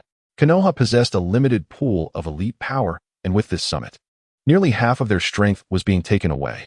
Moreover, the members of his shadow guard, each of whom rivaled Kakashi in skill, were being sacrificed without a trace. Leaving no evidence, was this not a mockery? Sarutobi Hisashi sighed as he took a puff from his pipe, slowly articulating, "Well, off you go. Be cautious on the road. And maintain your composure during the meeting. If anything is unclear, do not hesitate to consult with Rokuzen and Fugaku. With me overseeing the village, you can proceed with peace of mind. And do remember, do not resort to violence at the slightest disagreement. Some things require patience. Once you leave the village, the circumstances change. Off you go? There's no need for you to worry about me. With them around, I won't be soaring into the heavens. Farewell." Senju Itachi turned and waved, exiting the office without a backward glance. Upon leaving, he encountered the formidable quartet of Konoha's elders, secretly raising his middle finger at Danzo in a provocative manner. However, he quickly reconsidered, opting instead to flip him off with his pinky finger. As anticipated, Danzo's initially bewildered expression transformed into one of fury. Before he could react, Senju Itachi brushed past him, leaving behind an air of pride. Watching Itachi's retreat, Danzo's teeth ground together in irritation. The Nara, Akimichi, and Yamanaka clans had long-standing amicable ties, collectively known as the Pig, Deer, Butterfly Alliance. Besides these clans, the Sarutobi family was also resistant to Danzo's manipulations. Among the remaining clans, the two most powerful clan leaders had been brought along by Senju Itachi, particularly Uchiha Fugaku, who was already scheming in the shadows. Coupled with the genius ninja Namikaze Minato, an intangible pressure began to envelop Danzo following Itachi's provocation. "Farewell, everyone. There's no need for you to see us off. We shall return safely." At the village gates of Konoha, Senju Itachi and his companions waved goodbye to those seeing them off. In the crowd, Might Guy wept openly, clinging to a helpless Kakashi like an octopus. Beside them stood a stunning woman with flowing red hair. For reasons unknown, Itachi always felt a twinge of guilt whenever he met the piercing gaze of Uzumaki Kushina.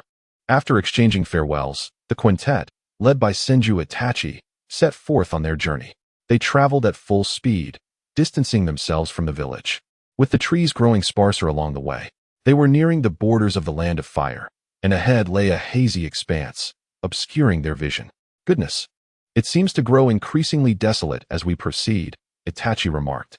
Hearing his inquiry, Nara Rokuzen explained, "Lord Hokage, what lies ahead is known as stone rain, a unique natural phenomenon of the Land of Earth. Much of the terrain in the Land of Earth is barren rock and continuous stone mountains.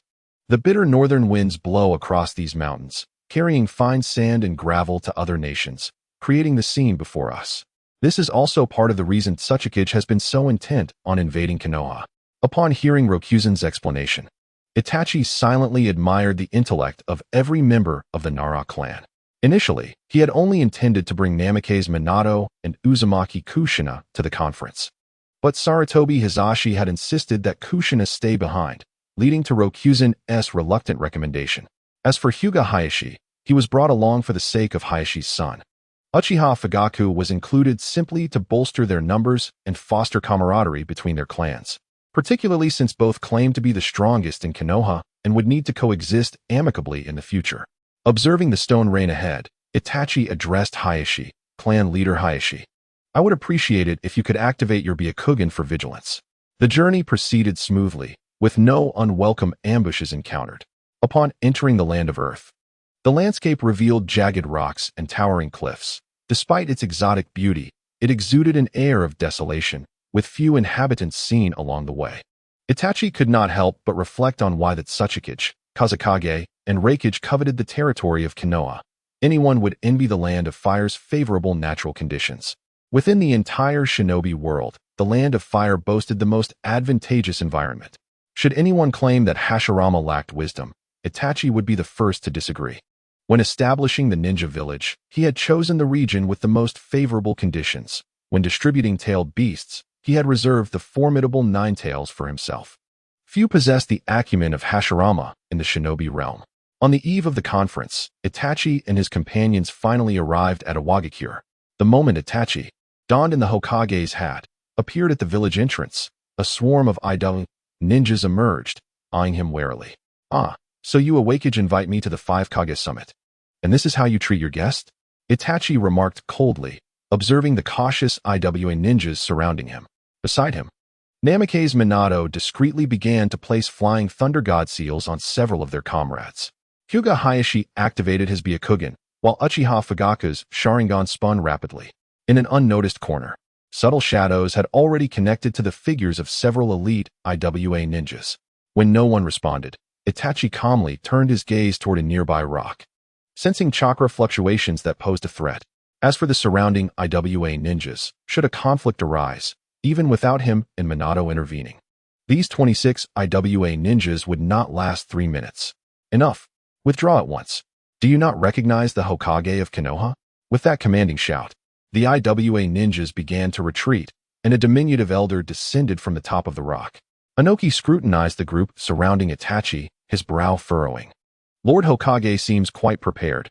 It appears you do not trust this old man. Upon hearing Inoki's words, Itachi smiled slightly. Not at all, esteemed elder. This is my first time attending the Five Kage Summit. I lack experience and hope you will forgive my naivety. Haha. Indeed, among the Kage, you are the youngest. It is no matter. Allow me to arrange accommodations for you. Once the Raikage and Kazekage arrive, we shall convene tomorrow. Haha. I appreciate your assistance, esteemed elder. The previously tense atmosphere dissipated instantly as the two walked side by side, conversing amiably as they entered a Wagakure. Chapter 52. The Five Kage Summit. Lord Hokage. There are no traps or seals in this vicinity, Hyuga Hayashi stated as he activated his Byakugan, meticulously inspecting the accommodations arranged by Inoki. Itachi nodded slightly. Understood. We shall stay here for the night. The courtyard is quite spacious. Everyone may select a room. Everything appeared tranquil, aside from the minor incident upon arrival. No further issues arose. In stark contrast to the bustling, vibrant nightlife of Konoha, Iwagakure's nights were exceptionally quiet. As night fell, the entire village seemed to slip into slumber, exuding an eerie stillness. The group of Itachi, after meandering through the streets, swiftly decided to return to their lodgings. Ah, how dull this is. I had hoped to enjoy a bath and perhaps catch a glimpse of the beauties of Iwagakure. Yet why do all the shops close so early? Itachi mused aloud, aimlessly wandering the streets of Iwagakure while observing the village's layout. Upon hearing his words, the others, except for the unmarried Nara Rokuzen, exchanged glances and awkward smiles, responding, "Huh? Lord Hokage, you jest." "TCH, how unamusing," Itachi scoffed. A few individuals strolled through the dimly lit street, the faint illumination failing to ignite any further interest in lingering. Suddenly, they halted in unison, turning to face an adjacent road. There appeared a man adorned in the hat of the Mizukage, flanked by two masked ninjas. "You are the newly appointed Fourth Hokage, Senju Itachi?" Another from the Senju clan, and just hearing your name already brings trouble. Kagurazuka did not part the thin veil obscuring her face, her gaze coolly surveying the individuals before her, including Senju Itachi, her tone laced with a hint of indifference. Senju Itachi's lips curled into a subtle, enigmatic smile. "What? Have I stirred up some unpleasant memories?" he taunted. "If so, I deeply apologize. However, it is possible that more troublesome matters may arise in the future, so let me preemptively express my regrets to avoid any future reproach from the Mizukage." "Humph. Sharp-tongued as ever. I hope the strength of the Fourth Hokage is worthy of your current standing," Kagurazaka retorted, her annoyance evident. "You needn't trouble yourself. The Fourth Mizukage should focus on mending his own village's issues. Now, let's be off. It's time for rest." Senju Itachi removed the hat hanging around his neck, donning it with poise, hands clasped behind his back, exuding an air of tranquility as he made his way home. "Did you discover anything?" he inquired upon returning to their quarters, addressing Minato, Namikaze, and the others. His strength is somewhat lacking, yet not entirely ineffectual. Nevertheless, when measured against the standards of a Kage, he does appear somewhat inferior, Minato Namikaze replied earnestly. Nara Shikamaru added, "The Fourth Mizukage, Gakage, is said to be a perfect Jinchuriki. However, I detected no trace of tailed beast chakra emanating from him just now. Additionally, I noticed a subtle exchange between Kagurazaka and the individual to her left during your conversation." Senju Itachi nodded in agreement, stating, "Indeed, something seems amiss. I sensed the presence of wood release from the individual on Kagurazaka's left." Disregarding the astonishment of those who overheard, Senju Itachi's expression grew serious as he cautioned them to keep a vigilant eye on them the following day. A night passed without incident, and soon it was time for the scheduled meeting. After enjoying breakfast provided by the Rock Ninja, the talks commenced in earnest. Under the guidance of the Rock Village's leader, Senju Itachi maintained a composed demeanor as he approached the council chamber, accompanied only by Shikamaru and Minato, while Hizashi and Fugaku remained in the lounge. Inoki, the meeting's initiator, awaited their arrival at the chamber's entrance. This seasoned elder, clad in the garb of the Tsuchikage, though diminutive in stature, exuded an aura that commanded respect. The lines etched upon his face bore witness to the passage of time and the scars of war. Upon entering the council chamber, they found the tempestuous Raikage already seated, his gaze narrowing upon the entrance of Senju Itachi and Minato Namikaze. The Mizukage remained tightly wrapped, yet today, the chakra of the tailed beast was palpably evident. As the final participant, the Wind Kage, Rasha, took his seat, the meeting officially commenced. Inoki spoke first. The purpose of gathering you all here is to discuss how to address the repercussions of this war. He paused briefly before continuing. This conflict has left profound scars on our villages. Apart from a few resource-rich hidden villages, the others face significant challenges in rebuilding. I propose a redefinition of our borders and an adjustment in resource allocation. At Inoki's words, Senju Itachi's brow furrowed slightly. At that moment, the Wind Kage interjected. Inoki-senpai speaks wisely. Following such a war, each of our villages requires time to recuperate. Sunagakure is willing to reassess the border delineations on reasonable terms and resolve this dispute through peaceful negotiations. Moreover, given the current instability in the ninja world, I propose that we hidden villages unite to establish a common defense mechanism against potential future crises. As the Wind Kage finished, the Raikage slammed his hand onto the table, declaring loudly, "Humph, a defense mechanism? We have no need for such. The Cloud Village is not so weak as to depend on others for aid. As for redrawing borders, I would naturally agree if it meant expanding our territory." His penetrating gaze swept across the room, radiating vigilance. The Mizukage, expressionless, regarded the Wind Kage and coldly remarked, "Humph. A defense mechanism? Who are we defending against? The entire ninja world is merely a battleground for our villages. Such a measure is utterly meaningless." The Wind Kage's demeanor darkened, and after a lengthy pause, he slowly responded, "Whether you choose to establish one or not, do not blame me for the consequences. Setting aside the defense mechanism, resource allocation is of utmost importance. Sunagakure suffered greatly in this war, and our land is barren. We urgently require additional resources to recover and develop." Senju Itachi, his gaze penetrating, attentively listened to the discourse and then interjected, "Lord Wind Kage, Inoki-senpai, the resource distribution issue between Sunagakure and Iwagakure is indeed crucial for our focus. However, redrawing borders is absolutely out of the question. Instead, we can collaboratively formulate a reasonable plan. You provide the funding, and Konoha will supply the materials, charging only for the cost. Subsequently, we can deploy ninjas to establish trade routes among the major ninja villages, facilitating resource sharing. What do you think?" The Mizukage suddenly scoffed. "Easier said than done. Who will undertake the establishment of these roads? Who can guarantee the fairness of trade? Moreover, most merchants are ordinary people. Who will ensure their safety?" The discussion persisted for quite some time, marked by both fervent debate and moments of silence. As time progressed, a degree of consensus began to emerge. The proposal to redraw borders was dismissed, and mutual trade was agreed upon, with the Land of Fire serving as the central hub, coordinated by Konoha. Each village would independently forge connections with others based on their specific circumstances and needs. The framework for a joint defense mechanism was also clarified, with the Raikage taking the lead. As the meeting drew to a close, Inoki addressed the assembly, his tone resolute. "The fact that we have reached these agreements during this Five Kage summit is no small feat. I hope each of our villages will adhere to the agreements and strive together for peace and prosperity in the ninja world." Stepping out of the council chamber, Senju Itachi beamed with pride, boasting to his companions, "So, how did I perform today?" Minato Namikaze smiled, replying, "Haha, Lord Hokage's performance was nothing short of exemplary." Nara Shikamaru, also smiling, added, "You have successfully secured mutual trade opportunities, which is quite impressive. By the way, Lord Hokage, what will you do if they insist on not retracting the border proposal?" Senju Itachi's lips curled into a confident smile as he replied, "No need to worry. I have it all figured out. Minato can hold off 3 of them, while I deal with the other 2. The remaining guards can be handled by the 3 of you. If things get dicey, Minato and I will use Flying Thunder God to get you all out." Upon hearing Senju Itachi's words, Shikamaru looked incredulously at Minato, who nodded, saying, "Indeed, I have already planted 132 kunai along the way. Should we sprint? We could return to Konoha within an hour." Hearing this, Shikamaru gazed at Senju Itachi's reassuring expression, engulfed in profound self-doubt.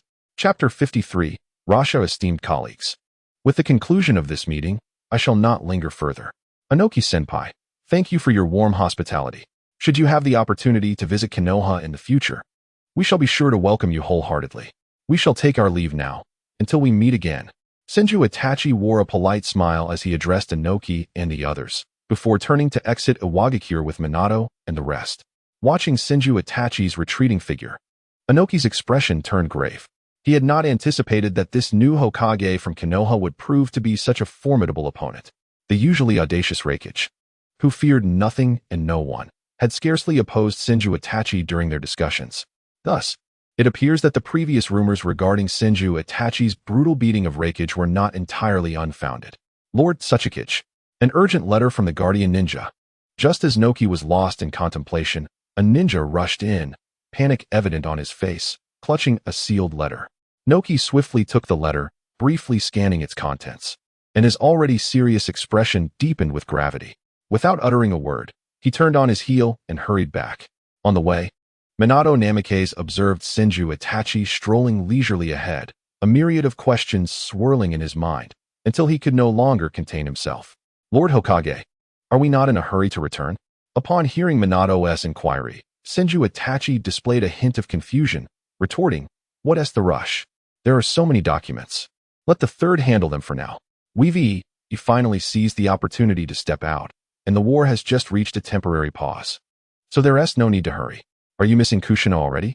It's only been a few days, just hold on a bit longer. Listening to Senju Itachi's candid yet slightly teasing remarks, Minato stammered an explanation. "Lord Hokage, you jest." "I truly do not." The surrounding individuals couldn't help but chuckle at Minato's flustered defense. Hyuga Hizashi looked at Minato's embarrassment and playfully intervened. "Ha, Lord Hokage. It's only natural for Minato to think of his wife. Besides, they are of the age to start a family." Uchiha Fugaka chimed in with a jest. "Don't just pick on Minato. Hizashi already has a child, and what about you? As the elder brother, can you maintain your dignity?" Hizashi immediately bristled. "What do you mean, you red-eyed rabbit? Are you mocking me?" Fugaku retorted without hesitation. "Hey, you white-eyed fool. You're quite perceptive. It seems your mind is sharp these days. Enough of this bickering." Senju Itachi interjected, fanning the flames of their friendly rivalry. Minato and Nara Shikaku, accustomed to such antics, could only shake their heads in resignation as they watched the three lively characters. Suddenly, amidst their casual chatter, a rustling sound pierced the air. In the next moment, a fierce wind rose, and a storm of sand rapidly enveloped them. In the nick of time, as the sand threatened to swallow them, Minato reacted with remarkable speed, pulling two companions to safety. In an instant, the five figures vanished from their original spot, reappearing 100 meters away.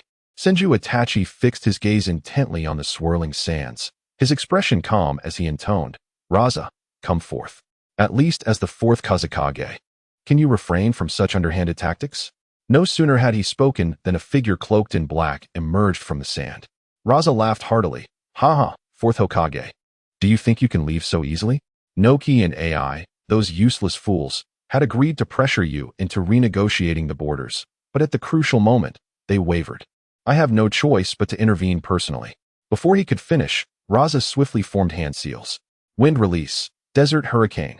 Instantly, the air filled with flying sand, surging forth like a ferocious beast, aiming directly at Senju Itachi and his companions. They quickly dispersed, evading the onslaught. The whirlwind, laden with sand, slammed violently against a nearby rock, which shattered into fragments. Before Raza could launch another assault, Minato, like a flash of yellow lightning, brandished a black short sword. Appearing behind Raza in an instant, without hesitation, he drove the blade into Raza's back. A dull thud echoed, and Raza instantaneously transformed into a heap of sand, scattering across the ground. However, Raza's assault was far from over. "Wind release, sand tower," he shouted, and the sand that had encircled Minato coalesced rapidly, forming a formidable sand tower that hurtled toward him. Boom! The sand tower crashed down, kicking up a cloud of dust, but Minato had already vanished, leaving only a massive crater in its wake. Meanwhile, Senju Itachi remained focused on the battlefield. Suddenly, the ground beneath him trembled slightly. In the next moment, two figures erupted from the ground like phantoms, brandishing kunai aimed directly at him. At the critical moment when their weapons were about to strike, their expressions shifted to one of horror as the kunai slowly redirected toward their own necks. With a gurgling sound, blood sprayed forth, and the two collapsed, their eyes dimming. On the opposite side of the battlefield, a multitude of sand gold rapidly coalesced around Raza. Witnessing the swift demise of his two subordinates left Raza in shock. Yet, he had no time to ponder as he commanded the swirling sand gold, launching it like a torrential rain of arrows towards Senju Itachi and his allies. 8 trigrams. Return to heaven. Hisashi reacted swiftly, darting in front of Shikaku. Activating his Byakugan, he spun, creating a chakra barrier that deflected the incoming sand gold. Meanwhile, Minato stood at a distance, observing the unfolding conflict. Before Senju Itachi, a wooden figure materialized, standing firm to absorb the onslaught of sand gold. Fugaku activated his Sharingan, his eyes glinting with intensity. Utilizing the enhanced reflexes granted by his ocular prowess, he skillfully evaded the barrage of sand, ensuring none struck home. Suddenly, the once chaotic storm of sand gold dissipated without warning. Raza's expression turned to one of terror as he stood frozen in place, unable to move. A closer inspection revealed a slender shadow had stealthily intertwined with his own. In the next heartbeat, a chilling sensation spread from Raza's neck as a black short sword silently pressed against his throat.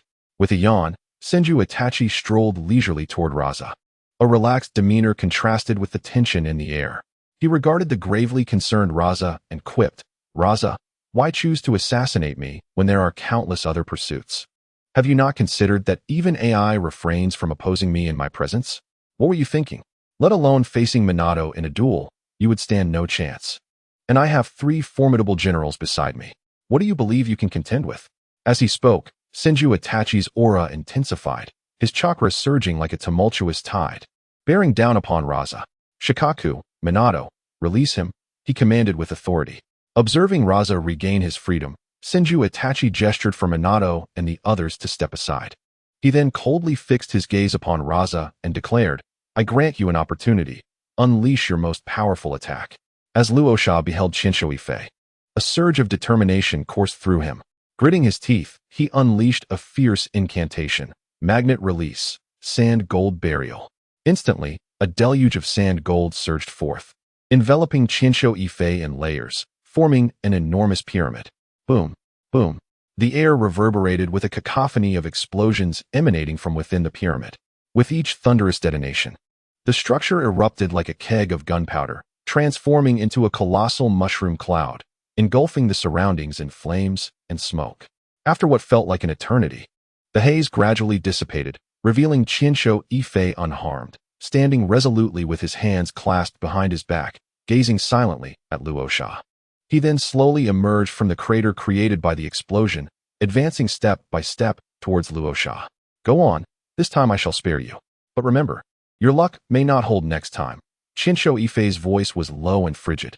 In that desolate wilderness, Luosha stood in shock, his expression a mix of fear and disbelief.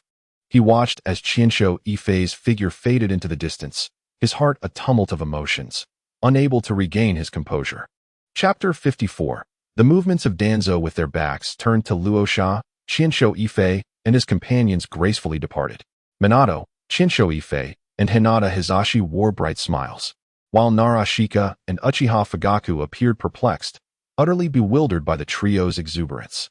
"Ha ha ha, Minato, our coordination was nothing short of seamless," Chinsho Yifei exclaimed excitedly. Extending his fist towards Minato, Minato chuckled in response, meeting Chinsho Yifei's fist with a light tap. "Lord Hokage, your mastery of the Flying Thunder God technique is truly astonishing. I never imagined you would wield it with such finesse so swiftly," he remarked, genuine admiration evident in his tone. "Hee, it's nothing much.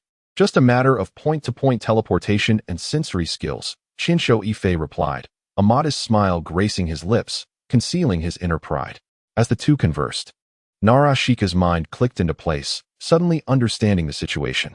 However, Uchiha Fugaku remained utterly bewildered, his expression clouded with confusion.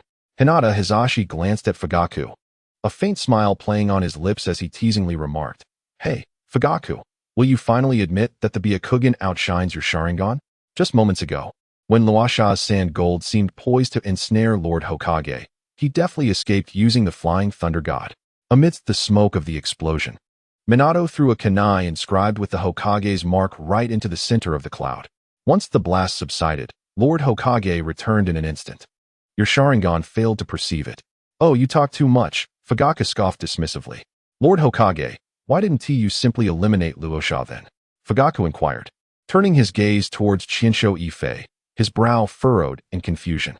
He had always believed that removing Luosha in that moment would have been a prudent choice. Qinsho Yifei narrowed his eyes slightly, responding, there is no necessity. The 5 Kage Summit has just concluded, and the ninja world has only recently attained a rare semblance of stability. To kill Luosha now would render our efforts at the summit futile. Moreover, Luosha's ability to extract gold from sand is invaluable to the resource-scarce Sand Village. The recent trade opportunities we secured may very well depend on him for prosperity. There will always be time for killing, but such riches must not be easily forsaken. As Qinsho Yifei spoke, he turned to Uchiha Fugaku, his expression turning serious. Konoha must be transformed into the strongest in the ninja world. Thus, our vision must extend far into the future. Sometimes, sparing a life can be more valuable than taking one. The others felt a jolt at his words. They had initially perceived him as a carefree individual, only to realize that this Hokage was far more profound than they had imagined. Noticing the gazes upon him, Qinsho Yifei cleared his throat and affected a sage-like demeanor. To secure external peace, we must first ensure internal stability. Hizashi, Fugaku, your clans are the largest in Konoha. I brought you along to foster goodwill between you. Upon your return, I hope you will continue to cultivate this bond, setting a commendable example for the other clans, just as the Nara and their allies have done. Yes, Lord Hokage. Hizashi and Fugaku replied in unison, bowing respectfully. Ha ha ha, splendid. Now let us return. It is time to deal with those troublesome rodents at home. Qinsho Yifei laughed heartily, leading the way forward. The group walked side by side through the forests of the Land of Fire. Qinsho Yifei, a look of contentment on his face, inhaled deeply, exclaiming, "Ah, the air in the Land of Fire is truly refreshing, lifting one's spirits." As he spoke, he stretched widely, his steps growing increasingly leisurely. Minato followed closely behind, his expression tinged with exasperation. He was preoccupied with thoughts of his wife at home, yearning to return quickly.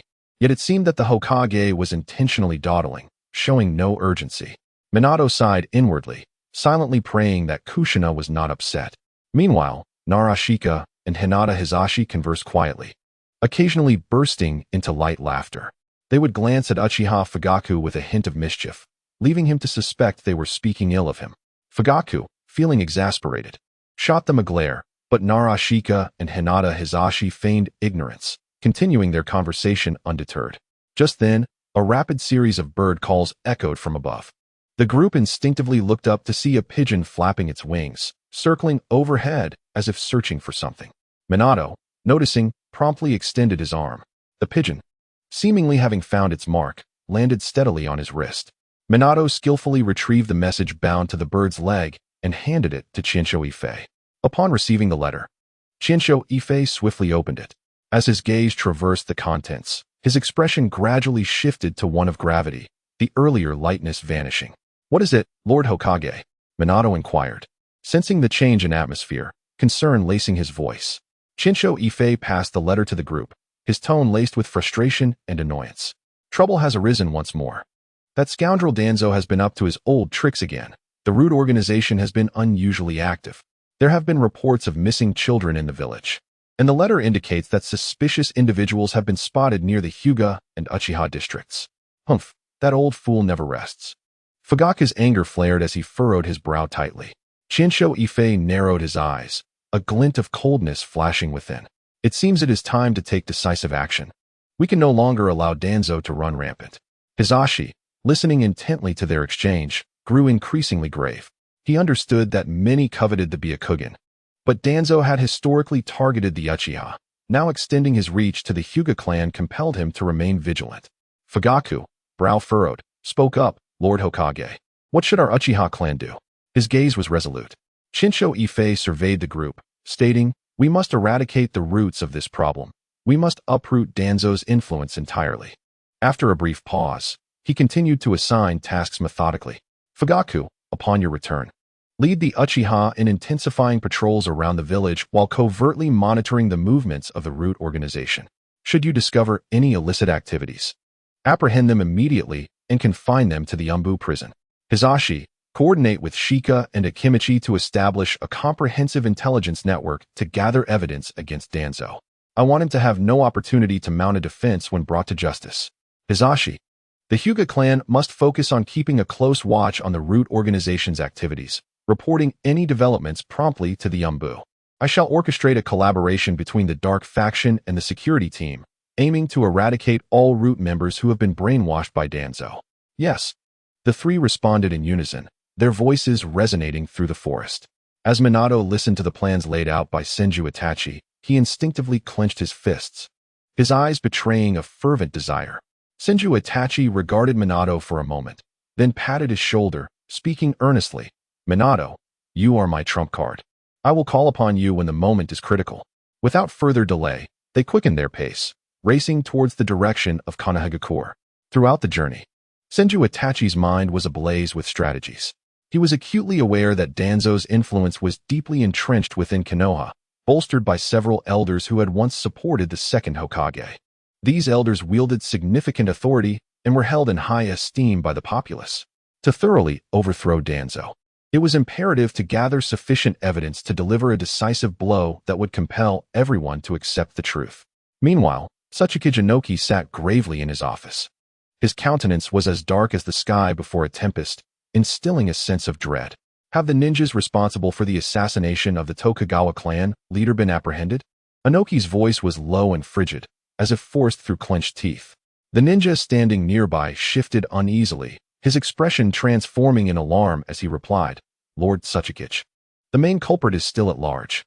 We have deployed additional personnel for the pursuit. Another accomplice has been captured. Upon investigation, it was confirmed that he is merely a rogue ninja, not affiliated with any other hidden village. Recall some of the border defense personnel to bolster the capital's security. Such incidents must not recur." Inoki slammed his palm on the table, rising with fury evident in his gaze. Yes, the ninja responded hastily before retreating. Aside from Inoki, the other Kage who had returned to their villages after the Five Kage summit had received similar intelligence. In an instant, the high-ranking officials of various nations found themselves engulfed in chaos and unease. Chapter 55. The Godson. The group traveled with great urgency, utilizing the Flying Thunder God technique, alternating between Minato and Senju Itachi's efforts. Before the sun had completely set, they arrived at the gates of Konohagakure. "Hokage-sama, how did you return so swiftly?" The guard ninja, seeing the group at the village entrance, hurriedly approached to offer his respectful greeting. Senju Itachi nodded slightly, responding, "Indeed, our journey was quite smooth, so we returned early. As the day has grown late, we shall rest and convene a meeting with the high-ranking officials tomorrow." After dismissing the guard, Senju Itachi sent Minato and the others on their way. The moment the command left his lips, Minato employed the Flying Thunder God technique, vanishing from sight, leaving the onlookers astonished. "Hey, Hyuga Hayashi, let's go together." As he observed Hayashi turning to leave, Senju Itachi called out to him. Hayashi, a look of confusion on his face, turned back to inquire, "Hokage-sama, do you have any further instructions?" With a smile, Senju Itachi replied, "Oh, it's nothing significant. I haven't seen my godson for days, and I've been quite concerned about that little fellow. Since we're heading in the same direction, let's go together." Upon hearing this, Hayashi was momentarily puzzled, but he quickly realized and exclaimed in surprise, "Hokage-sama, the godson you speak of must be my nephew Niji." "Haha, indeed. You are quick to catch on, Hayashi. Let us go see him. I shall visit my godson while you check on your nephew." Subsequently, the two purchased small toys along the way. With a sense of excitement, Senju Itachi carried the items as they made their way toward the Hyuga residence. Hayashi observed Senju Itachi's demeanor, feeling a slight unease, yet he couldn't let himself lose face, so he too acquired a substantial collection of children's toys, contentedly carrying them alongside Senju Itachi. "Ah, Hokage-sama. Brother, when did you return? I had no word of your arrival." In the courtyard, engrossed in training, Hyuga Niji's older brother. Hayashi was taken aback by the sight of the two entering with their purchases, his face lighting up with joy as he rushed forward. Haha, just returned. I couldn't help but think of my godson, so I came directly from Awagakure with some local specialties for him. Hey, where's my godson?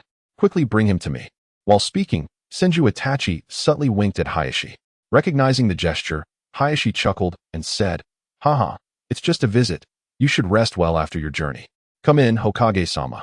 Brother, and sit down. I will fetch Niji right away. The mysterious exchange between the two left Hayashi bewildered. He pondered, what is going on? Why does it feel like they share such a bond, leaving me, the elder brother, feeling like an outsider? Just as the two were exchanging glances, Hayashi returned, cradling the infant Niji.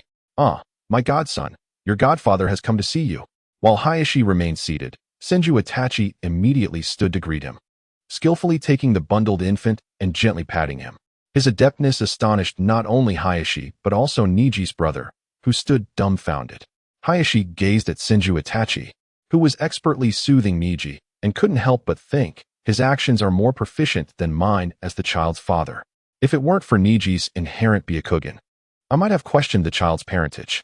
Oh, how adorable when he smiles, so fair and tender, Senju Itachi remarked, gently pinching Niji's cheek. Pride swelling within him as he noticed the perplexed expressions of both men. He mused, it's no jest, my two sisters have certainly put me through my paces. Among my 4 nephews, who hasn't made a mess on me? I am quite adept at handling children.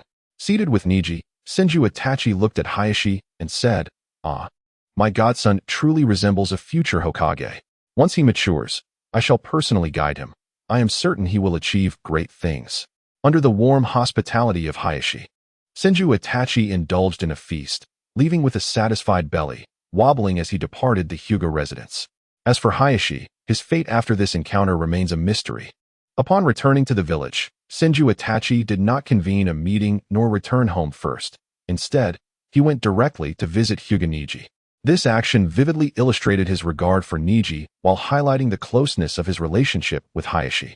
The remaining matters now rested in Hayashi's ability to persuade Hayashi. After a restful slumber, Senju Itachi awoke to the dawn's light. Upon arriving at his office, he found the majority of Konoha's high-ranking officials already present. Once everyone gathered, Senju Itachi took his seat at the head of the table and recounted the discussions from the 5 Kage summit. After Nara Shikaku filled in some overlooked details, the attendees, excluding Danzo, nodded in satisfaction. Hokage-sama, why did we fail to secure the initiative for joint defense? Danzo inquired, his tone chilly as he addressed Senju Itachi upon the conclusion of the meeting. Hearing Danzo's question, Senju Itachi furrowed his brow slightly and turned to Nara Shikaku, saying, Shikaku, would you kindly elaborate on this for Lord Danzo? Nara Shikaku nodded and replied methodically, Lord Danzo, the war has just concluded, and Konoha has suffered tremendous losses, significantly diminishing our military defense capabilities. Diverting additional forces for joint defense across various villages at this juncture would leave Konoha vulnerable, making it difficult to withstand any unforeseen circumstances. Conversely, by establishing trade under Konoha's leadership, all material movements would require passage through the Land of Fire. This way, we will only need to ensure the defensive arrangements within the borders of the Land of Fire, which would not differ greatly from our current situation. Especially with the commencement of the mutual market, our economic strength can be significantly enhanced, which is more conducive to our accumulation of power. Listening to Nara Shika's explanation, the previously agreeable crowd nodded in praise. Meanwhile, Danzo sat silently with a darkened expression, simmering with anger. Haha, well, since everyone has no objections, let us arrange the specific implementation of the mutual market. Senju Itachi continued with a smile, relishing Danzo's demeanor. The mutual market has existed before, but it was not vigorously developed. Next, we shall dispatch personnel to collaborate with the soldiers of the Fire Nation to conduct a large-scale bandit eradication operation, thereby establishing a safe route. After speaking, Itachi turned to Nara Shikaku and said, Shikaku, I will rely on you to work with everyone to formulate specific policies. And once they are approved, we will commence execution. By the way, we will not impose taxes initially. However, for safety, they will undoubtedly opt to hire guards. We will primarily focus on providing hiring services at first and will establish tax policies once the market stabilizes.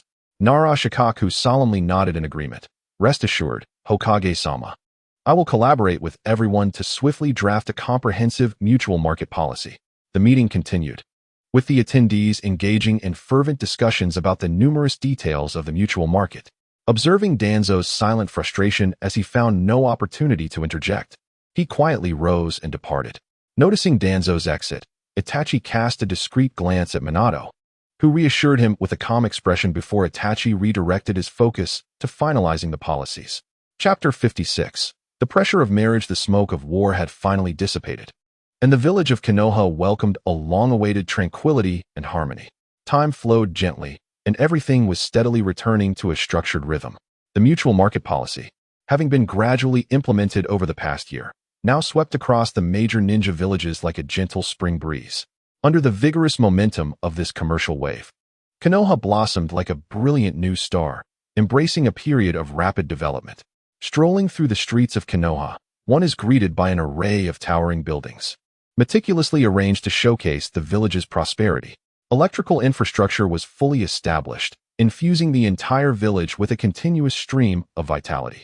At this moment, while not everyone could be deemed affluent, the village had reached a level of overall prosperity.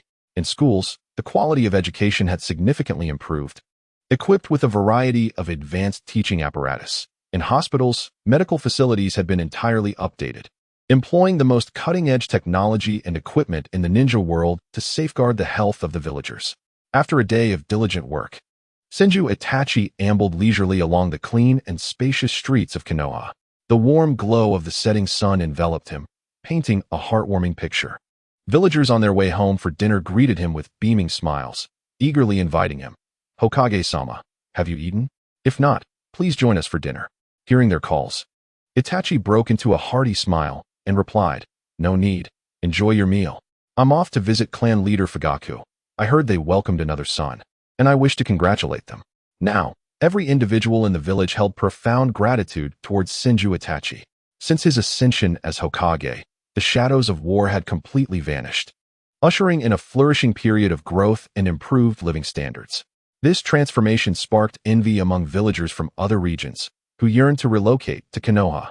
Moreover, Itachi traversed the village daily, warmly interacting with residents, fostering a sense of community. Over time, from the babbling 1-year-old to the wise 80-year-old, no one in Konoha was unfamiliar with the amiable Fourth Hokage.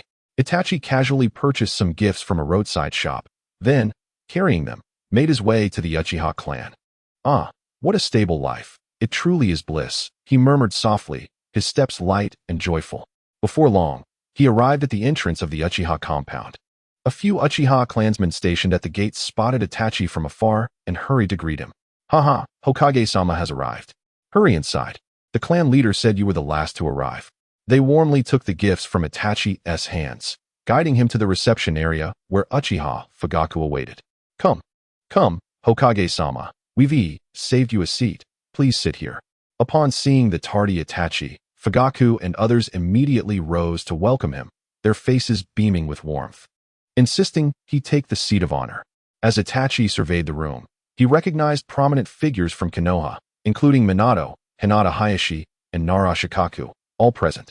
Minato, seeing Itachi take his seat, jested first, "Hokage-sama, you are the last to arrive.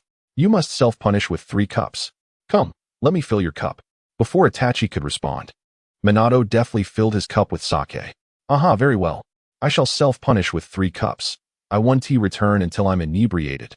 I tell you, Minato, if I'm dragged back halfway by Kushina, I shall spare you no mercy." Itachi laughed heartily as he raised his cup and downed it in one go, prompting uproarious laughter from the crowd. Minato, unfazed by the jest, continued to tease, "Rest assured, that one tea happened this time. I've made prior arrangements. Fugaku, let us ensure he doesn't end up kneeling on the washboard again after this."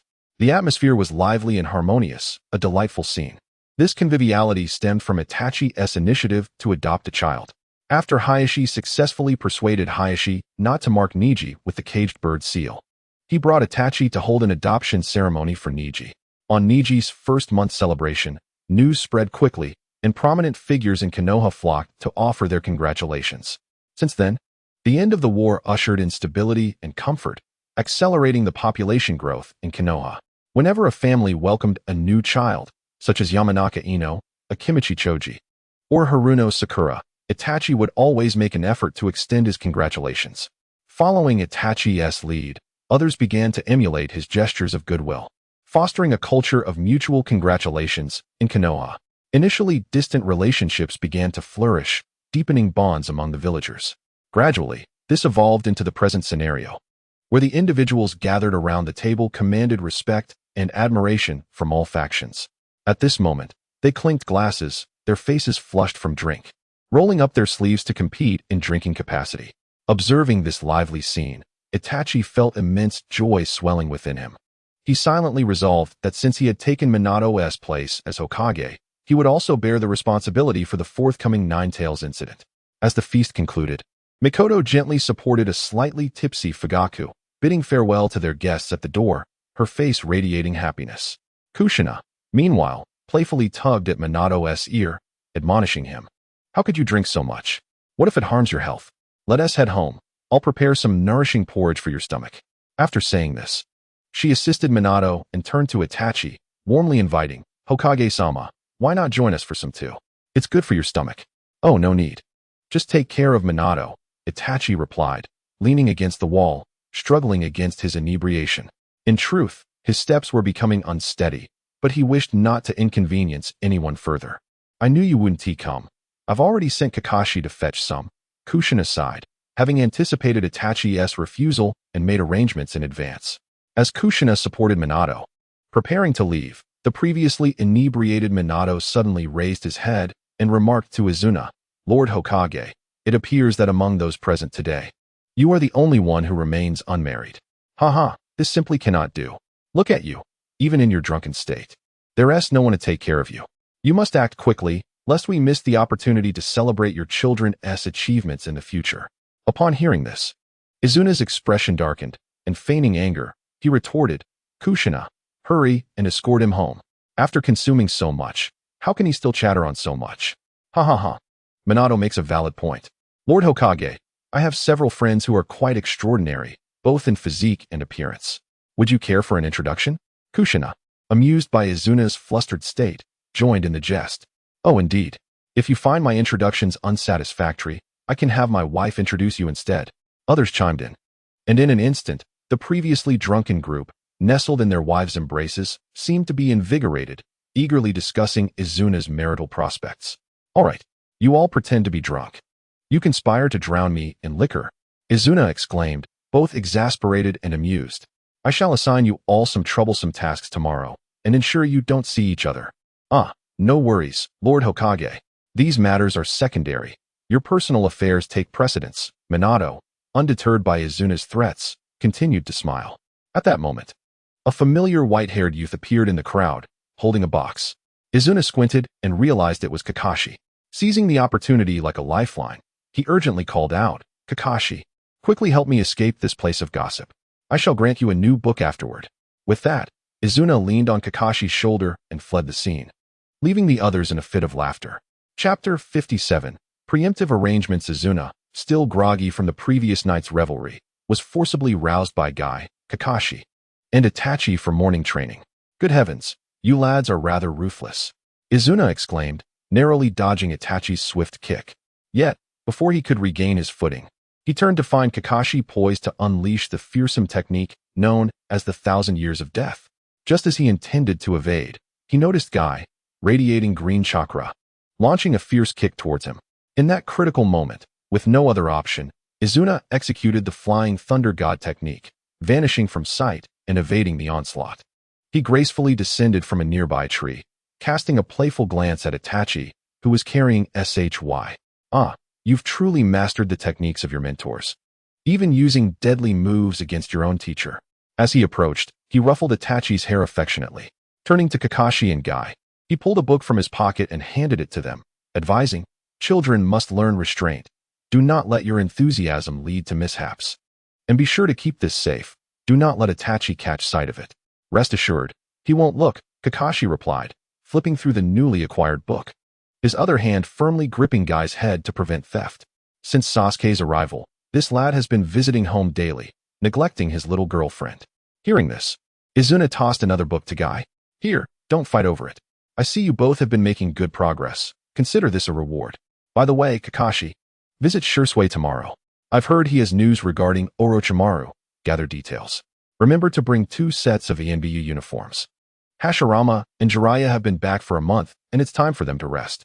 Izuna meticulously outlined their tasks.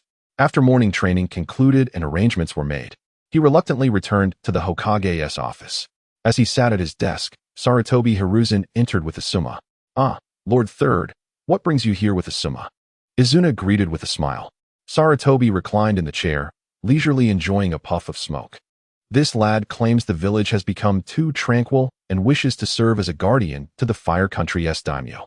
Please arrange for it, and have Yuzu return. He is getting on in years and deserves some leisure." Turning to Asuma, Izuna feigned reproach. "You, my friend, should be focusing on expanding the Sarutobi clan, not seeking to escape.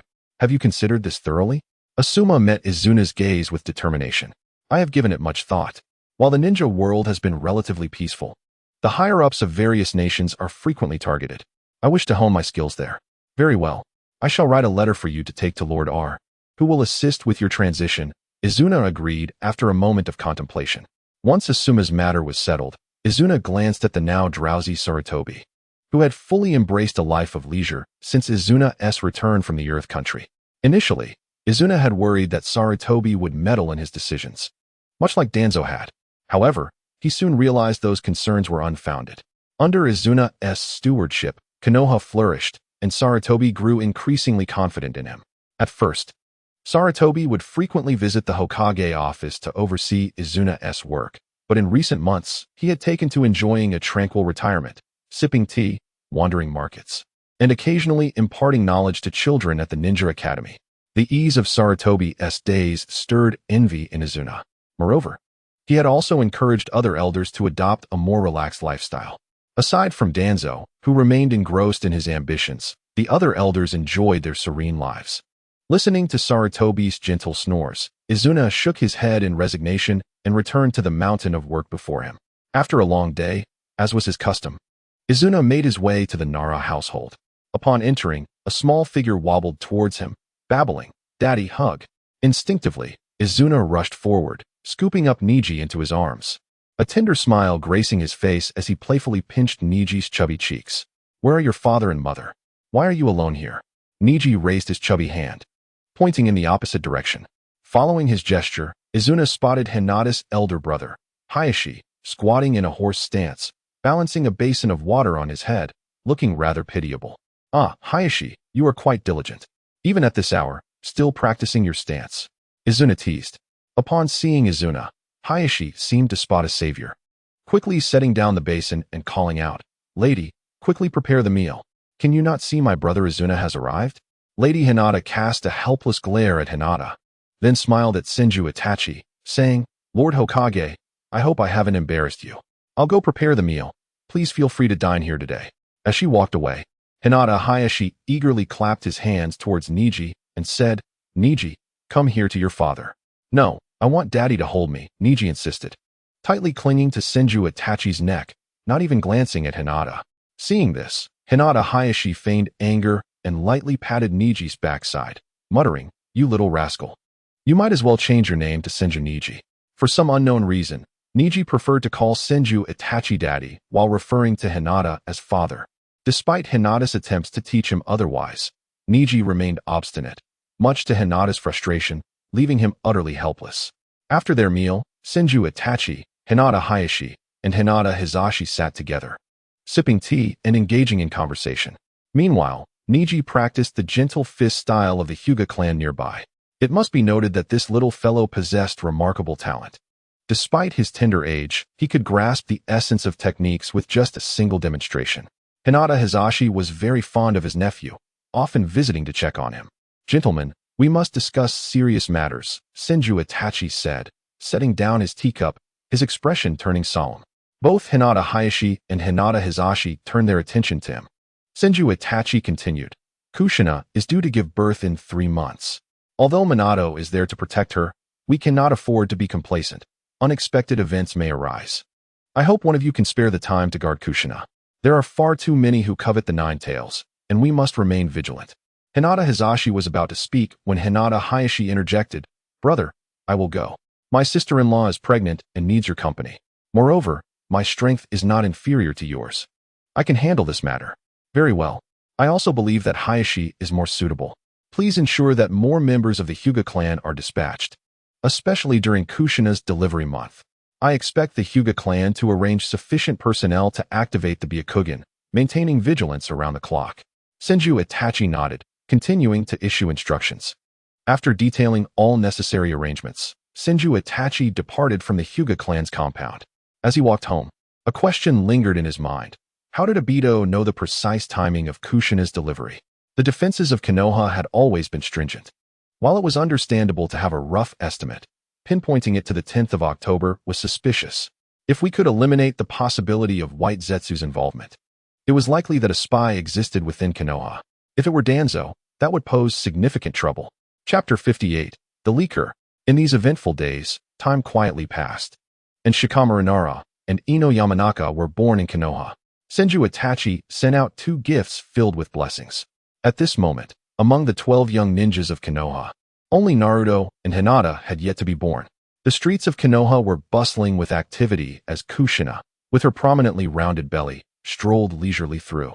A radiant happiness and tenderness shone on her face, as her due date was now less than a month away. Everyone had originally hoped that Kushina could remain at home, resting peacefully, but Sarutobi Bawako expressed concern, stating that prolonged sitting was not beneficial for either her or the baby. Thus, they could only agree to allow her to take a daily stroll to keep active. As Kushina walked along the streets, Minato stood faithfully by her side. Having more time to accompany his wife since Senju Itachi became the 4th Hokage, nearby, 2 ninjas from the Hyuga clan discreetly followed them, their eyes vigilant and alert to their surroundings. In a more concealed corner, a certain white-haired boy was stealthily tailing them. The villagers understood that during Kushina's labor, the seal on the nine tails would be at its weakest. Even Sarutobi Hizashi, who usually remained at home, could not relax and specially asked his wife, Sarutobi Bawako, to look after Kushina. By the end of September, Konoha resembled a beast poised to pounce, with the entire village on high alert in preparation for potential conflict. At Senju Itachi's command, Konoha fortified its defenses, with every ninja on high alert, ready to face any impending crisis. In the Hokage's office, Senju Itachi and Sarutobi Hizashi sat facing each other. Sarutobi Hizashi habitually picked up his pipe, took a deep drag, and slowly exhaled a cloud of smoke, asking, "Itachi, I've already sent Bawako to care for Kushina, and Minato is always by her side. Why did you summon me? My afternoon tea time is fast approaching." His tone bore a hint of languor. Senju Itachi shot him an exasperated glare and replied, "How have you become like this? You were not always so uncooperative. It shouldn't be this difficult to discuss urgent matters with you." His gaze was filled with resignation. Sarutobi Hizashi smacked his lips and lazily responded, "All right, enough complaining. Just get to the point. I have a friend awaiting me for a bath, after all. Young people really ought to show a little consideration for my old bones." Though he spoke casually, concern flickered in his eyes. He understood that the matter Itachi wished to discuss was surely significant. Seeing Sarutobi Hizashi's nonchalant demeanor, Senju Itachi shook his head helplessly and said, "While it's fine for Bawako to care for Kushina for now, I have other arrangements for the day of her delivery." Upon hearing this, Sarutobi Hizashi narrowed his eyes slightly, studying Senju Itachi. "What do you mean? Is there confirmed information that someone will make a move on the night Kushina gives birth?" His voice carried a note of caution. Listening to Sarutobi Hizashi's inquiry, Senju Itachi nodded solemnly and replied, "As of now, the news isn't entirely certain, but we cannot afford to be lax in our preparations. Ensuring the safety of Kushina and the village is of utmost importance." "Very well, your capabilities are well recognized. I trust you to handle Konoha. Should you need anything, do not hesitate to inform me. Though my old limbs may not be as agile, I can still shoulder some responsibilities. You handle the arrangements. By the way, I've been rather idle lately. There's a lovely tea house near Minato's place. I'll be there for a while. Do remember to reimburse me." As Sarutobi Hizashi spoke, a smile graced his face, as if genuinely pleased to have found a relaxing retreat. Hearing this, Senju Itachi chuckled, "Your clan is thriving. Do you really need to worry about my small contributions? Very well, I shall deduct it from Minato's salary." After watching Sarutobi Hizashi depart, Senju Itachi wasted no time and performed the reverse summoning technique to arrive at the wet-bone forest. Lord Great Slug, please assist me in contacting Lady Tsunade. Senju Itachi respectfully addressed the enormous slug before him. After approximately 10 minutes, the Great Slug spoke slowly. Lord Itachi, Lady Tsunade says she is very busy and has no time to attend to you. What is she busy with? Is she gambling again? Senju Itachi furrowed his brow. Knowing Tsunade's tendencies too well, upon hearing she was busy, his first instinct was to assume she was lost in a casino. Indeed, upon hearing the Great Slug's response, veins throbbed on Senju Itachi's forehead. Gritting his teeth, he said, Great Slug, please help me summon Tsunade back. Lord Itachi, that may not be appropriate. There's no issue. Consider it helping her quit gambling. I'm merely doing a good deed, and there's nothing wrong with that, Senju Itachi replied firmly. At that moment, with a loud bang, a plume of white smoke erupted, and the statuesque Tsunade appeared before Senju Itachi. With her hands on her hips and a furious expression, she shouted, What? Who's out of money? Shizun, bring me money. Quickly. Huh, where's this? It seemed that Tsunade had noticed the immense changes in her surroundings, abruptly halting her previous outburst. With wide eyes, she surveyed the scenery around her, taking in the sight of Senju Itachi and the living slug before her. A flicker of confusion and surprise crossing her face. Meanwhile, in the casino, a girl clutching a pink pig, none other than Shizun, looked up with tear-filled eyes at the bearded man in front of her. The man, glancing at the spot where Tsunade had vanished, wore a grim expression. With a resigned sigh, he turned to the earnest Shizun and advised, It appears she has once again left you in my care. Be a good girl and stay put.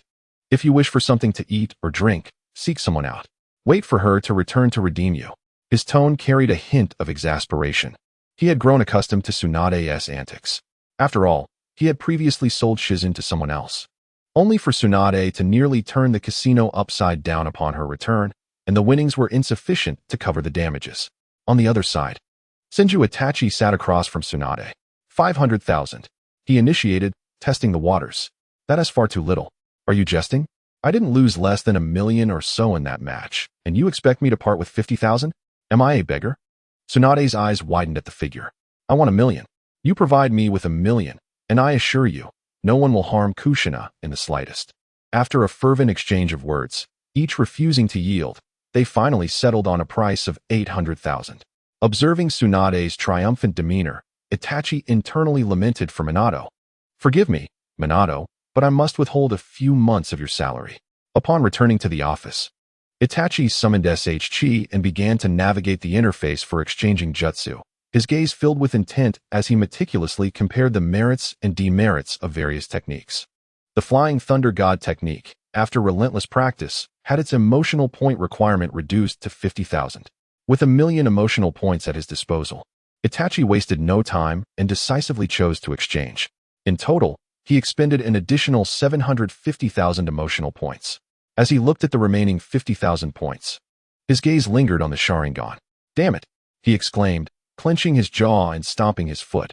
After a fierce internal struggle, he resolutely opted to forego it. Now was not the time. He would save. Having completed all of this, Itachi paused. He stepped out of the Hokage's office, inhaled deeply, and activated Sage Mode. Instantly, a mystical aura of natural energy enveloped him, transforming his very presence. He dashed toward the outskirts of the village, eager to adapt to the newly acquired jutsu with utmost speed. As he passed the memorial stone in Konoha, a familiar figure caught his eye. The individual appeared somewhat forlorn and disheartened, slowly departing from the area of the stone. Simultaneously, a faint chakra fluctuation emanated from the vicinity of the memorial stone. In an instant, Itachi recalled something significant, his expression shifting dramatically as he turned and raced toward the source of the chakra disturbance. Upon his arrival, the area had returned to tranquility. Aside from a few scattered flowers laid before the stone bearing Lin's name, no anomalies were perceptible. Turning to Kakashi, who had followed him, Itachi felt a wave of frustration. He approached and gave Kakashi's head a couple of firm taps. Kakashi, cradling his head, looked up at Itachi with a pitiful expression before picking up the fallen flowers and carefully placing them back in their original location. Chapter 59. Obito. On the 10th day of October in Konoha village, the sky was clear and serene, with a gentle breeze carrying a hint of autumn's coolness. Tsunade arrived punctually, exuding an air of confidence, accompanied by medical ninjas who hurriedly transported the most advanced equipment from Konoha Hospital. Tsunade and Kushina entered the meticulously prepared secret chamber. To ensure the villagers' safety, the chamber was strategically located in a secluded area, far removed from bustling residential zones. Concealed on the edge of a tranquil forest, considering the imminent battle's severity, Itachi decisively ordered the ordinary ninjas to withdraw and disperse to various corners of the residential areas, tasked with safeguarding the populace to prevent any collateral damage should conflict arise. Inside the Hokage's office, the atmosphere was tense. Itachi's expression was solemn as he fixed his gaze on Sarutobi Hiruzen, stating earnestly, "Third Hokage, the safety of Konoha's citizens rests in your hands. I must head to Minato's side to ensure Kushina and the child remain unharmed." Sarutobi nodded firmly, his eyes resolute, replying, "Go, and I shall await your safe return." Itachi believed that the defenses surrounding Kushina were impenetrable, a veritable fortress. He found it hard to fathom how Uchiha Obito could breach the rigorous defenses he commanded. However, the village's safety was equally paramount. It was imperative not to concentrate all high-level combatants in one location. After all, should Obito fail to control the Nine Tails, he might wreak havoc in the village, with catastrophic consequences.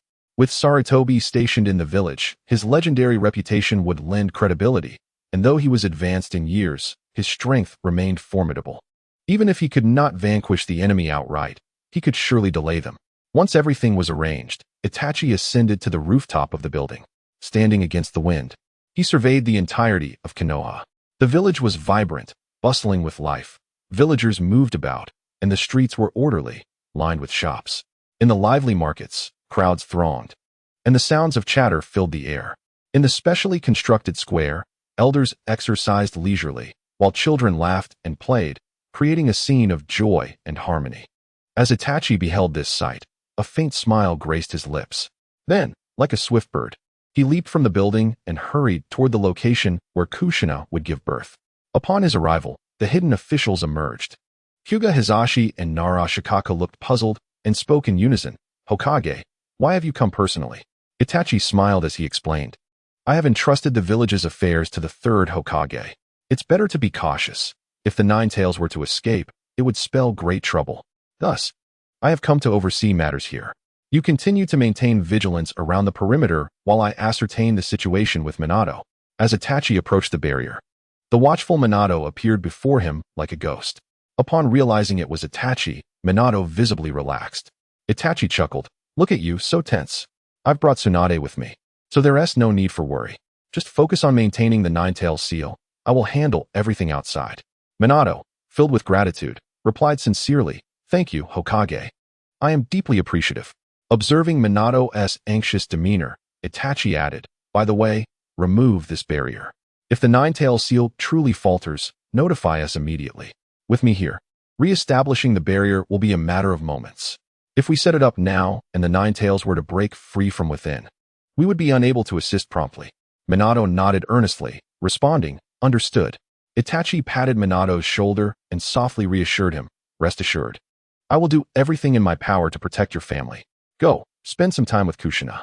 With that, Minato offered a grateful smile before vanishing like a gust of wind.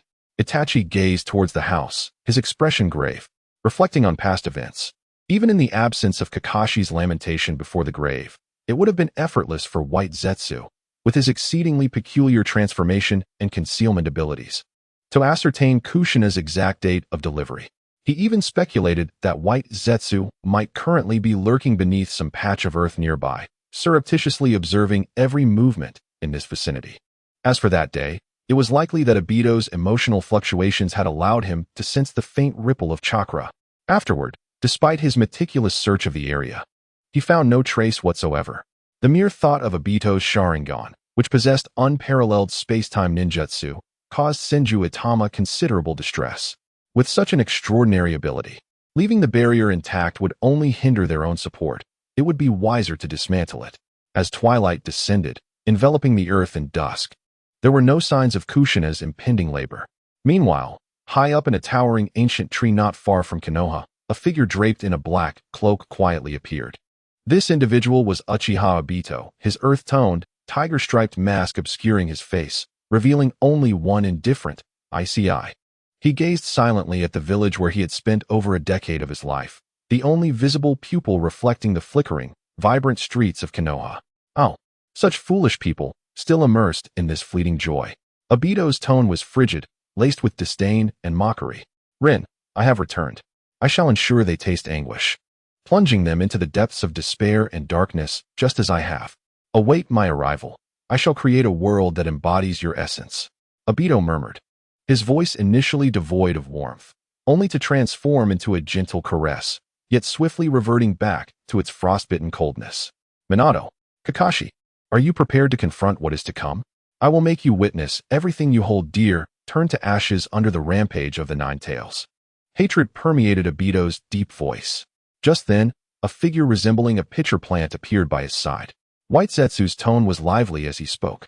Lord Madara, the Nine Tails Jinchuriki is preparing to give birth. I have ascertained the exact location. However, their defenses are exceedingly stringent. Are you certain you wish to proceed? Aside from Minato, the status of the others remains unknown, but there are quite a few outside.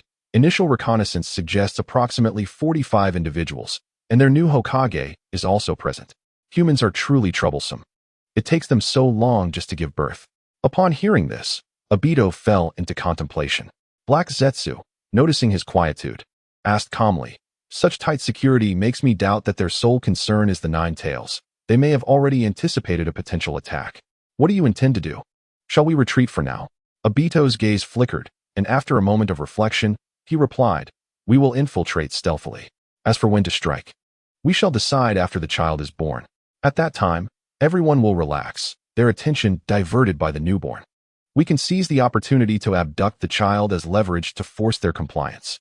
After speaking, Obito glanced at the pitcher plant before issuing his command. White Zetsu, assist me in infiltrating. Upon receiving the order, the pitcher plant immediately divided, its white silhouette entwining around Obito.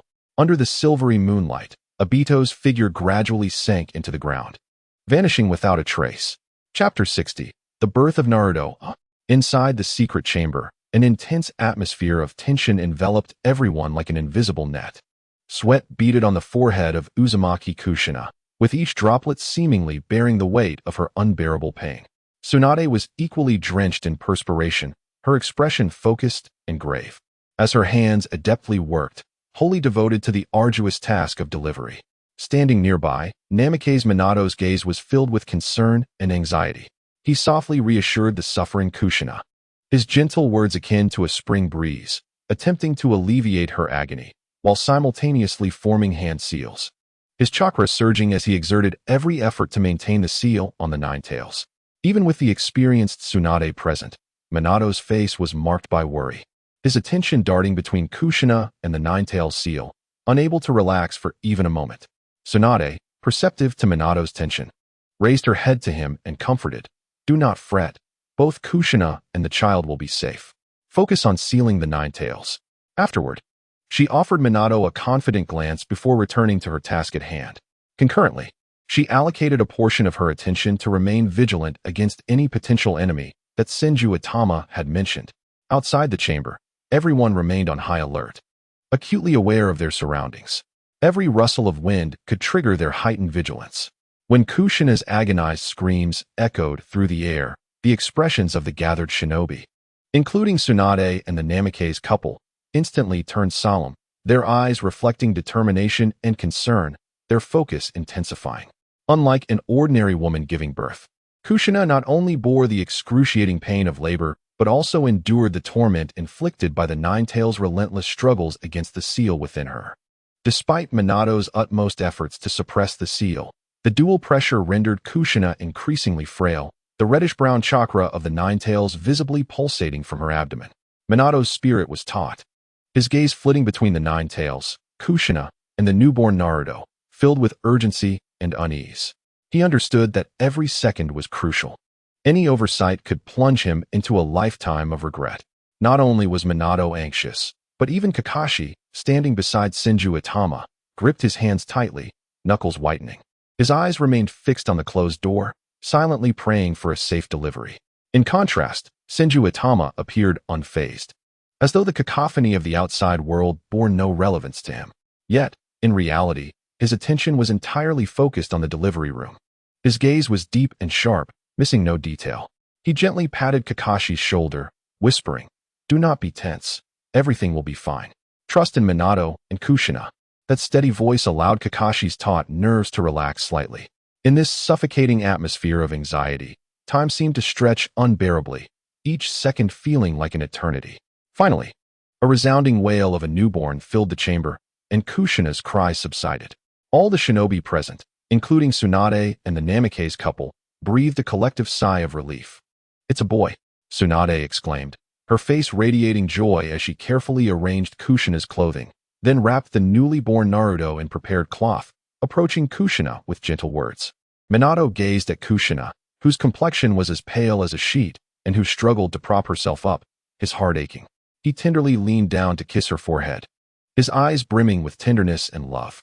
Kushina, barely catching her breath, smiled faintly and said, "Thank you, Tsunade-sama.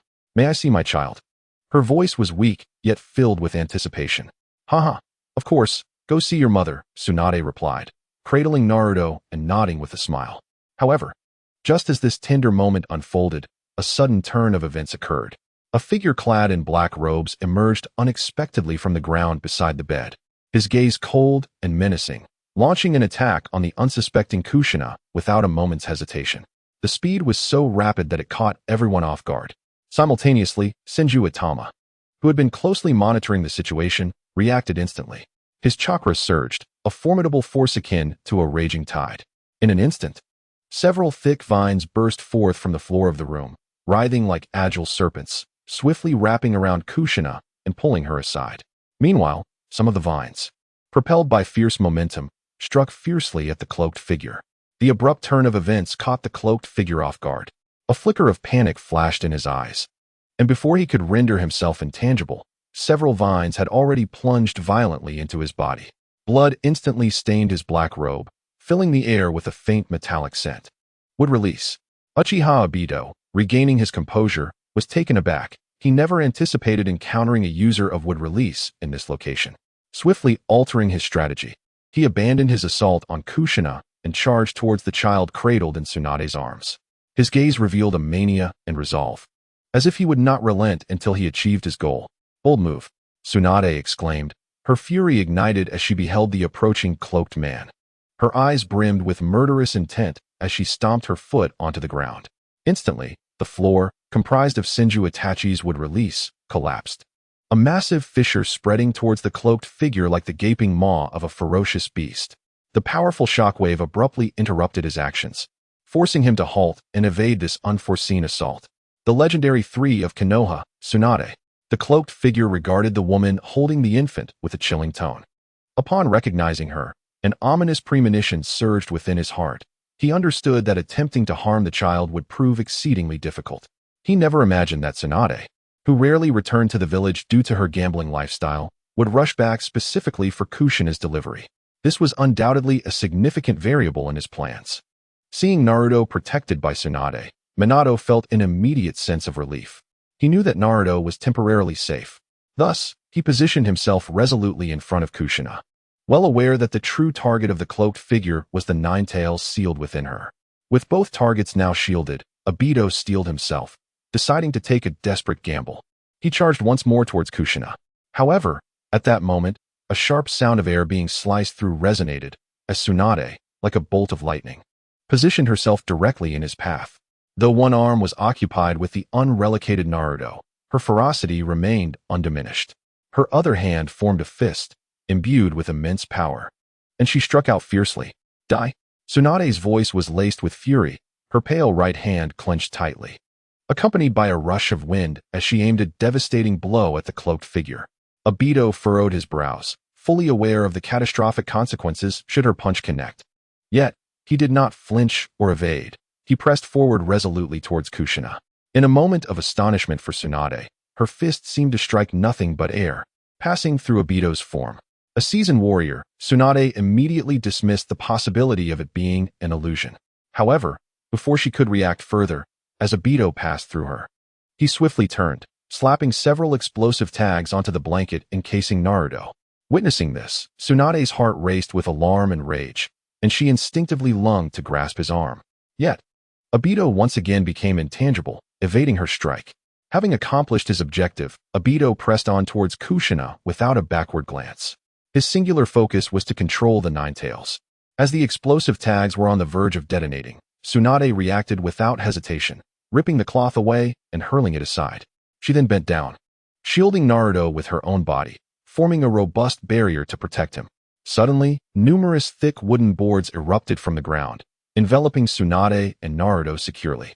Almost simultaneously, a violent explosion echoed, but thanks to the wooden barrier, both Tsunade and Naruto emerged unscathed.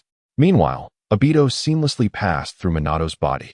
Just as he was about to reach Kushina, she and the wooden bed vanished, replaced by a man clad in the Hokage's ceremonial garb.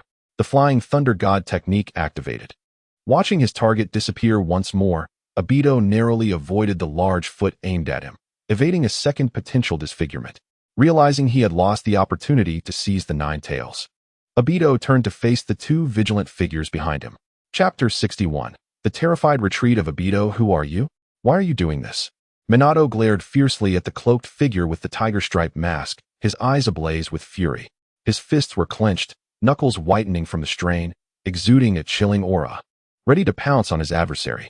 Upon hearing Minato's inquiry, Obito smirked slightly, a cold smile gracing his lips. You need not concern yourself with my identity. Perhaps you should focus more on your wife and child, he replied, his voice a low growl, each word dripping with disdain. Minato's expression twisted into a snarl, a wave of murderous intent surging forth from him. Sensing Minato's fury, Obito's demeanor turned even more dismissive.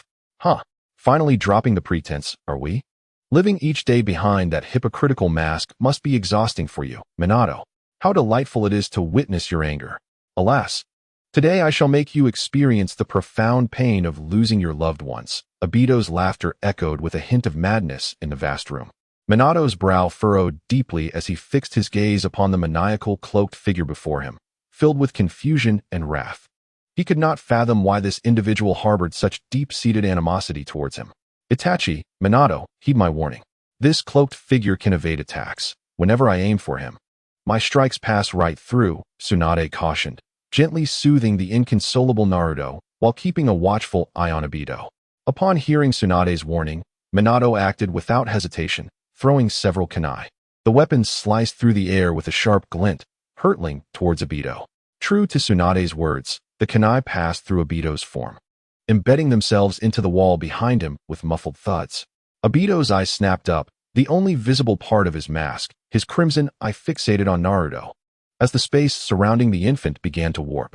From the beginning, Itachi had been vigilantly tracking Obito's movements, and upon detecting Obito's intent, he swiftly activated wood release. Countless vines erupted from the ground, ensnaring Tsunade and Naruto, swiftly pulling them closer. Another wood release. You must be the new Hokage of Konoha. Obito seethed, his fury surging as he glared at Itachi, his crimson eye fixed upon him as if he intended to devour him whole. Itachi, confronted by the enraged Obito, felt a wave of frustration wash over him. In his intangible state, Obito was untouchable. Unless he could seize the moment when Obito attacked, he would be unable to reach his physical form. Moments ago, while executing would release to rescue Naruto and Tsunade, Itachi had split his focus, directing some of the vines to assault Obito. However, having learned from his previous encounter, Obito swiftly nullified his jutsu and reverted to his intangible state as soon as Itachi initiated his attack. His speed was breathtaking, causing Itachi's strike to miss entirely. Itachi knew that if memory served him right, Obito still possessed the ability to utilize his Anaji, coupled with Kemui and the power of Hashirama's cells. Capturing Obito was only feasible if he could lure him into an attack.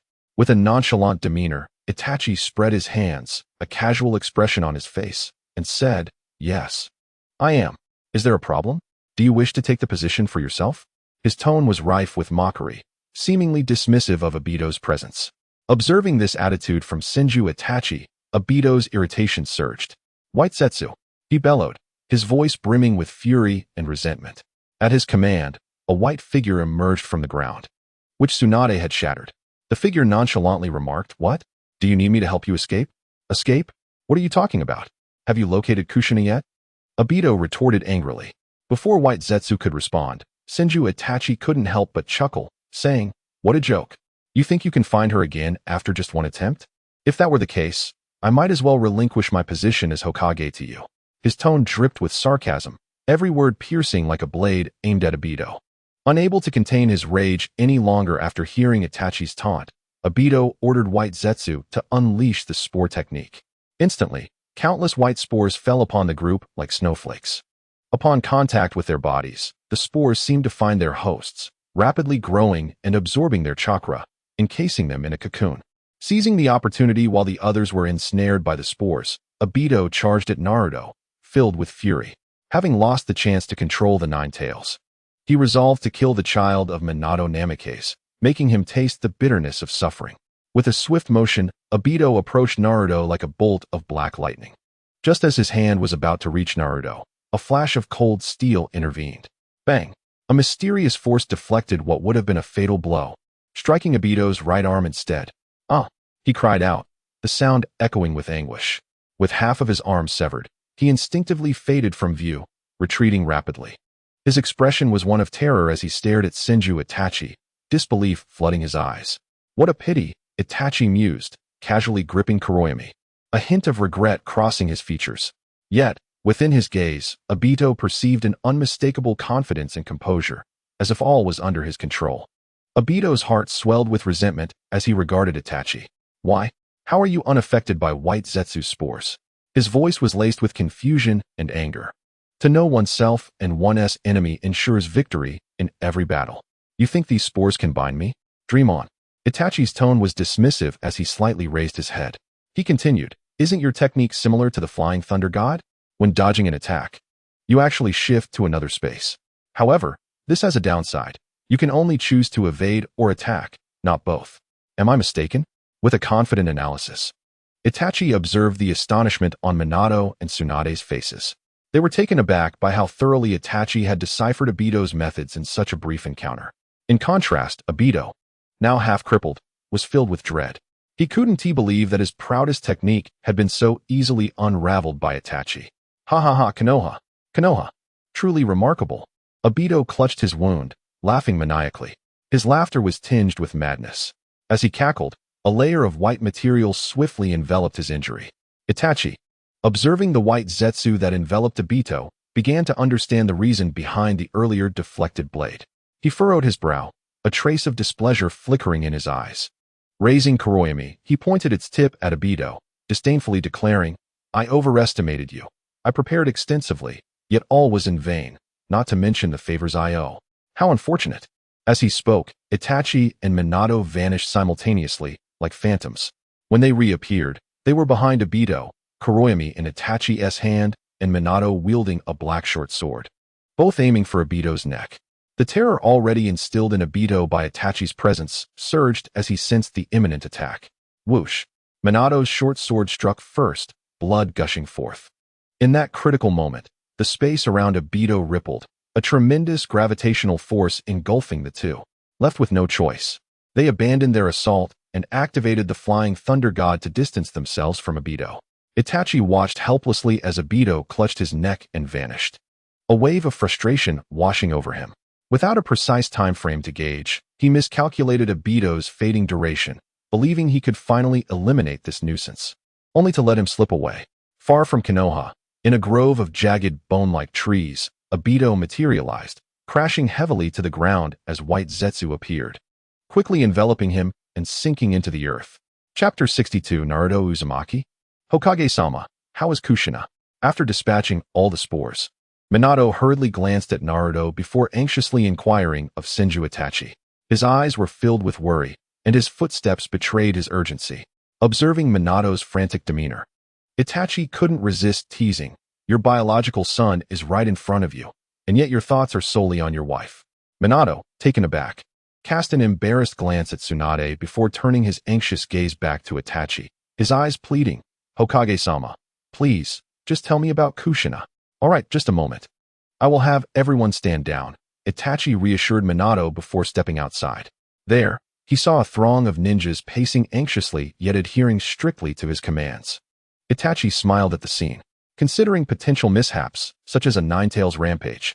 Itachi had swiftly initiated wood release to thwart a Beto upon his contact with the wooden structure he had created. Simultaneously, to prevent an overwhelming rush of ninjas that could pressure a Beto and cause unnecessary casualties, he had ordered the waiting ninjas outside to remain vigilant and prepare to activate the barrier against the Nine Tails. When Itachi emerged with a beaming smile, the ninjas exhaled in relief. Hyuga Hizashi and Nara Shikaku, as the leaders, quickly approached him. Hizashi asked, "Hokage-sama, how is it? Are Minato and the others safe? What about the enemy? Has it been resolved?" Listening to Hizashi's concerned inquiries, Itachi replied, "All is well. The alert is lifted. Kushina and the child are unharmed. Everyone's mission is complete, and I appreciate your diligence. Please, go and rest. Once Kushina has recuperated, we shall celebrate at the Namikaze household." Upon hearing Itachi's words, the crowd suppressed their concerns and queries. Only after spotting Minato and Tsunade, who held the child unharmed, did they feel reassured and leave under the guidance of Hizashi and Shikaku. After dispersing the crowd, Itachi observed Minato's worried expression. Placing a hand on Minato's shoulder, he called out to Tsunade, "Sister Tsunade, come over here." Once Tsunade approached, Itachi took one of each of their hands, and, utilizing the flying thunder god, they vanished in an instant. Just as they disappeared, a white-haired boy dashed forward, attempting to join them, but ultimately was a moment too late. When they reappeared, the group found themselves in a secluded cave. The cave exuded a palpable sense of domesticity. Pots, bowls, and utensils were neatly arranged, and a recliner was placed appropriately, signifying a well-equipped living space. The surrounding walls were adorned with intricate seals, emanating the unique chakra fluctuations of Senju Itfai. Entering this spacious cavern, Senju Itfai shifted a stone aside and led two individuals inside, revealing a labyrinth of interconnected passages before them. Without guidance, one would surely lose their way in this maze. Under Itfai's direction, Tsunade and Minato, cradling a child, finally encountered a 3-meter-long slug. Recognizing them, the slug spoke, "Master Itfai, Lady Tsunade, you have arrived."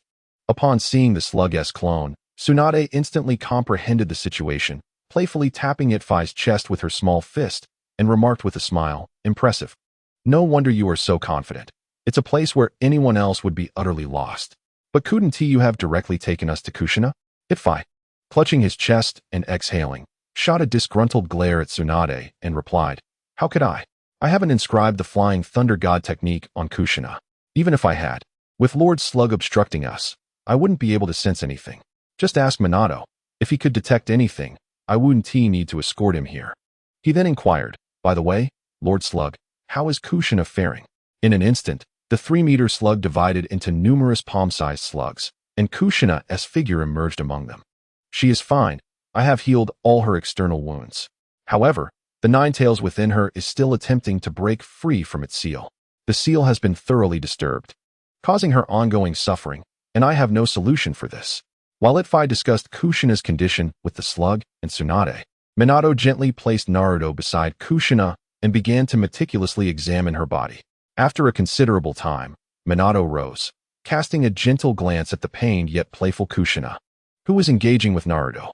He then approached Itfai, his expression grave, and said, "Lord Hokage, if this continues, Kushina won't endure much longer. The seal within her is too severely damaged. We must find a way to reseal the Nine Tails. However, given Kushina's current state, I fear she may not withstand it." Hearing Minato's words, Itfai turned to Tsunade, who was idly wandering about. Noticing their gaze, Tsunade spoke, "Don't look at me. I am at a loss. I am utterly unfamiliar with sealing techniques. The slug has already examined her body, and her condition is not suitable for reinforcing the seal. I advise you to consider other plans promptly." Itfai fell silent, words caught in his throat. He glanced at the tiny, unformed infant and the loving gaze of Kushina, a heavy, intangible guilt weighing upon his heart. Hearing the discussion, Kushina struggled to sit up.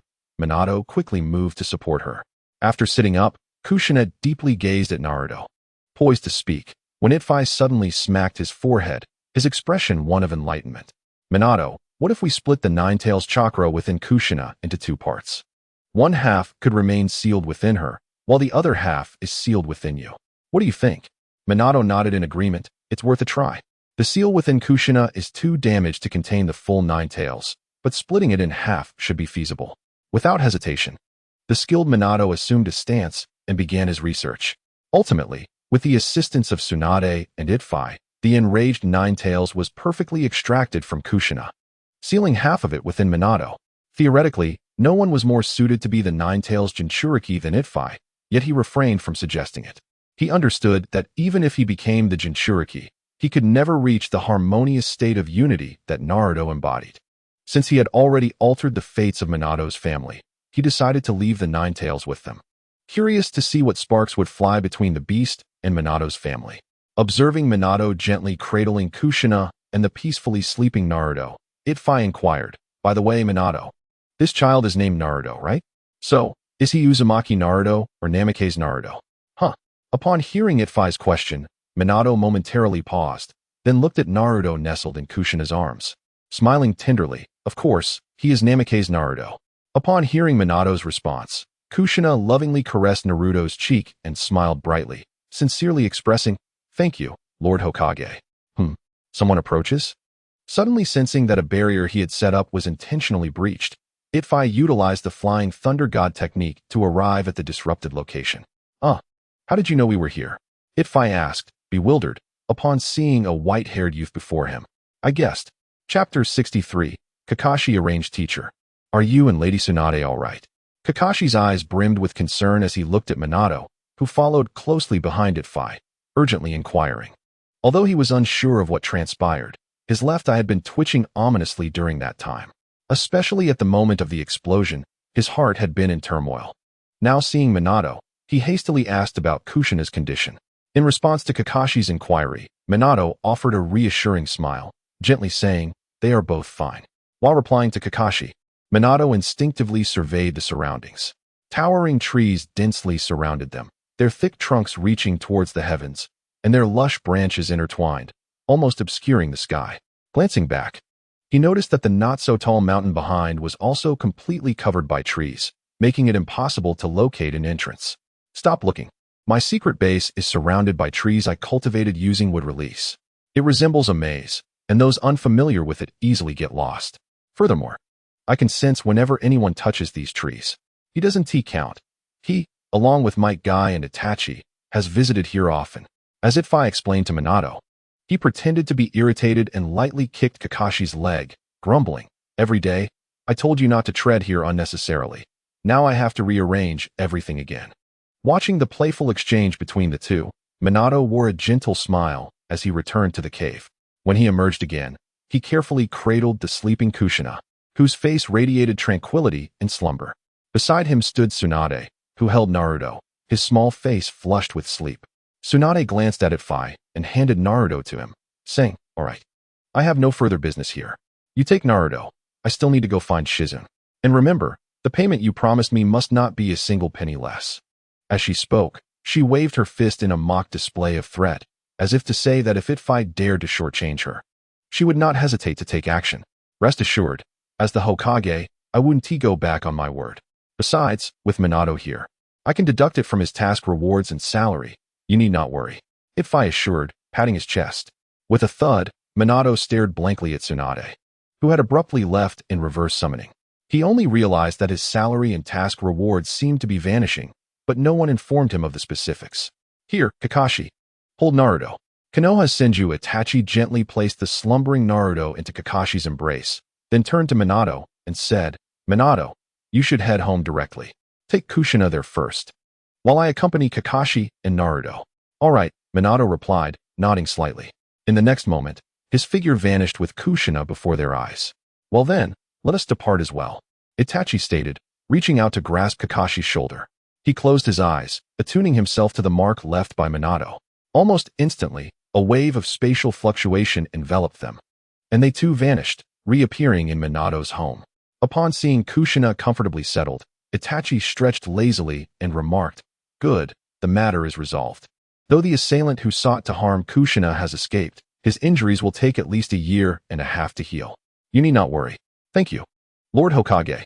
Without your intervention, both Kushina and Naruto would have been in peril," Minato expressed with heartfelt gratitude, his voice tinged with emotion. "Haha, no need for thanks. It is my duty as Hokage. Moreover, this was not solely my effort. Everyone contributed." You should consider how to manage things moving forward, Itachi interjected with a smile, deftly shifting the topic. He then turned his gaze towards Kakashi, who sat quietly observing Naruto. By the way, Minato, I have temporarily relieved Kakashi of his duties. He will now be responsible for taking care of Naruto, as it would be inconvenient for you to manage both alone. With Kakashi's presence, Naruto's safety will be ensured. Upon hearing Itachi's words, both Minato and Kakashi paused momentarily, but soon grasped his intention.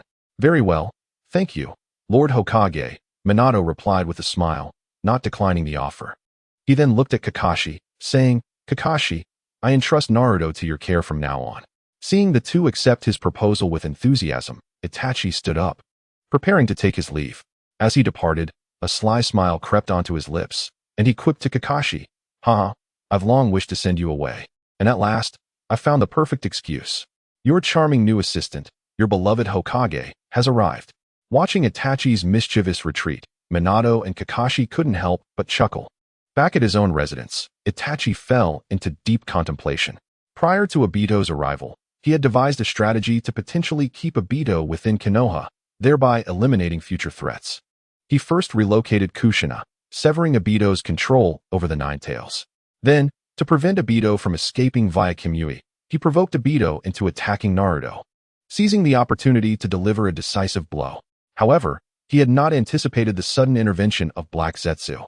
What should have been a fatal strike turned into a severe injury, and worse yet, he had severed the already damaged half of Obito's body. This misstep meant that any future attempt to eliminate Obito would likely require Kakashi's Sharingan. Itachi had never intended for Kakashi to learn of Obito's existence, so he allowed Kakashi to believe in Obito's death, making it a reality to avoid further complications. As for Obito, whose mind was consumed with Rin, leading him to murder his own sensei and his wife, Itachi had never considered sparing him and had aimed for a lethal strike. Reflecting on scenes from the anime, Itachi recalled Obito extracting the Nine Tails from Kushina and controlling it to attack the already doomed Kushina. He showed no mercy, even towards the newborn child, his sensei's offspring, unleashing explosive tags without hesitation. The tenderness that Kushina and Minato offered him existed solely in his imagination. Sighing deeply, Itachi shook his head vigorously, attempting to dispel these intrusive thoughts.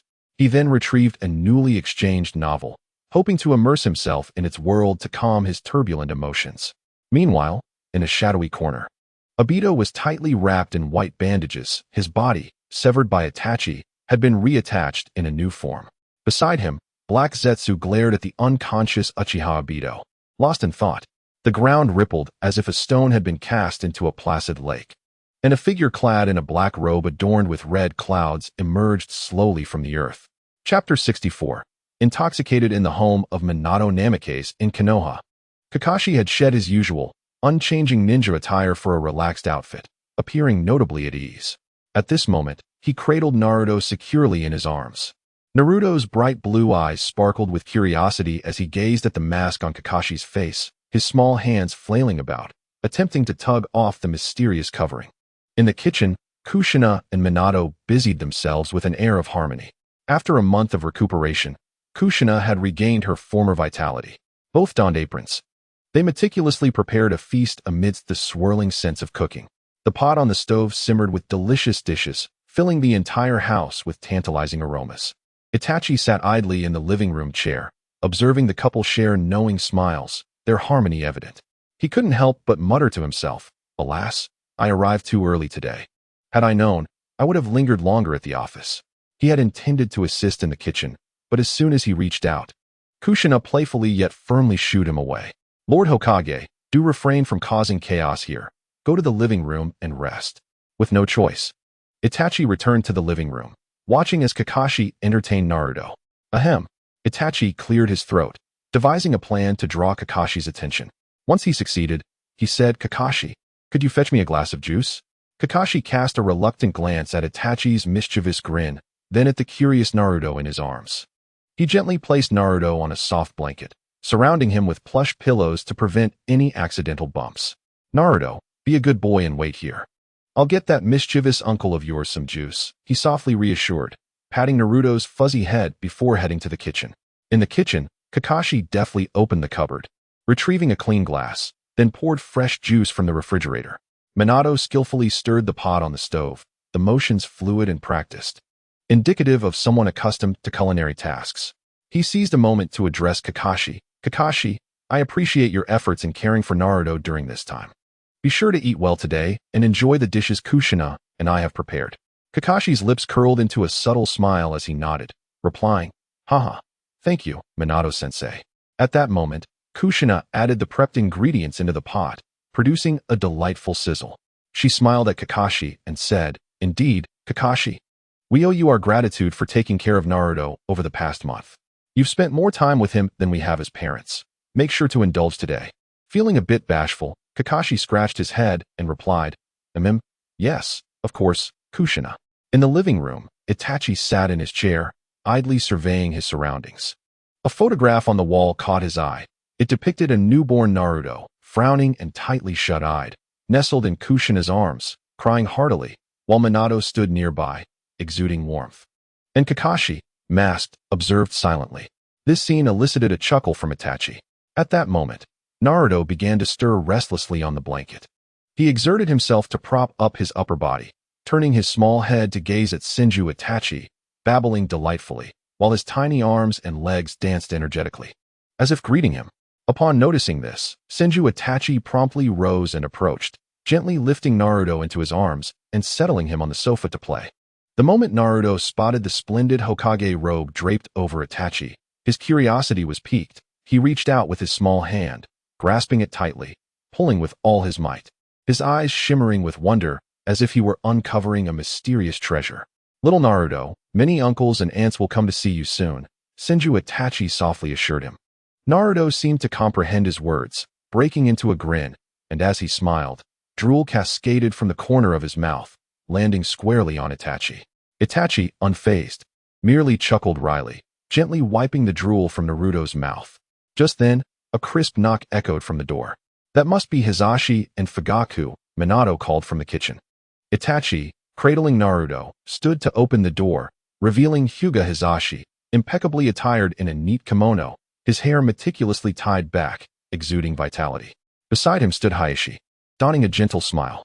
On the other side, Uchiha Fugaku maintained a composed demeanor, holding a delicate gift box. Hee, you're late today. Remember to pour yourselves 3 cups as punishment. Itachi greeted them with a mischievous grin as he ushered everyone inside. The trio first bowed slightly and chorused. Congratulations to Minato and Kushina on the birth of their precious child. They then turned to Itachi, with Hisashi responding, This hardly counts as being late. The banquet hasn't even officially begun. Upon seeing the guests enter, Minato and Kushina emerged from the kitchen, warmly welcoming everyone. Thank you all for coming. Please have a seat. I'm still busy preparing the dishes, so let Kushina attend to you for now, Minato said with a smile before hastily returning to the kitchen. Kushina and Kakashi swiftly served tea and snacks to the guests. Ding dong. The doorbell chimed again, its bright sound resonating through the house. Following that, Nara Shikaku, Yamanaka Inoichi, and others gradually made their entrance. To everyone's delight, Jiraiya and Tsunade also arrived with Shizune in tow. The atmosphere in the house was lively, filled with laughter and joy. As Minato's final dish was placed on the table, the sumptuous banquet officially commenced. Everyone gathered around the table, savoring the delectable food while engaging in spirited conversation. Haha. Come, everyone, allow me to toast to you, in gratitude for your presence. Minato raised his glass, a beaming smile illuminating his face, and upon finishing his words, he downed the wine in one gulp. Just as he set down his glass and prepared to sit, Hisashi and Fugaku were unwilling to let him off so easily. Hisashi was the first to chime in. Oh, this one tea-do, you're being far too dismissive. With so many people here, 1 glass is insufficient. Hokage-sama, Jiraiya-sama, and Tsunade-sama, you must each raise a glass. Upon hearing Hisashi's lead, others quickly joined in. Jiraiya was the first to stand, a smile dancing on his lips, and remarked, That's fair. By generational standards, I'm Naruto's grandfather, and Tsunade is his grandmother. You can't just brush this off. Let us do it properly. Tsunade, hearing this, furrowed her brows and, in a fit of anger, delivered a punch to Jiraiya's head, exclaiming, Who are you calling a grandma? Her cheeks flushed slightly, whether from embarrassment or anger was unclear, but it appeared to others as more of a bashful display. Laughter erupted from everyone, propelling the atmosphere of the banquet to a jubilant peak. Conversations flowed freely, shifting from Naruto to Niji Hyuga, and then to what name should be given to the yet-to-be-born Hinata. Someone even playfully aimed their banter at Uchiha Fugaku, teasingly asking, "Fugaku, why is it that all members of your Uchiha clan are so good at putting on airs?" This remark immediately incited a wave of laughter. Fugaku, unfazed, merely raised an eyebrow, playfully pulling that person closer, saying, "Since you say so, let us prove it with our drinking skills." With that, the two began a drinking contest. Fugaku's tolerance for alcohol was astonishing. After several rounds, he left his opponent flushed and begging for mercy, defending the Uchiha name with prowess. The banquet concluded in a joyful and harmonious ambience. The three golden bachelors, Senju Itachi, Jiraiya, and Tsunade, leaned on each other as they strolled through the streets of Konoha. The village shimmered under the night's glow, with shops lining the streets casting warm lights, imparting a sense of tranquility and beauty. "Ah, Itachi, it seems my teacher did not misjudge you," Jiraiya said, supporting Itachi on his left while leaning against Tsunade on his right, his face radiating satisfaction as he surveyed the street before them. Itachi, observing Jiraiya, who, despite a hint of inebriation, retained clarity in his eyes, chuckled, "Haha. It was a matter of being thrust into that position. You think I relish being so busy every day? I can still drink. Don't hold me back." Tsunade, half draped over Jiraiya, murmured dreamily, her eyelids drooping, a rosy hue gracing her cheeks, indicating her intoxication. Observing Tsunade's state, Itachi curiously inquired, "Jiraiya, when do you think I might partake in your and Tsunade's wedding feast?" "Oh, I'm ready at any time," but Tsunade won't agree. "I've witnessed her from her flat-chested days to now," Jiraiya lamented, shaking his head in a mix of resignation and regret. Their banter continued, oblivious to the fact that Tsunade's face had turned crimson, whether from the wine or their conversation was uncertain. Chapter 65. Help me kill the third Hokage. As dawn broke, Konoha village remained ensconced in tranquility. Kakashi and Might Guy stood outside Uchiha Itachi's room. Inside, Itachi stealthily entered Fugaku's chamber. He moved lightly to the bedside, gazing at the peacefully sleeping Sasuke, his expression softening, gently pinching Sasuke's cheek. He savored the tender touch, reluctant to exert any force. After a long moment, he reluctantly turned to leave. Upon exiting, he encountered Kakashi and Might Guy waiting outside. The two exchanged glances at the reluctant Itachi, then stepped forward, each taking one of Itachi's arms and swiftly darting towards Senju Itachi's home. In Konoha, only the daring duo of Kakashi and Might Guy would be bold enough to casually scale the walls of the Uchiha clan. They recalled the chaotic scene during their first wall-climbing escapade, being surrounded by the ninja guarding the Uchiha territory, akin to being carried out like chicks. Yet Might Guy was no ordinary person. He raised his voice, calling out from the entrance. That day, before dawn, the entire Uchiha compound was thrown into disarray by the sudden ruckus. After 3 days of relentless commotion, Fugaku could endure no longer and, out of sheer exasperation, had to decree that clan members ignore these two troublemakers and let them scale the walls as they pleased. Now, the trio moved swiftly through the streets. "Kakashi, didn't you say the teacher got drunk yesterday, and wouldn't he need to be roused for training today?" Guy asked while running. Kakashi rolled his eyes and replied nonchalantly, "We want to wake him. We're just borrowing a few books and leaving right after." Upon hearing this, Guy's eyes lit up with understanding, and his previously heavy footsteps transformed into lighter strides, cautious not to disturb anything. Suddenly, Kakashi, who was leading the charge, came to an abrupt halt, his gaze turning peculiar as it fixated on the residence of Senju Itachi. The window of Itachi's home stood wide open, through which one could distinctly observe a man clad in red with white hair rummaging beneath the bed. The three of them, upon witnessing this, instinctively held their breaths, stealthily approaching like three prowling nocturnal creatures. Might Guy and Itachi promptly secured the window to prevent the man from fleeing, while Kakashi tread lightly, quietly making his way behind the rotund figure. A loud, pig-like scream erupted, jolting Senju Itachi awake from his slumber. He sat up in a panic, instinctively clutching the blanket around him, confusion evident in his wide eyes. In a swift motion, he clapped his hands together, and in an instant, the still screaming Jiraiya found himself ensnared by a vine. Following a brief yet cordial exchange, Itachi beamed at his three disciples, praising them. "Well done, You've apprehended this book thief. Now, tell me, what reward do you desire? As long as it isn't excessive, I shall grant it. Master, I wish to borrow that magnificent tome of yours. There are many sections I have yet to explore.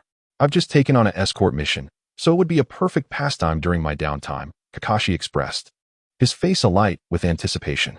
Upon hearing Kakashi's request, Itachi graciously nodded in acquiescence.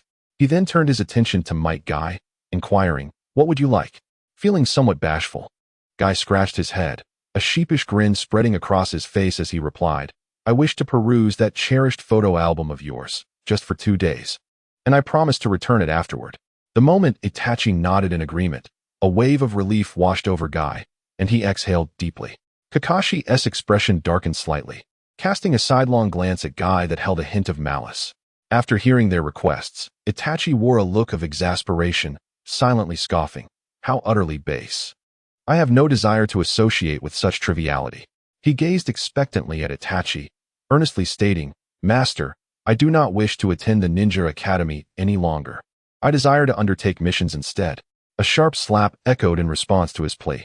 Clutching his head, Itachi gazed up at Itachi with pitiful eyes, lamenting, "I've learned all that the academy teaches. It's exceedingly dull. I refuse to go." "Absolutely not. You must attend. I will add several more courses, and I will personally teach them. If you choose not to learn, all my efforts would be in vain." "Present a new condition," Itachi insisted firmly, leaving no room for negotiation. Huffing in frustration, Itachi clutched his head and ultimately muttered, "All right then. I wish to visit the capital of the Land of Fire during the holidays." After a moment's contemplation, Itachi nodded in consent. In truth, he had intended to groom Itachi as a partner for Shursui, and unbeknownst to many, they had already met on several occasions. They shared not only blood ties, but also remarkably similar philosophies, fostering a deep connection. Moreover, with Itachi's approval, Shursui had disclosed some of their plans to Itachi.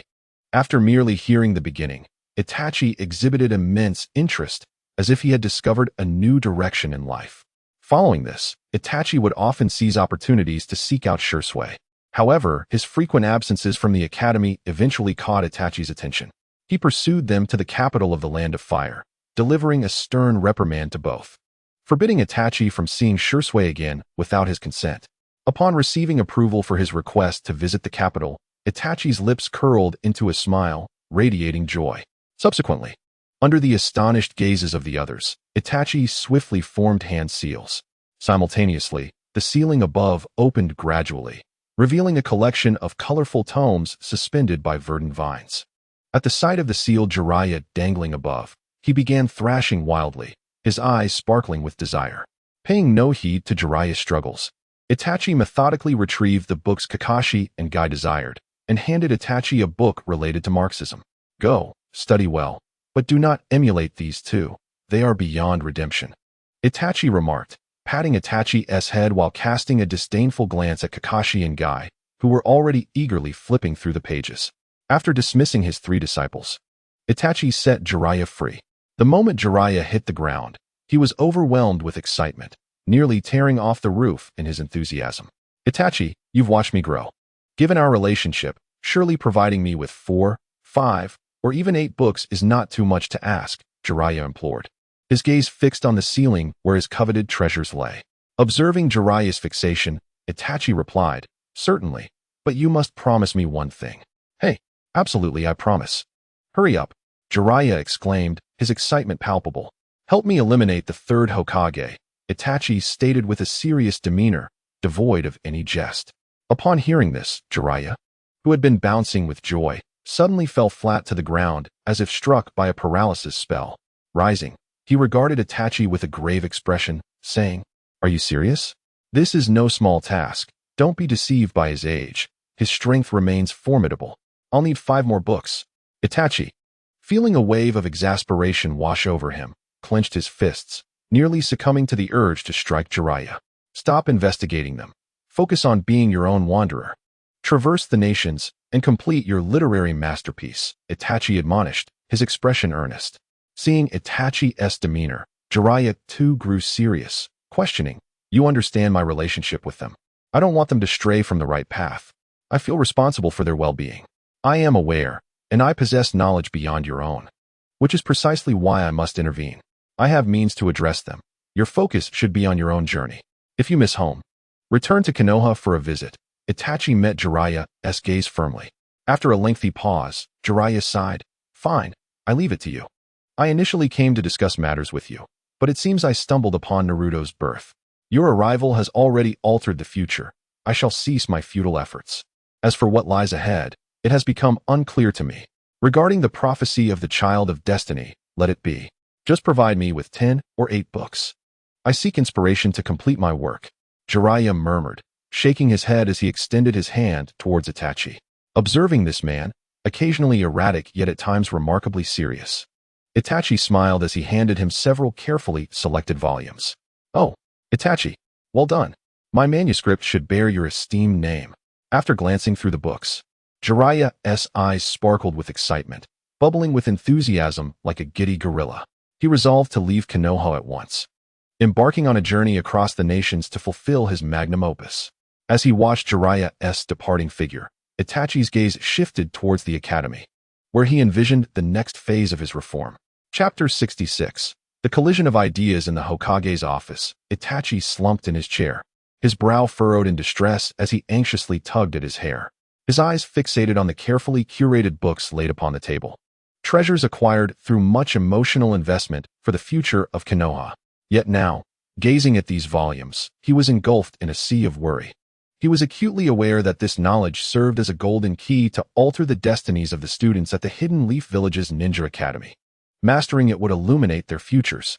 However, a formidable challenge loomed before him. How could he seamlessly integrate this knowledge into the existing curriculum? Contemplating this, Senju Itachi instinctively scratched his head, feeling as though his mind might burst from the strain. I can do this. There must be a way. He reassured himself with a deep breath. After a moment of self-encouragement, he reached for the book titled Common Safety and First Aid Measures. In their missions, ninjas often faced perilous situations. Although there were professional medical ninjas, their numbers were limited, and it was impractical to assign one to every mission. Thus, knowledge of first aid was paramount. At critical moments, it could not only facilitate self-rescue but also enable timely assistance to injured comrades, significantly enhancing their chances of survival. Yet, how many class hours would be appropriate? What methods could ensure that students not only memorize the information, but could also apply it effortlessly in real-life scenarios? Senju Itachi pondered intensely for a while, ultimately shaking his head in resignation and temporarily abandoning the thought. He then casually opened Marxism-Leninism, and after only a few pages, he found himself dozing off, his forehead colliding painfully with the desk, a pain that jolted him back to lucidity. Damn it, if I can't bear to read this, how can I expect my students to? He lamented. Just then, his peripheral vision caught sight of Mao Zedong thought, basic chemistry, and basic physics. In an instant, despair surged within him, almost leading him to a state of hopelessness. Xiaoji, get out here. I urgently need your assistance. He silently shouted in his mind. What's wrong, master? Xiaoji responded with an air of feigned confusion. Hearing Xiaoji's voice, Itachi erupted in frustration. You've led me astray with these books, costing me 5,000 emotional points. You don't provide after-sales support, and now I have to organize everything myself? After a friendly exchange, Itachi gritted his teeth and spent another 5,000 emotional points. The books on his desk were enveloped in a soft white light. Moments later, a book titled The New Compilation of Knowledge by the Fourth Hokage appeared on the desk. This volume was approximately 2 fingers thick. Upon opening the cover, the name Fourth Hokage Senju Itachi dominated the page. Following this was the table of contents, revealing that the book was divided into 4 main sections. The first part covered common first aid measures, featuring detailed written descriptions accompanied by vivid illustrations, occupying a third of the book. The second section discussed the thoughts of great leaders, exploring themes of people, class, nation, and economy from various perspectives, all articulated in easily comprehensible language that elucidated the principles of the communist class and the autonomy of the people. As Itachi read, he felt as if he had been transported back to the classroom of his homeland, if not for the familiar surroundings of the Hokage office. He might have believed he had traveled back in time. The third part addressed the interplay between chemistry and ninjutsu, while the fourth examined the relationship between physics and ninjutsu. After a cursory glance, Itachi nodded in satisfaction, stating, Xiaoji, please procure another copy of this book. I'll have Raichai make copies on a large scale to ensure that our students can utilize it promptly. 200 emotional points, Xiao Ji coldly replied. Have you become blinded by monetary interests? Can't you give me a copy? Itachi exclaimed in disbelief. 300. Fine. 200 it is. Deduct it from my emotional points. Although Itachi felt a pang of regret, he had no other choice. After receiving the second copy, he immediately called Raichai in and instructed, Raichai, please make copies of this book according to the number of students at the Ninja Academy, ensuring each student receives a copy. As he watched Raichai leave, Itachi picked up his pen and began preparing his lessons. Taking a deep breath, he focused diligently on planning the course content and teaching methods. The essential knowledge was already outlined in the book. Now, he needed to categorize this information into different stages of instruction based on the students' age and comprehension levels. For the section on common safety and first aid measures, he intended to start with basic first aid knowledge, laying a solid foundation, and planned to have students assist each other through hands-on practice to deepen their understanding. Regarding the section on the thoughts of great leaders, he envisioned incorporating engaging stories, analyzing classic cases relevant to the ninja world, and organizing discussions to encourage students to think critically and gradually grasp the profound implications. When it came to chemistry and physics, Itachi couldn't help but think of Orochimaru, suddenly regretting having assaulted him previously. Under normal circumstances, Orochimaru would still be in the Hidden Leaf. He was certain Orochimaru would find this knowledge intriguing. If all else failed, he could always draw upon biological knowledge, and Orochimaru would surely oblige to teach the students. Damn it, I've been so reckless. Itachi reproached himself, patting his head as he returned to his planning. This knowledge must be closely integrated with practical ninjutsu lessons. I need to construct a fully equipped laboratory and a spacious training ground, allowing students to conduct experiments firsthand. As time slipped away unnoticed, the night enveloped the Hidden Leaf village. The Hokage office, perched high, radiated bright light, resembling a brilliant star illuminating the entire village. Itachi remained at his desk, his pen furiously scribbling, the sound of the nib against the paper echoing in the quiet office. Not far from the Hokage office, three shadowy figures crouched atop a rooftop, peering through the window at the industrious Itachi. Kakashi, our teacher is working so hard, even this late. If I'm not mistaken, he hasn't eaten dinner yet, remarked Might Guy, clad in a green jumpsuit, gazing compassionately at Itachi's back. After a moment of contemplation, Kakashi replied, he probably hasn't eaten. Even if he did earlier, it's already 11 o'clock, and he must have digested by now. Then let us go find something for him to eat. Kakashi exclaimed, playfully slapping the thoughtful Itachi on the head. What are you thinking about? Come on, let us get something for the teacher. Half an hour later, the trio returned. Kakashi carried a bowl of instant noodles, Might Guy brought a portion of fried rice, and Itachi held a three-tiered food container. Knock, knock. Hearing the knocking, Itachi felt puzzled. Who could it be at this late hour? Come in, he called out.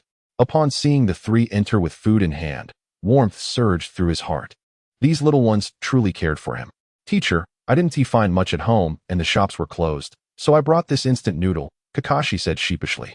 Teacher, this is my homemade invincible youth meal. Please give it a try. Might Guy eagerly offered the fried rice. Teacher, this is the rice balls and soup my mother made. Please let me know if it suits your taste, Itachi softly added. As they exchanged words, Itachi felt a warmth envelop him. Clearing the desk, he accepted the food and began to eat. I'm glad you all care for me. I was just about to feel hungry, he said between bites. Observing Kakashi and Might Guy squabbling over the lounge chair, a sudden idea sparked in his mind. Chapter 67. New course instruction in the Hokage office. Senju Itachi donned the Hokage hat and ceremonial robe, briefly adjusting his appearance in the glass behind him. Ahem, with this tidied up, I finally look somewhat presentable. Don't you think so? Kakashi and Might Guy exchanged wry smiles as they observed Senju Itachi, remarking, indeed, he is truly worthy of being our teacher. Upon hearing their reluctant responses, Senju Itachi waved his hand dismissively and commanded, off you go. Time to teach your junior classmates. Remember to maintain a natural demeanor. If you continue in this manner, I shall deprive you both of your spiritual sustenance. At that moment, within the confines of Konoha's Ninja Academy, a flurry of teachers was frantically organizing the students. Preparing to impart essential first aid knowledge, Senju Itachi summoned all students to gather in the spacious playground. Silence! Silence! Implored teacher SK and Jetsu, striving to maintain order. To be fair, since Senju Itachi had assumed the mantle of Hokage, he had not engaged much with the academy's affairs. In the past year, he had only visited twice during renovations, remaining preoccupied with other matters. Consequently, when the children learned that the esteemed Hokage would be their instructor and would teach them regularly, their excitement surged instantly. Under teacher SK and Jetsu's persistent efforts, the rambunctious children gradually settled down. Among them, Uchiha Itachi stood out, quietly maintaining his position, neither glancing about nor whispering to his peers. "Make way, everyone, make way." As the students and teachers turned their attention to the raised platform, a gentle and polite voice resonated from behind them. Upon turning, they beheld Senju Itachi, clad in Hokage attire, accompanied by Kakashi and Might Guy. Navigating through the enthusiastic throng of students, Senju Itachi ascended the platform with great difficulty. He had initially considered employing wood release to create a grand staircase for himself, allowing him to gracefully ascend, but when he voiced this idea, both Kakashi and Might Guy resolutely opposed it, steadfast in their decision despite Itachi's temptations. Cough. "Hello, everyone. I am your new instructor for this course. I will personally teach you the new compendium of the Fourth Hokage, and I hope you will approach this subject with the seriousness it deserves." While he had previously felt indifferent, he couldn't help but blush as he pronounced the course title. However, as soon as he finished speaking, the students erupted into applause, their excitement palpable, despite still being unaware of the course's content. After all, it was the Hokage himself imparting the lessons. How could they not be thrilled? Growing up immersed in Konoha's culture, they held the Hokage in the highest esteem, with many dreaming of one day becoming Hokage themselves. Observing the enthusiastic children, Senju Itachi smiled in return and then addressed teacher SK and Jetsu. "Please distribute the books I prepared for everyone, one for each student. By the way, the extra 2 copies are for Kakashi and Might Guy." Upon hearing this, both men wore expressions of utter despair. At that moment, they wished they could sprout 2 large nostrils, lamenting their boredom and the absurdity of having to serve this individual. One was a Jonin of Konoha, while the other was a Chunin, with the opportunity to advance to Jonin merely a matter of diligent examination. Yet now, they found themselves compelled to attend class alongside a group of children who were not even genin. What a humiliation! Even the usually carefree Might Guy appeared particularly subdued, his face displaying resignation. "All right, everyone has received their books. This course covers a broad range of topics, with 3 classes each week. Since I have other commitments, this is the maximum time I can allocate. While this course does not involve practical combat, there will be numerous assessments, and failing to pass will prevent graduation from the Ninja Academy. I hope everyone takes this seriously." As the books were distributed, many students began to peruse their contents. Upon hearing that this seemingly substantial tome would be subject to evaluations, and that failing those evaluations would hinder their graduation from the academy, the students' gazes towards Senju Itachi transformed instantly, their earlier excitement and admiration evaporating, replaced by a flicker of animosity and disdain. "Remember, the first part is on Mondays at this time, the second part on Wednesdays, the third part on odd Fridays, and the fourth part on even Fridays. Pay attention, and there will be assessments every month, with penalties for those who do not pass." In an instant, the admiration had vanished. All the students became statues, their first desire now being to never encounter the Hokage again. Ignoring the lamentations below, Senju Itachi straightened his expression, waved his hand, and a large, smooth wooden platform rose from the ground. With another clap of his hands, wooden vines sprouted from the ground, twisting and transforming until the playground was filled with desks and chairs. With the preparations complete, Senju Itachi began. "Now, let us commence our lesson." Starting with the first chapter on common first aid measures. He picked up a teaching stick, crafted from wood release, and lightly tapped the wooden surface, continuing, "Students, knowledge of first aid is paramount in our lives as ninjas. A small mistake could jeopardize a teammate's life." As he spoke, he clapped his hands again, summoning a life-sized wooden figure to the platform, and began demonstrating the fundamental techniques for controlling bleeding and applying bandages. Each time he completed a demonstration, Kakashi and Might Guy would step in, alternating roles as the injured and the rescuer, or practicing self-rescue. Any errors would result in a sharp tap from the teaching stick, producing a loud crack that effectively quieted the previously unruly students. Below the platform, the students were captivated by this novel teaching method, their eyes glued to Senju Itachi's every movement. Uchiha Itachi, too, watched intently, his eyes brimming with a thirst for knowledge. As he observed each step, he contemplated how to flexibly apply this first aid knowledge in real combat scenarios. After covering the techniques for controlling bleeding and treating fractures, Senju Itachi paused, surveying the engrossed students, and inquired, "Does anyone have additional insights based on what we discussed? If so, please share, or come up and repeat the demonstration I just performed." As the prospect of taking the stage loomed, the previously lively environment fell into a hush. Noticing the silence, Uchiha Itachi felt compelled to contribute. He slowly raised his hand, and upon seeing this, Senju Itachi's eyes glimmered with appreciation as he nodded for him to speak. Itachi stood and articulated clearly, "If suitable materials are unavailable in the wild, one can utilize nearby branches or vines, processing them simply to serve as substitutes. Additionally, care must be taken to avoid causing further harm to the injured during the stabilization process." Hearing this, Senju Itachi nodded approvingly. "Very good, Itachi. You grasp the concept thoroughly. Everyone should take a cue from him, actively think, and strive to integrate these techniques into real battle scenarios." Observing Itachi's earnest demeanor, a sly smile crept across Senju Itachi's face as he added, "Come, Itachi, step up. I'll have Kakashi serve as your model. Demonstrate the method I just taught you using him." Once Itachi was on stage, Senju Itachi leaned closer, speaking in a tone only they could hear, "You performed admirably. As a reward, feel free to take some revenge on Kakashi for all the times he bullied you, so don't hold back." Hearing this, Kakashi wore a bewildered expression. Have I bullied Itachi so overtly? For the sake of his pride, he remained silent, his face pale with apprehension. Unbeknownst to them, the first class was drawing to a close. Suddenly, an ANBU ninja appeared unexpectedly behind the students, signaling to Senju Itachi with a gesture. Upon this, Senju Itachi resolved to conclude today's lesson. He addressed the students, saying, "Class, we shall pause here for today. After returning home, you may attempt to simulate first aid scenarios with your family or friends.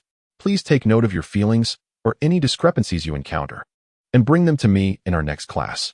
As the class dispersed, the students remained silent, while the teachers reflected on Senju Itachi's teaching methods, nodding in appreciation. Meanwhile, Itachi listened to the reports from the members of the Umbu, and a shadow passed over his expression. Chapter 68. Decision in a Secret Chamber Within Konoha, Shimura Danzo. Kurama Shikamaru, Mito Gate-un, and Sarutobi Hizashi sat in a circle. Danzo remarked, "Enough is enough. If you persist in your obstinacy, Itachi will take action against you."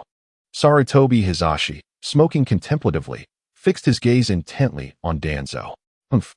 Danzo scoffed disdainfully, "Do not feign benevolence before me. You know my dealings all too well. You have always been aware. And now you wish to counsel me to relent? Do you truly believe that is possible? Let me assure you, it is too late. Konoha belongs to me. Not even Senju Itachi, nor the first or second Hokage can impede my will." The more he spoke, the more agitated he became, jabbing his finger at Sarutobi's forehead, shouting without reserve. Observing the escalating confrontation, Kurama Shikamaru interjected, "You two must cease this quarrel. The purpose of summoning you was not to incite discord. It was to discuss the new course established by Senju Itachi. Have either of you even reviewed it?" Taken aback by Shikamaru's words, the two paused, and Hizashi finally spoke, "I have perused portions of it. The first aid measures presented appear quite professional. There is nothing detrimental in teaching these to students." Noting Danzo's indifferent demeanor, Shikamaru turned the pages to the section on the thoughts of great leaders. As they read, both their expressions shifted dramatically. Bang! Danzo slammed his palm onto the table, exclaiming, "What is this nonsense? How can we allow Konoha's future to be steeped in such folly? He seeks to bring ruin upon us all." Mito Gate-en, who had remained silent until now, added, "Hizashi, I do not dispute Itachi's contribution since his ascendance. But what is his true intention? Equality for all, with the masses at the core, to engage deeply with the populace and serve them? To dismantle class barriers? Surely, he does not merely wish to introduce another subject. He aims to undermine the very foundations of our future." Indeed, Shikamaru concurred, if such ideologies were to spread, it would not only disrupt Konoha, but could plunge the entirety of the Fire Nation and the ninja world into chaos once more.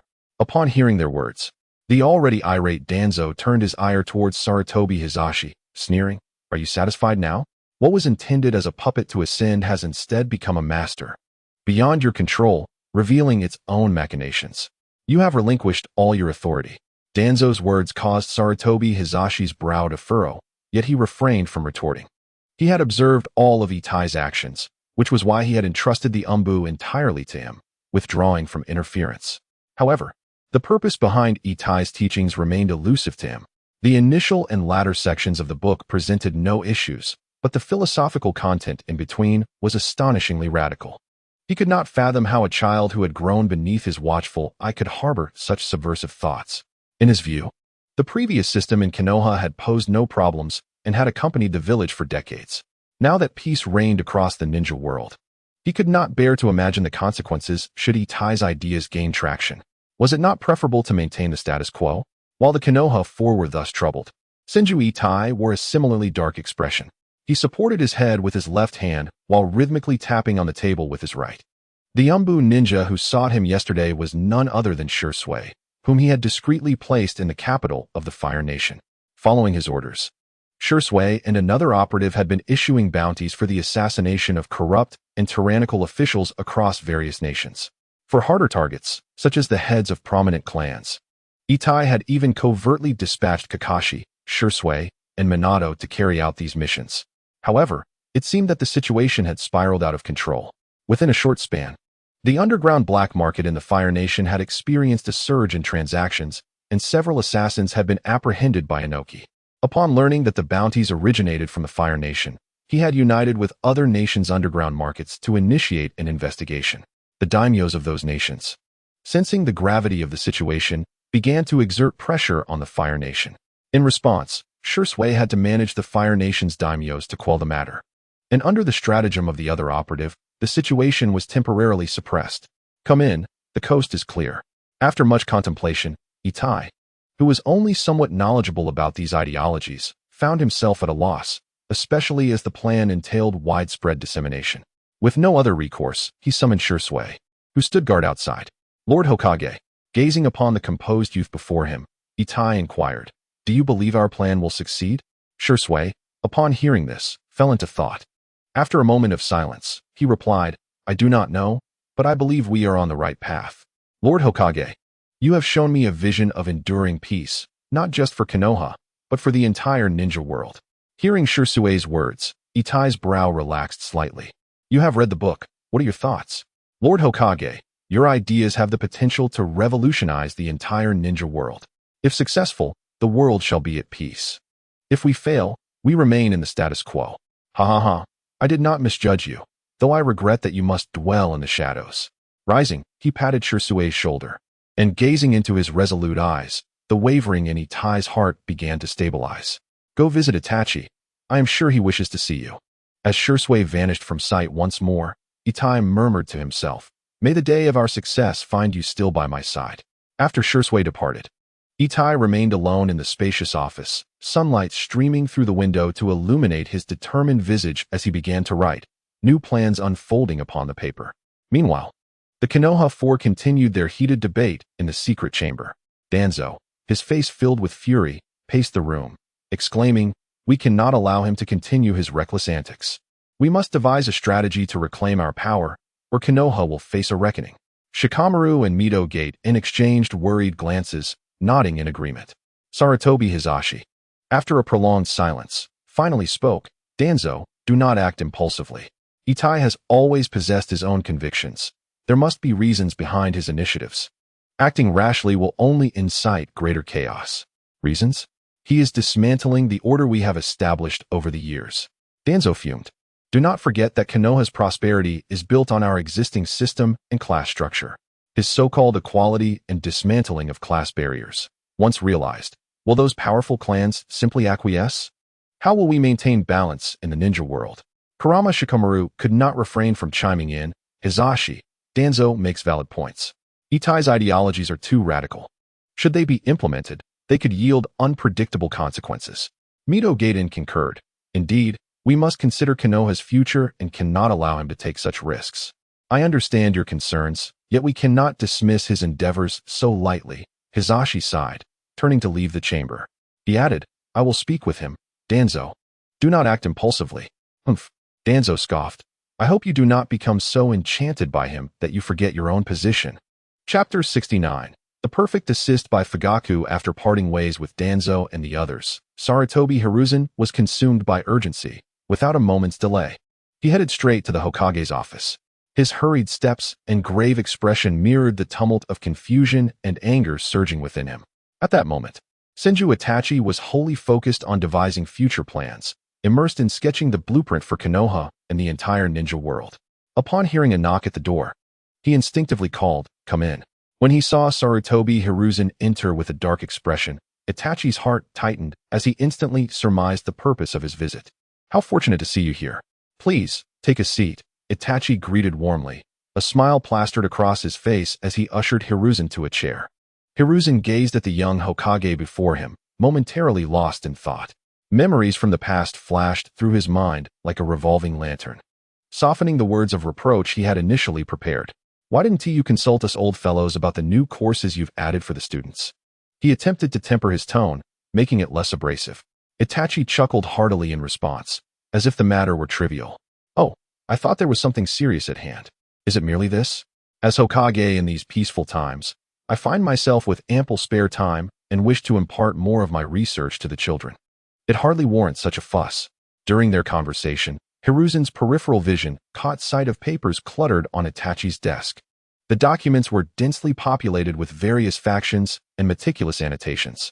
His gaze was drawn to them, and his previously composed demeanor gradually shifted to one of seriousness. Noticing Hiruzen's fixation, Itachi unhesitatingly pushed the papers towards him. Upon witnessing this gesture, Hiruzen's alertness surged, his eyes widening as chakra instinctively began to flow through him. He cautiously scrutinized Itachi and swiftly scanned the surroundings, only calming down once he confirmed there was no threat. Itachi remained unperturbed, a serene smile lingering on his face, as if everything was under control. At Itachi's prompting, Hiruzen slowly picked up the documents, meticulously reading them line by line. His expressions evolved with each page, from initial gravity to astonishment, ultimately enveloped by sheer shock, his mouth agape in disbelief. "Hiruzen, are you serious?" After finishing the last page, he exhaled a long breath, striving to regain his composure. "Indeed, I am quite serious, and we have already commenced execution," Itachi replied with unwavering determination, meeting Hiruzen's gaze. The response struck Hiruzen like a thunderclap. He slammed his palm against the table, springing up from his seat. "What? You have already begun execution? When?" His voice, tinged with excitement, soared in pitch, his countenance a portrait of incredulity. He had intended to confront Itachi, but unexpectedly, Itachi had laid bare all the plans, stifling the ire he had harbored, leaving only astonishment and confusion in its wake. Observing Hiruzen's pale face and trembling finger directed at him, Itachi grinned, his expression tranquil as he said, "You see, I thought you were already aware. Did you not suspect that Shursui and the others were unharmed? I sent them to carry out these tasks." Noticing Hiruzen's continued silence, Itachi added, "By the way, I also provided them with a copy of my new book on the ideals of great figures, and they have begun disseminating it widely. You. Hiruzen's finger quivered violently, pointing at Itachi, unable to articulate his thoughts in his agitation. Itachi maintained his calm demeanor, waiting patiently until the elder regained some semblance of tranquility before sincerely addressing him. "Third Hokage, may I address you as my teacher?" Upon receiving no objection from Hiruzen, Itachi continued to elaborate his perspective. "Teacher, while the ninja world appears to bask in peace, beneath the surface, currents of turmoil persist. Frictions among the nations have never ceased. The major powers may barely uphold a facade of balance, but what of the smaller nations? Each time war erupts, small countries like the Rain Village become the first casualties, suffering the ravages of conflict. You have witnessed the plight of those tormented by war, living in anguish and despair." Itachi hesitated momentarily, compassion evident in his gaze. "I believe you also yearn for true peace. If these ideals can be propagated, dismantling the monopoly of class and re-establishing a just order, we might extinguish the embers of war. The strife in the ninja world has persisted for far too long, claiming countless lives and shattering innumerable families. While Konoha is strong, we cannot isolate ourselves in this chaotic era. Take the Senju clan for instance. The first and second Hokage were unrivaled in power, yet now, only Tsunade and I remain. Who can guarantee that their lineage will endure for a century without decline? Only by dismantling the barriers of class and achieving equality can a family truly endure. As Itachi spoke with increasing fervor, his eyes sparkled with conviction. Rising slowly, he straightened his posture, fixing his resolute gaze upon the third Hokage.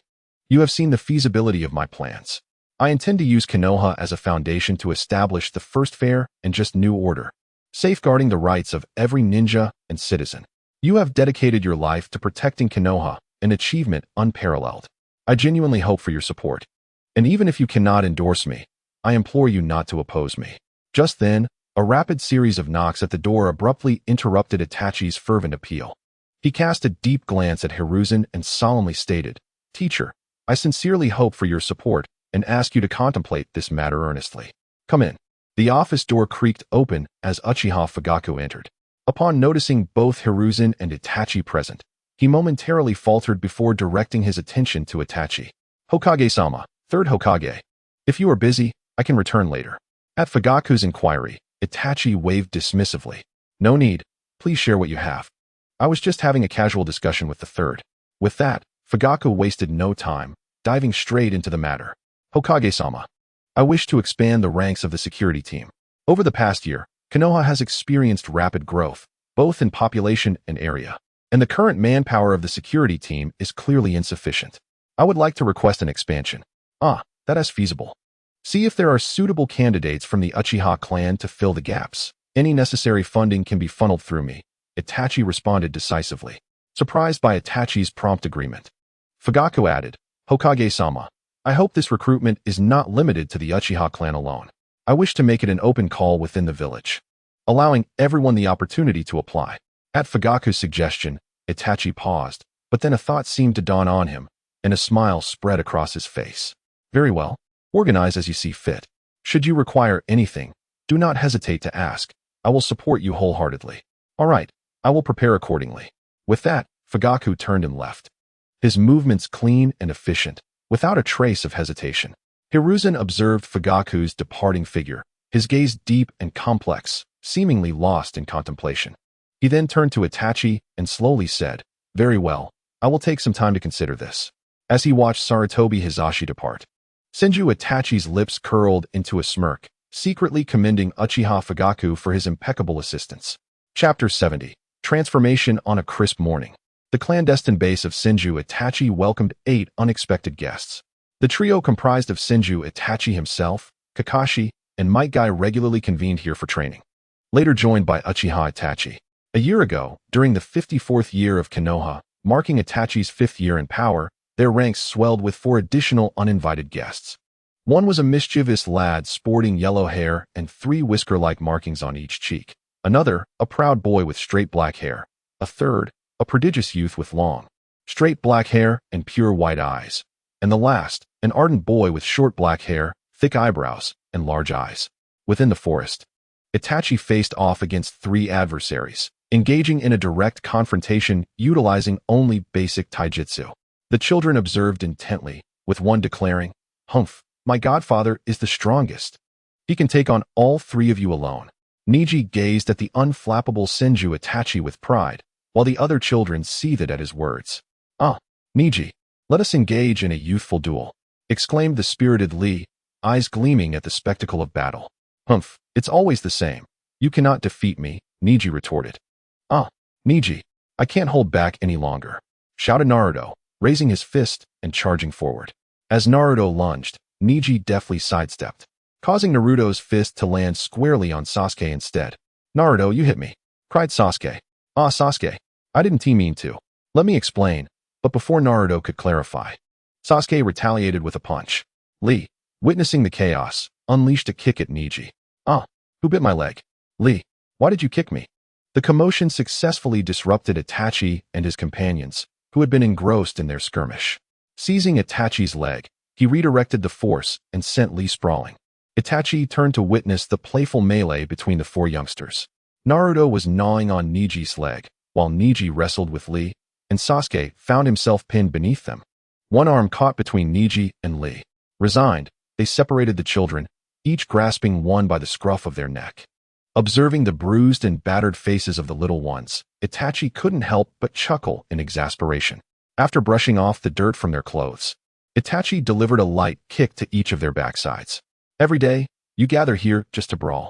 Can't you remain calm for even a moment? You too. Niji and Lee, you are older than them. You'll be going to school next year. Can't you show a little mercy? Look at them. They're all battered. Niji scoffed. I have shown them mercy.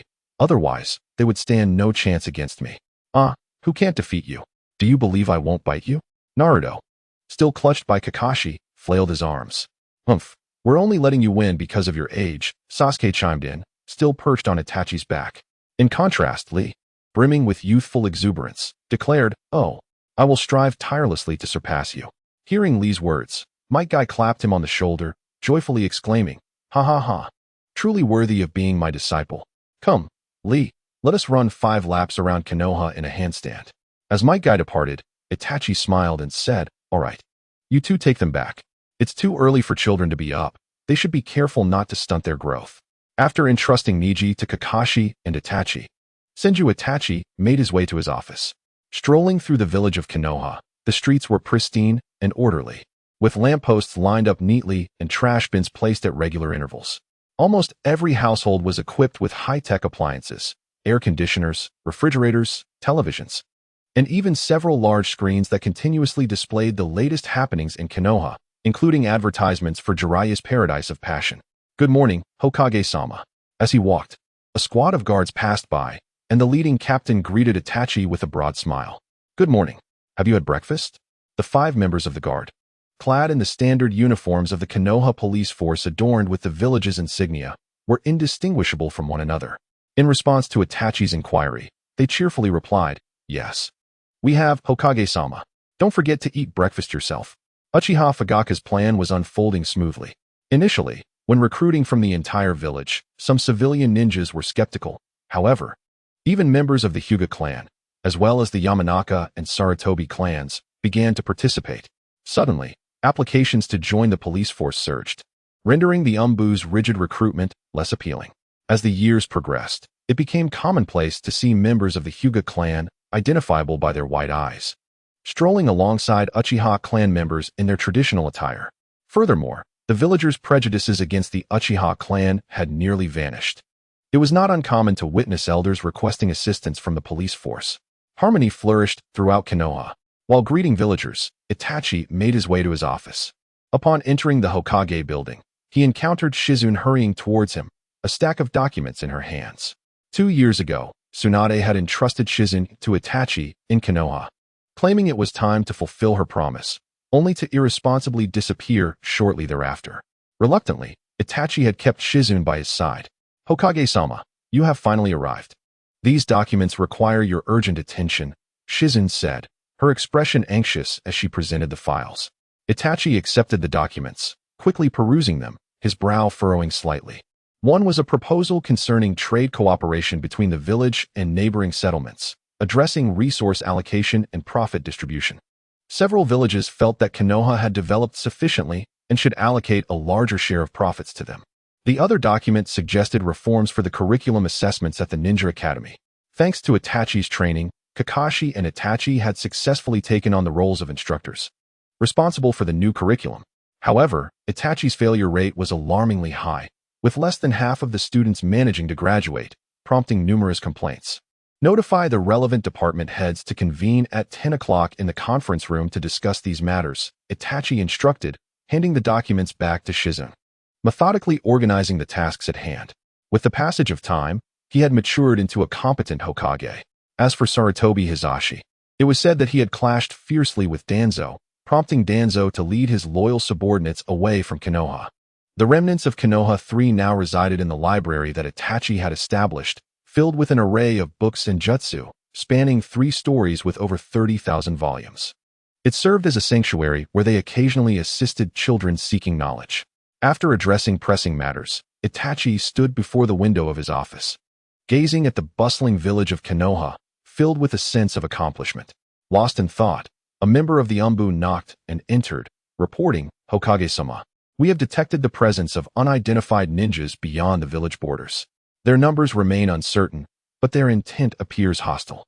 Itachi's expression hardened as he issued commands. Deploy elite Umbu operatives to investigate, ensuring that we ascertain their motives and capabilities without alerting them. Report any developments to me immediately. Itachi fell into contemplation. It was inevitable that someone would act out. It seemed the main event was about to begin, and he awaited the revelation of their true intentions. Chapter 71. Naruto's joyful life with a bruised face. Naruto was half-dragged into the door of the Namake's household by Kakashi. Naruto, you got into another fight with Sasuke, didn't you? Kushina's iconic loud voice erupted within the house, her vibrant red hair flying wildly with her agitated movements, resembling flames that declared her current fury. Naruto's body quivered uncontrollably at the sound of her roar, his terrified gaze darting towards his mother, who radiated a low-pressure aura due to her rage. Reflexively, he clutched his behind with both hands and hastily explained, "Mom, it's not what you think. Let me explain." A series of slaps echoed through the room, accompanied by Naruto's cries, reverberating within the walls. Kakashi shook his head helplessly, gently closing the door behind him, quietly departing from this place of chaos. Naruto, with his cheerful and vivacious personality, mostly inherited his mother's traits, save for the occasional quick temper reminiscent of Minato. Just as the household was in disarray, Minato emerged from the kitchen, donning an apron. A smile graced his face as he intervened, stopping Kushina, who appeared to be hitting Naruto but was holding back her strength. All right, everyone calm down. Let us tidy up and prepare for breakfast. By the way, where's Kakashi? Minato asked while loosening his apron. It was only then that Kushina, like a child caught in wrongdoing, realized and hurriedly flung open the door, only to find that Kakashi had long vanished without a trace. The gentle warmth of the spring sun bathed the village of Konoha, enveloping it in a soft glow. In the small courtyard of the Namake's household, a lively scene unfolded. Naruto, now 4 years old, was brimming with curiosity about the world, his energy seemingly overflowing. After breakfast, with a flushed face filled with excitement, he shouted towards Minato, Dad, come practice shurikens with me. I must defeat Sasuke and Neji tomorrow." Clutching Minato's hand tightly, his bright eyes sparkled with determination, his chubby fingers gripping a specially crafted children's shuriken, as if victory was already assured. Minato gazed at his vibrant son with affection, gently ruffling Naruto's hair, which matched his own color, and replied with a smile, "All right, our little Naruto is the best. Today, Dad has time to teach you properly." Since Naruto's birth, Minato and Kushina had instinctively taken turns accepting missions, ensuring that at least one of them was always present to accompany Naruto through his childhood, determined not to miss any moments of his early years. As time flew by, lunchtime arrived. After bustling about in the kitchen, Kushina presented a table laden with delicious dishes. The family gathered around the dining table, and Naruto, ravenous, devoured his meal, soon transforming his face into a comical mess of food. Minato and Kushina couldn't help but laugh at his adorable appearance. "Naruto, eat slowly. No one is competing with you." Minato chuckled as he handed a towel to gently wipe Naruto's face. In the afternoon, under the pleasant sunlight, Kushina strolled leisurely through the village, holding Naruto's hand. Passing by a ninja shop, Naruto's attention was captivated by a doll of the legendary Senju Itachi in the display window. His eyes widened with desire as he clutched Kushina's hand and pleaded, "Mom, I want that Itachi doll. You said Itachi is our savior, and when I grow up, I want to be Hokage just like him." Listening patiently to her son's wishes and seeing his hopeful gaze, Kushina smiled and agreed. "All right, we'll buy it for our little Naruto." Ecstatic with the acquisition of the doll, Naruto carefully cradled it as if it were the most precious treasure in the world. Upon returning home, he eagerly pulled Minato and Kushina to showcase the doll's remarkable features. "Dad, no? You've been hit by Uncle Itachi's wood release. You can't move until Mom rescues you," Naruto commanded earnestly. "Haha, all right, I'll obey Naruto," Minato responded, pretending to be incapacitated. I've been hit. It hurts. Naruto, Kushina, hurry and save me," Minato exclaimed dramatically. Watching his father in defeat, Naruto burst into joyous laughter, his bright giggles echoing throughout the house. As night fell, the soft glow of light illuminated Naruto's room. Lying in bed, he was surrounded by Minato and Kushina, who sat at his bedside, softly telling him bedtime stories. Beneath the warm light, lulled by his parents' gentle voices, Naruto drifted off to sleep with a sweet smile on his face. Meanwhile, within the Hokage's office, the atmosphere was notably solemn. A scruffy man, exuding fatigue, stood before Senju Itachi, his tattered attire and waxen complexion, along with the remnants of dried blood, revealing the trials he had endured. Hokage-sama, I, Shiryu, have successfully completed the task you entrusted to me. His voice was raspy yet resolute. Senju Itachi regarded his weary subordinate with a slight nod, responding calmly, Yes, I understand. You have done well. It has been arduous for you. Please take some time to rest in the village. I will send others to handle the aftermath of the situation there. Understood, Hokage-sama, Shiryu replied with unwavering determination. Having been away from Konoha for 3 years, he had spent this time secretly executing missions in the Land of Wind. The hardships and challenges he faced during this period were known only to him. Walking through the streets of Konoha, Shiryu felt a sense of disorientation at the familiar, yet somewhat alien surroundings. The streets and buildings he once knew now bore a different aura. Uncle, do you need help? A sweet little girl with sparkling eyes looked up at the scruffy stranger and timidly asked. Shiryu opened his mouth to respond, but the long years of stealth made it difficult for him to find the right tone and demeanor. The words that hung on the tip of his tongue transformed into a gentle smile for the little girl instead. Watching Shiryu's retreating figure, Senju Itachi returned his focus to Shizune and calmly inquired, When is the representative from the Cloud Village due to arrive? Chapter 72. Negotiation in the solemn and dignified Assembly Hall of Konoha. Sunlight streamed through the tall windows, casting radiant beams upon the floor. Clad in the ceremonial robes that symbolized the Hokage's authority, Senju Itachi sat upright and composed in the main seat. His gaze was deep and penetrating, constantly surveying his surroundings. Beside him, Minato and other high-ranking officials from Konoha sat in a row, each expression reflecting the seriousness with which they regarded the impending meeting. Opposite them, the delegation from the Cloud Village sat in neat formation. At the forefront stood a tall and imposing Jonin, his stern visage etched with the marks of experience and hardship, emanating an undeniable aura of authority. This representative from the Cloud Village broke the silence first, his deep and powerful voice resonating in the hall like a tolling bell. Fourth Hokage, recent conflicts within the Land of Thunder have revealed, through our thorough investigation, the involvement of ninjas from the Land of Fire. I expect you to provide a reasonable explanation. This is not a trivial matter. His words carried an unyielding tone, as if he had already concluded that Konoha was the mastermind behind the events. Bai Yifei met the gaze of his counterpart, his expression as serene as still water, and replied in a steady voice, Esteemed representatives of the Hidden Cloud, could it be that you are misguided in your diplomatic approach? The Hidden Leaf Village has always confined its dealings to matters among ninjas. We do not intervene in disputes at the national level. You assert that ninjas from the Land of Fire are involved, but on what grounds do you presume it to be our Leaf Ninjas? Words and actions must be substantiated by solid evidence. Though Bai Yifei spoke softly, each word was clear and powerful, resonating with an undeniable strength. The representative from the Hidden Cloud paused momentarily, his demeanor slightly faltering, before he spoke slowly. Our recent covert investigations have revealed that an unidentified force is inciting discord, not only within our Land of Lightning, but also within the Land of Earth, where rebellious factions have emerged. With that, he retrieved a scroll from his robe and offered it to Bai Yifei, stating, These are fragments of the clues we have gathered. We hope that the Hidden Leaf will collaborate with us to unearth the mastermind behind this. Taking the scroll, Bai Yifei quickly skimmed its contents before passing it to Lugio, his gaze unwavering as he remarked, Is this scroll sufficient for you to place such blame upon the Hidden Leaf?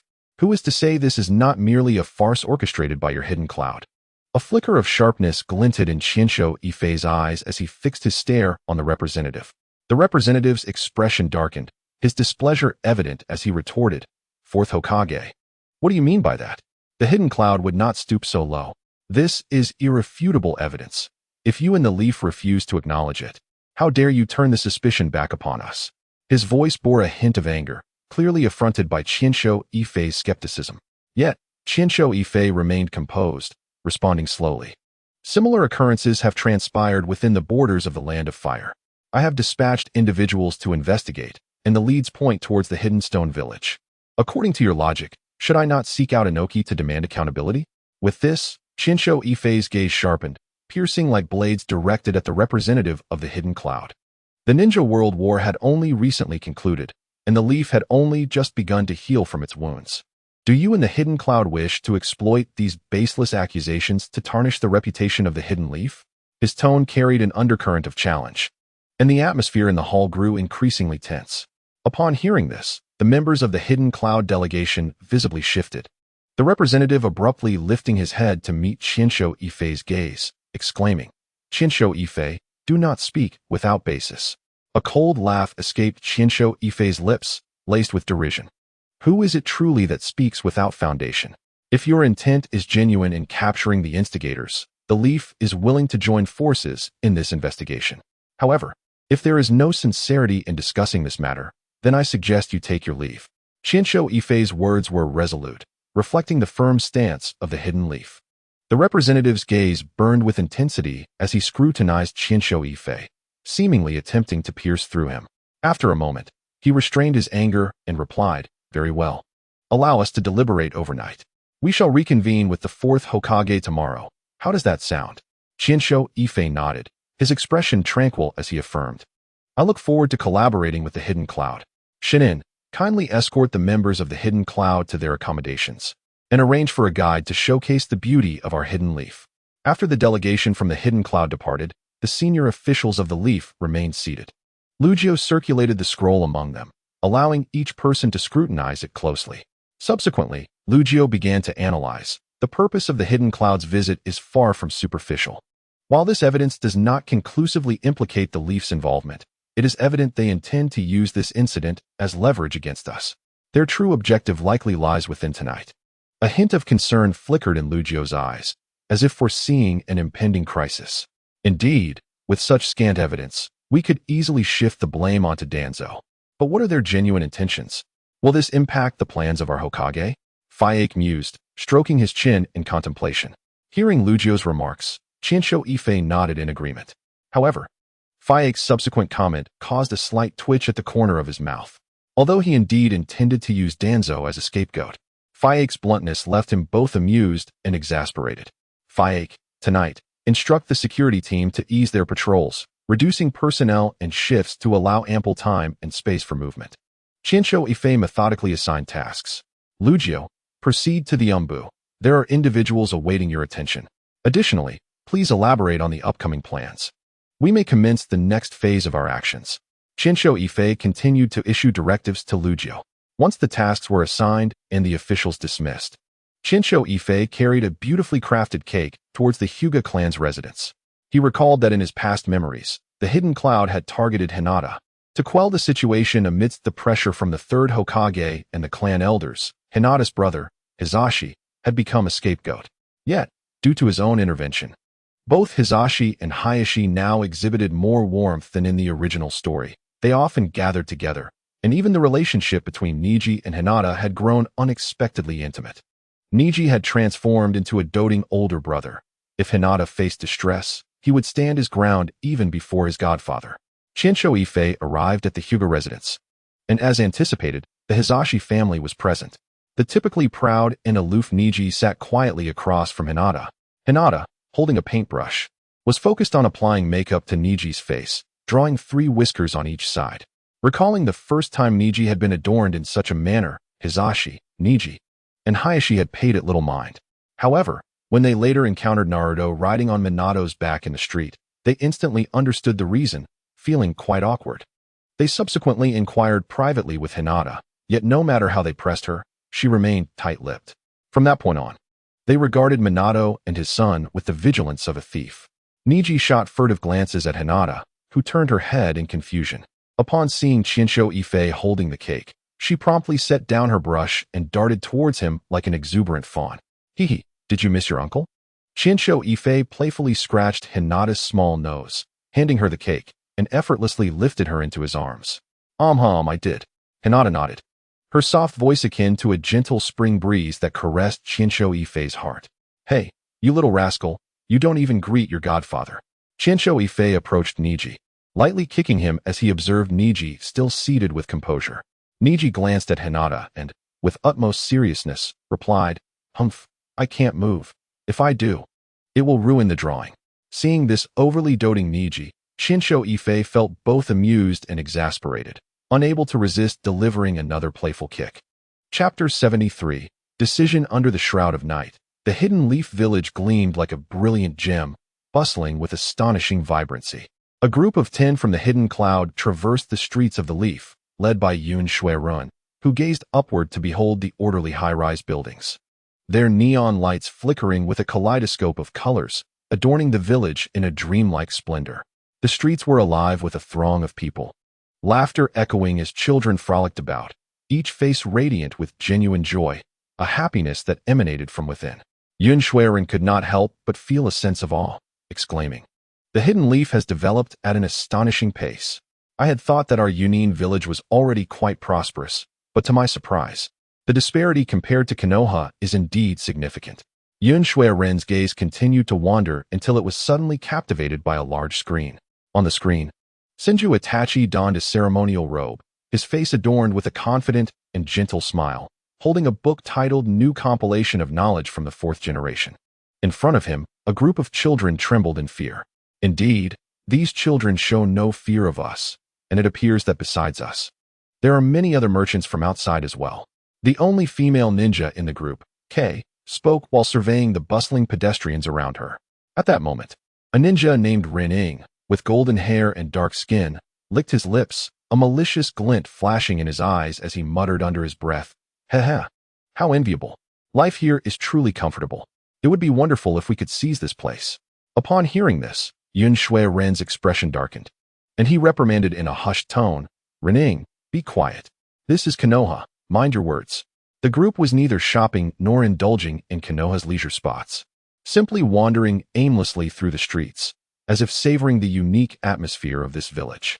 The next day, in the Hokage's office, representatives from both Konoha and Yunin village sat across from each other once more. Senju Itachi wore his usual smile and spoke first. "How did everyone rest yesterday?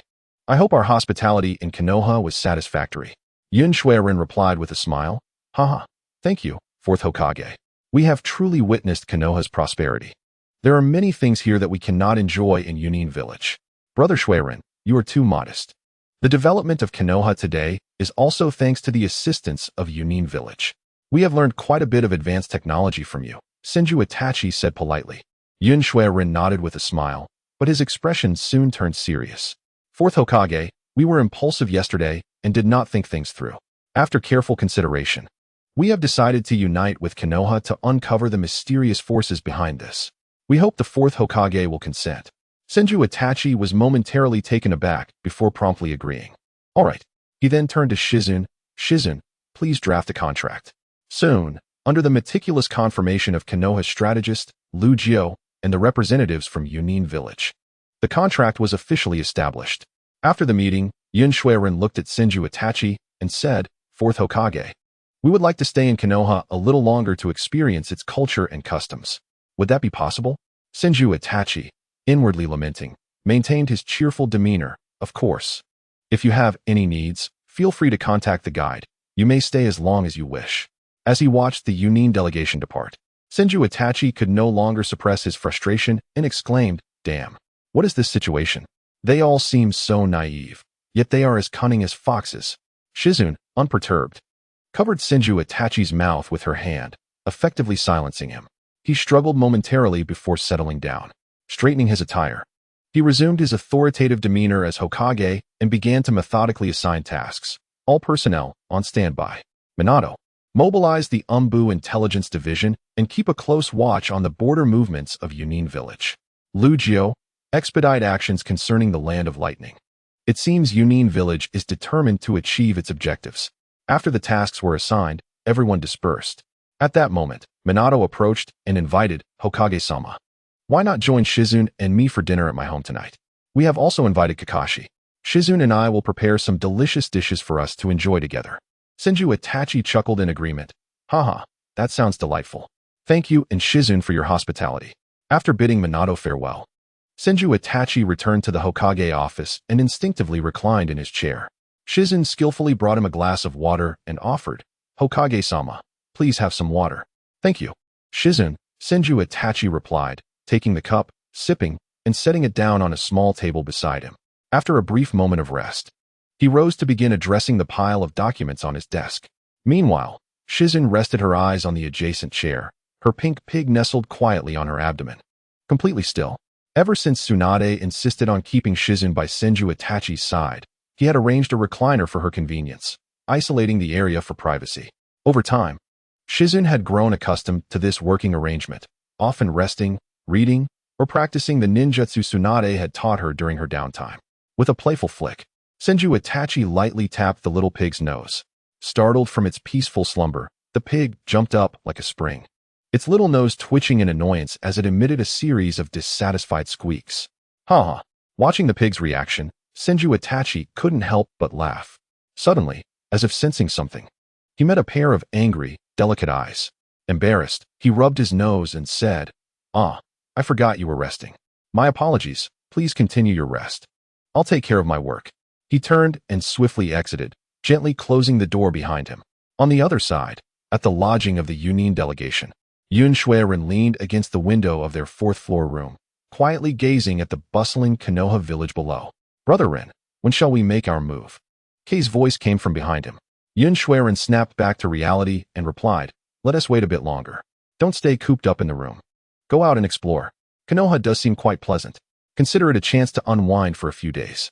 By the way, tell Ren to refrain from any rash actions that might jeopardize our plans." "What about you, Brother Ren?" Kei asked curiously. Yun Shuiren turned to her, his tone gentle. "You all go ahead. As for the task, never mind. Enjoy yourselves. I'll ponder the mission details more thoroughly. We will act once you finish having fun and Konoha lowers its guard." "Haha, that sounds great. I'll go out with them now. I've wanted to explore Konoha since we arrived." Kei smiled widely and skipped out of the room. Watching her leave with such joy, Yun Shuiren couldn't help but smile subtly, a hint of satisfaction on his lips. Chapter 74. Following boss. "A few bowls of your signature ramen, please." Kei and her 4 companions from Yunin village entered a ramen shop, shouting for the staff. The once humble Ichiraku Ramen had transformed into a grand 3-story establishment.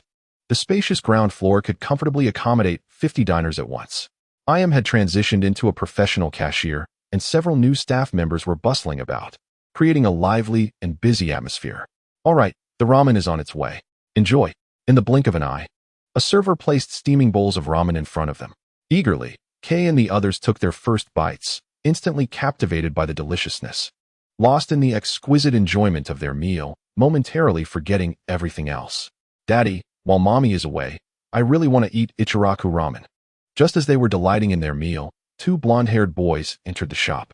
The child clung tightly to the young man's hand, leaning back with all his might, trying his hardest to pull the man into the restaurant. The young man, with a gentle gaze, reached out to affectionately ruffle the child's similarly styled, messy yellow hair. Smiling as he said, "All right, we can go, but after we eat, you mustn't tell your mother." Okay. The child, hearing this, nodded enthusiastically, releasing the man's hand and skipping eagerly to the counter. He stood on tiptoes, his round eyes fixed on the menu as he chirped, "I am a 2 bowls of pork miso chashu ramen, 1 large and 1 small, please." Across the counter, SHBU gently reached out to touch the child's head, speaking in a soft, melodious tone. "All right, you go find a place to sit with Lord Minato. The noodles will be ready shortly." The few villagers from the hidden cloud, upon seeing Minato and Naruto entering, immediately became alert, their eyes sharp and focused intently upon Minato. Although the Third Great Ninja War had ended some time ago, the formidable reputation of the Yellow Flash of Konoha echoed throughout the hidden cloud, still resonating with awe. The Fourth Hokage, frequently mentioned 2 individuals, and coincidentally, both hailed from Konoha. One was the speedster Minato Namikaze, who commanded his respect. The other was Senju Itachi, whose strength could match his own and had even injured him in battle. Unlike the muscular warriors of the hidden cloud, whose physical prowess was evident, these 2 renowned figures appeared unassuming at first glance. Each time they met during this visit to Konoha, they wore warm smiles and exuded an approachable demeanor, entirely devoid of the intimidating aura often associated with their fame. Noticing the villagers' scrutinizing gazes, Minato maintained a gentle smile and nodded slightly in acknowledgement. Naruto, with his round, bright eyes, met their stares unflinchingly and grinned. "Hee, you must be from another village. Let me tell you, Ichiraku ramen is delicious. It's only slightly inferior to the meals my mom and dad make." As he spoke, pride radiated from Naruto as he glanced up at Minato. Seizing upon Naruto's enthusiasm, Ika responded with a laugh, "Oh really? So, which do you find tastier, Your dad's cooking or your mom's? Upon hearing this, Naruto's mind raced. His gaze flitting between Aika and Minato, his cheeks flushing as he struggled to answer. Laughter erupted among the onlookers at Naruto's adorable predicament. Elsewhere, Sasuke clung to Itachi's back like a small appendage, accompanied by a girl with long, dark hair, of similar age to Itachi. The girl held several skewers of dango, eating one herself and then offering Itachi another. Sasuke stared longingly at the dango in her hand, his desire palpable. Uchiha Izumi, observing this, smirked playfully. Call me sister, or you won't get any. Sasuke immediately turned his head away, swallowing hard and haughtily retorting, Humph, I want tea. You just want to steal my brother. You're a big bad person, so I want to call you sister.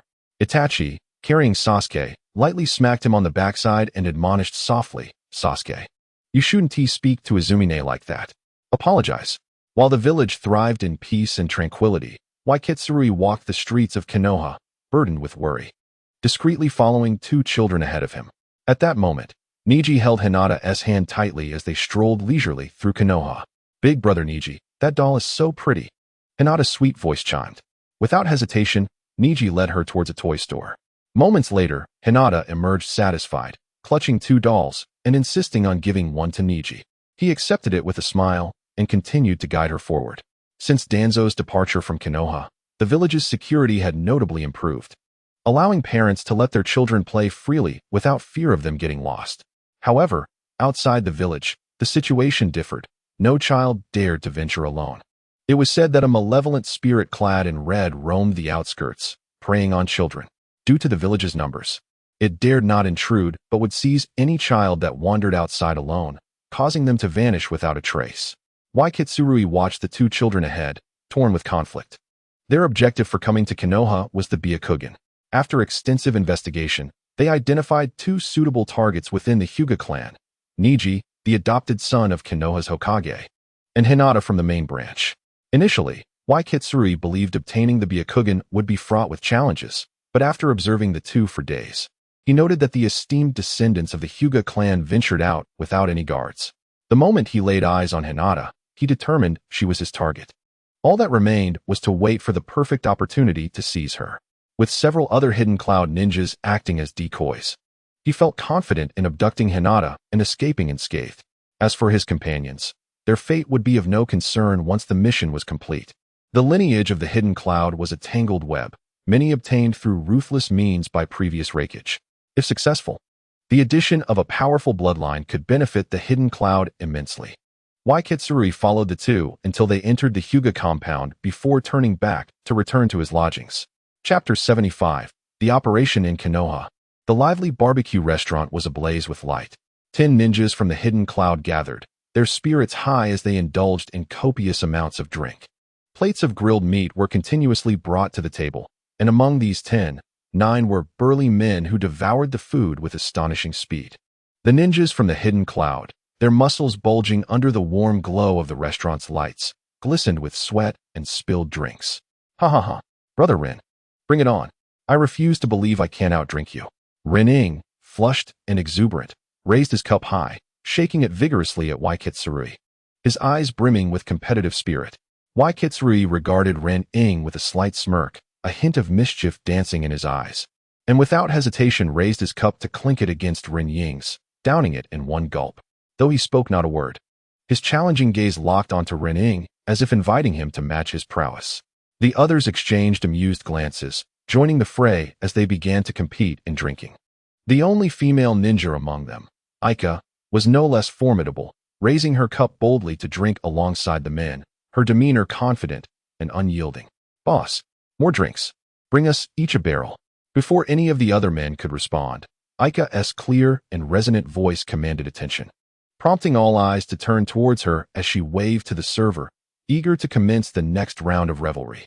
As time passed, the once bustling barbecue restaurant began to quiet down, with only a few scattered patrons remaining. The 10 ninjas from the hidden cloud became thoroughly intoxicated, their eyes glazed, their spirits wavering. With their last remnants of clarity, they settled the bill and stumbled out into the night. As the streetlights flickered on, the vibrant nightlife gradually drew to a close. The 10, leaning on one another, staggered towards their lodgings. Why Kitsurui leaned slightly back against Aika, his gaze unfocused, mumbling incoherently, his words barely audible. Returning to their inn, the group dispersed into their respective rooms, collapsing into various positions as the sounds of snoring soon filled the air.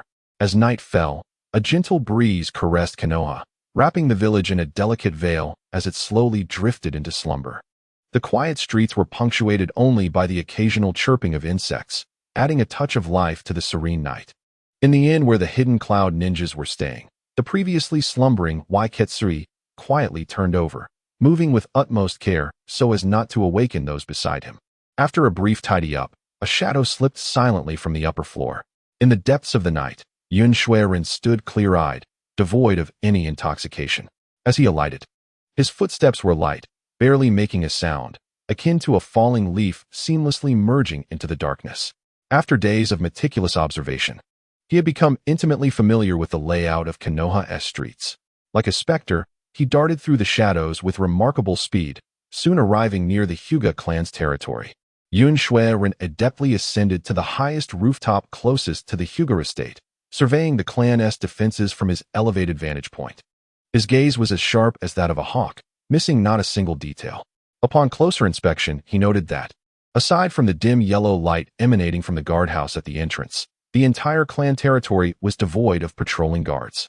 Since the conclusion of the Third Shinobi World War, Konoha had flourished under the guidance of Senju Itama, and with Danzo's departure, the village basked in an atmosphere of peace and tranquility. The frequency of nighttime patrols had significantly diminished. Now, only the outer defenses of Konoha remained stringent, while the internal security appeared remarkably lax. It was not uncommon for intoxicated members of the Uchiha clan or inebriated civilians to wander into the Hyuga estate, only to be kindly escorted home by the station guards upon discovery. Consequently, the various clans no longer maintained strict defenses, and midnight visits had become a frequent occurrence. Observing this for a moment, Yun Shuiren felt a wave of relaxation wash over him. Following the pre-planned route he had scouted, he effortlessly infiltrated the Hyuga clan. Minutes later, he successfully secured his target, carrying the unconscious Hinata upon his shoulder, and stealthily made his exit from the Hyuga territory. Everything transpired too smoothly, to the point where he himself found it hard to believe. The esteemed lady of the Hyuga clan had not a single guard in her vicinity. With just a small dose of pre-prepared sleeping powder, he had easily extracted Hinata from the clan grounds. Cloaked in black, he moved under the cover of night like a nimble panther, swiftly vaulting over the walls of the Hyuga estate. With disbelief, he glanced back, seeing the Hyuga territory still enveloped in darkness, utterly silent. Without a moment's hesitation, he sped along the prearranged path. As he passed by the resting quarters of other cloud ninjas, he merely cast a fleeting glance before resolutely continuing on his way. Prior to the operation, he had made a decision. If the mission were to fail, he would bear the consequences alone, ensuring his comrades could retreat unscathed. If it succeeded, he would swiftly depart Konoha with the target and rendezvous with the prearranged merchant convoy, which would escort the target back, while he himself would divert any pursuing Konoha ninjas, leaving his companions as potential sacrifices. Apologies, he silently recited in his mind. In the night, Yun Shuiren's silhouette leaped across the rooftops of Konoha like a flash of lightning. Shortly after his departure, a figure appeared at the window of the cloud ninjas resting in. It was Kei, gazing intently in the direction Yun Shuiren had vanished. Her eyes filled with confusion and desolation. However, her expression soon hardened, and her chakra surged as she turned to the sleeping cloud ninjas. Commanding them in a low yet firm voice, the operation commences. Everyone, alert yourselves and prepare to cover Brother Rin's retreat from Konoha. With her command, those who had seemed to be drunkenly asleep instantly opened their eyes, sitting up with purpose and swiftly gathering their gear. Lanshan, you take Rin to the Hyuga clan. Feign infiltration and create a commotion to draw Konoha's attention. Watching Lanshan nod, Kei continued issuing orders. The rest of you, follow me to the Uchiha clan. Our target is the second son of the Uchiha clan leader. Seize if possible. If not, make enough noise to keep Konoha stretched thin. Remember our objective. Cover Yun Shuiren's departure. Move out. Her tone resonated with conviction, devoid of any hesitation. With the orders given, the group sprang into action, swiftly moving towards their respective targets. Chapter 76. Capture. The night was thick and dark, like ink spilled over the Hyuga estate. A faint sound of a footstep echoed, starkly out of place in the stillness of the night. Yet, the entire Hyuga territory remained eerily silent, as if it were dead. Lanshan and Rening, who were deliberately making noise, felt a sudden chill creep up their spines. They exchanged a glance, and Lanshan, realizing something, intensified his footsteps. But the clan remained enveloped in silence. Withdraw. Lanshan abruptly seized Rening, who was still attempting to create a ruckus, turning decisively to retreat. However, just as they turned, an unexpected upheaval occurred. The once silent Hyuga estate erupted into chaos, as if ignited by a spark. Nijitsu and Nichi, the brothers of the Hyuga clan, leaped over the outer walls with a throng of clan members. In an instant, multiple lights blazed to life, illuminating the scene like daylight. Firmly locking onto Lanshan and Rening. Seeing the encroaching Hyuga ninjas, a bitter smile crossed Lanshan's face. He lowered his voice and said to Rening, "I will carve a path with everything I have. If you have the chance, make a run for it." "Brother Shan," Rening began, his eyes glistening with emotion. "You are still young, far more talented than I. Trust me," Lanshan interrupted urgently, his gaze resolute. He turned towards the approaching Hyuga Nijitsu, gritting his teeth as he assumed a defensive stance. "Yield. Konoha's principle is to treat captives with kindness. We will not make things difficult for you. If your Cloud Village wishes to redeem you, that can be arranged. But if you resist, I assure you, you will not survive more than 10 seconds." Chakra surged around Nijitsu, reminiscent of a roaring river, as his Byakugan activated, the oppressive aura washing over them like a tangible force. With a heavy sigh, Lanshan cast a lingering glance at Rening, surrendering to fate as he lowered his defenses, asking resignedly, "Did you deduce our plan?" Nijitsu waved his hand, signaling a few clan members who swiftly approached, their specialized chains snaking like agile serpents, ensnaring the two. "Indeed, we suspected on the very first day you arrived. However, we did not anticipate that after your success, you would send others as bait to divert our attention." Nijitsu spoke nonchalantly, lacking any urgency regarding his daughter's abduction. Lanshan, observing Nijitsu's calm demeanor, felt a weight in his heart and asked, "The girl who was taken, she cannot be real, can she?" "Of course, if she were real, would I be here leisurely waiting for you, engaging in idle chatter? Do I have that much time to waste?" Nijitsu retorted, rolling his eyes at him, no longer wishing to engage in further dialogue. Had he not seen that the two were somewhat compliant, he would not have wasted his breath. He turned to the clan members restraining the two, instructing, "Take them to the Umbu prison. The rest of you, come with me to the Uchiha clan to witness the spectacle. If they have not resolved their issues, be sure to give them a good mocking." Meanwhile, at the Uchiha estate, Kei was stealthily infiltrating. Clad in black, she resembled a specter of the night, moving silently. As she neared Sasuke's room, she gently blew the prepared sleeping powder into the room. Suddenly, a chilling intent surged like a winter's cold wind. Startled, Kei instinctively recoiled, but it was too late. A sharp pain shot through her wrist as blood gushed forth. In horror, she looked at her right hand, which had been holding the smoke pipe, now lying bloodied on the ground. Despite the excruciating pain, she raised her gaze to her assailant, only to find it was a child under 10 years old. In the shadow of the night, she could hardly perceive the child's presence, save for the severed hand that lay on the ground. The child gripped the hilt of his sword, its blade concealed within the shadows, as if it were non-existent. Itachi's gaze was as frigid as frost, resembling a solitary star in a cold night sky, devoid of warmth. He observed the hidden cloud ninja before him, slowly raising the shadow sword in his hand, its blade merging with the darkness, emanating an aura of boundless murderous intent. Without granting the sparrow a moment to react, he shifted his foot ever so slightly, moving like a specter as the shadow sword danced in his grasp, trailing a glimmer of cold light as it surged toward the sparrow. The sparrow felt the chilling intent rushing toward her, yet the weapon was invisible to her eyes. In her panic, she instinctively sought to form a seal.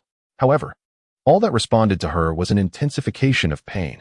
Suddenly, a flash of cold light pierced through, the chills sinking deep into her bones. In the next moment, she felt the world spin around her, and in a daze, she beheld her own headless body, blood gushing forth, staining the ground crimson. Itachi remained as calm as a placid lake, as though the entire occurrence was but a trivial matter. He gazed at the shadow sword in his hand, a droplet of blood seeming to hover in midair, radiating an eerie glow. With a casual flick, he let the blood drop fall, then sheathed the shadow sword with deliberate slowness. He gently pushed open the door, finding Sasuke soundly asleep within, his blanket kicked aside, revealing his small backside. Itachi tenderly patted Sasuke's rear, his demeanor contrasting starkly with the earlier violence, before he covered him snugly with the blanket and turned to exit. At this moment, the remaining 6 Cloud Ninja were back-to-back, standing in the center of the Uchiha clan's territory. Their eyes brimmed with vigilance and fear, fixated on the encircling figures of Uchiha Fugaku and his kin. The night was heavy, and the Uchiha clan members appeared as ferocious beasts awakening from the darkness, simultaneously activating their Sharingan. 1 Tomo, 2 Tomo, 3 Tomo. Dozens of eyes glimmered with a menacing red light in the night, akin to ghostly flames from the underworld, instilling terror. Suddenly, beams of light fell upon them as Hyuga Hizashi and Hinata, accompanied by a host of Hyuga clan members, approached. "Ah, Fugaku, showing off your red eye again. Are we?" Hizashi remarked, grinning at the spectacle of the Uchiha clan's Sharingan activation, his tone laced with mockery. Uchiha Fugaku, glancing at Hizashi's taunt, retracted his Sharingan with a slight frown, retorting, "What can I say? The Sharingan isn't as conspicuous as your Byakugan, which is always on display. Need any help? Just a few little pests, and you still haven't dealt with them? You Uchiha are slipping," Hizashi scoffed nonchalantly. Fugaku waved his hand dismissively, commanding, "Proceed. Aim to capture them all alive." Upon receiving Fugaku's orders, the Uchiha clan members pounced upon the trembling Cloud Ninja like hungry wolves. In mere moments, the 6 Cloud Ninja found themselves successfully apprehended by the Uchiha clan. Observing the subdued Cloud Ninja before him, Hizashi turned to Fugaku and said, "Let us go. It's time to gather and seek an explanation from the hidden Cloud Village." Chapter 77. Seeking an explanation. The night was heavy as Yun Shuiren crouched low, his steps swift as a phantom, carrying Hinata securely on his shoulder as he raced toward the borders of Konoha village. Inwardly elated, he believed this operation was flawless, convinced that once he crossed Konoha's threshold, success would be his. Just as his foot crossed the invisible boundary, an unexpected turn of events occurred. Hinata, who had seemed as light as a feather, suddenly felt as heavy as lead. A tremendous pressure descended upon him like a colossal mountain, causing Yun Shuiren's legs to buckle, and he collapsed awkwardly to the ground. In a state of confusion, he turned to look at his shoulder, only to be horrified by what he saw. The sweet, innocent Hinata had vanished, replaced by the stern, imposing visage of the Fourth Hokage of Konoha. Yun Shuiren's mind went blank. Instinctively, he grasped the shoulder of Senju Itama tightly, exerting all his strength in a desperate attempt to throw off this nightmarish presence. Yet, Itama seemed rooted in place, impervious to his efforts. Enraged and humiliated, Yun Shuiren's body crackled with lightning chakra, surging violently, like furious serpents dancing upon his skin. In an instant, he gathered a massive amount of chakra in his fist, transforming it into a blinding bolt of lightning, hurling it toward Itama's face with reckless abandon. "Ah!" A piercing scream echoed through the still night, filled with pain and terror, resonating far and wide. Just before his fist could make contact with Itama, several sharp wooden spikes pierced through his back with relentless force, cleanly emerging from his chest. These spikes were cunningly crafted, skillfully avoiding his vital organs, yet precisely penetrating the key meridians and chakra points he relied upon. Yun Shuiren felt his strength and chakra drain away in an instant. Rendered immobile as if under a paralysis jutsu, collapsing to the ground in agony. A shadow darted past like a bolt of lightning. Senju Itama, clad in the Hokage's ceremonial robes, appeared before Yun Shuiren in an instant, his cloak fluttering in the wind. With a sudden cough, Yun Shuiren tasted blood, crimson liquid spilling uncontrollably from his mouth. His face turned pale as he gritted his teeth, shooting a venomous glare at Itama, rasping, "Umph. I never imagined the esteemed Hokage of Konoha would resort to such despicable means, employing illusions to ensnare me." Illusions? Itama initially paused, but quickly grasped the situation. He clapped his hands, causing a robust wooden vine to sprout from the ground. The vine twisted and turned before giving rise to another Senju Itama. Yun Shuiren watched in disbelief as the second Itama materialized. He was utterly astonished. Were it not for his own eyes witnessing the emergence of another Itama, he would have been unable to distinguish between the two.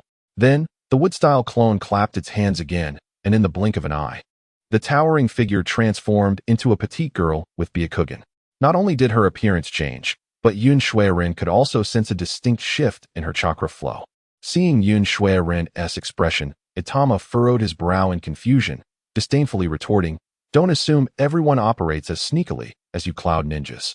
Besides, how dare you question me? Under the guise of unity, your hidden cloud village brazenly intrudes upon Konoha, attempting to abduct our children under the cover of darkness. Where was your sense of honor in that?"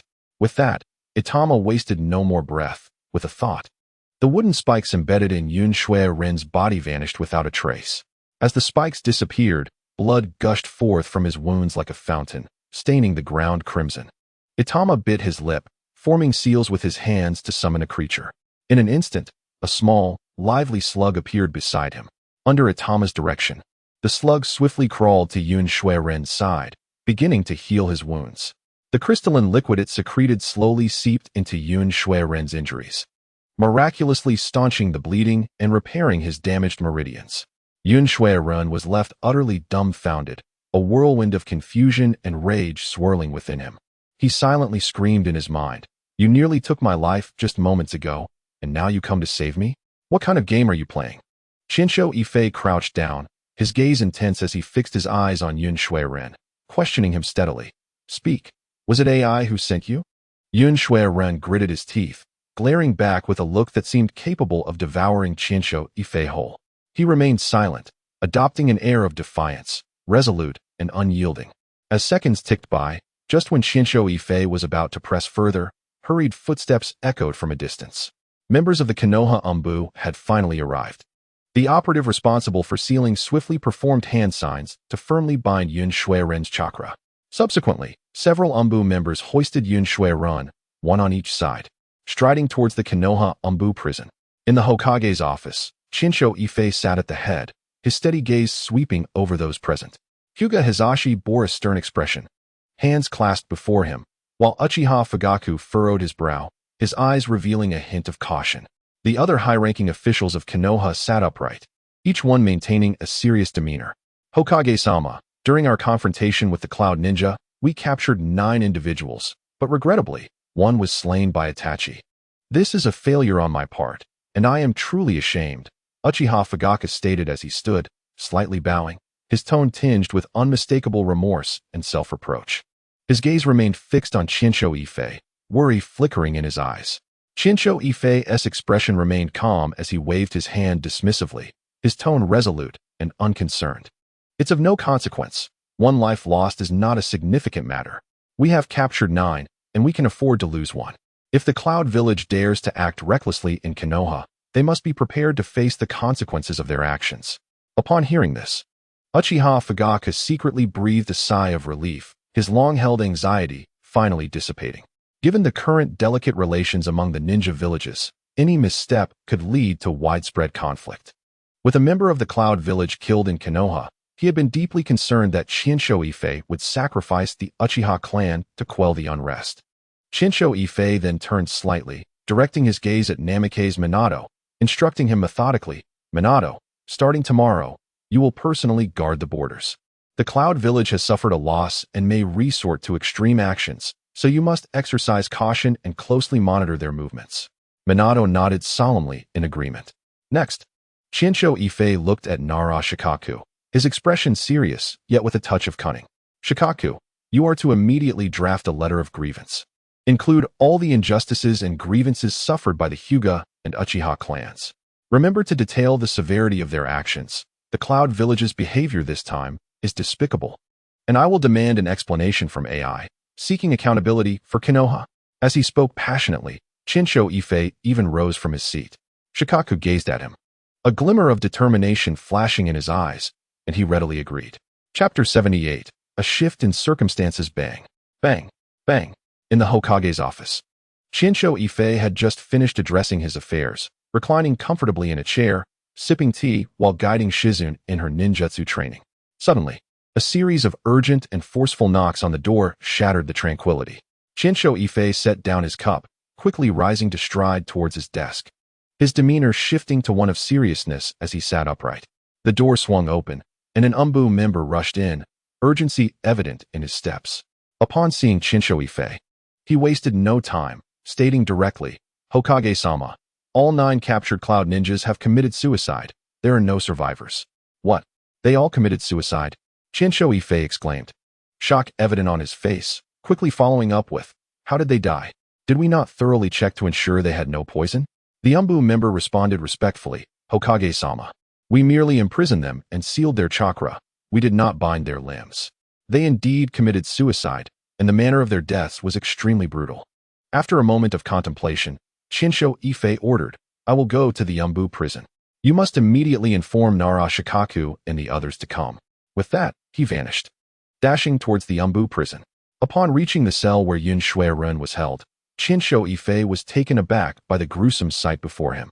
The bodies bore signs of extreme violence. One arm was grotesquely twisted, bones protruding sharply, clearly broken by sheer force.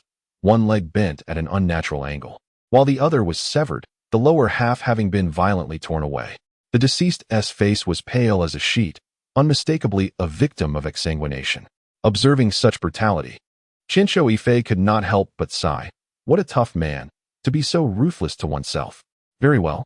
Arrange for these bodies to be collected and sent to the hospital for professional examination. We must not squander these research materials. Looking around, he saw all 9 bodies had met equally horrific ends, limbs severed, each death more tragic than the last. Before long, Nara Shikaku and several high-ranking officials from Konoha arrived at the prison in haste. Upon witnessing the horrific scene inside the cell, they were momentarily rendered speechless, the atmosphere thick with a chilling silence. The letter of grievance that Shikaku had held in his hand was now quietly tucked away as he murmured, "These were all resolute men. The Cloud Village has invested heavily this time. It seems they will soon be seeking an explanation from us." As he spoke, he narrowed his eyes, rapidly calculating the potential actions the Cloud Village might take next. The news of this incident quickly spread through Konoha. 2 members from Konoha 3, Uzumaki Kushina and Mito Gate-en, upon hearing the news, immediately contacted Chinsho Yifei, insisting on an emergency meeting. In the conference room, the high-ranking officials of Konoha gathered. Kushina and Mito Gate-en presided at the head of the table, their faces etched with the marks of time. Chinsho Yifei and the others sat below, silence enveloping the room. Mito Gate-en broke the silence first, directing his gaze at Chinsho Yifei, speaking up, "Yifei, how do you intend to handle this matter? It is evident to any discerning eye that this is a trap. I hope you can manage it wisely, avoiding the escalation into war." Kushina vigorously nodded in agreement from beside him. Chinsho Yifei regarded the 2 elders with a sense of helplessness and discontent. These elders were perpetually hesitant during critical matters, yet they never failed to gossip behind others' backs. Taking a deep breath, he strove to suppress his emotions, speaking steadily, "Elders, I fully understand the complexities involved. A war would spell disaster for both Konoha and the Cloud Village, with no victor emerging. However, the Cloud Village covets our Byakugan and instigated this conflict. Though their people have now taken their own lives in our Umbu prison, I refuse to let this matter go unresolved. We must demand an explanation." Nara Shikaku nodded slightly in agreement, adding, "Hokage-sama is correct.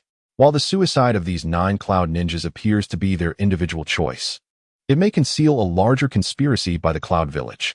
We might consider playing along, remaining still while closely monitoring their next steps." Kushina furrowed her brow, countering, "Shikaku, it's easy for you to say. If we provoke the Cloud Village, they could seize the opportunity to wage war. How would Konoha respond? We have only just begun to recover from the scars of war. Do we really want to plunge back into conflict?" Mito Gate-en quickly chimed in, "Indeed. The peace we currently enjoy has been hard-won. We cannot recklessly jeopardize it over this incident, or the consequences could be dire." Chinsho Yifei fixed his determined gaze upon the 2 elders, his tone resolute and unwavering. "I am not an impulsive person. Initiating a war would bring nothing but harm to Konoha, and I understand this better than anyone. However, I will not allow Konoha to appear weak. Elders, please rest assured. I will handle this matter appropriately, and there is no need for you to concern yourselves further." Upon finishing his words, he turned to Shernai and instructed, "Shernai, please allow the 2 elders to return and rest." Just then, an anxious Umbu ninja burst through the door, hurriedly approaching Senju Itachi and whispering a report into his ear. Instantly, Itachi's expression grew grave as he addressed the assembly, stating, "The situation has become more complex.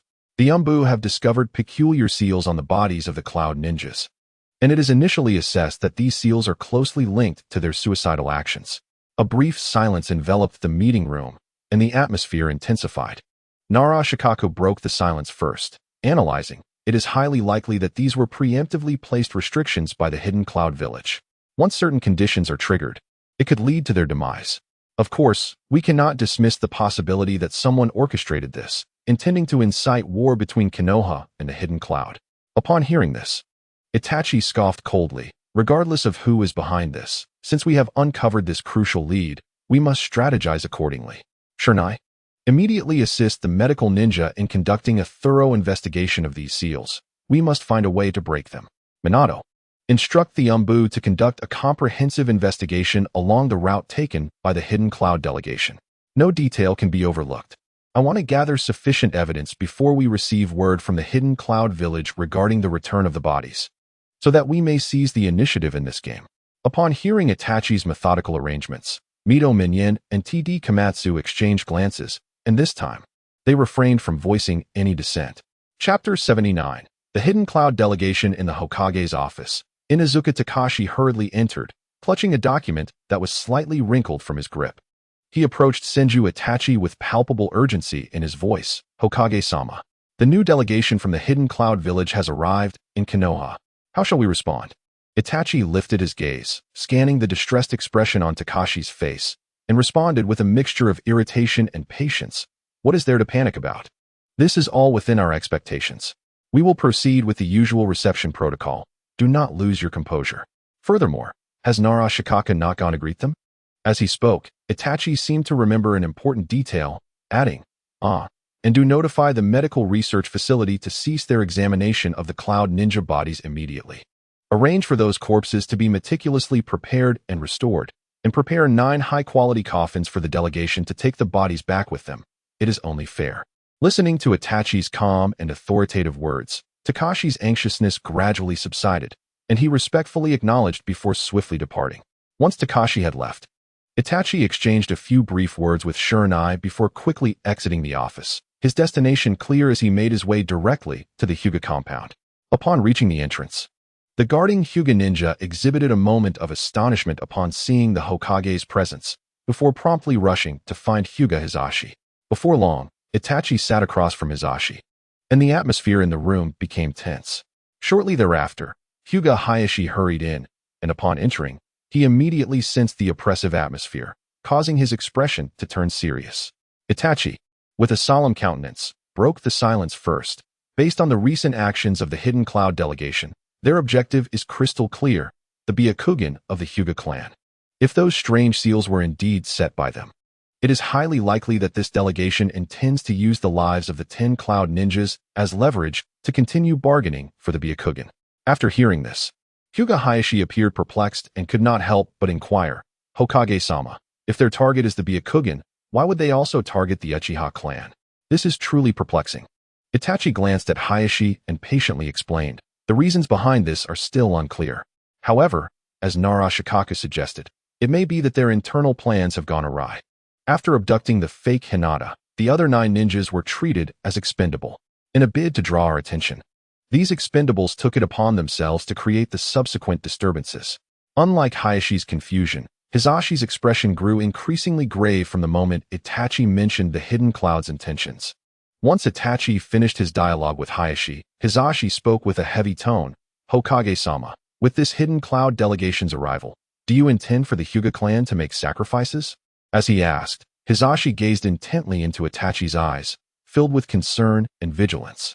Upon hearing this, Itachi instantly comprehended that Hisashi had misunderstood his intentions, and with a serious yet resolute demeanor, he replied, Hisashi, you need not worry. Such a scenario will never occur.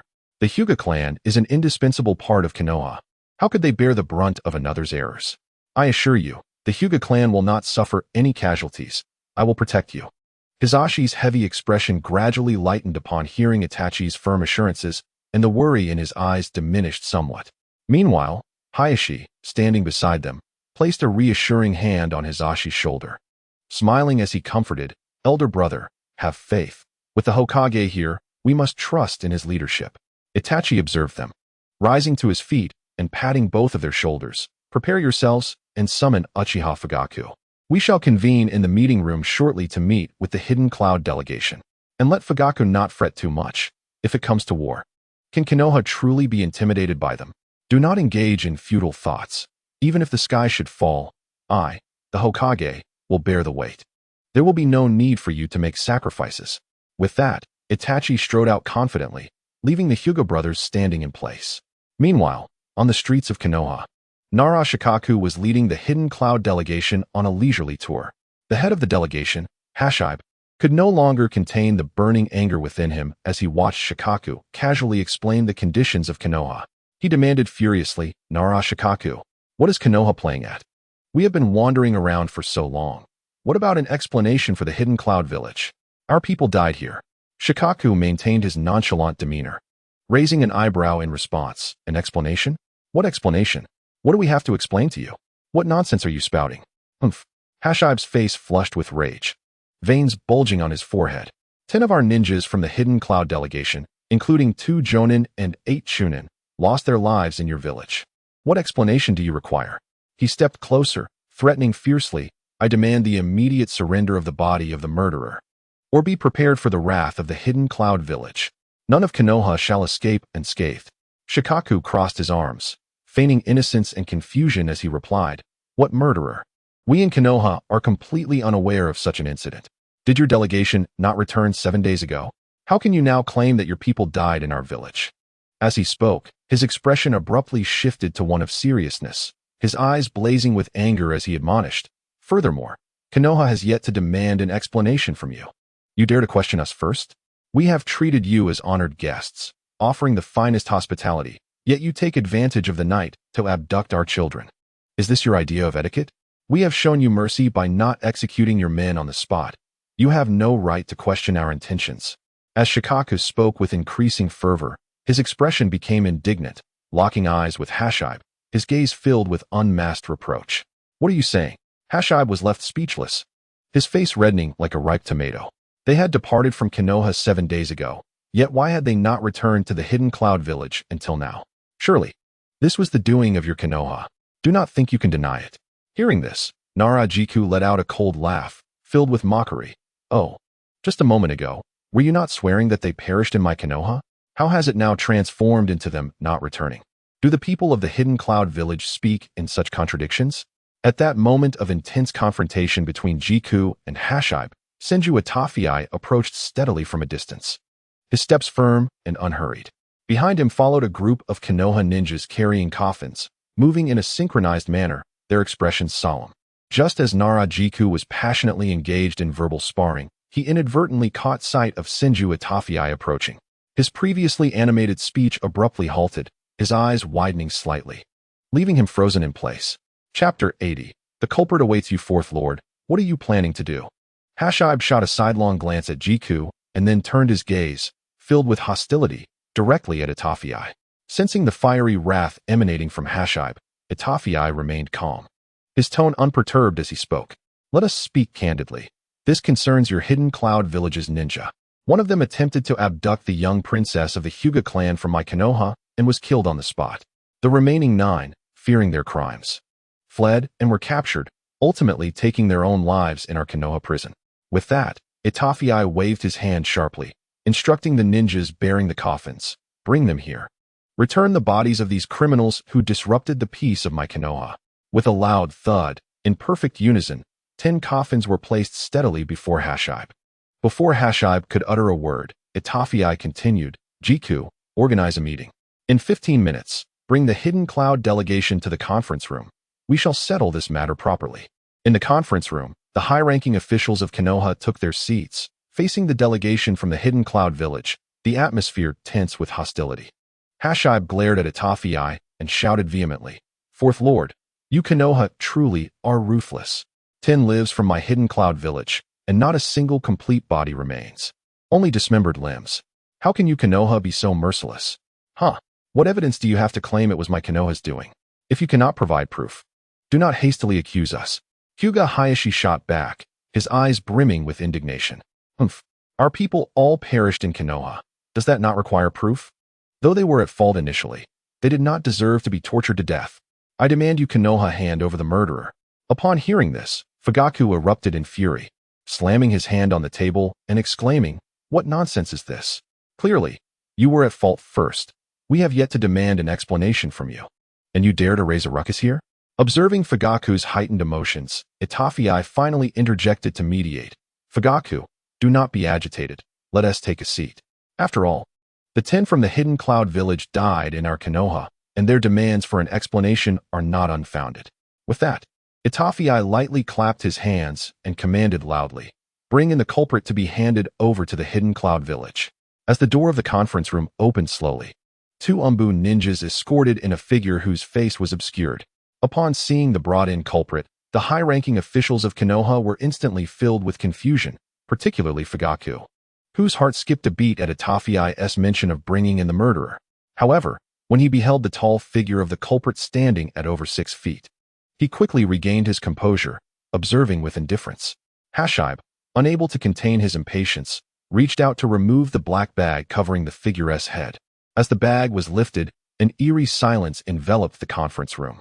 The Konoha officials wore expressions of astonishment, glancing quizzically at Itafei, while the Hidden Cloud delegation darkened with rage. The figure revealed was none other than Itafei's wood clone. "Fourth Lord, is this your explanation? This is clearly a mockery." Hashibe seethed, his anger palpable.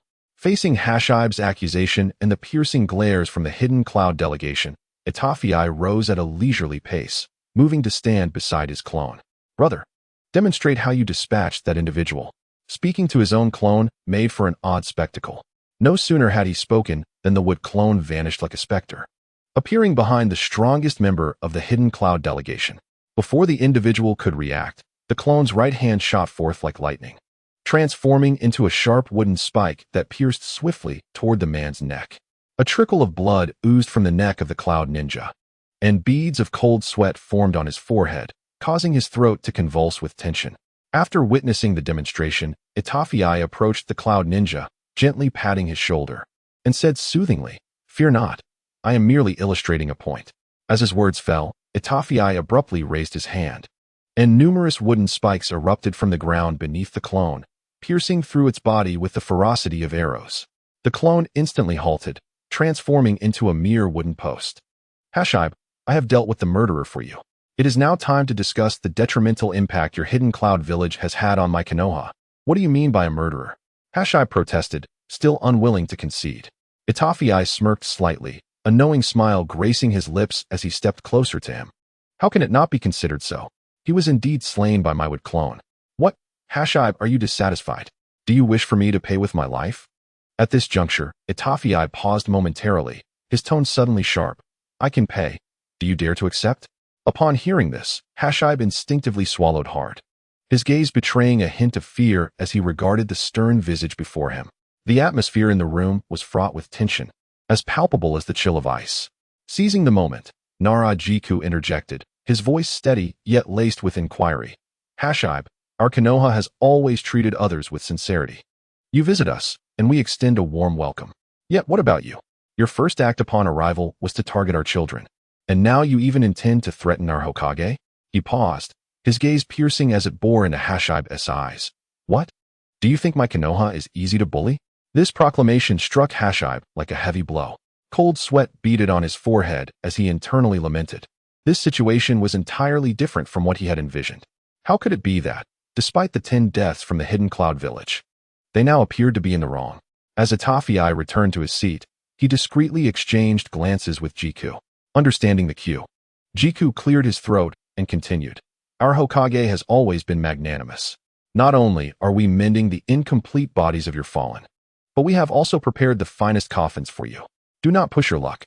With that, he produced a letter he had prepared earlier and handed it to Hashibe. "Here, this represents our Konoha's stance. Take it back to your Reikage. If he agrees, then well and good. If he does not, my Konoha shall not shy away from conflict. We shall not hesitate to engage in battle once more." Bang! Before Jiku could finish his sentence, Itafei slammed his palm down on the table, his face contorted with anger, and scolded sharply. "Jiku, be silent. The ninja world has only just achieved this hard-won peace. What words are you speaking? Do you wish to shatter the long-standing tranquility between Konoha and the hidden cloud? After a moment of silence, Senju Itai swiftly adjusted his expression and turned to Hashibe, wearing a slight look of apology. Hashibe, my sincerest apologies. It is my failure to properly manage my subordinates. Nevertheless, I believe it would be prudent for you to discuss this matter thoroughly with AI. After all, it was your people who made the initial mistake. For now, please take these individuals, who have brought chaos to Konoha, and depart. With those words, Senju Itai rose and exited the conference room, leaving the ninja from Kumogakure standing in stunned silence, exchanging uncertain glances. Chapter 81. The anticipated declaration of war outside Konoha. The sun cast its warm glow upon the vibrant landscape, revealing the flourishing village in all its glory. The 12 members from Kumogakure stood quietly, observing the bustling ninja village before them. Hashibe let out a soft sigh, filled with resignation and reluctance. Let us return, he said. One of the Kuminin, feeling the weight of the situation, stepped forward anxiously and asked, Sir, how shall we report to Lord Rakage upon our return? Hashibe replied tersely, What else is there to say? We must relay the truth to Lord Rakage. As for our next steps, it seems highly likely that war is imminent. He felt a deep sense of frustration. This visit to Konoha felt starkly different from those in the past. Once, there had been occasional disagreements with the Hokage, but now Konoha displayed an unprecedented unity that was both astonishing and intimidating. Even the Uchiha clan, once marginalized, had fully integrated into the Konoha family. The current state of Konoha, thriving and advanced far beyond Kumogakure, weighed heavily on Hashibe's mind. With his companions in tow, he began the journey back to their village. Inside Kumogakure, the atmosphere was stiflingly tense. The fourth Rakage, AI, stood with arms crossed, his expression stern. Beside him, the elder Bai Ruku and other Kumogakure elders glared at the 10 corpses before them, their eyes ablaze with fury. 10. A full 10 lives sacrificed for a mere Byakugan from Konoha? Bai Ruku trembled with rage, his voice cracking. AI shot back, unyielding. Who among you elders did not agree to this operation? Now that we have failed, it all falls on me? Pathetic. With that, he stormed out. Arriving at the Rakage's office, AI's demeanor was grave and contemplative. Soon, other high-ranking Kumogakure officials hurried in. In the office, Hashibe respectfully presented a letter written by Riku to AI. AI's face grew solemn as he read the contents. Moments later, his furious voice echoed through the room. Gather all ninjas on missions and bring them to the Konoha border. We will demand the handover of the culprit, or we shall declare war. With a thunderous crash, his rage shattered a hole in the wall of the Rakage's office. As AI's command spread swiftly, within just 3 days, thousands of ninjas gathered in Kumogakure. Led by AI, the formidable army advanced towards the Konoha border. Meanwhile, in Konoha's Hokage office, Senju Itai and Shizune were leisurely engaged in a game of Gamoku. Itai, resting his chin on his hands, frowned at the board and remarked, This move is utterly misguided. One does not play like this. He casually removed a black piece from the board. Shizune shot him an annoyed glance but placed her piece back, smiling as she said, Hokage-sama, no cheating now. Remember, you owe me a meal if you lose. At that moment, there was a series of urgent knocks on the office door. After receiving Itai's permission, the door opened to reveal the masked Kakashi. Noticing the Gamoku game between Itai and Shizune, Kakashi's eyes narrowed slightly as he assessed the situation. Quickly reverting to seriousness, he addressed Itai. Sensei, a letter has arrived from Minato. The Kumogakure army has assembled at the Konoha border, and Rakage AI demands we surrender the culprit within 3 days, or they will declare war.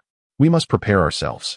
Upon hearing this, Senju Itai scattered the pieces on the board, stood up, and directed Kakashi, summon all Konoha's high-ranking officials for an emergency meeting. In the Hokage office, Nara Riku, Hyuga Hayashi, Uchiha Fugaku, and other elite ninjas of Konoha gathered. Senju Itai praised Riku, saying, Well done. Kumogakure has mobilized ninjas to guard the Konoha border in just a week. War is upon us. We must strive to win this battle with minimal losses. Even before the second Kumogakure delegation had departed, Itai had sensed the looming threat of war and prepared accordingly. Near the border, Minato had already stationed his forces, waiting for the inevitable conflict. Now that the declaration of war was official, everything unfolded as anticipated. Riku, Senju Itai instructed, and Nara Riku immediately stood, his gaze steady on Itai, awaiting orders. You will lead a team to the border to confront Kumogakure and support Minato. You shall serve as the frontline commander, allowing Minato to focus on the raikage. Senju Itai continued methodically. Additionally, unite the Hyuga and Uchiha clans to form a strike team. Conduct surprise raids in waves, keeping them off balance. Can you manage this? Riku will give his utmost. Nara Riku's voice, though soft, resonated with confidence and determination, proclaiming his resolve to all present. Itai nodded approvingly, and then turned to Uchiha Fugaku and Hyuga Hayashi. Hayashi, Fugaku, you two clans will select 500 swift ninjas, forming 20 teams. Each team should include several exceptional members from your clans to collaborate with Riku in their surprise assaults. Remember, disruption is the priority. Tasks are secondary. Prioritize your lives above all. Senju Itai emphasized earnestly, aware that less than 4 years had passed since the end of the Third Great Ninja War, during which Konoha had suffered tremendous losses that could not be easily mended in just a few short years. However, this conflict was necessary. It was an opportunity to further strengthen the bonds within Konoha and a chance for Itai to assert his leadership. Without hesitation, he dispatched clear and decisive orders. Finally, his gaze landed on Kakashi and Itachi. Itachi, Kakashi, you will accompany Riku and assist in the surprise raids. However, your task is not to disrupt. Instead, it is to eliminate. Choose your targets wisely when the enemy is weary and strike decisively. Understood. The two responded in unison, their eyes reflecting unwavering conviction. Then, Senju Itai turned to the excited Might Guy. Guy, go find Minato and engage the enemy on the front lines. Might Guy, filled with enthusiasm, responded eagerly, eager to showcase his prowess on the battlefield. With the orders dispatched, everyone began to act with urgency, and Senju Itai's eyes sparkled with determination. First the Nine Tails, then the Byakugan. This time, Kumogakure, your end is nigh. Chapter 82. The thoughts of Sarutobi Hizashi at the entrance of Konoha. A gentle breeze rustled as Sarutobi Hizashi, Mito came in, and Uzumaki Koharu stood together, clad in casual attire, quietly observing the departing Senju Itai and Riku with deep and complex expressions. Sarutobi Hiruzen was acutely aware of Senju Itachi's intentions, which were imbued with both grand ambitions and a considerable degree of recklessness. Should he succeed, Senju Itachi would etch his name in history, emerging as a legendary hero of Konoha. However, failure would brand him as a pariah, burdened with eternal infamy. Hiruzen mused that if he were to manage the situation, he would likely opt for negotiation, surrendering the so-called perpetrator in exchange for a fleeting peace. Observing how the child he had nurtured had now completely supplanted him as the core leader of Konoha, Hiruzen was engulfed by an indescribable emotion. Deep within, he harbored a profound desire to witness Senju Itachi's success, as if it were a hopeful vision for Konoha's future. Yet, he was all too aware that Itachi was wagering the fate of the entire village, which filled him with trepidation, fearing that Itachi might face utter defeat, plunging Konoha into an irretrievable abyss. With these thoughts, Hiruzen vigorously shook his head, attempting to cast aside these disquieting and chaotic notions. Alas, such turmoil could very well incite yet another shinobi world war. Mito gate in observed the retreating forces with a heavy heart, unable to stifle a sigh that echoed his concerns. Hearing his lament, Hiruzen spoke slowly. It is too late. Regardless of the outcome between Konoha and Kumogakure, other shinobi villages will seize this opportunity to either rise or suppress their rivals. The curtain on war has already been drawn. He continued, let them act as they wish. We shall return and prepare. It is our duty as the elders to safeguard Konoha. The village can no longer afford even a hint of internal discord. Hiruzen understood that no matter the outcome, his responsibility was to cooperate fully with the unfolding events, striving to minimize Konoha's losses. Nearby, Mito Gate Inn and Uzumaki Kamachi nodded in resignation, having lost their audacity since the demise of Danzo. They dared not overstep in front of Hiruzen and complied with his commands. Outside Konoha, the wind picked up pace. Dark clouds gathered like ink pooling in the sky, pressing heavily upon the horizon, as if heralding an impending storm of tumultuous proportions. The contingent led by Senju Itachi had vanished beyond the distant horizon, leaving behind an atmosphere thick with silence, gravity, and an undercurrent of anxiety and speculation. Hiruzen remained at the village entrance, his gaze fixed firmly on the distance, his mind awash with myriad thoughts. He understood that this conflict was far more than a mere skirmish between Konoha and Kumogakure. It was a pivotal moment in the reconfiguration of power within the shinobi world. Each decision and action was akin to the flutter of a butterfly's wings, potentially inciting a cascade of monumental changes in the future. Hiruzen, must we truly refrain from further action? Uzumaki Kamachi finally inquired, her voice tinged with barely concealed anxiety. Hiruzen slowly turned to face his two old friends, his expression calm, yet resolute as he replied, "We are already doing all that is within our means. Now, we must place our faith in Itachi and his team. Our foremost duty is to ensure stability within the village. We cannot allow Konoha to become a target for enemy incursions. Remember, our adversaries extend beyond Kumogakure. There are other latent threats." Mito gaped and nodded. Though his heart remained unsettled, he grasped Hiruzen's earnest intentions. In this moment, Konoha's greatest need was unity and unwavering determination. Any indication of division could provide the enemy with an opportunity to strike. Just then, a shadowy figure of an Umbu ninja materialized before the trio. Kneeling with precision and respect as he reported, "Lord Third, urgent news from the border. Kumogakure's forces are commencing large-scale mobilization, and an attack is anticipated within 3 days." Upon hearing this, Hiruzen's brow furrowed tightly, his expression grave as he inquired, "Have there been any unusual movements from the other shinobi villages?" The Umbu ninja swiftly responded, "Sunagakure and Kirigakure are maintaining a watchful stance, yet Awagakure appears to be mobilizing its forces, though their intentions remain unclear." Hiruzen nodded, signaling for the Umbu to withdraw. He then turned to Mito Gate-in and Uzumaki Kamachi, stating, "It seems time is not on our side. Assemble all remaining J-nin for an emergency meeting. We must prepare for the worst and strategize our response." Mito Gate-in and Uzumaki Kamachi echoed their agreement and swiftly set off, their figures disappearing into the streets of Konoha. Hiruzen remained, gazing upward at the sky, silently praying, "Itachi, I hope you can guide Konoha through this crisis, allowing its brilliance to shine eternally." Meanwhile, Senju Itachi's team had reached the border without pause. He stood atop a high hill, his gaze piercing as he surveyed the dense encampment of Kumogakure in the distance, a flicker of resolute determination crossing his eyes. "Lord Hokage, what shall be our next course of action?" An experienced J-nin approached, voice respectful yet urgent. Senju Itachi's lips curved slightly in a confident smile as he declared, "We shall proceed as planned. Remember, our objective is not to annihilate the enemy, but to instill in them a profound understanding that Konoha is not a target for their provocations and incursions. We must instill fear, compelling them to avoid our shinobi in the future." The J-nin nodded in comprehension before dispersing to their respective stations, executing the established orders with methodical precision. Senju Itachi stood silently, his gaze deep and contemplative. He understood that the significance of this war transcended Konoha's dignity and glory. It was a fight for the peace and stability of the entire shinobi world. "No matter the outcome, I shall feel no regret," he murmured to himself, his voice soft yet imbued with unyielding resolve.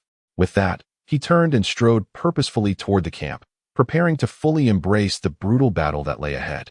As Konoha's tense preparations unfolded, Kumogakure was equally unrelenting, its forces advancing with formidable might, setting the stage for an imminent clash. Chapter 83. The wrath of AI. At the border where the land of iron and the land of fire converge, the atmosphere was thick with tension, as if the very air had solidified under the weight of apprehension. The encampment of Kumogakure was a sight to behold, with tents densely packed, forming a vast gray sea that underscored the village's might. Across the border of the land of fire, wooden structures rose like mushrooms after rain, creating a formidable defensive line. Amidst this cluster of wooden edifices, a striking four-story villa stood out prominently, tall and majestic, gazing across at the Kumogakure encampment, silently proclaiming Konoha's strength and resolve. Report. Lord Raikage, Konoha's ninjas have resumed their harassment. Our southern and northern outposts have experienced varying degrees of assault. A breathless messenger ninja burst into the tent, kneeling with urgency, shattering the brief calm within. Report, Lord Raikage. Our front lines have been repelled by Konoha's Minato. We have lost dozens of ninjas in a mere encounter. Another messenger rushed in, delivering even more shocking news. With a resounding crash, AI slammed his fist onto the table, a torrent of fury erupting from him, reducing the table to splinters and causing the ground to crack, fissures spidering outward. Minato Namikaze. Upon hearing that name, the Fourth Hokage gritted his teeth, each syllable seemingly forced through clenched jaws. In his memory, that yellow figure loomed like an intangible shadow, etching an indelible impression upon his mind. It was because of this individual that he had diligently trained for 5 years, honing his chakra manipulation, advancing his ninjutsu, and refining his most cherished technique, the body flicker technique. Noticing the Raikage still enveloped in silence, Roxa gently reminded him, "Lord Raikage, it's time to issue the orders." Awakened from his reverie, Ei slowly surveyed the numerous high-ranking officials of Kumogakure before him and declared, "Recall the Cloud Ninja forces stationed at the surrounding outposts to the base." His voice resonated with a deep authority, imbued with an undeniable gravitas. If they continued on this path, it would only grant an opportunity to Minato Namikaze and those incessantly harassing the outposts, inevitably leading to the disintegration of their surrounding forces at the hands of the enemy. Now that the Konoha army had assembled, they held a numerical advantage on the front lines, and they could not afford to let their strength be depleted further. With the command issued, a messenger ninja swiftly departed, vanishing from the tent like an arrow loosed from its bow. Ei, instinctively reaching for the table to emphasize his point, hesitated as he confronted the scattered powder before him. As the commander of Kumogakure, he understood the weight of his responsibilities. He could not abandon his troops. If he were to join the battlefield, the base would lack a steadfast leader, and otherwise, he would have sought a decisive confrontation with Minato. Ei was acutely aware that the toll of the Third Shinobi World War could not be easily replenished, though Konoha had faced 4 opponents alone, culminating in the emergence of Senju Itachi and Minato Namikaze, returning victory to Konoha. The depletion of Konoha's ninja was a tangible reality. On the other hand, his own side had suffered relatively few casualties, the most significant loss being the third Raikage, who had perished at the hands of a multitude of IWA ninjas. He scoffed at Konoha.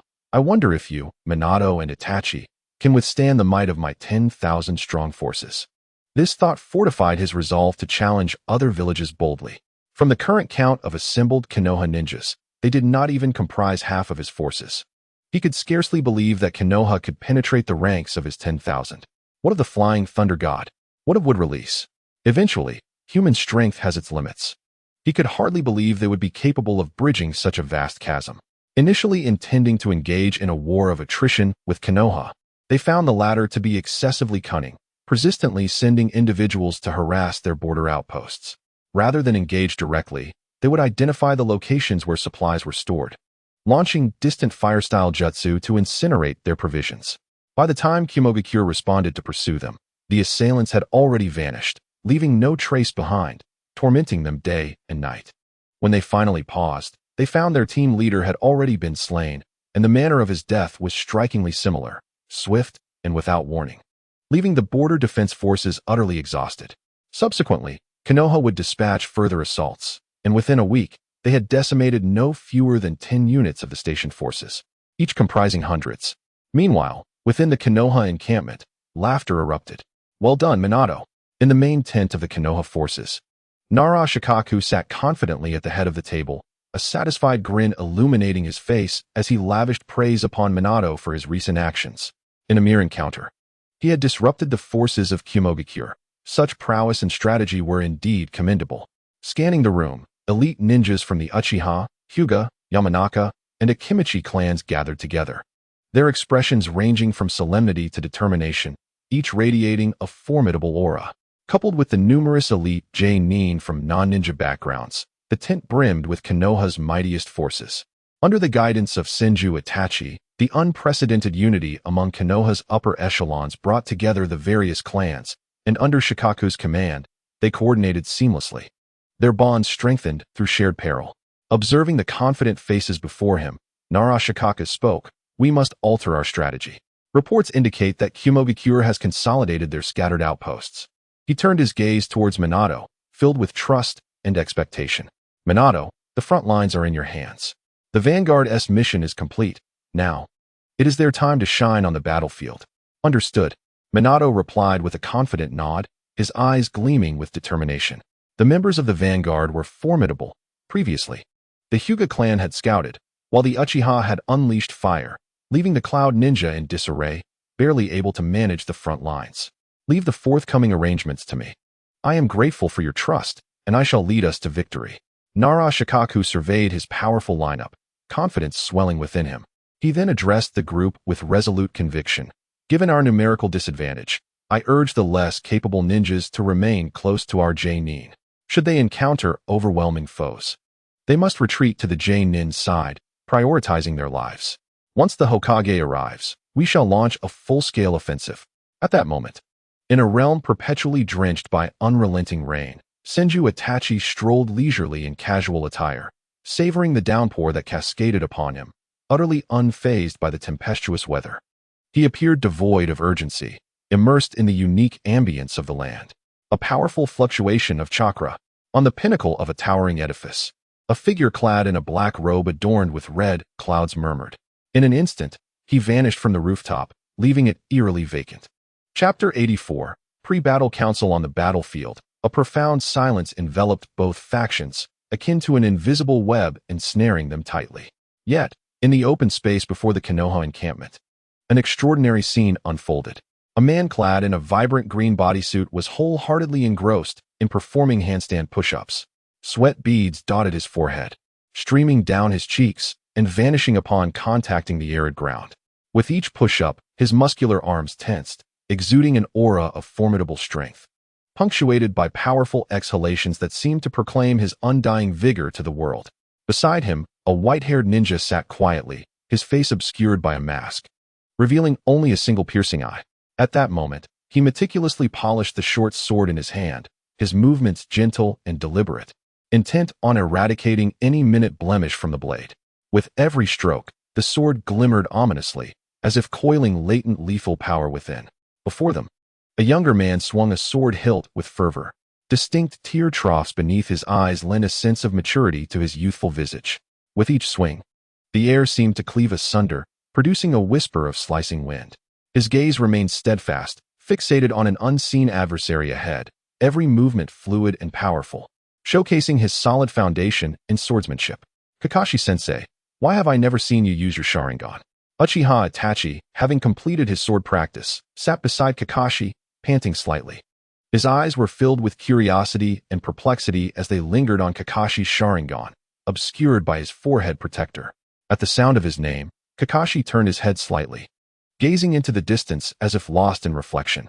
After a moment, he spoke slowly. My teacher advised me not to become overly reliant on the Sharingan, emphasizing the importance of practicing taijutsu and ninjutsu, as well as refining my chakra. As he spoke, he instinctively raised his right hand to gently touch his covered eyes. This seemingly casual gesture concealed myriad untold stories. Itachi, upon hearing this, narrowed his eyes slightly, as if contemplating something profound. In the next moment, his eyes abruptly widened, revealing 3 spinning black tomo within his crimson gaze, exuding a mysterious and formidable aura. Kakashi observed this scene, surprise flickering in his eyes. Has he already attained 3 tomo? When did this happen? Just the day before, during a surprise attack on the Hidden Clouds encampment, a Hyuga ninja had discovered an ambushing Jonin poised to strike me. Without hesitation, he used his own body to shield me from a fatal blow. Itachi's voice was low and sorrowful, his eyes reflecting deep anguish. I was filled with profound grief, and afterward, I awakened to the 3 tomo. Upon hearing this, Kakashi instinctively placed his hand on Itachi's head, gently ruffling his hair like an older brother comforting his younger sibling. What is troubling you? Are you worried about the impending battle? It's not so much the battle that concerns me, but rather whether this awakening is indeed as the second Hokage claimed, that the Uchiha clan is a lineage of evil. Itachi did not resist Kakashi's gesture. He lowered his head, his voice tinged with confusion and melancholy. Kakashi did not respond immediately, but gently lifted the forehead protector that obscured Itachi's eyes. In that instant, the 3 tomo Sharingan was exposed to the sunlight, the vibrant red and black tomo standing out prominently. Then, under Kakashi's urging, the Sharingan began to spin rapidly, whirling with an intensity that seemed to chill the air around them. The kaleidoscope Sharingan. Kakashi-sensei? Itachi gasped in astonishment, his eyes wide with disbelief. He leaned forward, fixated on Kakashi's eyes. Kakashi smiled faintly, the Sharingan reverting to 3 tomo as he spoke slowly. You should be more aware than I of the conditions for awakening the Sharingan in the Uchiha clan. Over the past few years, my mentor specifically tasked me with seeking out Shursui, who taught me how to master it. He, too, possesses a kaleidoscope Sharingan. Master Senju once remarked that awakening requires profound emotional stimuli, either intense hatred or an overwhelming love. Kakashi gazed at Itachi, his eyes filled with encouragement and concern. The loss of friends and family can provoke the awakening, just as a fervent desire to protect them can inspire it. Rest assured, do not overthink it. Focus on preparing for the upcoming battle. Such large-scale conflicts may become more frequent in the future, and you must adapt accordingly. For this younger Uchiha, Kakashi found himself unable to resist the urge to care for and tease. Although Itachi was not as lively and boisterous as he, this calm demeanor only deepened Kakashi's sense of worry and responsibility. Sensing something, Itachi instinctively swatted away the hand resting on his head, chiding, "Enough. That is too much. I'm not a child anymore." "Ah, how daring of you to show such disrespect to your elder brother," Kakashi replied with a chuckle, lightly tapping Itachi on the back of the head, the gesture imbued with brotherly affection. Regaining his composure, Kakashi turned to see Might Guy returning from a handstand, his eyes unconsciously softening at the sight. Guy's vibrant energy and fighting spirit always brought him a sense of comfort and warmth. Kakashi then advised Itachi, "By the way, practice the ninjutsu and taijutsu your mentor taught you. Once your Sharingan becomes a kaleidoscope, you should minimize the use of its ocular techniques. Otherwise, your vision will deteriorate." As he spoke, he recalled Master Senju's earlier admonition when he and Shursui first learned to wield the kaleidoscope Sharingan. "Kakashi, use the Sharingan sparingly. Rely more on your own taijutsu and ninjutsu.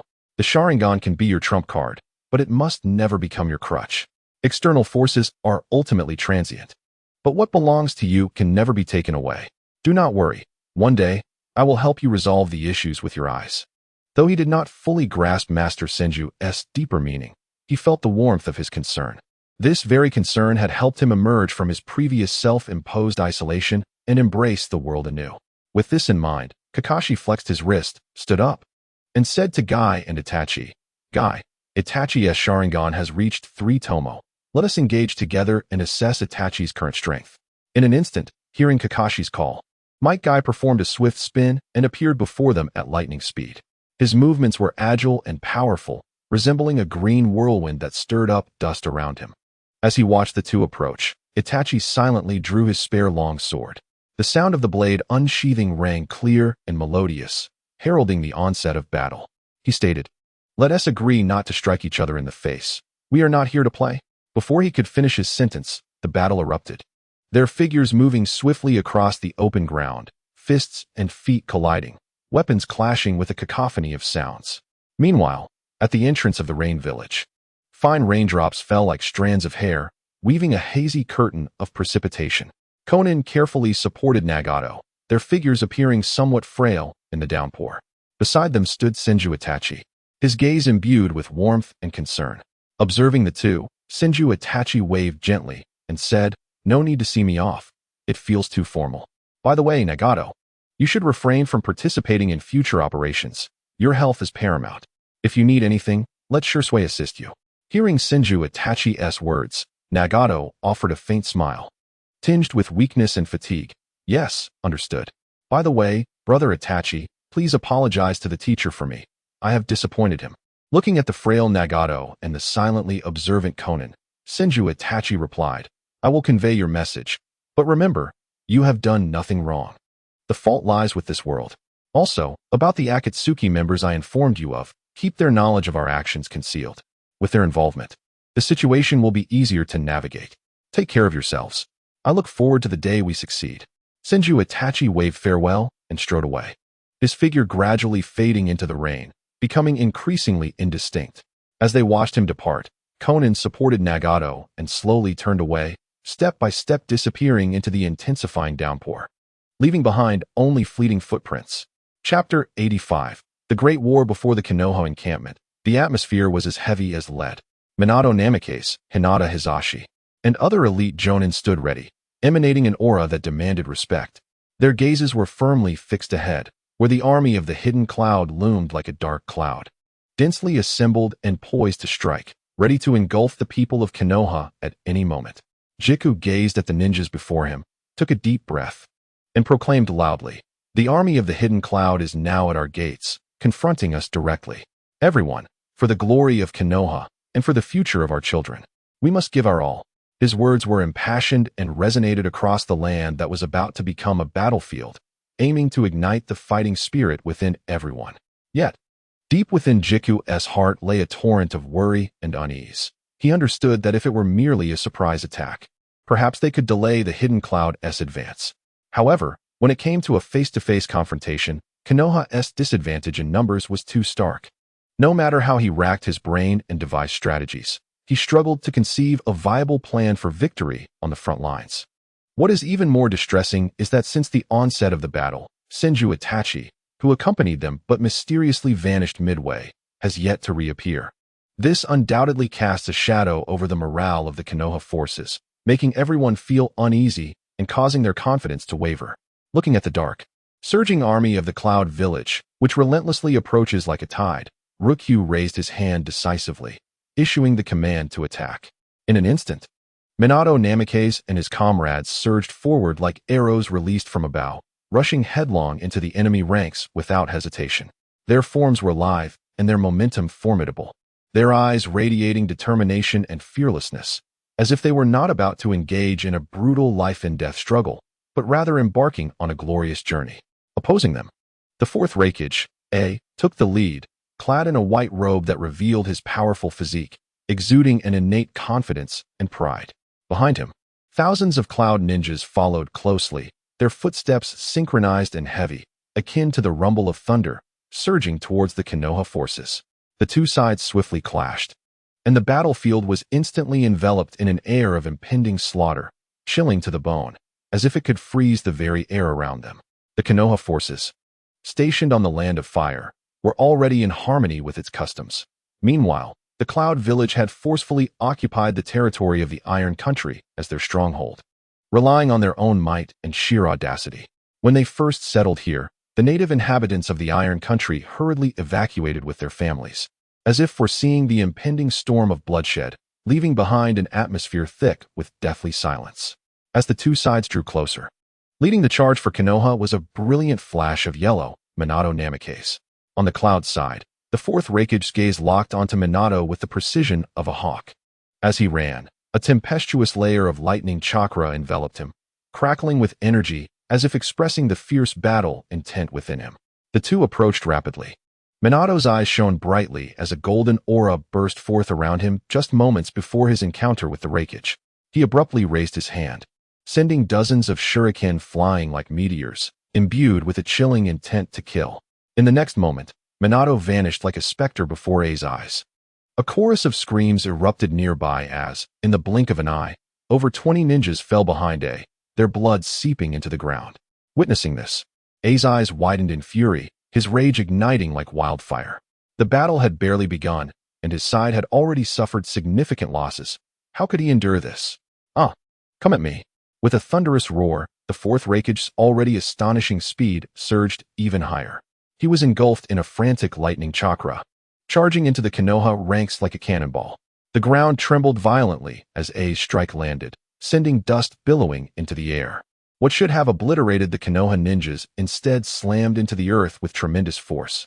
A, filled with anger, fixed his gaze on the white-haired youth before him. State your name. I do not slay nameless foes. A's voice boomed with an undeniable authority. Konoha, Hatake Kakashi. Kakashi suppressed the turmoil within him, striving to maintain a calm demeanor as he faced the Fourth Hokage. So it is the son of the White Fang of Konoha. No wonder you could withstand my attack. A gritted his teeth, his eyes filled with murderous intent as his chakra surged wildly, preparing for another onslaught. Kakashi calmly lifted his forehead protector, revealing his Sharingan, which glimmered with a mysterious light. Grasping his tanto, excitement flickered in his gaze. After 5 years of rigorous training under Senju Itachi, he yearned for the opportunity to test his current strength. Facing the Fourth Hokage, he felt no trepidation. Instead, a fierce battle spirit surged within him. Without hesitation, he swiftly formed hand seals, enveloping his blade with the same lightning chakra and charging at A before he could make a move. Meanwhile, Might Guy, wielding the nunchaku gifted by Senju Itachi, soared towards a female Cloud ninja equipped with clawed short blades. He leapt high, his nunchaku slicing through the air with a fierce wind, striking the female ninja in the abdomen. With a grunt, she was sent reeling backward. Yet, Guy showed no signs of slowing down, his steps relentless as he pursued her. From the female ninja, he sensed a dangerous aura, as if warning him that she was no ordinary opponent. Guy leaped into the air, channeling all his strength into a powerful kick aimed at the Cloud Ninja. In the next instant, a violent crimson chakra enveloped her, transforming her into a fearsome beast. Her speed and power astonishingly enhanced. She nimbly evaded Guy's attack and unleashed a fiery orange ball towards him. As the fireball hurtled toward him, Guy remained unperturbed, deftly twirling his nunchaku to create a wall of wind around him. Upon contact, the fireball collided with the wind barrier, as if striking a solid wall, and was immediately deflected, crashing into the ranks of the Cloud Ninjas. The impact resulted in a minor chaos within their formation, accompanied by cries of distress. The battlefield grew increasingly intense. Seeing several of his formidable allies ensnared by Konoha's ninjas, Killer Bee could no longer contain himself. He unleashed the ferocious chakra of the Eight Tails, which surged like a mighty wave. In mere moments, a monstrous creature with the body of an octopus and the head of an ox materialized on the battlefield, the Eight Tails itself. With a deafening roar, a reddish-brown-tailed beast bomb began to coalesce in its mouth. As a perfect Jinchuriki, Killer Bee could flawlessly control the power of the beast within him. In this chaotic battlefield, he resembled a formidable reaper, unstoppable in his path. Boom! The tailed beast bomb shot forth like a meteor, hurtling towards the Konoha forces with devastating force. However, at that critical moment, another equally formidable tailed beast bomb erupted from the Konoha ranks. The two collided with a thunderous crash, producing a deafening sound. Boom! The violent explosion reverberated across the battlefield. The shock waves generated by the clash surged forth like a tsunami in all directions. Many of the weaker ninjas were unable to withstand the aftershocks of the explosion, being hurled away and crashing heavily to the ground, their fates uncertain. As the dust settled, a colossal crimson fox, formed entirely of chakra, materialized on the battlefield, exuding an imposing presence as it faced off against the Eight Tails from a distance. Chapter 86. The Arrival of the Hokage. Oh, what a disaster! What chaos! Killer Bee exclaimed, instinctively cursing as he gazed at the massive fox, radiating crimson chakra and drawing closer. The overwhelming power emanating from it filled him with trepidation, yet years of battle had ingrained in him the habit of uttering such exclamations.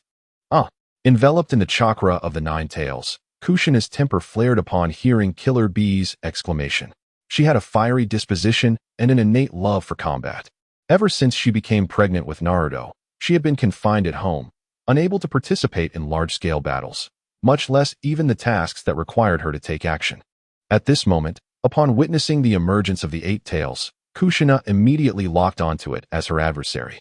Kairabi's taunt further fueled her battle fervor, igniting her combat spirit. In an instant, Kushina's fiery red hair flew as if ablaze, the veins on her forehead bulging. Thick chains shot out from behind the crimson fox like lightning, aiming directly at the Eight Tails.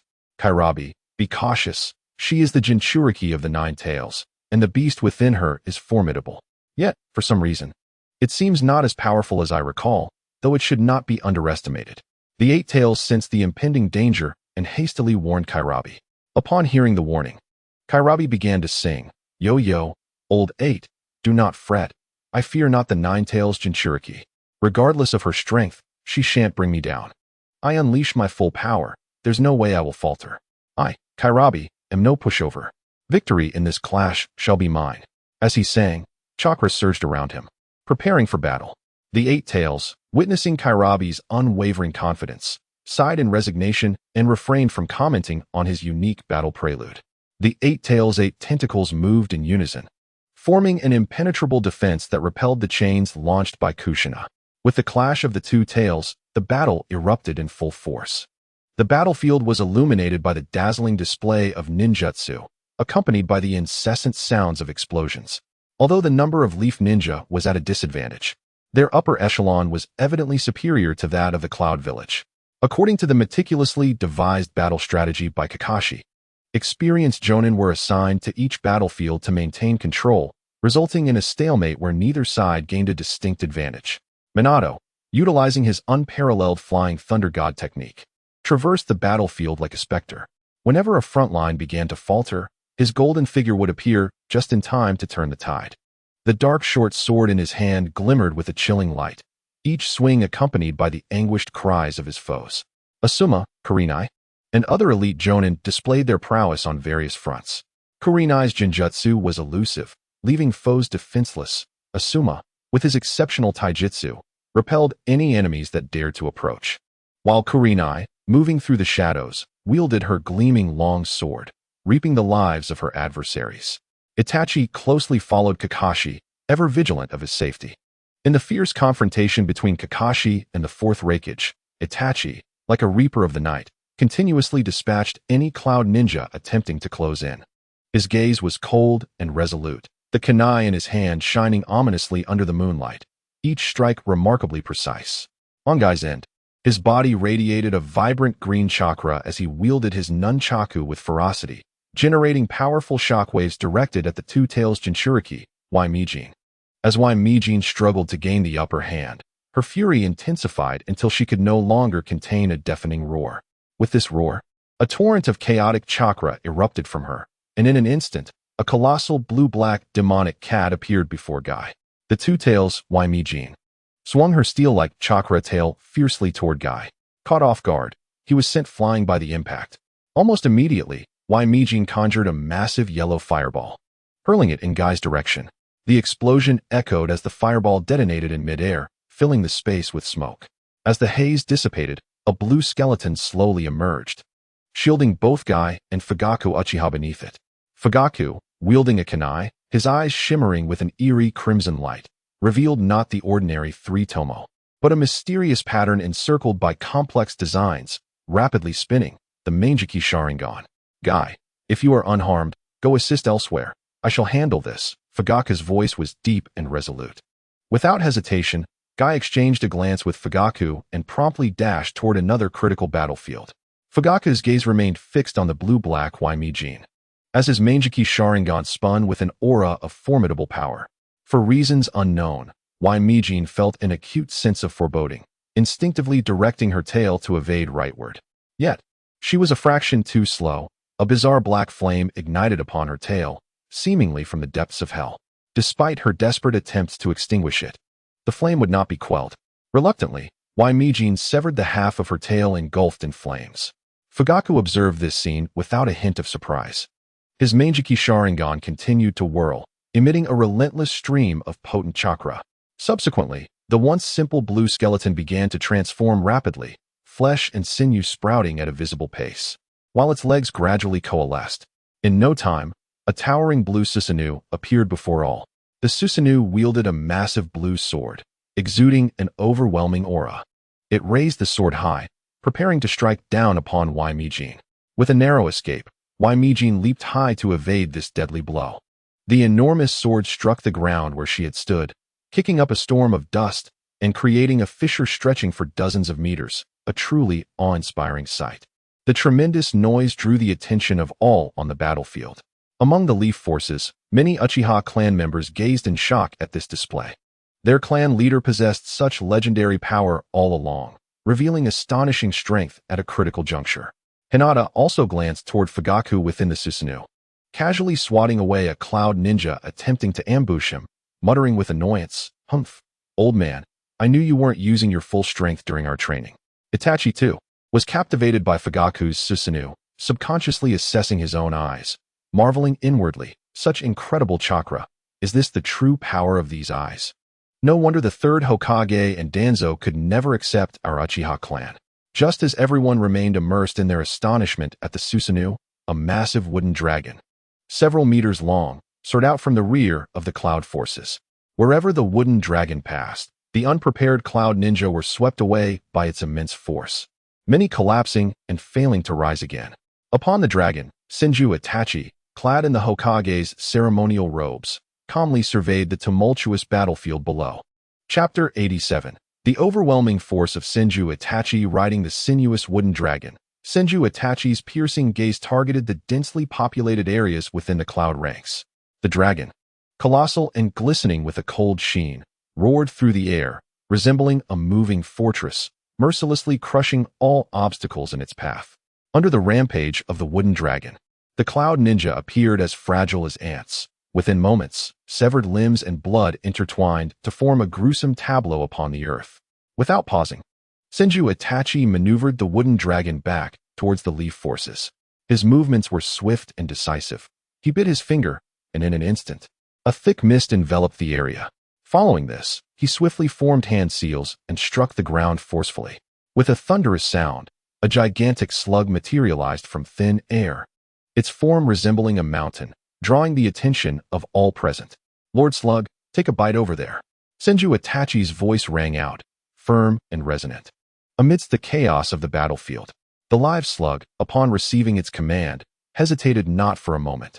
It opened its enormous, slime-coated mouth, and a thick, acidic liquid erupted forth like cannon fire, accurately directed towards the Cloud Ninja. In an instant, piercing screams filled the air. The Cloud Ninjas, splashed by the corrosive slime, writhed in agony on the ground, their faces etched with despair. Shortly thereafter, the massive slug began to divide rapidly, and in the blink of an eye, numerous smaller slugs, each about a meter in length, appeared on the battlefield. Under the guidance of Senju Itai, these diminutive slugs moved like agile spirits towards the injured ninjas of Konoha. "Do not fear. I am here to heal you, sent by Lord Itai," whispered the small slugs, their soft voices bringing a flicker of warmth to the wounded ninjas' hearts. The arrival of Senju Itai was akin to the detonation of a massive bomb. Within less than 5 minutes, the fierce battle between the Cloud and Leaf ninjas ground to an unexpected halt, plunging the battlefield into a momentary silence. "Senju Itai?" roared the Fourth Hokage, gritting his teeth, his eyes ablaze with fury. He had anticipated that with the numerical superiority of the Cloud, they would easily subdue Konoha and compel them to submit. Yet, in the throes of battle, he was astounded to find that this unremarkable white-haired youth from Konoha was able to thwart him at every turn. Each of A's powerful strikes seemed capable of splitting mountains. Yet for reasons unknown, they were deftly redirected by Kakashi, leaving a frustrated and powerless, akin to a volcano on the brink of eruption. To exacerbate his anger, this young man moved with remarkable speed, wielding an unpredictable weapon that effortlessly penetrated A's prized lightning release armor. During the fight, Kakashi had even seized the opportunity to score a cut across A's chest. Although the injury was not severe and A had maintained the upper hand against Kakashi, the comparison made him feel as though he was the one at a disadvantage. Upon hearing the Hokage's furious shout, Senju Itai turned to regard him, his gaze filled with admiration as he nodded towards Kakashi. Then, addressing the Hokage, he allowed a slight smirk to grace his lips, his tone laced with derision. "Oh, is this not the esteemed Hokage? How curious it is that after years, your strength has waned rather than improved, to the point where even my disciple can contend with you?" As their exchange unfolded, A approached Senju Itai, his demeanor cold and his eyes piercing with an icy resolve.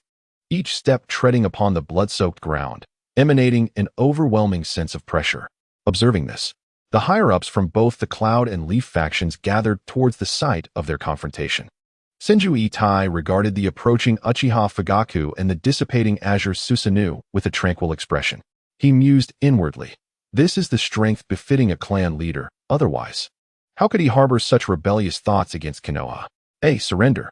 Do not let your Cloud ninjas suffer needless sacrifices, Senju Itai implored, his gaze steady, his voice calm, yet imbued with undeniable authority. Upon hearing this, A's expression contorted in rage, a tide of fury swelling within him. The previously restrained chakra surged wildly, and with a thunderous shout, he unleashed a powerful punch imbued with crackling lightning towards Senju Itai. Unfazed, Senju Itai stepped back steadily, his chakra surging like a roaring wave. He raised his fist, meeting A's blow with equal force. A deafening crash resonated, as if the very heavens trembled. A violent chakra shockwave erupted from their clash, sweeping across the battlefield like a ferocious tsunami. Witnessing Senju Itai's audacious maneuver, Kakashi felt a twitch at the corner of his eye. He understood all too well the terrifying strength of this muscular man. Even at full power, he could only barely deflect A's strikes. And yet Senju Itai had chosen to engage him head-on. After the collision, A staggered slightly, retreating half a step, while Senju Itai took a full step back. Shaking his numbed hand, he internally acknowledged, "I must concede, in terms of raw power, I indeed fall short of A. Minato, your old rival is now yours to handle," Senju Itai declared, swiftly retreating to stand beside Minato, patting his shoulder with a look of unwavering trust. Minato nodded with confidence. his aura shifting dramatically as his sage mode reactivated. Grasping a black short sword, its blade glinting ominously, he charged towards the advancing like a bolt of black lightning. "Apologies, but the Hokage has no desire to engage with you," Minato stated with a deep, resolute tone, his black short sword darting towards A's neck, compelling A to halt his assault and focus entirely on defense. "You coward, Senju Itai? Fine, I shall first subdue Namikaze Minato." A bellowed in fury. Raising his elbow high as a torrent of lightning chakra coalesced into a devastating strike aimed squarely at Minato. Observing their leader being obstructed, the other cloud higher-ups sprang into action, attempting to impede Minato to allow A to confront Senju Itai once more. Senju Itai, noticing the stirring cloud ninjas, called out with a piercing gaze, "Yuzuki Yukaina, Uchiha Fugaku, focus. It is time to bring this battle to a close." No sooner had he spoken than he clapped his hands together, shouting, "Would release, would golem technique." In an instant, the ground trembled violently as a colossal wooden figure, surpassing even the 8 tails and 9 tails in size, erupted from the earth. The golem radiated immense chakra fluctuations, akin to an ancient giant descending upon the world. Senju Itai stood atop the golem's shoulder, surveying the cloud ninjas below, who appeared as insignificant as ants, his gaze imbued with an air of dominion over all. Then, with another clap of his hands, he proclaimed, "Wood release, wood dragon." A massive wooden dragon erupted from the ground, its sinuous body shimmering with a cold sheen, resembling a streak of brown lightning as it coiled around the golem.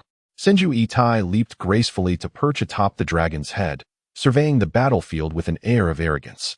As he performed his technique, Yukaina and Fugaku began to act in concert.